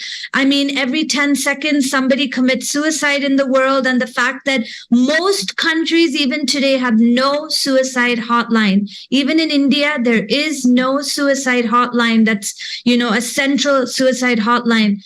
These are really heartbreaking statistics. So our predominant policy recommendation was to ensure that mental health policies are in place in all countries. Actually, it's surprising. Over the last 3 years, naturally, the entire discussion on health has been on COVID-19. But since its very inception, mental health has never featured in G20 healthcare discussions ever. So that was one thing we were very passionate about, that we bring in mental health, not only discussing dealing with the treatment aspect, but also how to enhance wellness. So things that are considered as esoteric or very traditional, something as simple as meditation, ensuring that from a very young age, children are trained on coping mechanisms. We were just talking about technology. I mean, even infants, to make them stop crying, we put them in front of a phone. And this digital addiction of sorts is constantly making our mind run, that the silence of just letting your mind rest doesn't happen other than when we're fast asleep. And even sleep doesn't happen so much nowadays. So the importance of mental wellness techniques, something as simple, we did a campaign internationally called the 999 campaign, it started off with schools where we wanted to challenge kids. Can you do 9 days straight of 9 minutes of meditation? That's it. Just 9 minutes of being silent, and 9 minutes, 9 rounds of Surya Namaskar, which is a exercise that it's quite active, and it's a cycle of yoga that really makes you focus for those 10-15 minutes that you're doing it.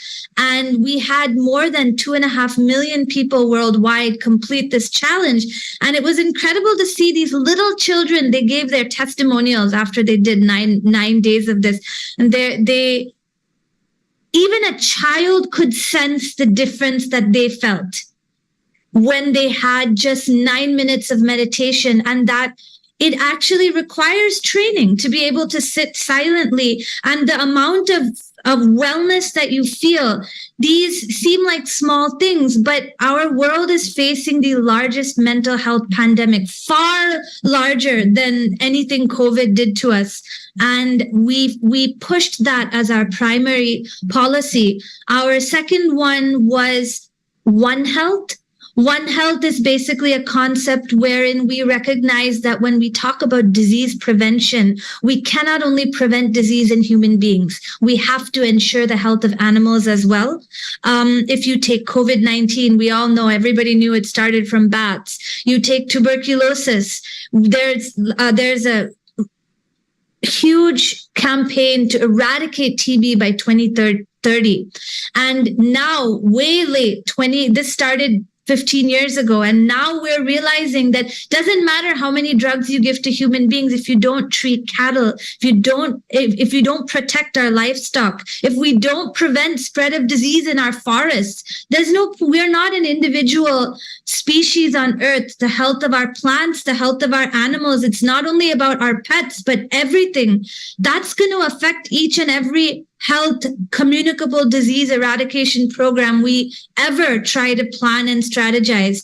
So to come up with a One Health framework, whenever we put in money and manpower and effort into preventative programs, that was our second policy recommendation. And the third was to recognize that my health today actually is determined by the health of my mother when she was pregnant with me.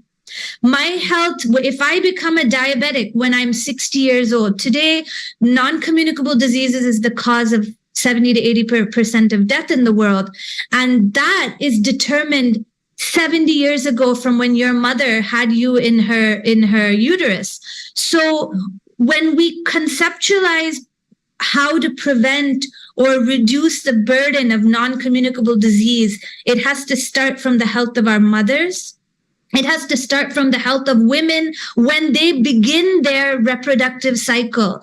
And when we say health, it's not just physical health, it's their mental health, emotional health, social health, to recognize that even as an individual, we are of our parents, and our children are of us, and our health it's not just about spreading a flu, but that continuity, that even the cancers I get later in life, is dependent upon what I did as an infant, how I lived my lifestyle as a child, and ensuring that we are trained in lifestyle management from a school age. Our mothers are trained in lifestyle management from when they're young, so that that cycle can perpetuate, and hopefully maybe 20, 30 years down the line, we can finally begin to reduce the burden of non-communicable diseases. Because I think at the rate our population growth is going, achieving universal health coverage is never going to happen if we don't start to reduce the burden of disease. So prevention and how to ensure preventative management will begin from way back in our life, almost before we were even conceptualized. So these were our three main policy recommendations. Wow. I mean, you connected it back to all other working groups in such a beautiful way, Dr. Priya. I want to address some things because I think you connected to technology, education, and gender, all three of them with holistic health. I think that's so special about C20. That's something very special. That's that interconnectedness, collaboration. So I want to address the first part, mental well-being. I think we're so used to as a society, because if we cannot see it with our own eyes, we think it doesn't exist. So that's one of the biggest problems that we are experiencing. And technology has a huge role to play in this. Again, you said when a kid is crying, you put an iPad in front of them, hoping they will be watching something and stop crying. And what are they consuming? I mean, that's why we are doing Power of Women, edutainment in the sense having wholesome, educational, informative content. And it doesn't have to be this boring content. It can be entertaining, but at the same time, being conscious of the content we are consuming. And that has a huge role to play with our mental well-being, with social media coming up with filters. And we are constantly scrolling through, and we are seeing the highlight of every person's day. We don't see their entire life, but we only see their best moment that they decide to share with the world. And we tend to, without awareness, we tend to compare our lives to that. And then now that comes back to meditation. And meditation is such a huge word. Like I have noticed, especially living in Los Angeles, it's different. California is different than other countries or other states. But because they love yoga, they love to, meditate, be very spiritual. But, meditation in itself has become this unattainable thing people don't understand. But I personally feel like it's simply breathing. Breathing is the most fundamental component of meditation. And we all need food. And we can go maybe a few weeks without food. Without water, we can go with a few days, but without air to breathe, we can't really go on average more than 5 minutes. And that's the most fundamental component. That's your life is a meditation at that point. And I think that needs to be very much highlighted as well. And the other thing you said, our health depends on everything, the environment, the social, the education. So how I want to say, I think education is such a huge component, using technology to disseminate. And then going back to what you said about mothers, this is where gender equality and women's empowerment come. Mothers are our most valuable species on this planet. It's not even about a gender at this point. It's just nature that reproduces, that actually keeps passing the seed on, taking care of the mothers who is raising the next generation. Really, this is so important. And I want to go now into, because I know we're running out of time, I want to go into implementation of this incredible work you all have been doing for the past year, and then will continue to carry on with compassion and love, that feminine leadership incorporated. What is it that we can immediately take? I think you already mentioned some amazing things. And Dr. Bhavani, you can start, like, what is it that you and I can start today? Not waiting for the world to change, but taking accountability for ourselves. How can I, as a person, be a part of changing myself so that I can be a part of the collective? It's an individual decision to be a part and to make that change yourself. It does help to be in the right company, to be listening to the right things, but it's really an individual's decision. Like Amma says, even happiness is a decision. You decide to be happy. what the youth can do, and I'm not talking about an individual, I'm talking about a collective, right? Is definitely to make themselves more aware of these conversations. What I feel, and if it's okay if I may digress from your actual question, this is something that I found a little lacking overall in the way the C20, the G20 is set up, and is our understanding of how we can actually contribute to policy. You can be a part of an action, you can join a local NGO, you can just do the best that you can as a human being, it's all fine. You can educate yourself, you can make the right decisions, but to have an impact at a global level from the individual to the policy is something, those steps are not very clear. Even with the entire C20 process, it's what we really found missing is the lack of understanding of how the individual can actually contribute to a policy-making decision environment. So we both need to have the institutions that can facilitate it, but also the knowledge dissemination among people of how their experiences and their knowledge of the systems at the grassroots level can actually contribute to policy making. So very strong education, knowledge dissemination at the grassroots level on how an individual can actually be a part of policy making, but also put institutions in place that can bring these voices into policy. This I still feel is a huge gap in the entire in the way any nation works in building its policies. They usually sublet it to some think tanks, and people's participation in policy making we know is important, but there are not the right mechanisms for it as yet. This is what I feel is still missing, the link between the individual and policy. What you can do is, anybody can do, it's up to how inspired you are in this decision that you make and the responsibility that you feel as a part of being the whole. It takes every one of us to make this world a better place. Thank you. Thank you, Dr. Bhavani. And when I say you and I think that applies to every single one of us because we are all carrying that I perspective. So I really wanted to talk about, yes, what is it that we can take, I think, education wise to Dr. Prema. What is it that the youth, every individual that's watching this, if they come across this content randomly, what is it that we can do to be a part of implementing, even if they don't get adopted, these policy recommendations? How can we be a part of it? Really stand up and say, hey, I want to do something. I believe you need to be part of, the youth should be part of a collective. And I would give Amma's Ayudh, which is a global youth wing, founded in 1985, as an example. It is there in, I believe, over 40 countries. Ayudh Europe has 5,000 members. They have done over 15 projects by the European Union, and they have 50 local civic engagements annually across Europe. And so what we had done as part of C20 was we worked with Ayudh in two ways. With Ayudh India, we engaged in the youth, and we had sessions with global citizenship through service learning. They looked at the Indian Gurukula system, our heritage, ancient culture, etc. And then another thing we did that was really interesting and that I believe youth can take forward is organizing multiple youth parliaments.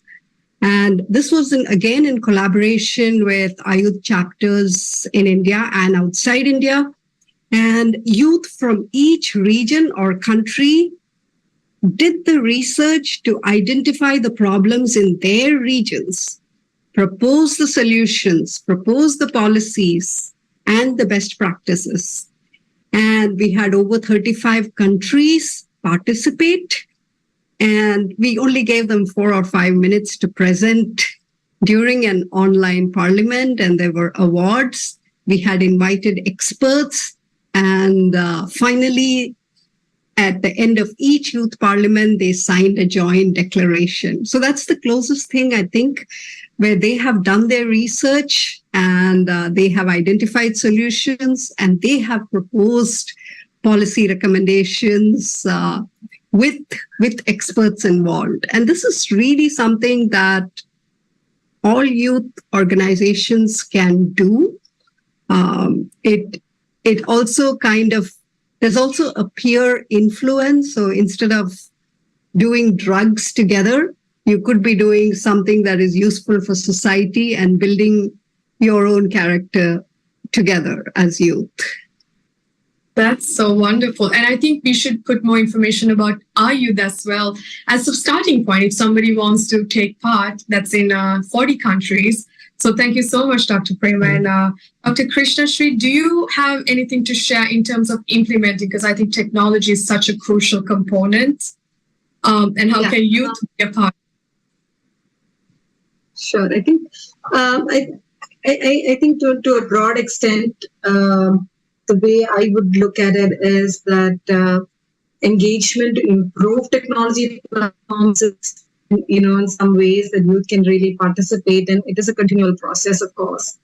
Promoting digital literacy amongst your peers and communities, encouraging responsible use of digital platforms and educating others on how to identify potential harm or combating disinformation. These are some approaches one could take. Of course, thought leadership, having visible and vocal platforms to be able to showcase, your opinions, and seeking support from global organizations are some ways also towards, how we can work towards some success. I also feel that even if we as individuals are not directly affected by, say, technology-related vulnerabilities, but feel strongly about their detrimental impact, I think our knowledge of potential harm should be discussed and published in media too, to raise awareness. And one of the things Amma always says is, no matter what you do and who you are, you always end up being a role model for somebody else. So keeping that in mind itself would be an inspiration for you to take the right course of action, to pull together and bring a community approach towards discussing and also solving problems. So those are some of the things I feel that we can participate in. I think one of the questions that goes back is, what is the starting point for us? Where do we start to do this? I don't know if any of you can answer it as well. I don't want it to be just you. And when Dr. Priya speaks as well, what is the starting point of implementing? Where can we go find them? Because I know personally, we have to sometimes really have that passion to go Google it or find it. But where can we get started? Is C20, the website, a good place to start? Absolutely. There is a lot of material. In fact, a lot of the initiatives, what Dr. Priya discussed, what Dr. Prema mentioned, what Dr. Bhavani mentioned, all of these are initiatives that have been started as part of Civil 20. Even participating in any of these activities that are continually ongoing would be a great starting point.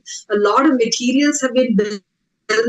Ecosystem and partners are already engaged. So that would be a great starting point. And I think when you take that first step, you will see that domino effect for certain, as what our experience has told us. Thank you so much, Dr. Krishnashree. I think that's very important. And we will make sure through Power of Women, we actually highlight all those resources. And Dr. Priya, I think you can really wrap up and take your time to please share what is it that we can do to implement, because it's about implementation, because there are packs and packs of policy recommendations that have been done for all these years. What can we do? Where can we go to find these resources? And what are some practical implementation actions we can take?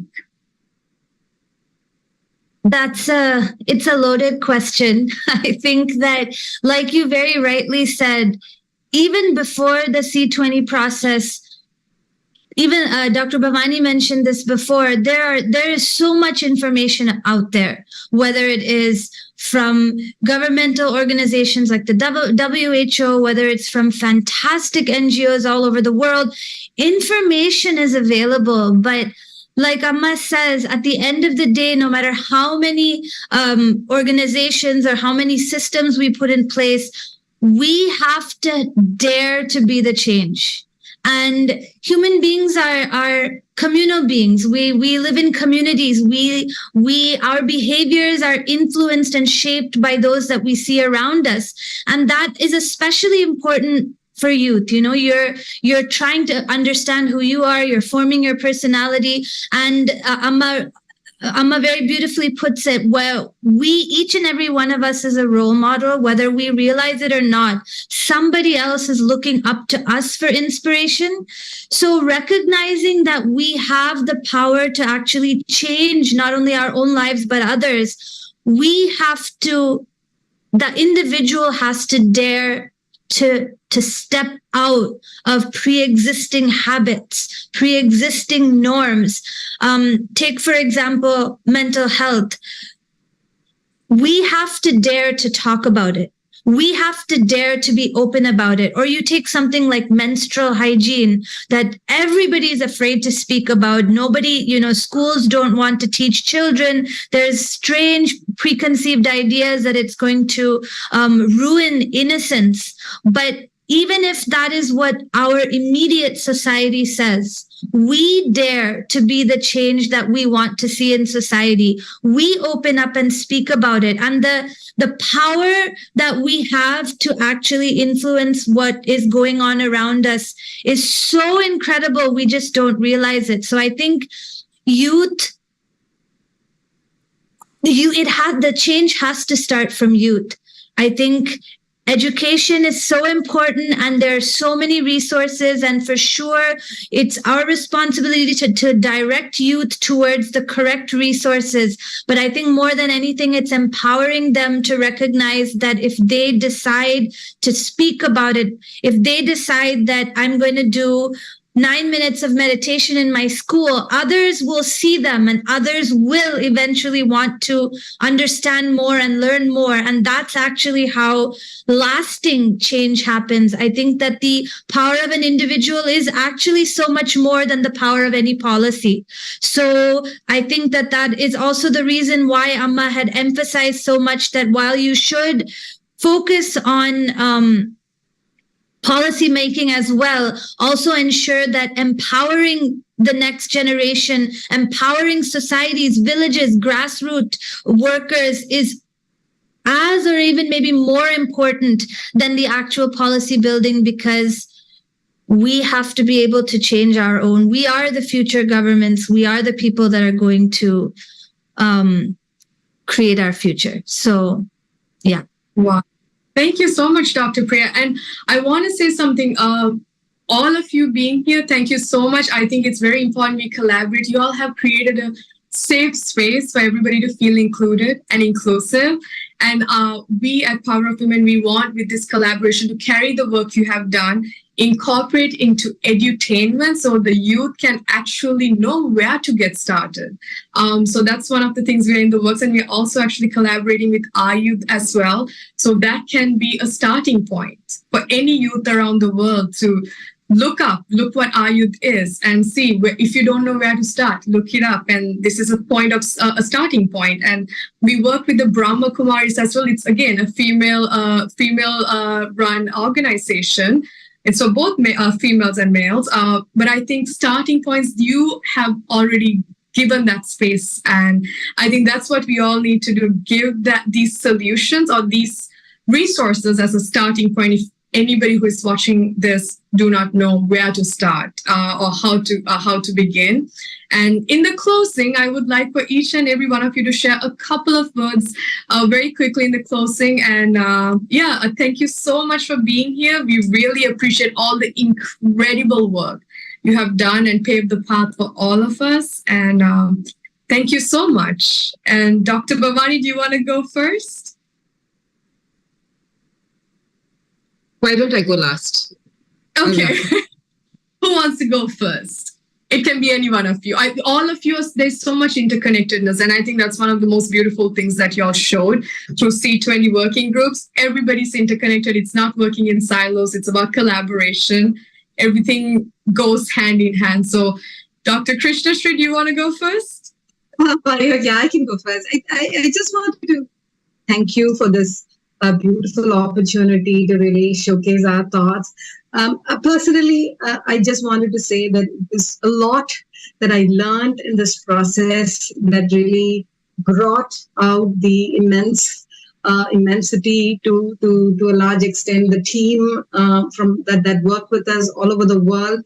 The types of information that many civil society organizations shared really enriched the entire process, and I really credit the work that we have done to them as well, because they are doing the hard work on the ground, and to be,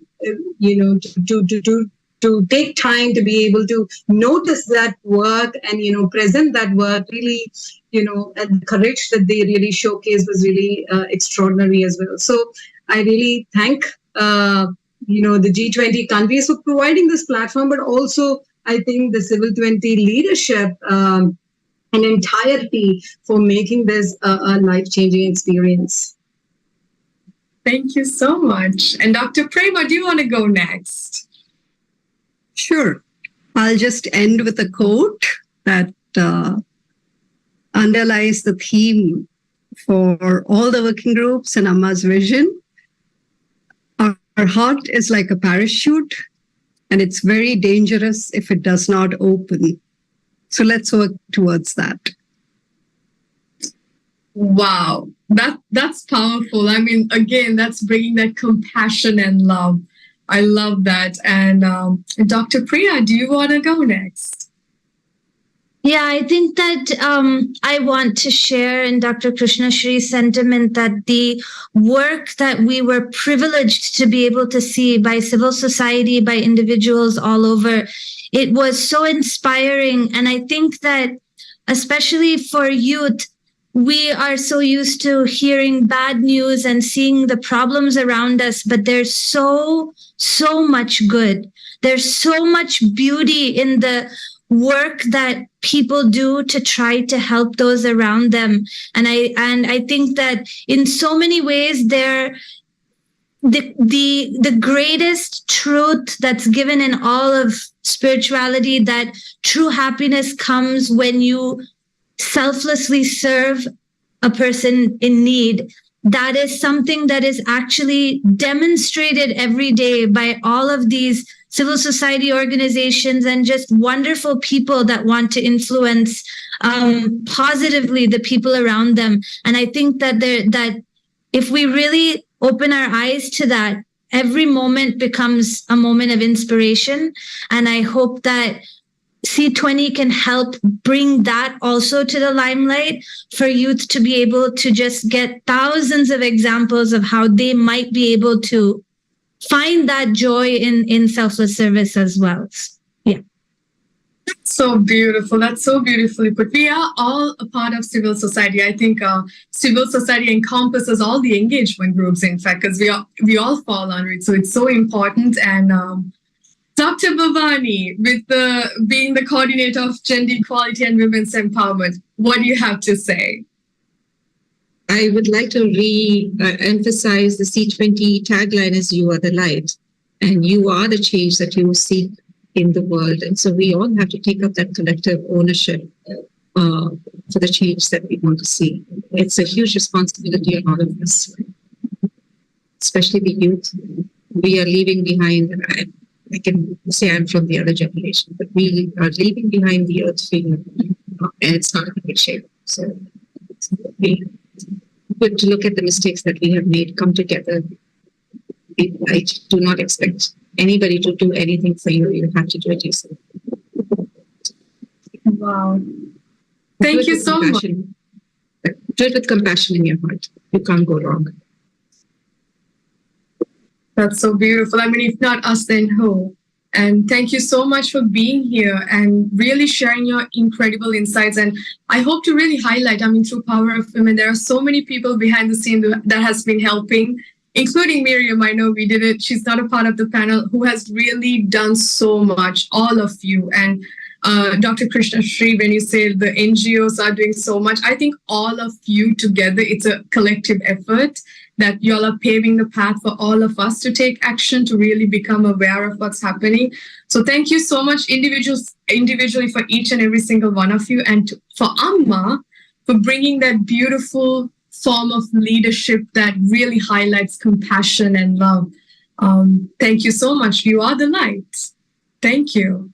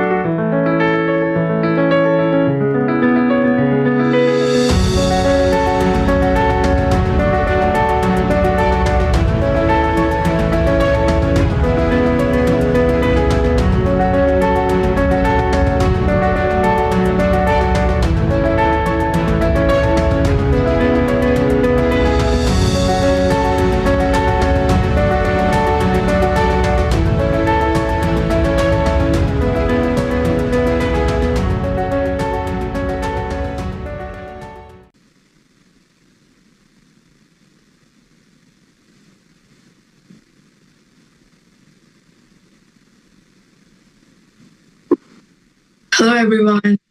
Our next guest is the National Coordinator of Ayudh India.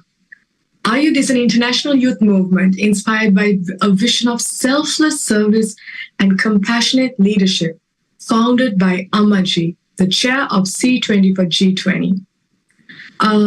He is also a certified yoga teacher and a background in computer science engineering, and has authored several research papers as well. Please welcome Moksha Amrit ji to the Power of Women Digital Conference. Hello and namaste, Moksha Amrit ji. Namaste, Singh-Ally. Thank you for having me here. Thank you for being here, and we're excited to learn a little bit about Ayudh. So I'll get right into it. Can you tell us? Sure. Can you tell us about the mission of Ayudh and what it's all about? Sure. Singh-Ally, first of all, I must appreciate the zeal with which you have taken this endeavor to have this digital conference on Power of Women. And I sincerely wish all the best to you and your team. Regarding Ayudh, as you rightly said in your question, or in your introduction rather, that the mission of Ayudh is basically to create compassionate young leaders. We are an international youth movement, and we look at mobilizing the young people basically to lead in perpetuating natural harmony, social justice, and community empowerment, basically. And we are continuously trying to create these compassionate leaders with a sense of tolerance, solidarity, and global responsibility. Whether it is, let's say, through advocacy or education or community building initiatives, we strive to create a world where young people are valued and respected, and where their contributions are recognized and celebrated. And at Ayudh, we basically have 4 pillars on which the building of Ayudh stands. We have social service, we have green initiatives, we have personal empowerment, and we have intercultural exchange. And these are in line with the Sustainable Development Goals from the United Nations, such as number 2, zero hunger, SDG number 3, good health and well-being, SDG number 4, quality education, number 5, gender equality, number 6, clean water and sanitation, climate action, and so on. So an Ayudh member is called an Ayudhian, and we also have senior Ayudhians take up the role of mentors, whose responsibility is to guide and mold the next generation of Ayudhians so that they are equipped to tackle the challenges of our rapidly changing world and are able to make a positive impact on the lives of those around them. And Amma's organization has a consultative status to the United Nations. We are also part of UN Billion Tree Campaign. So I think primarily our mission is to create compassionate leaders, but it all starts at each individual level by transforming them by that personal empowerment. I think that's very interesting. Thank you so much, Mokshamritji, for sharing that. And you know, when you hear about Ayud, I learned about it this year because of C20. And Amma Ji is the chair of C20, like I mentioned earlier, and for Civil 20, for G20, and she founded Ayud. And when you really look at what you just said about the mission of Ayud, you can really see the compassionate leadership that's drawing. And I think that's really based on Amma's teachings. And she brings that feminine leadership of a mother. Amma means mother in Tamil and in many languages in India. So if you can share with us, what is it really, how is Ayud really drawing from her that leadership, that matriarchy leadership?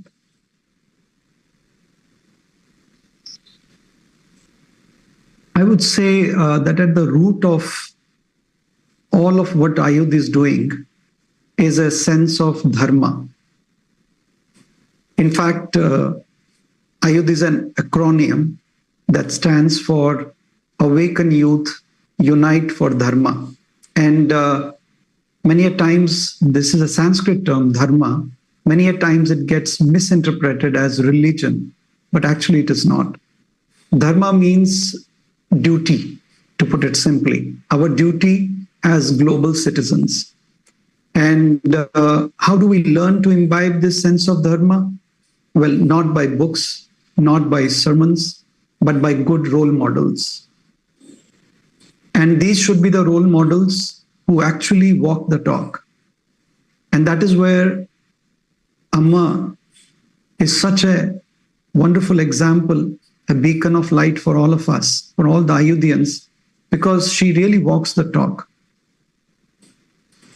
I'll give a simple example. Amma is known as Hugging Saint, as you know.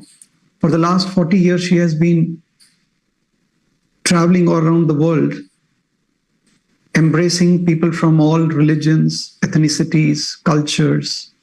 Doesn't matter whether it's a poor or a rich, whether it's a black or a white, there's absolutely no discrimination. The way Amma embraces everyone, it's such a tangible example of inclusivity.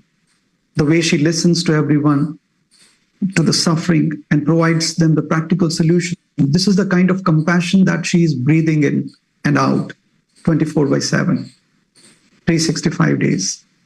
So just being in her presence transforms everybody.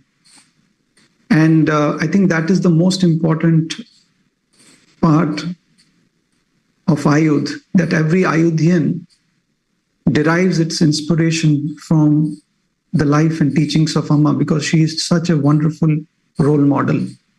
And of course, we also make sure that we provide regular mentoring to them to inculcate a moral and ethical sense. And we also try to provide them ground level field exposure, because Amma really, really stresses on that, because compassion just in words is no compassion. We have to put it into action. So that is where Amma makes a difference. And the most important thing which Amma is trying to somehow put in the hearts of these youth is the compassion. And that compassion with a motherhood, an angle of motherhood, because Amma firmly believes that motherhood has nothing to do with the gender. The motherhood can be inculcated in male as well as a female.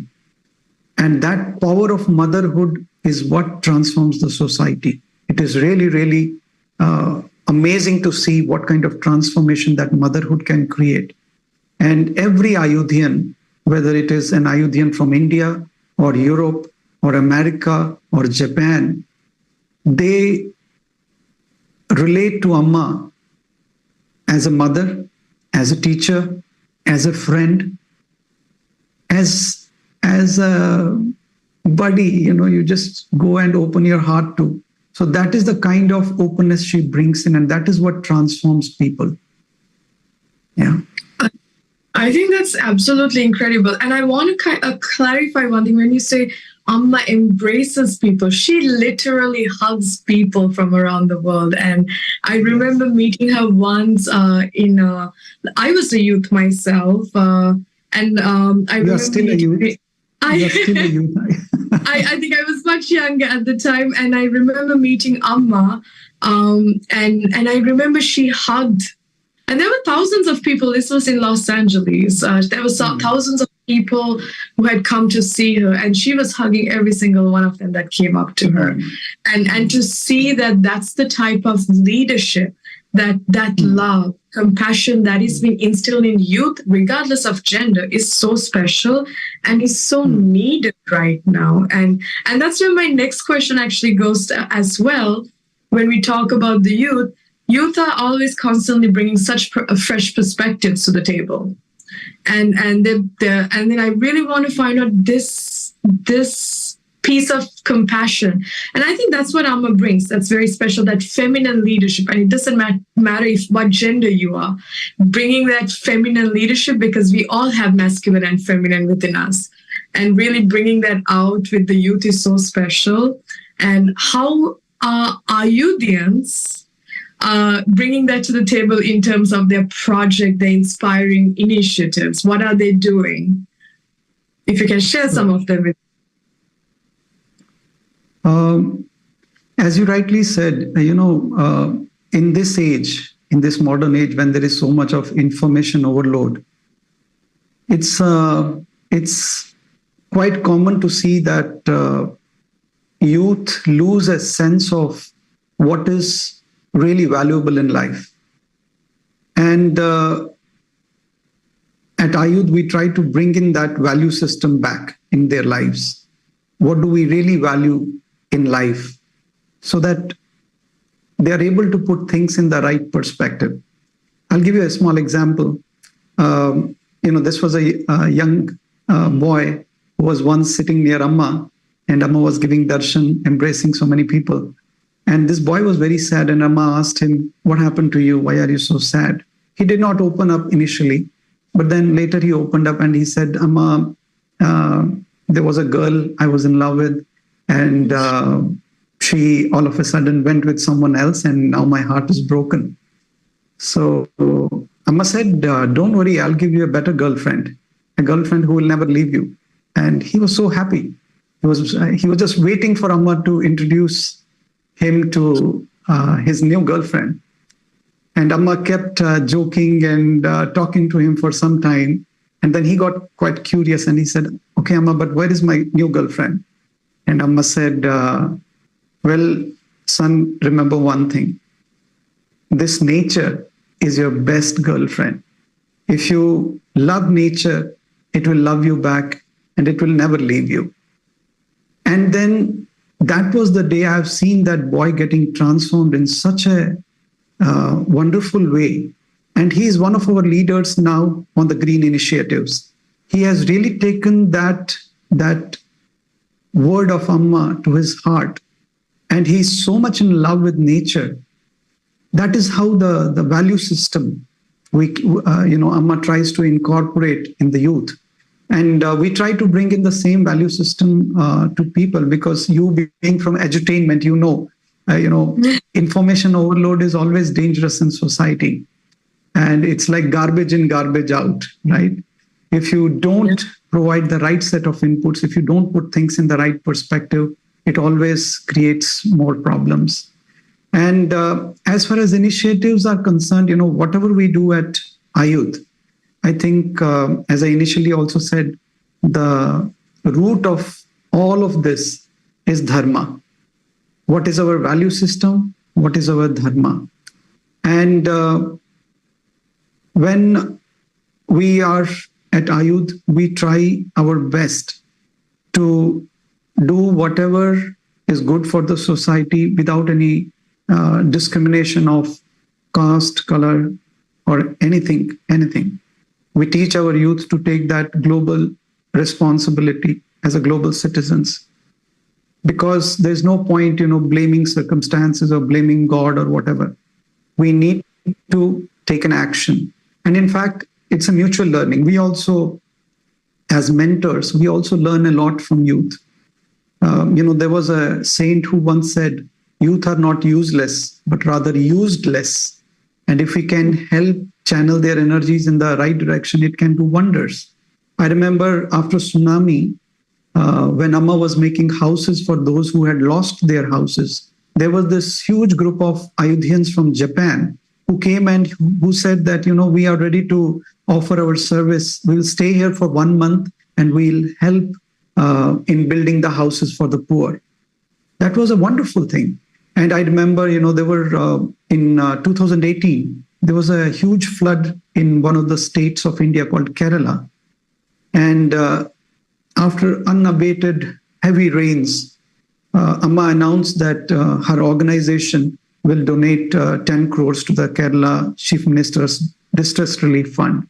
But apart from that, around 400 young Ayodhya volunteers and students from Amma's university, they worked in 3 shifts to provide 24/7 support. And within the first 5 days, the team fielded more than 25,000 calls. That was amazing to see that. And we connected more than 1 lakh flood victims across the state. We connected the government officials, we connected the Navy, NDRF, Kerala State Police, and so many people. And this was all youth at the helm of the affairs. Of course, we received a lot of appreciation and all that. But this is just to give you an example how youth can create the change if their value system is set right, if their energies are channelized in the right direction. This was only possible because of that channelizing, that setting the value system right. In fact, even in the Ukraine war, which happened recently, our youth were there to provide support. Our youth are there to also, in various states of India, America, Europe, we do various projects such as providing warm clothes to the poor during the winter season, drinking water in the villages. We conduct youth parliaments. We conduct yoga and meditation retreats. There is a program called Swachh Bharatam, which has now been taken up as a national program throughout India, where we clean up public spaces throughout India. In Ayodhya, Americas, I remember we have taken one environmental cleanup campaigns, like, for example, including cleanup of the Chicago River. In 2023, we started something called Ayodhya Give, which is a large-scale food and clothing drive. And I think we raised over $6,000. The youth of Ayodhya, they raised over $6,000 in donations, and close to 6,000 items were donated to various charities. Then we have another project called, initiative called Ayodhya Care, to help the elders and the children in the nursing homes and the hospitals. We also have something called Ayodhya Reuse and Restore, where we do a cleaning up of beaches and highways. We also conduct retreats from time to time. And the most important component of those retreats is yoga and meditation. Because I firmly believe, and this is what I've seen, only a meditative mind can really think straight. So we, as part of the personal empowerment of the youth in Ayodhya, meditation is very important. We also provide resources to youth covering various topics, such as community service projects and so on. As part of C20, we have done many campaigns with youth throughout the world, especially in India. I can tell you, we started, I think you had another interview with the C20 team also, and they must have mentioned about the 999 challenge, which was part of Integrated Holistic Health Working Group, where we're doing 9 minutes of meditation along with 9 rounds of Surya Namaskara for 9 days. It was a challenge given to the youth. And it was received so well by the youth. And in fact, youth came to us and said, why don't you teach to our parents also? And if you cannot teach, we will teach. Will you allow us? We said, yes, all go ahead. We are all for it.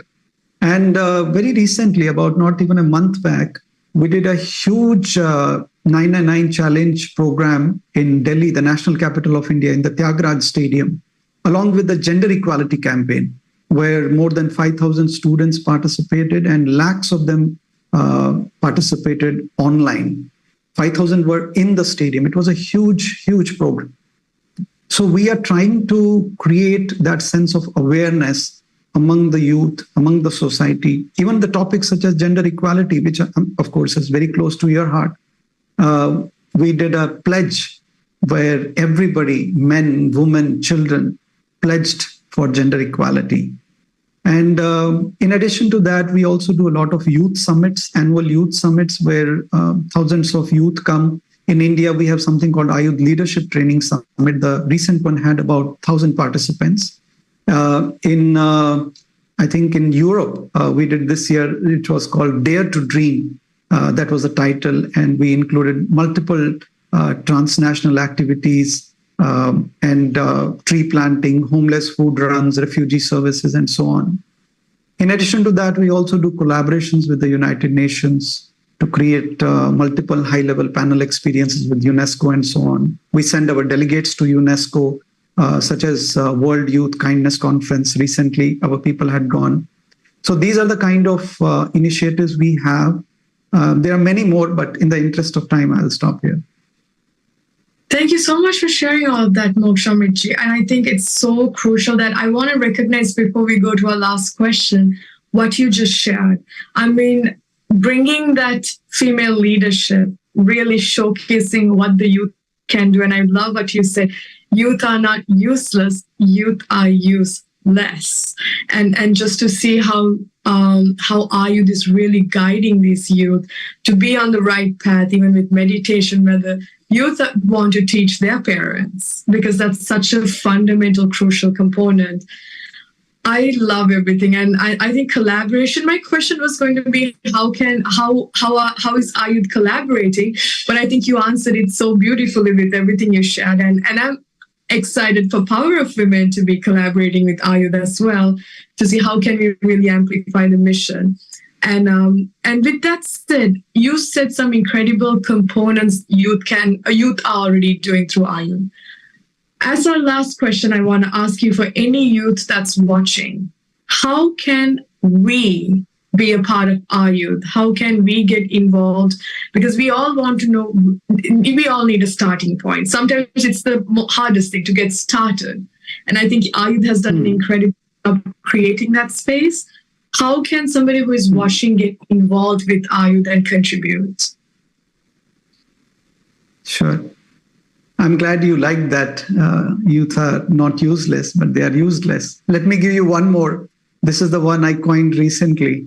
As part of the C20, the tagline was, "You are the light." And I just added a TH there, and I said, "Youth are the light." Wow. So I think we should remember that youth really have a lot of energy. It just needs to be channelized in the right direction. So coming to your question, Ayudh is in over 40 countries. We are in Americas, which includes North as well as South Americas, such as US, Canada, Mexico, Brazil, Costa Rica, Argentina. There are about 20 chapters we have in Americas, including the 5 university chapters. We have one chapter in Yale University. We have one in University of Maryland. We have one in University of Michigan, and in 2 medical schools. I don't remember the names, but there are almost 20 chapters there. And in Ayudh Europe, we have 20 plus countries where our chapters are there. In India also, we have about 22 states where we have chapters. But apart from this, we have other countries such as Japan, Australia, and so on. So if any of the youth would love to collaborate with us, would love to work with us, would love to be a member of Ayudh, the easiest thing would be to go on to our website. Ayudh website is www.ayudh.in. This is for India. And if you are in America, it would be www.ayud.org. If you are in Europe, it would be www.ayud.eu, and so on. And if you just Google our regional Ayud chapters, you will find social media handles, you will find websites, and so on. So on our websites, you would usually find email addresses whom you can contact. And also through our social media handles such as Facebook, Instagram, you can always message us, ping us, and our teams are working around the clock, and some of our someone will definitely get back to whosoever wants to join and guide them in the right direction. Usually what we do is we put them in touch with the local regional coordinators of Ayud, because that is the easiest and the fastest way to get started. And we usually respond within 2 to 3 working days. And yeah, it is a great great chance to meet other motivated youngsters when you attend Ayud retreats, when you attend Ayud summits. And as a volunteer, you are welcomed into a community of spirited youngsters who like to act and make a difference. So I would really welcome anybody and everybody who would want to collaborate with us and join Ayud.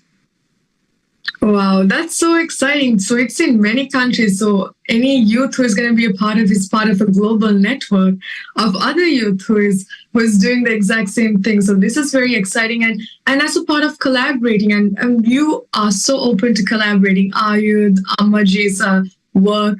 So we will put all the websites you shared and the social media handles on our website as well. So anybody who wants to find it can easily look for it on powerofwomen.info.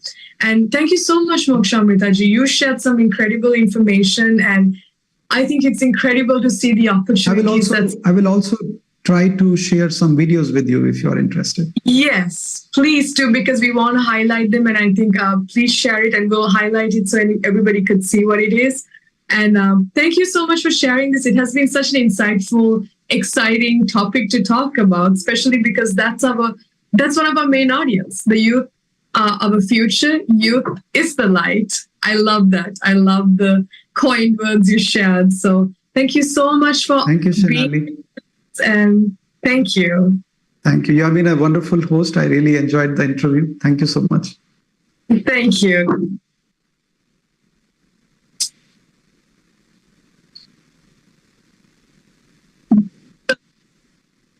That was incredible. The theme of Power of Women embodies collaboration through edutainment across diasporas, through the collectives alliances that support positive global change.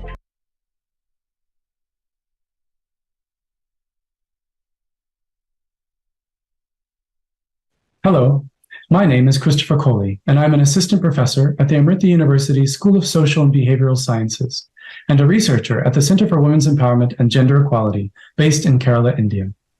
It is my honor to take part in this Power of Women digital conference and to represent Dr. Bhavani Rao, my head of department and the director of the research labs. Dr. Bhavani, in fact, wears many hats. In addition to her academic leadership, she also holds India's only UNESCO chair in gender equality and women's empowerment, and has been globally recognized for her contribution to sustainable development and gender equality. She is currently serving as the Working Group Coordinator on Gender Equality for India's Civil 20, an engagement group under the G20 annual meet. Unfortunately, Dr. Bhavani could not be here today to present for you, but she sends her warm regards and her respect to you all. I will endeavor to capture her excellent work in her stead. But first, please allow me to congratulate the coordinators of this excellent conference on the power of women and to wish you all the very best on this topic that is near and dear to our hearts. The topic of my presentation today is on the policy recommendations that have emerged after the months-long process as a part of our Civil 20 Working Group on Gender Equality. Since December of 2022, Dr. Bhavani, under the leadership and instruction of the Honorable Chair of the C20 this year, Srimata Amritanandamayi Devi, or Amma, has led a team of researchers and advocates to engage with civil society organizations, or CSOs, from around the world to produce the most important and actionable policy recommendations to put before the G20 leaders later this year. It has been an exciting process, and one that I hope you will also find inspiring. Now, the Gender Equality Working Group is one among many working groups under the Civil 20 Engagement Group. And our mandate has been to holistically examine and address the multifaceted dimensions of inequalities and disadvantages experienced by people of all genders. In doing so, the Gender Equality Working Group has intended to reinforce an approach to equality and development through an understanding that mutual respect and compassion are to be at the core of global governance for societies and the planet to flourish sustainably. Our primary goal has been to recommend plausible policy pathways, promising practices, and institutional mechanisms that will be highlighted to enhance capacities and resources to mainstream equity and inclusion across all sectors. Now, the policies I'll be presenting today will just be very brief summaries thereof. If you're interested to learn more about them and to read in-depth reports, I invite you to visit our website, which is c20.amma.org/GE-WG, which you can see on the screen now. Here you'll find our published policy pack that is submitted to the G20 leadership, as well as our supplementary report on gender equality that was published in partnership with our civil society partners. Now, as I mentioned, the chair of this year's C20 is Srimata Amritanandamayi Devi, or Amma. She is an internationally renowned humanitarian and spiritual leader, as well as the chancellor for Amrita University. In the inauguration of the C20 this year, she touched specifically on gender equality and gave this very important quote that has become the foundation of our approach so far. She said, "If women and men unite, they can establish healthy governance. But in order for this shift to come about, there needs to be mutual understanding and open-hearted dialogue. When men and women become powers that complement each other and move together with cooperation and mutual respect, they will attain perfection. There may be external differences between women and men, but the indwelling consciousness is one." And we have tried our hardest to ensure that this principle, this value, remains at the very foundation of our approach to Civil 20, as well as the policy recommendations that we are putting forward. And I hope you can see it reflected in the policies that I'll present very shortly.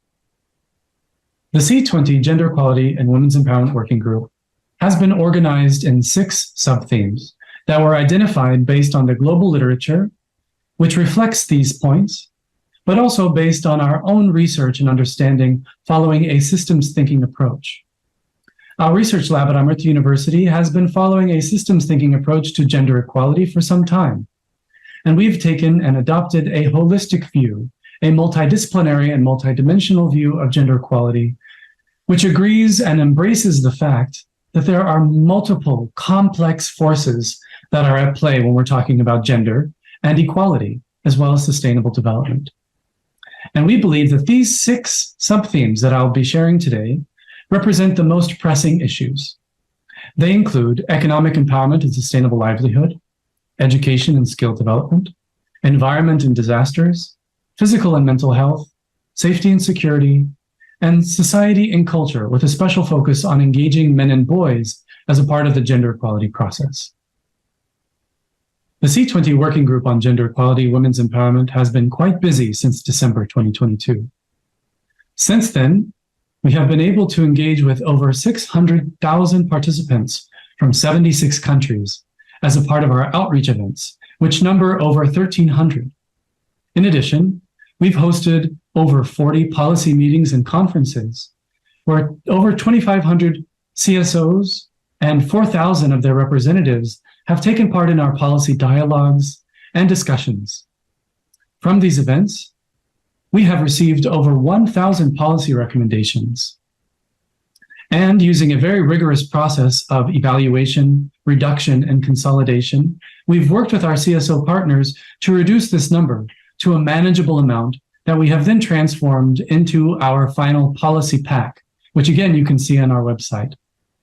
In the remaining of my presentation, I'll be going through the thematic and cross-cutting policy recommendations that we have put forward as a result of these events. Now, in addition to the thematic policy recommendations that have come out of this process, We've also identified several cross-cutting recommendations that we believe apply not only to the gender equality policies, but to the broader C20 framework overall. First, we believe that safety and security must be incorporated into all aspects of life, with a special attention paid to institutional approaches to ensuring girls' and women's safety, with the understanding that without safety and security, none of our policies will be effective. Secondly, sufficient financial and human resources must be allocated to gender equality policies and programs to ensure that they can be effectively and efficiently implemented, enforced, and monitored.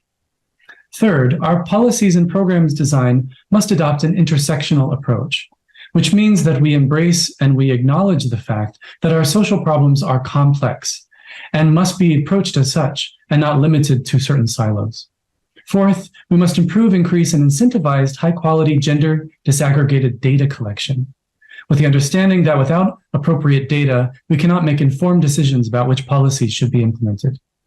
And finally, monitoring, evaluation, and impact assessments must be integrated into developing all policies and programs to ensure that we're doing the right thing and that we can improve on any mistakes that might be made.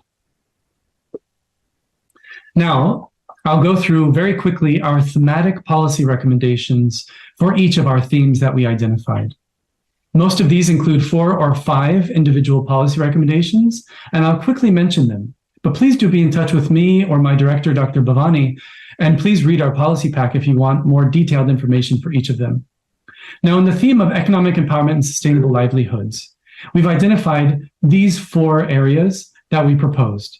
They include mandating financial service providers to allocate a minimum of 1/3 of their credit portfolio to women-run businesses, especially micro, small, and medium-scale enterprises. We propose to incentivize loan officers to positively consider applications from women business owners and an accountability framework to ensure that all of these loans that are available regardless of your gender, and we reduce the discrimination based on these factors. Next, we want to provide capacity building and skill development to women and marginalized groups to ensure that employment and education is not restricted or discriminated against based on your gender. And finally, to encourage gender-responsive public procurement programs in all the G20 countries, which means that when a government is investing in infrastructure or sustainable development, that there is always a gender component to make sure that everyone is included in the seat at the table and can participate in the decision-making on how these funds are utilized. The next sub-theme I'll talk about is education and skill development.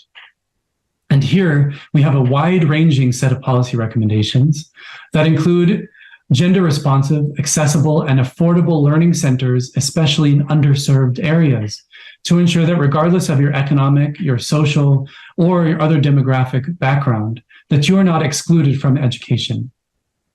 Further, that 80% of educated girls, at least in all their diversity, especially marginalized groups and migrants, have greater access to learning centers in their own locality so that everybody has a better access to education. Next, increasing the percentage of girls who can complete the secondary education, raising the bar of minimum education around the world to overall improve our sustainable development as a society. Next, improve sanitation and hygiene in all existing education infrastructures so that our education centers are accessible. Not only that, they're safe and comfortable for all people, regardless of their gender. And we don't discriminate just because of a lack of sanitary infrastructure, including toilets. Next, we want to aggressively implement strategies to ensure last mile connectivity, especially for underserved populations.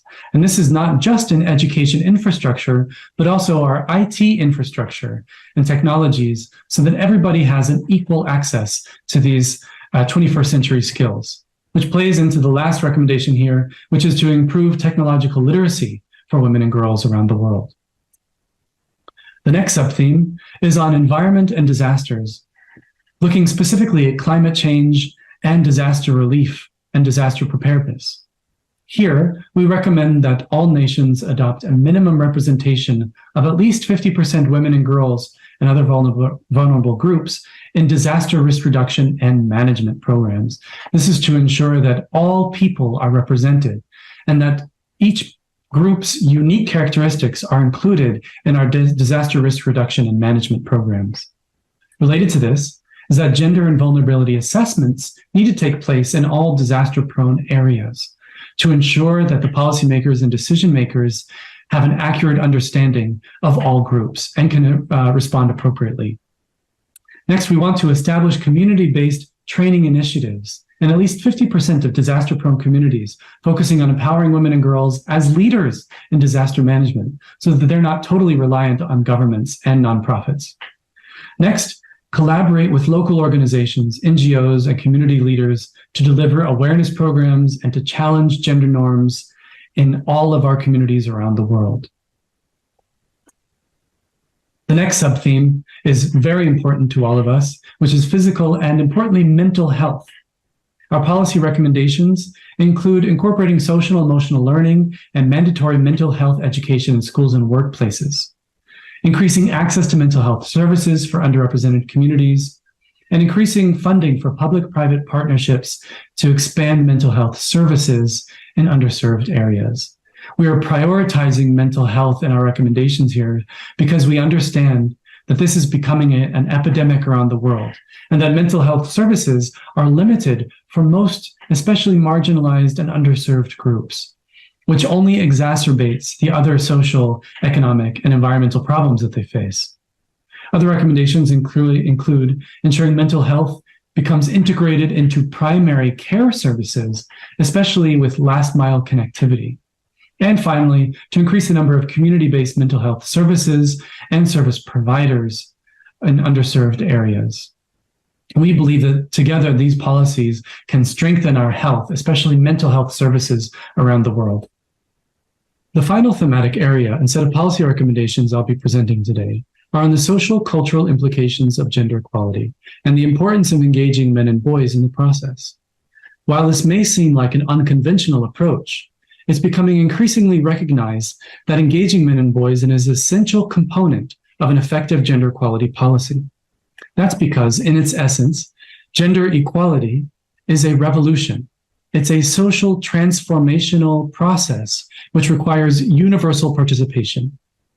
Conventional approaches tend to focus only on providing increased resources and opportunities for women and girls, which is absolutely important. But if you ignore the role that men and boys play in perpetuating inequalities and also as victims of the unequal social process, then it seems like we're missing out on half of the story. And our CSO partners have agreed and have proposed the following recommendations. We propose to provide gender sensitization and, importantly, transformative masculinities education to all educational institutions, workplaces, government offices, and non-government offices, specifically focusing on staff, children, parents, policymakers, and law enforcement officers.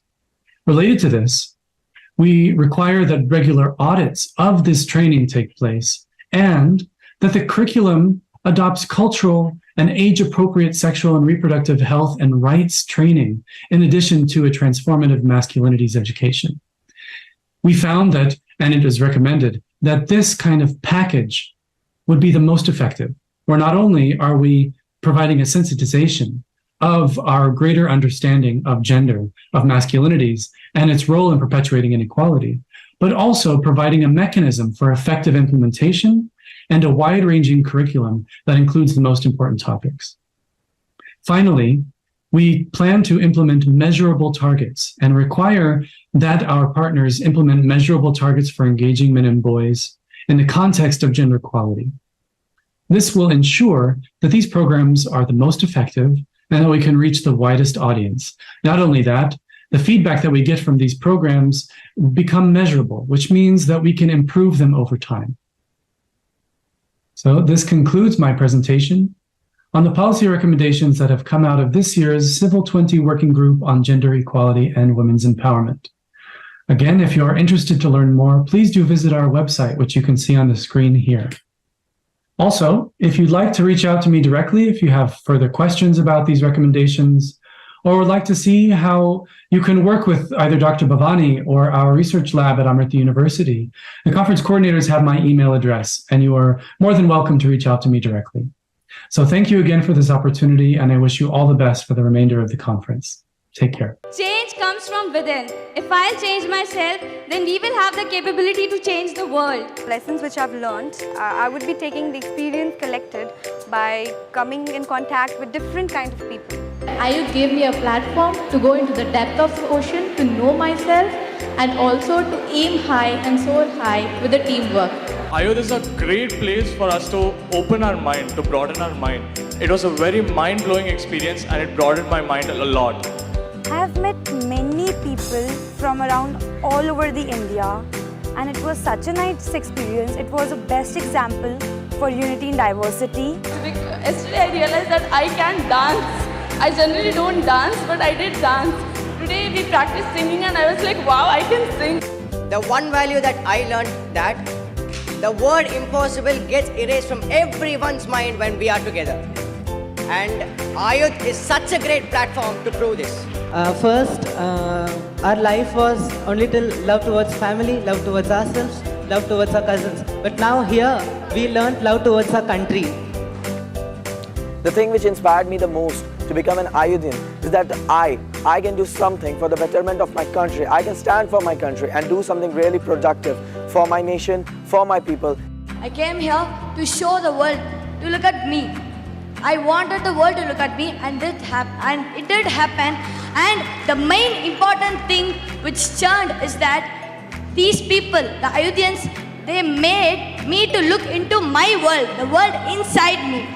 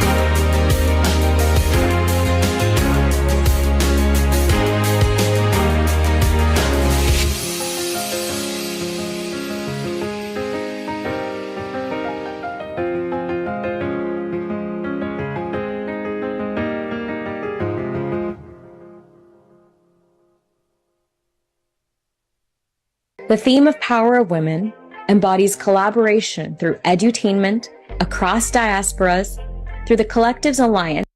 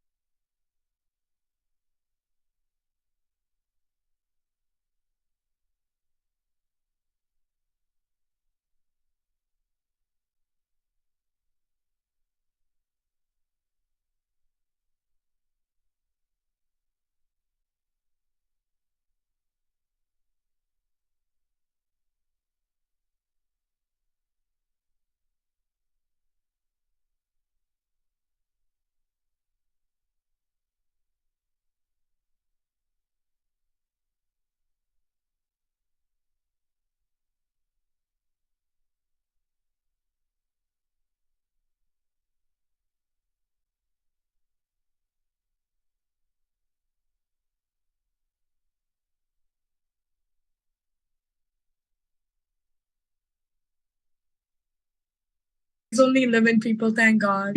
But anybody who is watching it will see. The conscious committee. Conscious committee. And my parents, and I'm sure Aya and B. Mute this mic. Can you mute the mic? Hello. You're on. Hello. Wait, I think we are on. Watching it will see.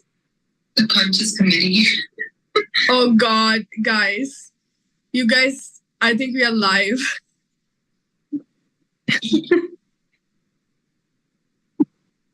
Mute this one.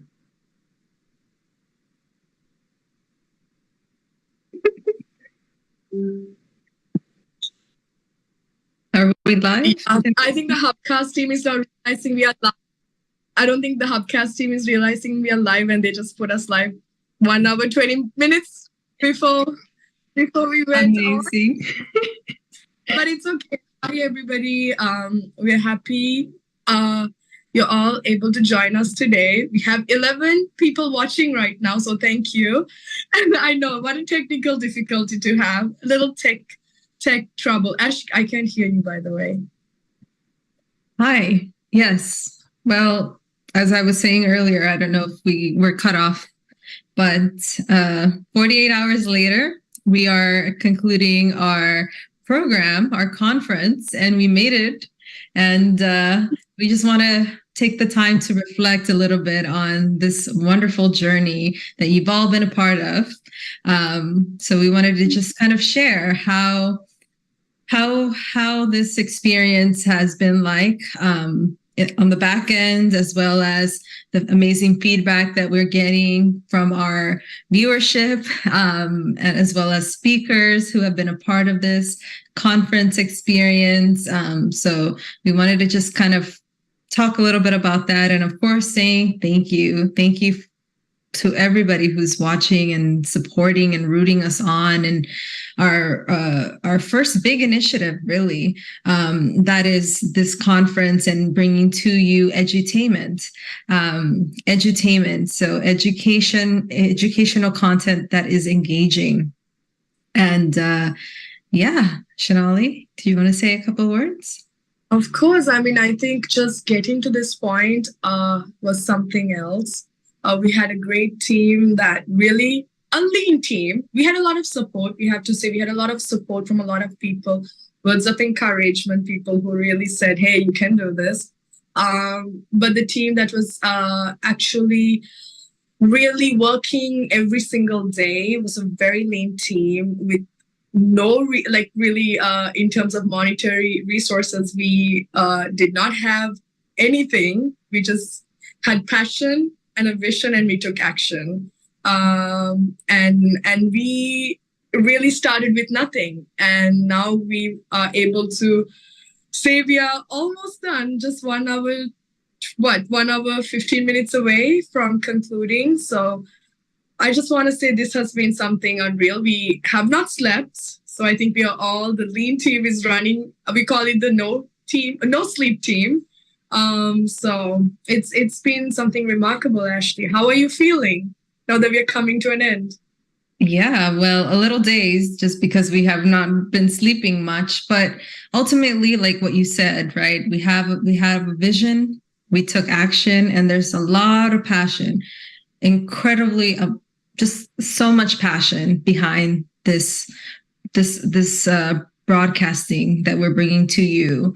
The team behind the scenes running around. I mean, it looks very simple and maybe seamless as you're watching, but there's a lot of components that go into it on the back end to deliver a good, wholesome experience for all of you. And it comes from a place of love and just wanting to provide the insights and information that can benefit your life and that you can take to make a broader impact in the world. So we wanted to just take some time to acknowledge the team. Like Singh-Ally said, it's a very, very lean team, probably less than 9 people just running around behind the scenes. And really what's carrying us forward is our passion. It's our drive. And, if this is also our first conference, this is the first time that we embarked on this journey to deliver a 48-hour conference, a digital conference. And, it's been great. It's been a lot of learnings as well. And I think we want to bring in the team, right? So that we can give them a shout out. I was hoping we would bring them at the end, but you want to bring them on now? Is that what you want to do? I think so. Let's have them come on yes. And I think we need to start by really, I want to start. None of them are here, by the way. We only have like 3 of them right now on. And there's 4 more people behind all of this. So we really want to acknowledge all those 4 people as well. And then a lot of team members that has been really being supportive. So I wanna call out our media team, actually, the media team that has been such a great, I don't know how to even say this. You guys have been such amazing individuals really putting this together, sleepless nights for the past 48 hours and the past 2 weeks, really planning everything, getting everything together. Peter and Mark, please come on. I don't think we can see you both. So final stretch. We still cannot. I don't know if we can see you both. So let's see. You can't see it. I can see you guys. I think everybody. Okay. I think I hit the right buttons. Put yourself on gallery view. See, we've said that, yeah. Oh, I'm just okay. Amazing. There you are. Well, this is our team, our lean team at Hubcast Media. Just running our whole production on the back end for 48 hours. Mark and Peter, a big shout out to these wonderful individuals that really have dedicated everything that they have to deliver a seamless broadcast experience for everybody. From somewhat seamless. You never draw attention to the, to that. And then we have Nil, who's also been working. This is Nil from Turkey. We're all kind of spread around the world. Hubcast is in Vancouver and Nil is in Turkey. And Nil's just been so amazing, from just helping us with our website to all the digital assets to coordinating just so many things. Nil, like, you're so amazing. Thank you so much for joining our team. We're so lucky to have you.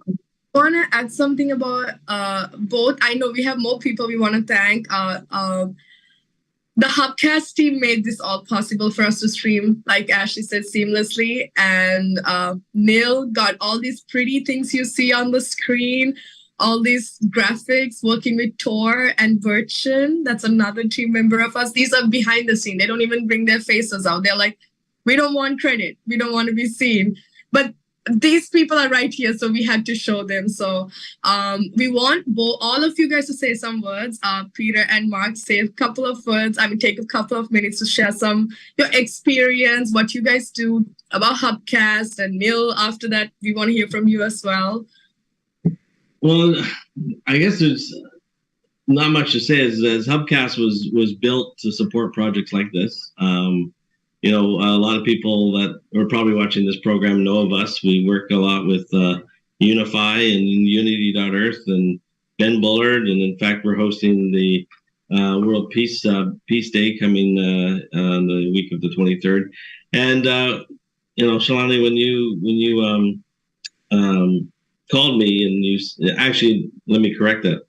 When Mark reached out to you, I believe you met Mark when we were doing World Unity Week back in June. Somewhere back there, another one of those crazy times.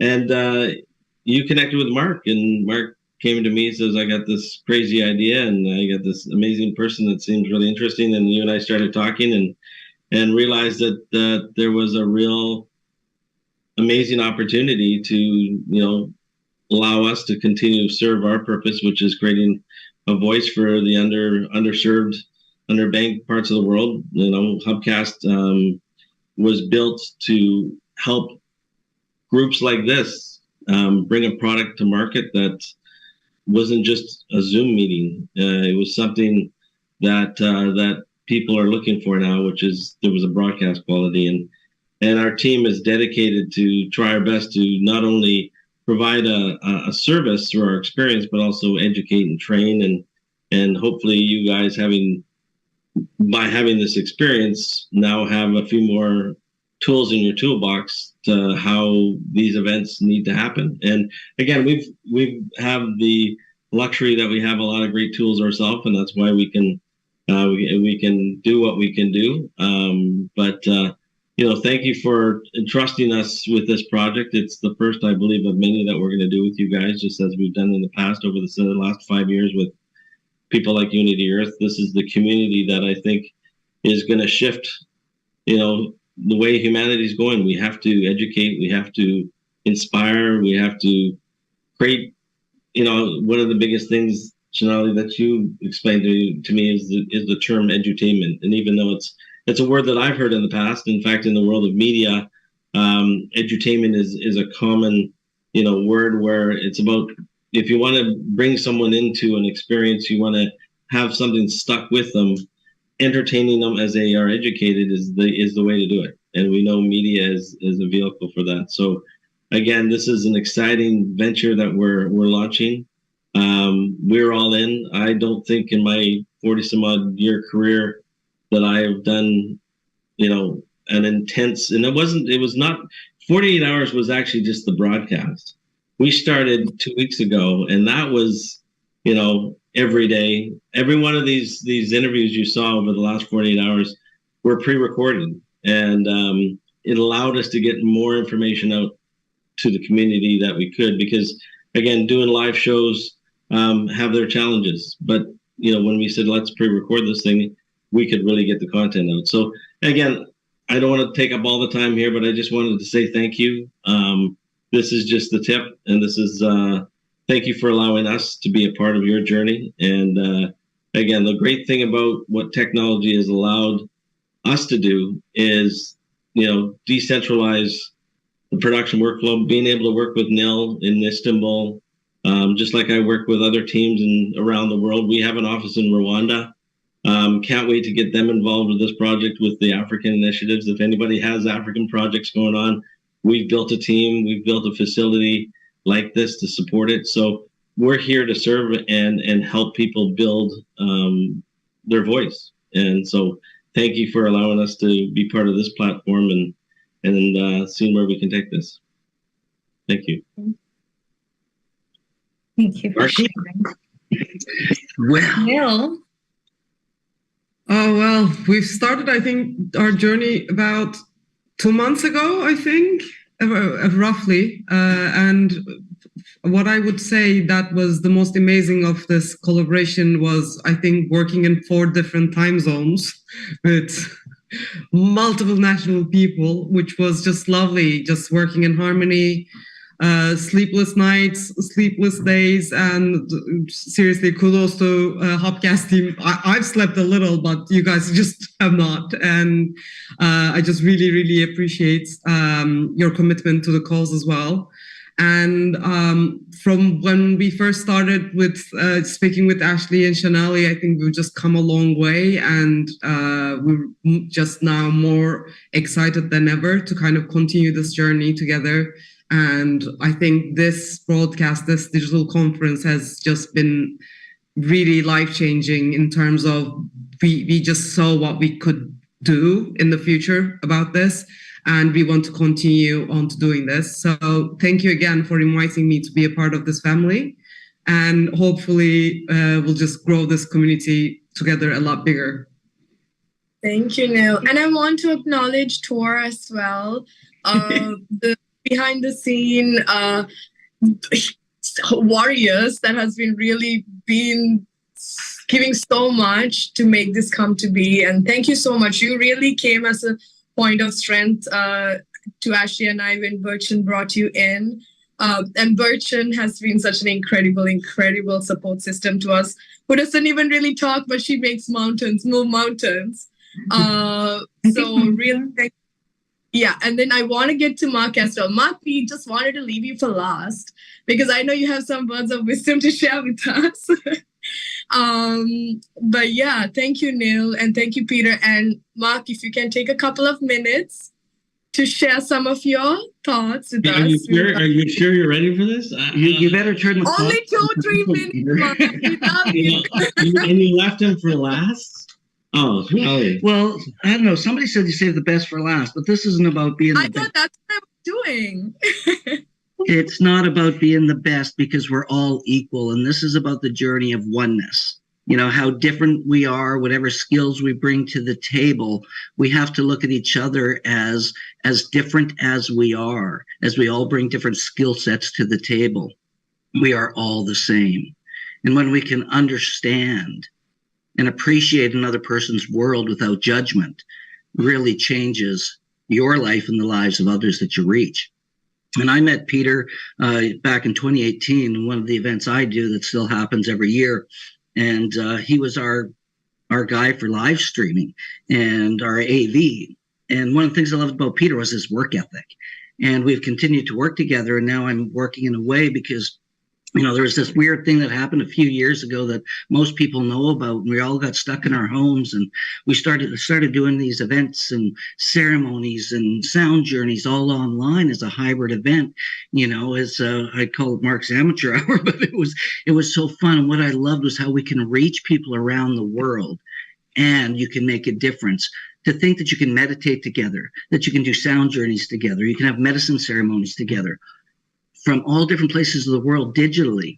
I like to call it, the internet connects all the wires and we do it wirelessly around the world. But when we do this kind of stuff, I like to call it the internet. And when we all do these things, we connect in a much different way. And it's really opened up the world. I've been blessed to be part of some large organizations where we've had virtual events that would blow your mind. And I fell in love with it because we can act local and we can reach global. And to me, that's probably one of the most exciting things that happens out there. Oh, look at that. My camera's not even on. I'm a tech guy. It's over there. Oh, you're over that one. I was talking over here. I'll talk over here. I was just looking at Ashley as I talked.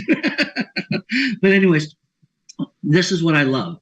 And to bring people together in this virtual world, to create change, create impact, create growth, and an experience that people won't forget. Because I believe experience is the best teacher. We learn best when we don't know we're learning. And we can have these experiences that touch people's lives, that touch our own lives in a way that creates connection and even more oneness. And I love working with people from all over the world. Like I say, we've got, Shilani's in Sri Lanka. We've got... Hey, Mark, my name, you butchered my name on livecast after all this time? Oh, well, God. Hey, 72 hours, 2 hours sleep. Whatever. I'm just being my own authentic self. And this is what the world needs. The world needs a safe space where we can all be our authentic selves, where we don't have to have shame and blame or anything like that. And when we can reach out and create that space and even do it digitally, but like say we have Nil and Istanbul, we've got Ashley, right? Yeah, Ashley's in California, and when you can hubcast is what Peter likes to call it, and that's why it's called hubcasting. And to me, it's a beautiful thing. What makes you want to get up early and stay up late? What's your passion? What excites you? Because we can all do more than we think we can do. The Monday to Friday, 9 to 5 is one thing, but we can all do so much more. What is it that lights you up? What are you willing to do, and loving to do that keeps you up all day, all night, all day, all night, all day, all night, right? And to me, that's the exciting thing. And to see the impact that this event has had globally, I'm just honored and grateful to be part of it, and excited to have met new friends that who knows what the future is going to bring. And I'm just honored to be part of this team that has brought this event to the world, that changes the world. And the topic about the power of women, we need to reach out. We need to understand, especially as men as well. And we need to support the movement because the matriarchy is where it's at.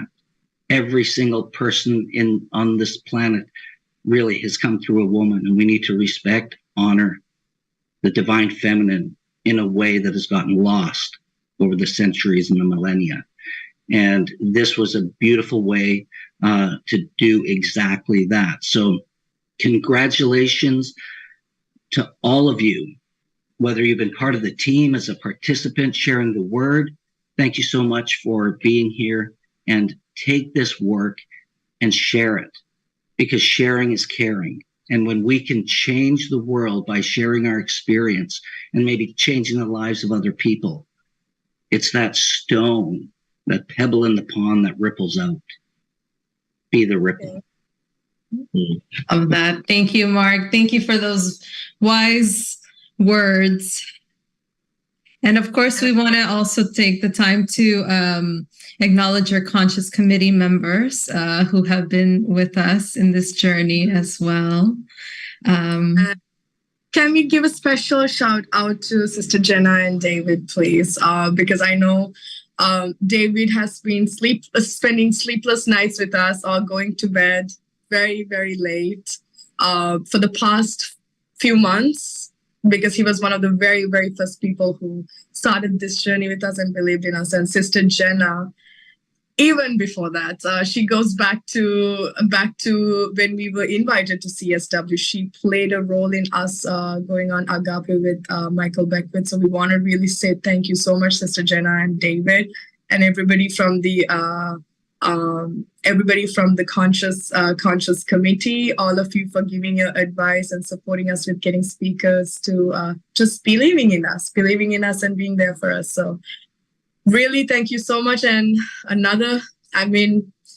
my brother and Bertrand, like I said, they have been moving mountains for us, really being there for us. So thank you so much. And Vincent, thank you so much for holding ground. We don't even bring up your name, but you do so much for all of us too, behind the scene. And Ranjan, thank you so much, all of you. There's so many names we didn't.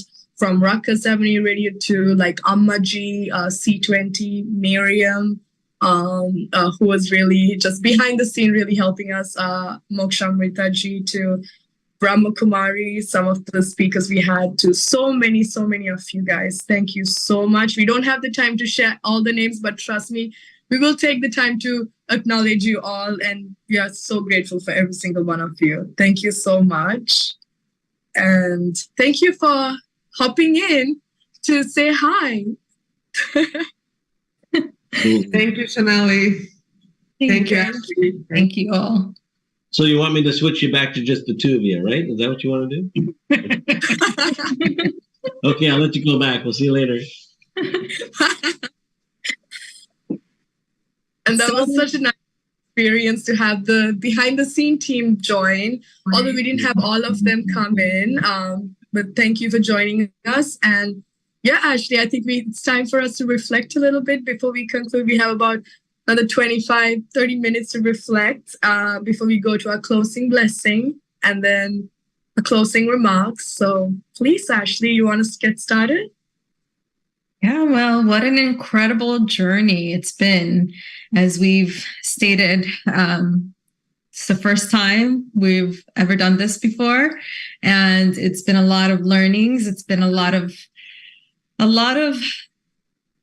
passion, a lot of, in this process, growth and transformation. As we bring this to the world and coming from a place of love and passion, it's been an experience to also grow into the women that we have always wanted to be or have been inspired to be. And we're growing in this process as well. And part of why we brought so many incredible speakers was to learn from them, getting their insights from each and every one of those speakers. We had over 100 speakers during this 48-hour broadcast, and each one offered a unique perspective, a unique insight into what it is to step into your power. And it's helping us in our journey, and we hope that it's also helping you wherever you may be.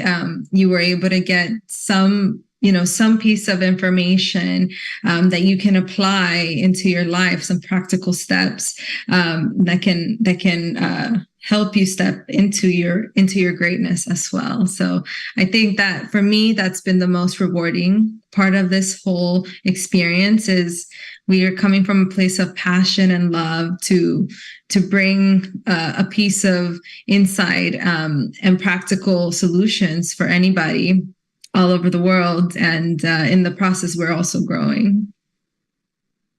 Beautifully said, Ashley. I agree with you.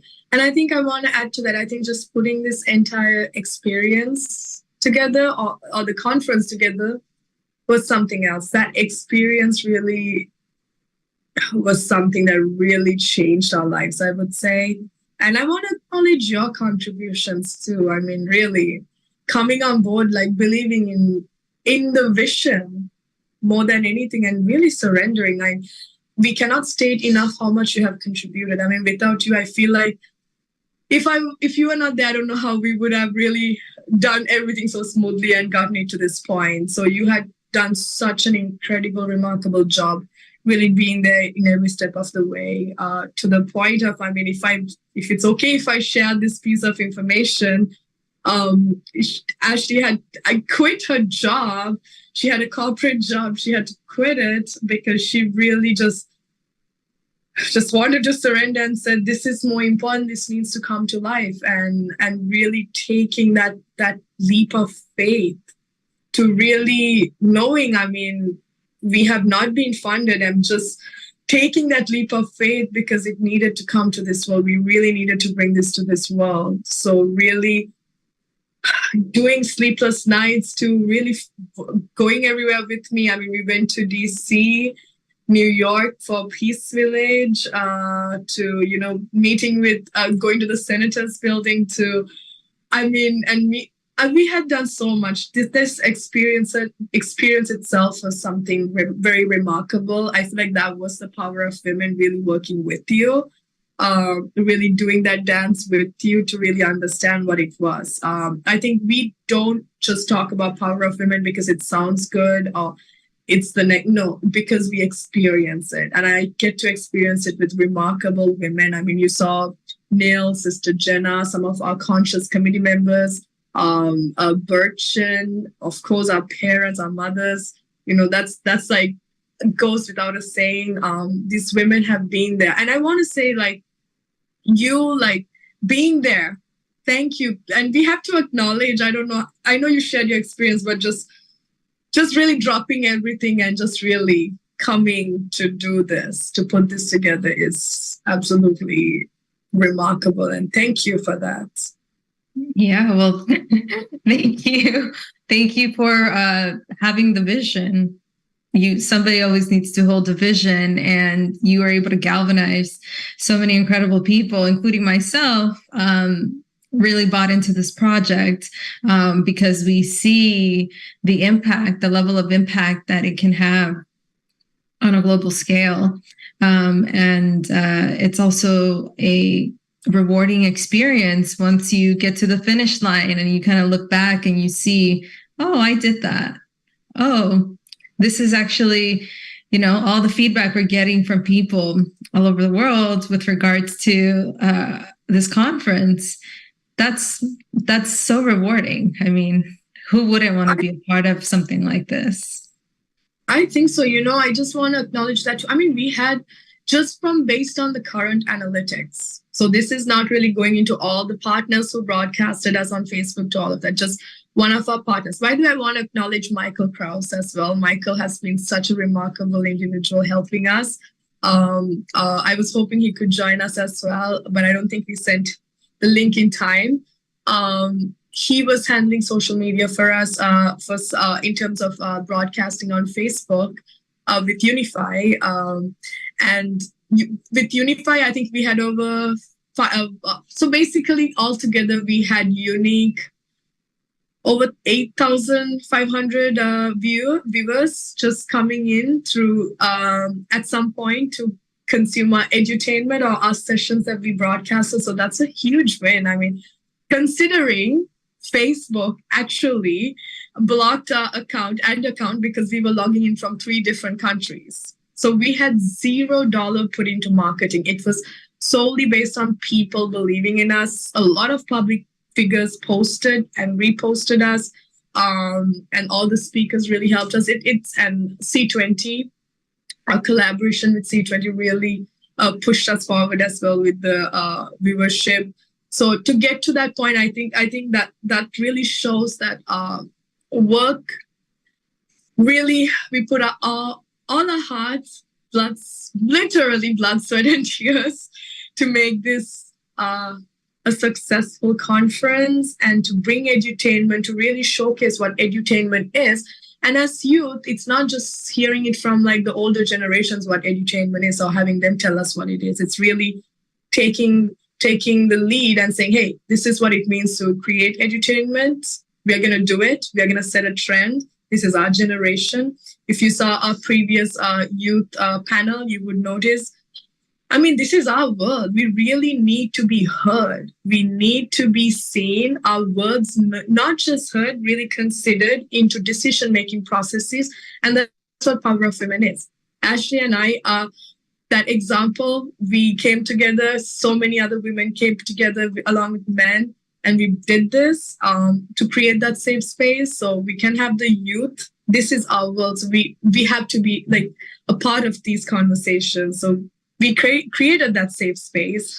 And this is just the beginning. And there's so much to go, so much more to accomplish. This is just a stepping stone. And just acknowledging every single person who believed in us. Thank you. I mean, if it wasn't for you, I don't think we would be able to even come. We wouldn't even get to this point of sharing these words. So really acknowledging all your contributions to everything you have done with your resources. And when we talk about a collaboration with C20, which is an official engagement group of G20, we're talking about how we can amplify the voices of people's aspirations with the world leaders who are gathering in this G20 summit. And why we wanted to have this conference running parallel to the G20 summit is because our voices need to be heard, like what Singh-Ally said, and how we heard from our youth. Maybe we are not being heard enough, and we need more of these platforms and spaces so that we can have these conversations and really empower and uplift one another, so that we can bring more attention to solutions. As we heard from our panel earlier, we're full of solutions. We're full of excitement and just fully surrendered to service to help make a better world for all of us. And if we had the investment and resources, if our voices are heard, maybe we can move into a place where we can have a better environment. We can combat the climate crisis. We can have better relationships between nations. A better education system, all of these things. We just need more platforms where we can be heard, and more solutions can come out of it. So that's I think what's been very rewarding throughout this journey of putting this conference together. We are able to hear what these solutions may look like. And of course, for us with Power of Women, how do we create more balance? How do we have more of a balanced representation in leadership-making processes, and decision-making processes, and more leadership representation as well? I think that's been the most rewarding part of this whole experience. I think Ashley touched upon some incredible points, and I want to go back to them. Our youth, I think just in that room, in that panel, everything we need was said. Every single thing, or maybe there's more. It's just, one thing is we need to be heard, and not just heard, the voices need to be considered when making decisions. We are the next wave of leaders. The older generations realizing, we have to inherit this world as it is. So really investing in us. I mean, doing work like this takes a lot of effort. Really, I mean, I see, there are incredible philanthropists like, Mackenzie Scott, to, I see Michelle Obama.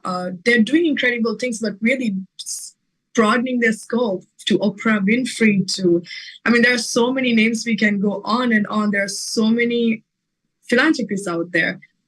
Look at places where this is happening and where the youth are galvanizing. It's not just in one place, it's happening around the world, and we're really bringing a global population together to make an impact. So broadening that perspective for every one of us, so we know we are here. And I think the youth are calling out, saying this. And these, our youth, our generation, the millennials and Gen Z, are so wise, so with so much insight and wisdom. So listening to us, because it's really our world we have to inherit. And I mean, there are so many individuals that are supporting from older generations. Just join them, listen to what they have to say. They're really doing their best to support us, but get behind them and be a part of that wave that's really empowering our generation. And I speak not just for us. I think the youth, when you hear them when they were speaking, they were between like 17 to 28 that today they came. I mean, they're calling out. They really want to be heard. They want to be acknowledged for the work they're bringing on. And that's a part of edutainment. You know, how can we utilize edutainment to really spotlight this, really utilize media, music, arts, storytelling, in an engaging way to create content, events and experiences to really broaden the narrative. I always say this, history. We need to know her story so we can know our story. And that our story not just includes women and men, anybody, however they identify themselves as. Our nature, our wildlife, they are all a part of this, our story. So we need to make sure we are aware of that. And so storytelling is one of the best ways to get it out there, because we don't even realize that's how we are constantly consuming information through our social medias, through every piece of content we consume. That being said, and we did what we did with the conference to get started, to start a conversation, to start this discussion and really bring it to your attention that this needs to be something we prioritize. We need to come together. Collaboration is key. Partnering with each other is key. Really, that balance is being reflected. The imbalancement is being reflected in nature. And we have to do something right now. And there's no time to just wait till somebody else come to do it. It's really us. It's our turn. And that's why I think we also brought a lot of expert speakers. What can we learn from them? And really be that bridge to talk with the millennials and the Gen Zs, or how we like to say the zillennials, the 90s kids. How can we really be the bridge so we really come up with solutions together? And we have had some remarkable speakers who offered a lot of insight and wisdom. I think it's a matter of now taking action. Really ask yourself, like, why are you even hearing this message right now? If you are at some point in time for a reason to take action right now.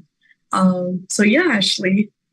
Amazing. And can we just pause for a bit to think about what this experience is in this digital conference?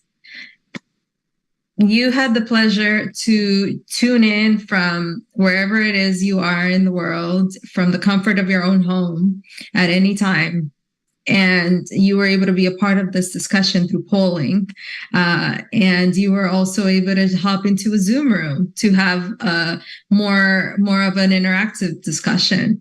And this is the whole concept behind a digital conference that we wanted to bring to you. And also having some form of entertainment.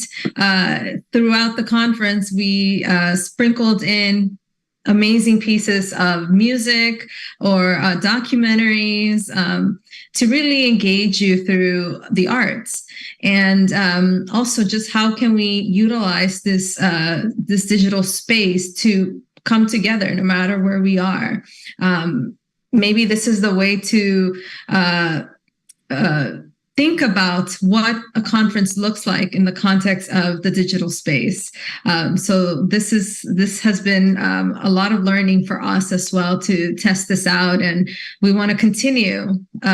We want to continue on to next year and put together another conference for you all. But I just wanted to acknowledge that. That's what we meant with DPOW, Digital Power of Women conference. I actually want to add something, Ashley, we discussed with what you said. We want to share a message with anybody who might have a different experience or an opinion. We try to bring a lot of people together. If you notice somebody is missing, a certain race is missing, please know, like, it was not intentional. We don't see the world in color or any of that. We really are trying to bridge that gap of always constantly saying, hey, we need this. Let's really transcend that. Let's not even make racism a thing by constantly reiterating the existence of it when it doesn't even exist in certain places. Not that it doesn't exist systematically. Of course, we have to address a lot of things: gender, race, even age, disability. All of these are things to be addressed. But if it's not existing in a place, let's not try to impose it, because we want to be inclusive of everyone. And we are really putting our blood, sweat, and tears to be as inclusive as possible. And we can only go as far as how everybody else collaborates with us and partners with us to make it be as inclusive as possible. So it's a two-way mutual experience and action. Mutually, we have to do that for each other. So just know, if you have any feedback, it's a safe space. Come and share it. And if you think something is not working, bring the solution. It's easy to point fingers and say, hey, you didn't do this right. You didn't do that right. You missed this person. You didn't put that thing. Just know we are doing this, and we have created the space for you to bring yourself together, like self, and work on this together. Bring that solution. If you see something is missing, see how you can cover that gap, because we are all a part of the solution. We are also the solution by ourselves. So let's be a part of the puzzle. Every puzzle piece is important to put the picture together. So bring your piece and put it there, or just, together, I think it's important for us to realize this is a space to bridge those gaps. Not to constantly reiterate or impose anything that's not working. We want to transcend from that. We want to create a new way of seeing the world, a shift. That means we have to come with an open mind and open heart, most of all, and have compassion, because we're all going through something. Whether we share it with others or not, we are all going through something. And that's one of the biggest lessons I learned in this process. Every single person is going through something in their own variation. We are all experiencing the same thing with different variations. So just keeping that in mind and being kind to each other. And it can be as simple as smiling with someone and just giving a word of encouragement. And that's what we want to create the space for you to be. Bring your best self. Bring your best self. And it's okay if you mess up, as long as you reflect on it and you really don't make those mistakes again, and apologize when it's necessary. And I think that's what is most important. Express love and stay thankful and grateful for Mother Nature giving us this opportunity to exist. So let's not try to destroy Mother Nature while she has given us an opportunity to live and experience this human life. Well said. And just kind of my final remarks here before we transition out. Once again, thank you for all of your support and viewership. Also, just a special thank you to all of the speakers who jumped on board to be a part of this conference experience for you all.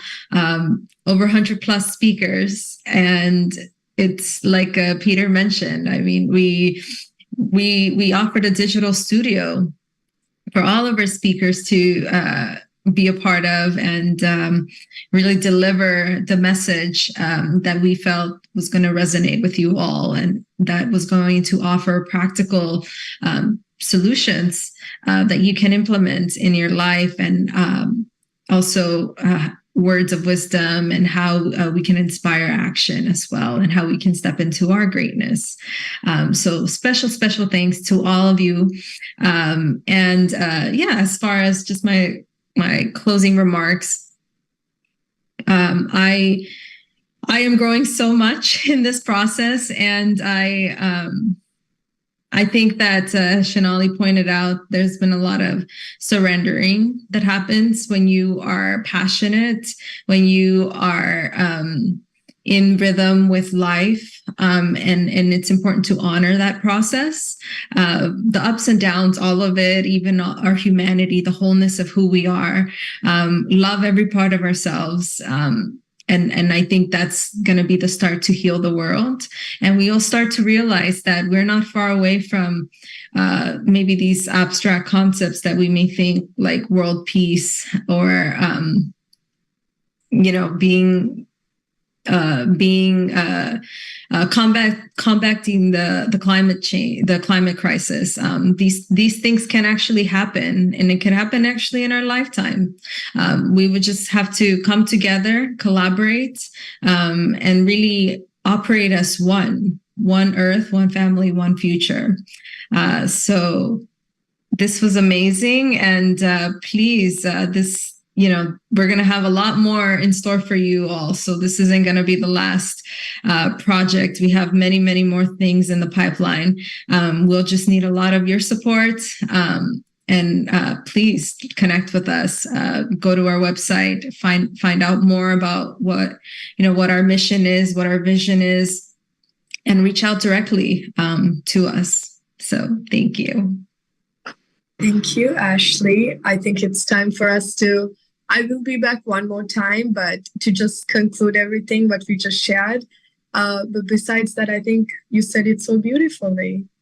Thank you so much. And I think it's time for us to go into the next segment. And thank you is all I can say. Very grateful for every single one of you.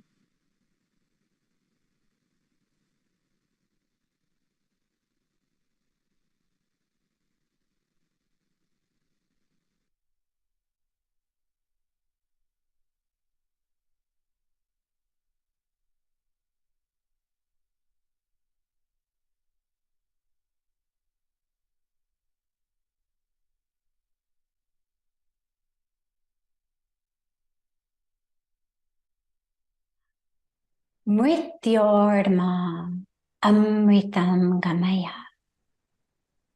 Om Shanti, Shanti, Shanti. O Divine Being, lead us from the darkness of ignorance in which we suffer and bring suffering to others. From that darkness of ignorance in which we think that we are separate. Lead us from that to the light of truth, in which we know that we are not separate, but we are one, and in which the suffering ends and the healing takes place. Lead us from that false identification as this physical body, the size, the shape, the color, the story. Lead us from that identification into the true identification with the soul, that which was never born and will never die, that infinite, eternal, all-powerful presence. Om peace. Om peace. Om peace.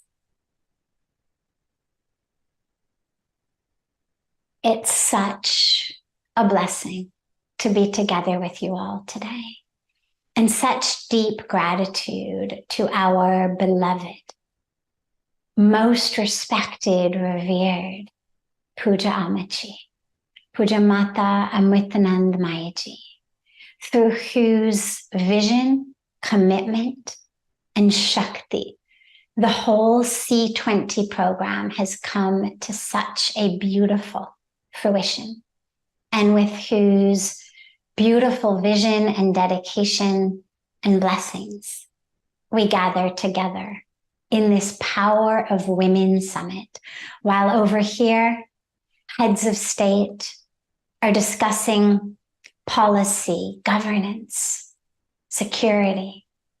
Over here, we are coming together to remember re-recognize, re-emphasize that without Shakti, without that power of women, nothing is possible.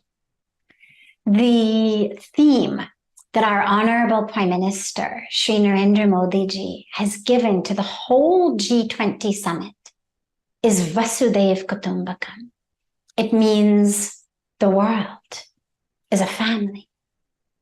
But actually, in Sanskrit, if you look at really what the word means, it means Vasudha. Vasudha is Mother Earth. She's the goddess of the earth, that we are her family. So it's not just the world as a family in some vague, amorphous way, but actually we are the family, the children of Vasudha, the mother goddess, the Shakti.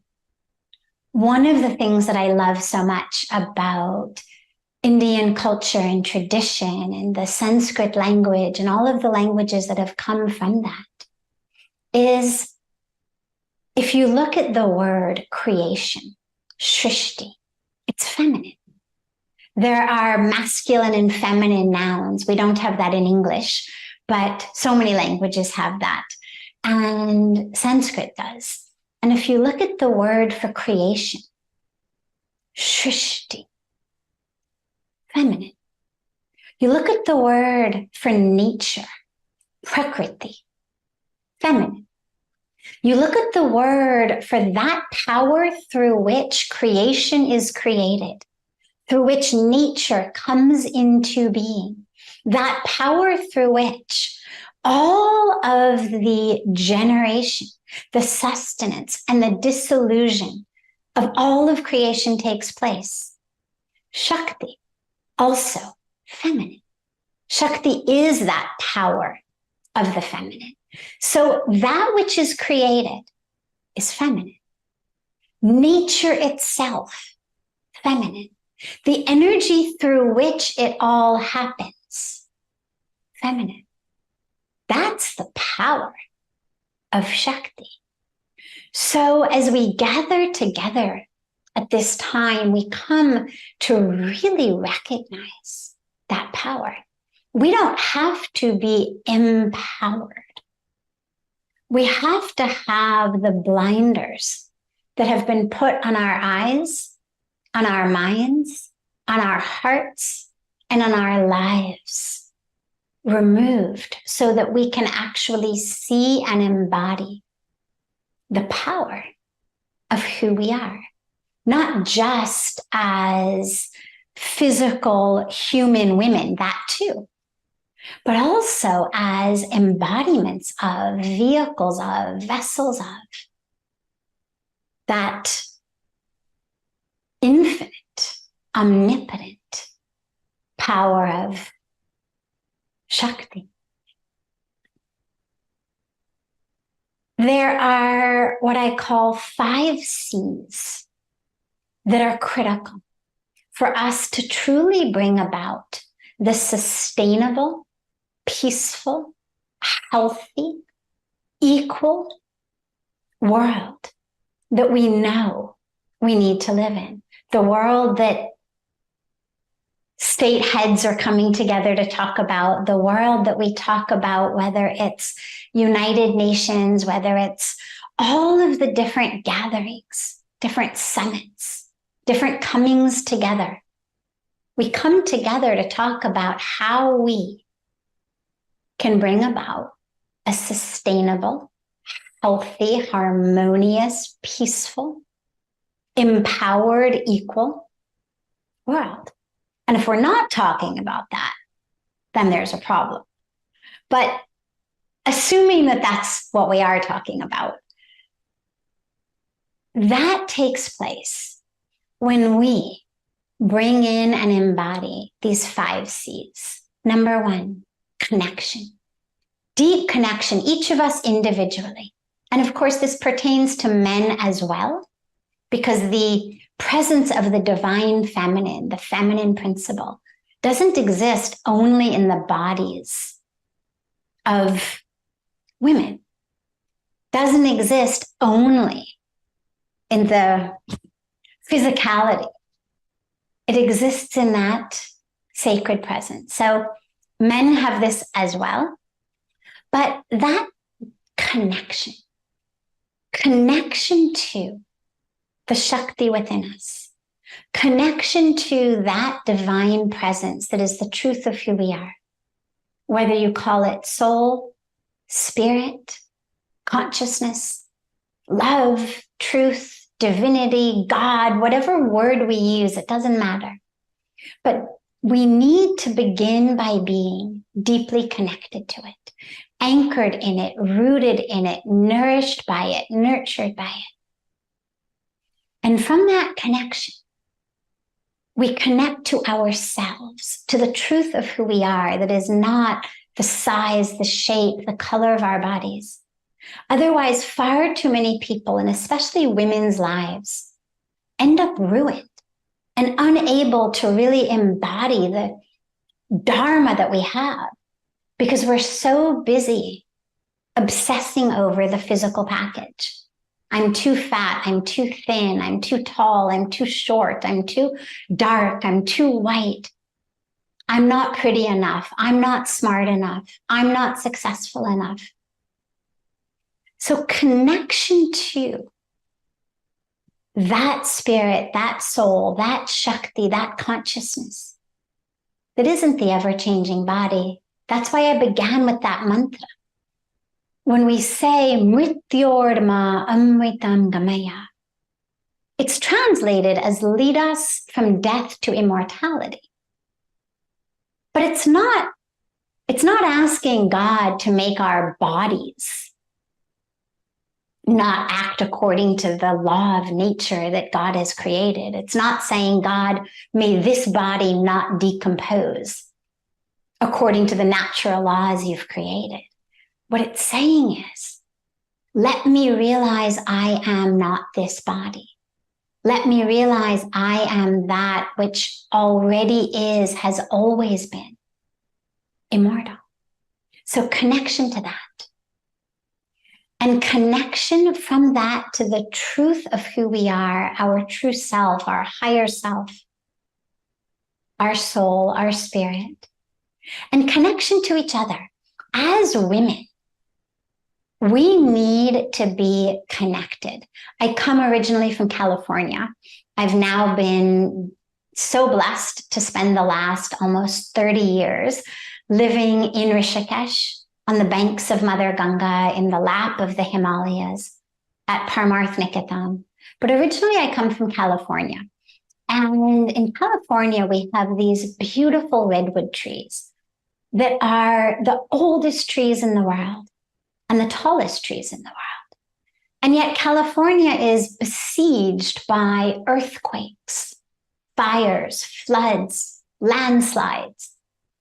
How do these trees live for hundreds and hundreds, even thousands of years at hundreds and hundreds of feet tall? The secret of the redwoods, the secret of their strength and resilience, is that the roots of every single redwood are interlinked and interlocked and connected to the roots of every other redwood. The entire forest sustains each other. And we as women must come together connected, supporting each other, nourishing each other. It's not me or you. It's me and you. Me as you. Together, and only together, can we really be strong and resilient and bring the change in the world that we know is needed. And after connection comes conscious. Through our spiritual practices, whatever religion, whatever faith, whatever language, it doesn't matter. But through that, we become conscious of the power of who we are, conscious of that Shakti in us, conscious that we are here with a dharma to fulfill, conscious every minute and every moment that I am not my thoughts, I'm not what society tells me women should be. I'm not what the neighbors think of me. So many lives are ruined by obsessing over what the neighbors are going to think. Samne wale kya sochega? What is this other person going to think about me? We become conscious. We realize that's not who I am. And we become conscious in every breath, every minute, every moment of our fullness, our wholeness.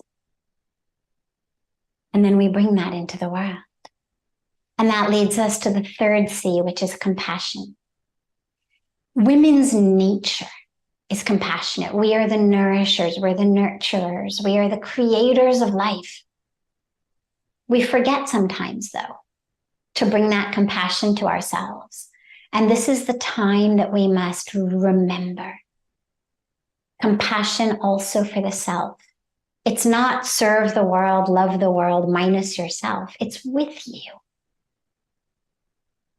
Self-care, self-love, self-compassion. It's critical. And from that, courage. Courage to truly stand up and embody our dharma, our purpose, to use that Shakti to create the change. Spirituality gives us the power to say no to that which must be said no, just as much as it gives us the power to say yes. And so we have courage in that Shakti to say yes and embrace that which we must embrace, and to say no to that which we must be done with. Whether it's oppression, suppression, violence, human rights violations, inequality, that Shakti gives us the power to say no. And lastly, creativity. From the courage, we have access to that creativity to truly bring about, to manifest, to create the ripples in the world of change, and to do it courageously and creatively, because that which the world needs today is different than what it needed when our mothers, our grandmothers, our great-grandmothers were the ones bringing change. The world keeps changing. We're faced with so much today that they didn't imagine being faced with, from water shortage and food shortage, climate change, environmental destruction, so much refugee crises. We need that courage that comes from the connection, from consciousness, from compassion, in order to then blossom into the creative expression of Shakti. There's so much more to share, but time is so short, and I am so deeply grateful for this beautiful opportunity to be with you all today. Om Shanti, Shanti, Shanti.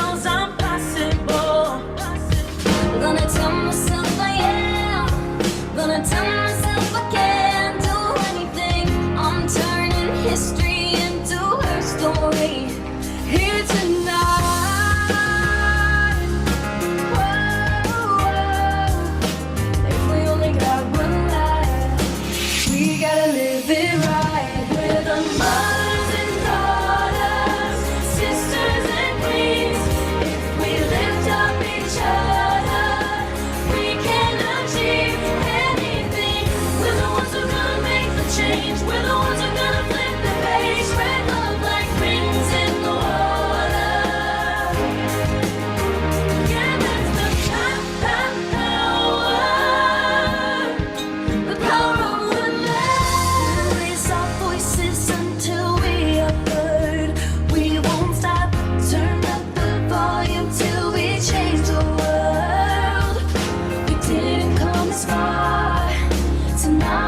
the stars. So let's begin by turning history into her story.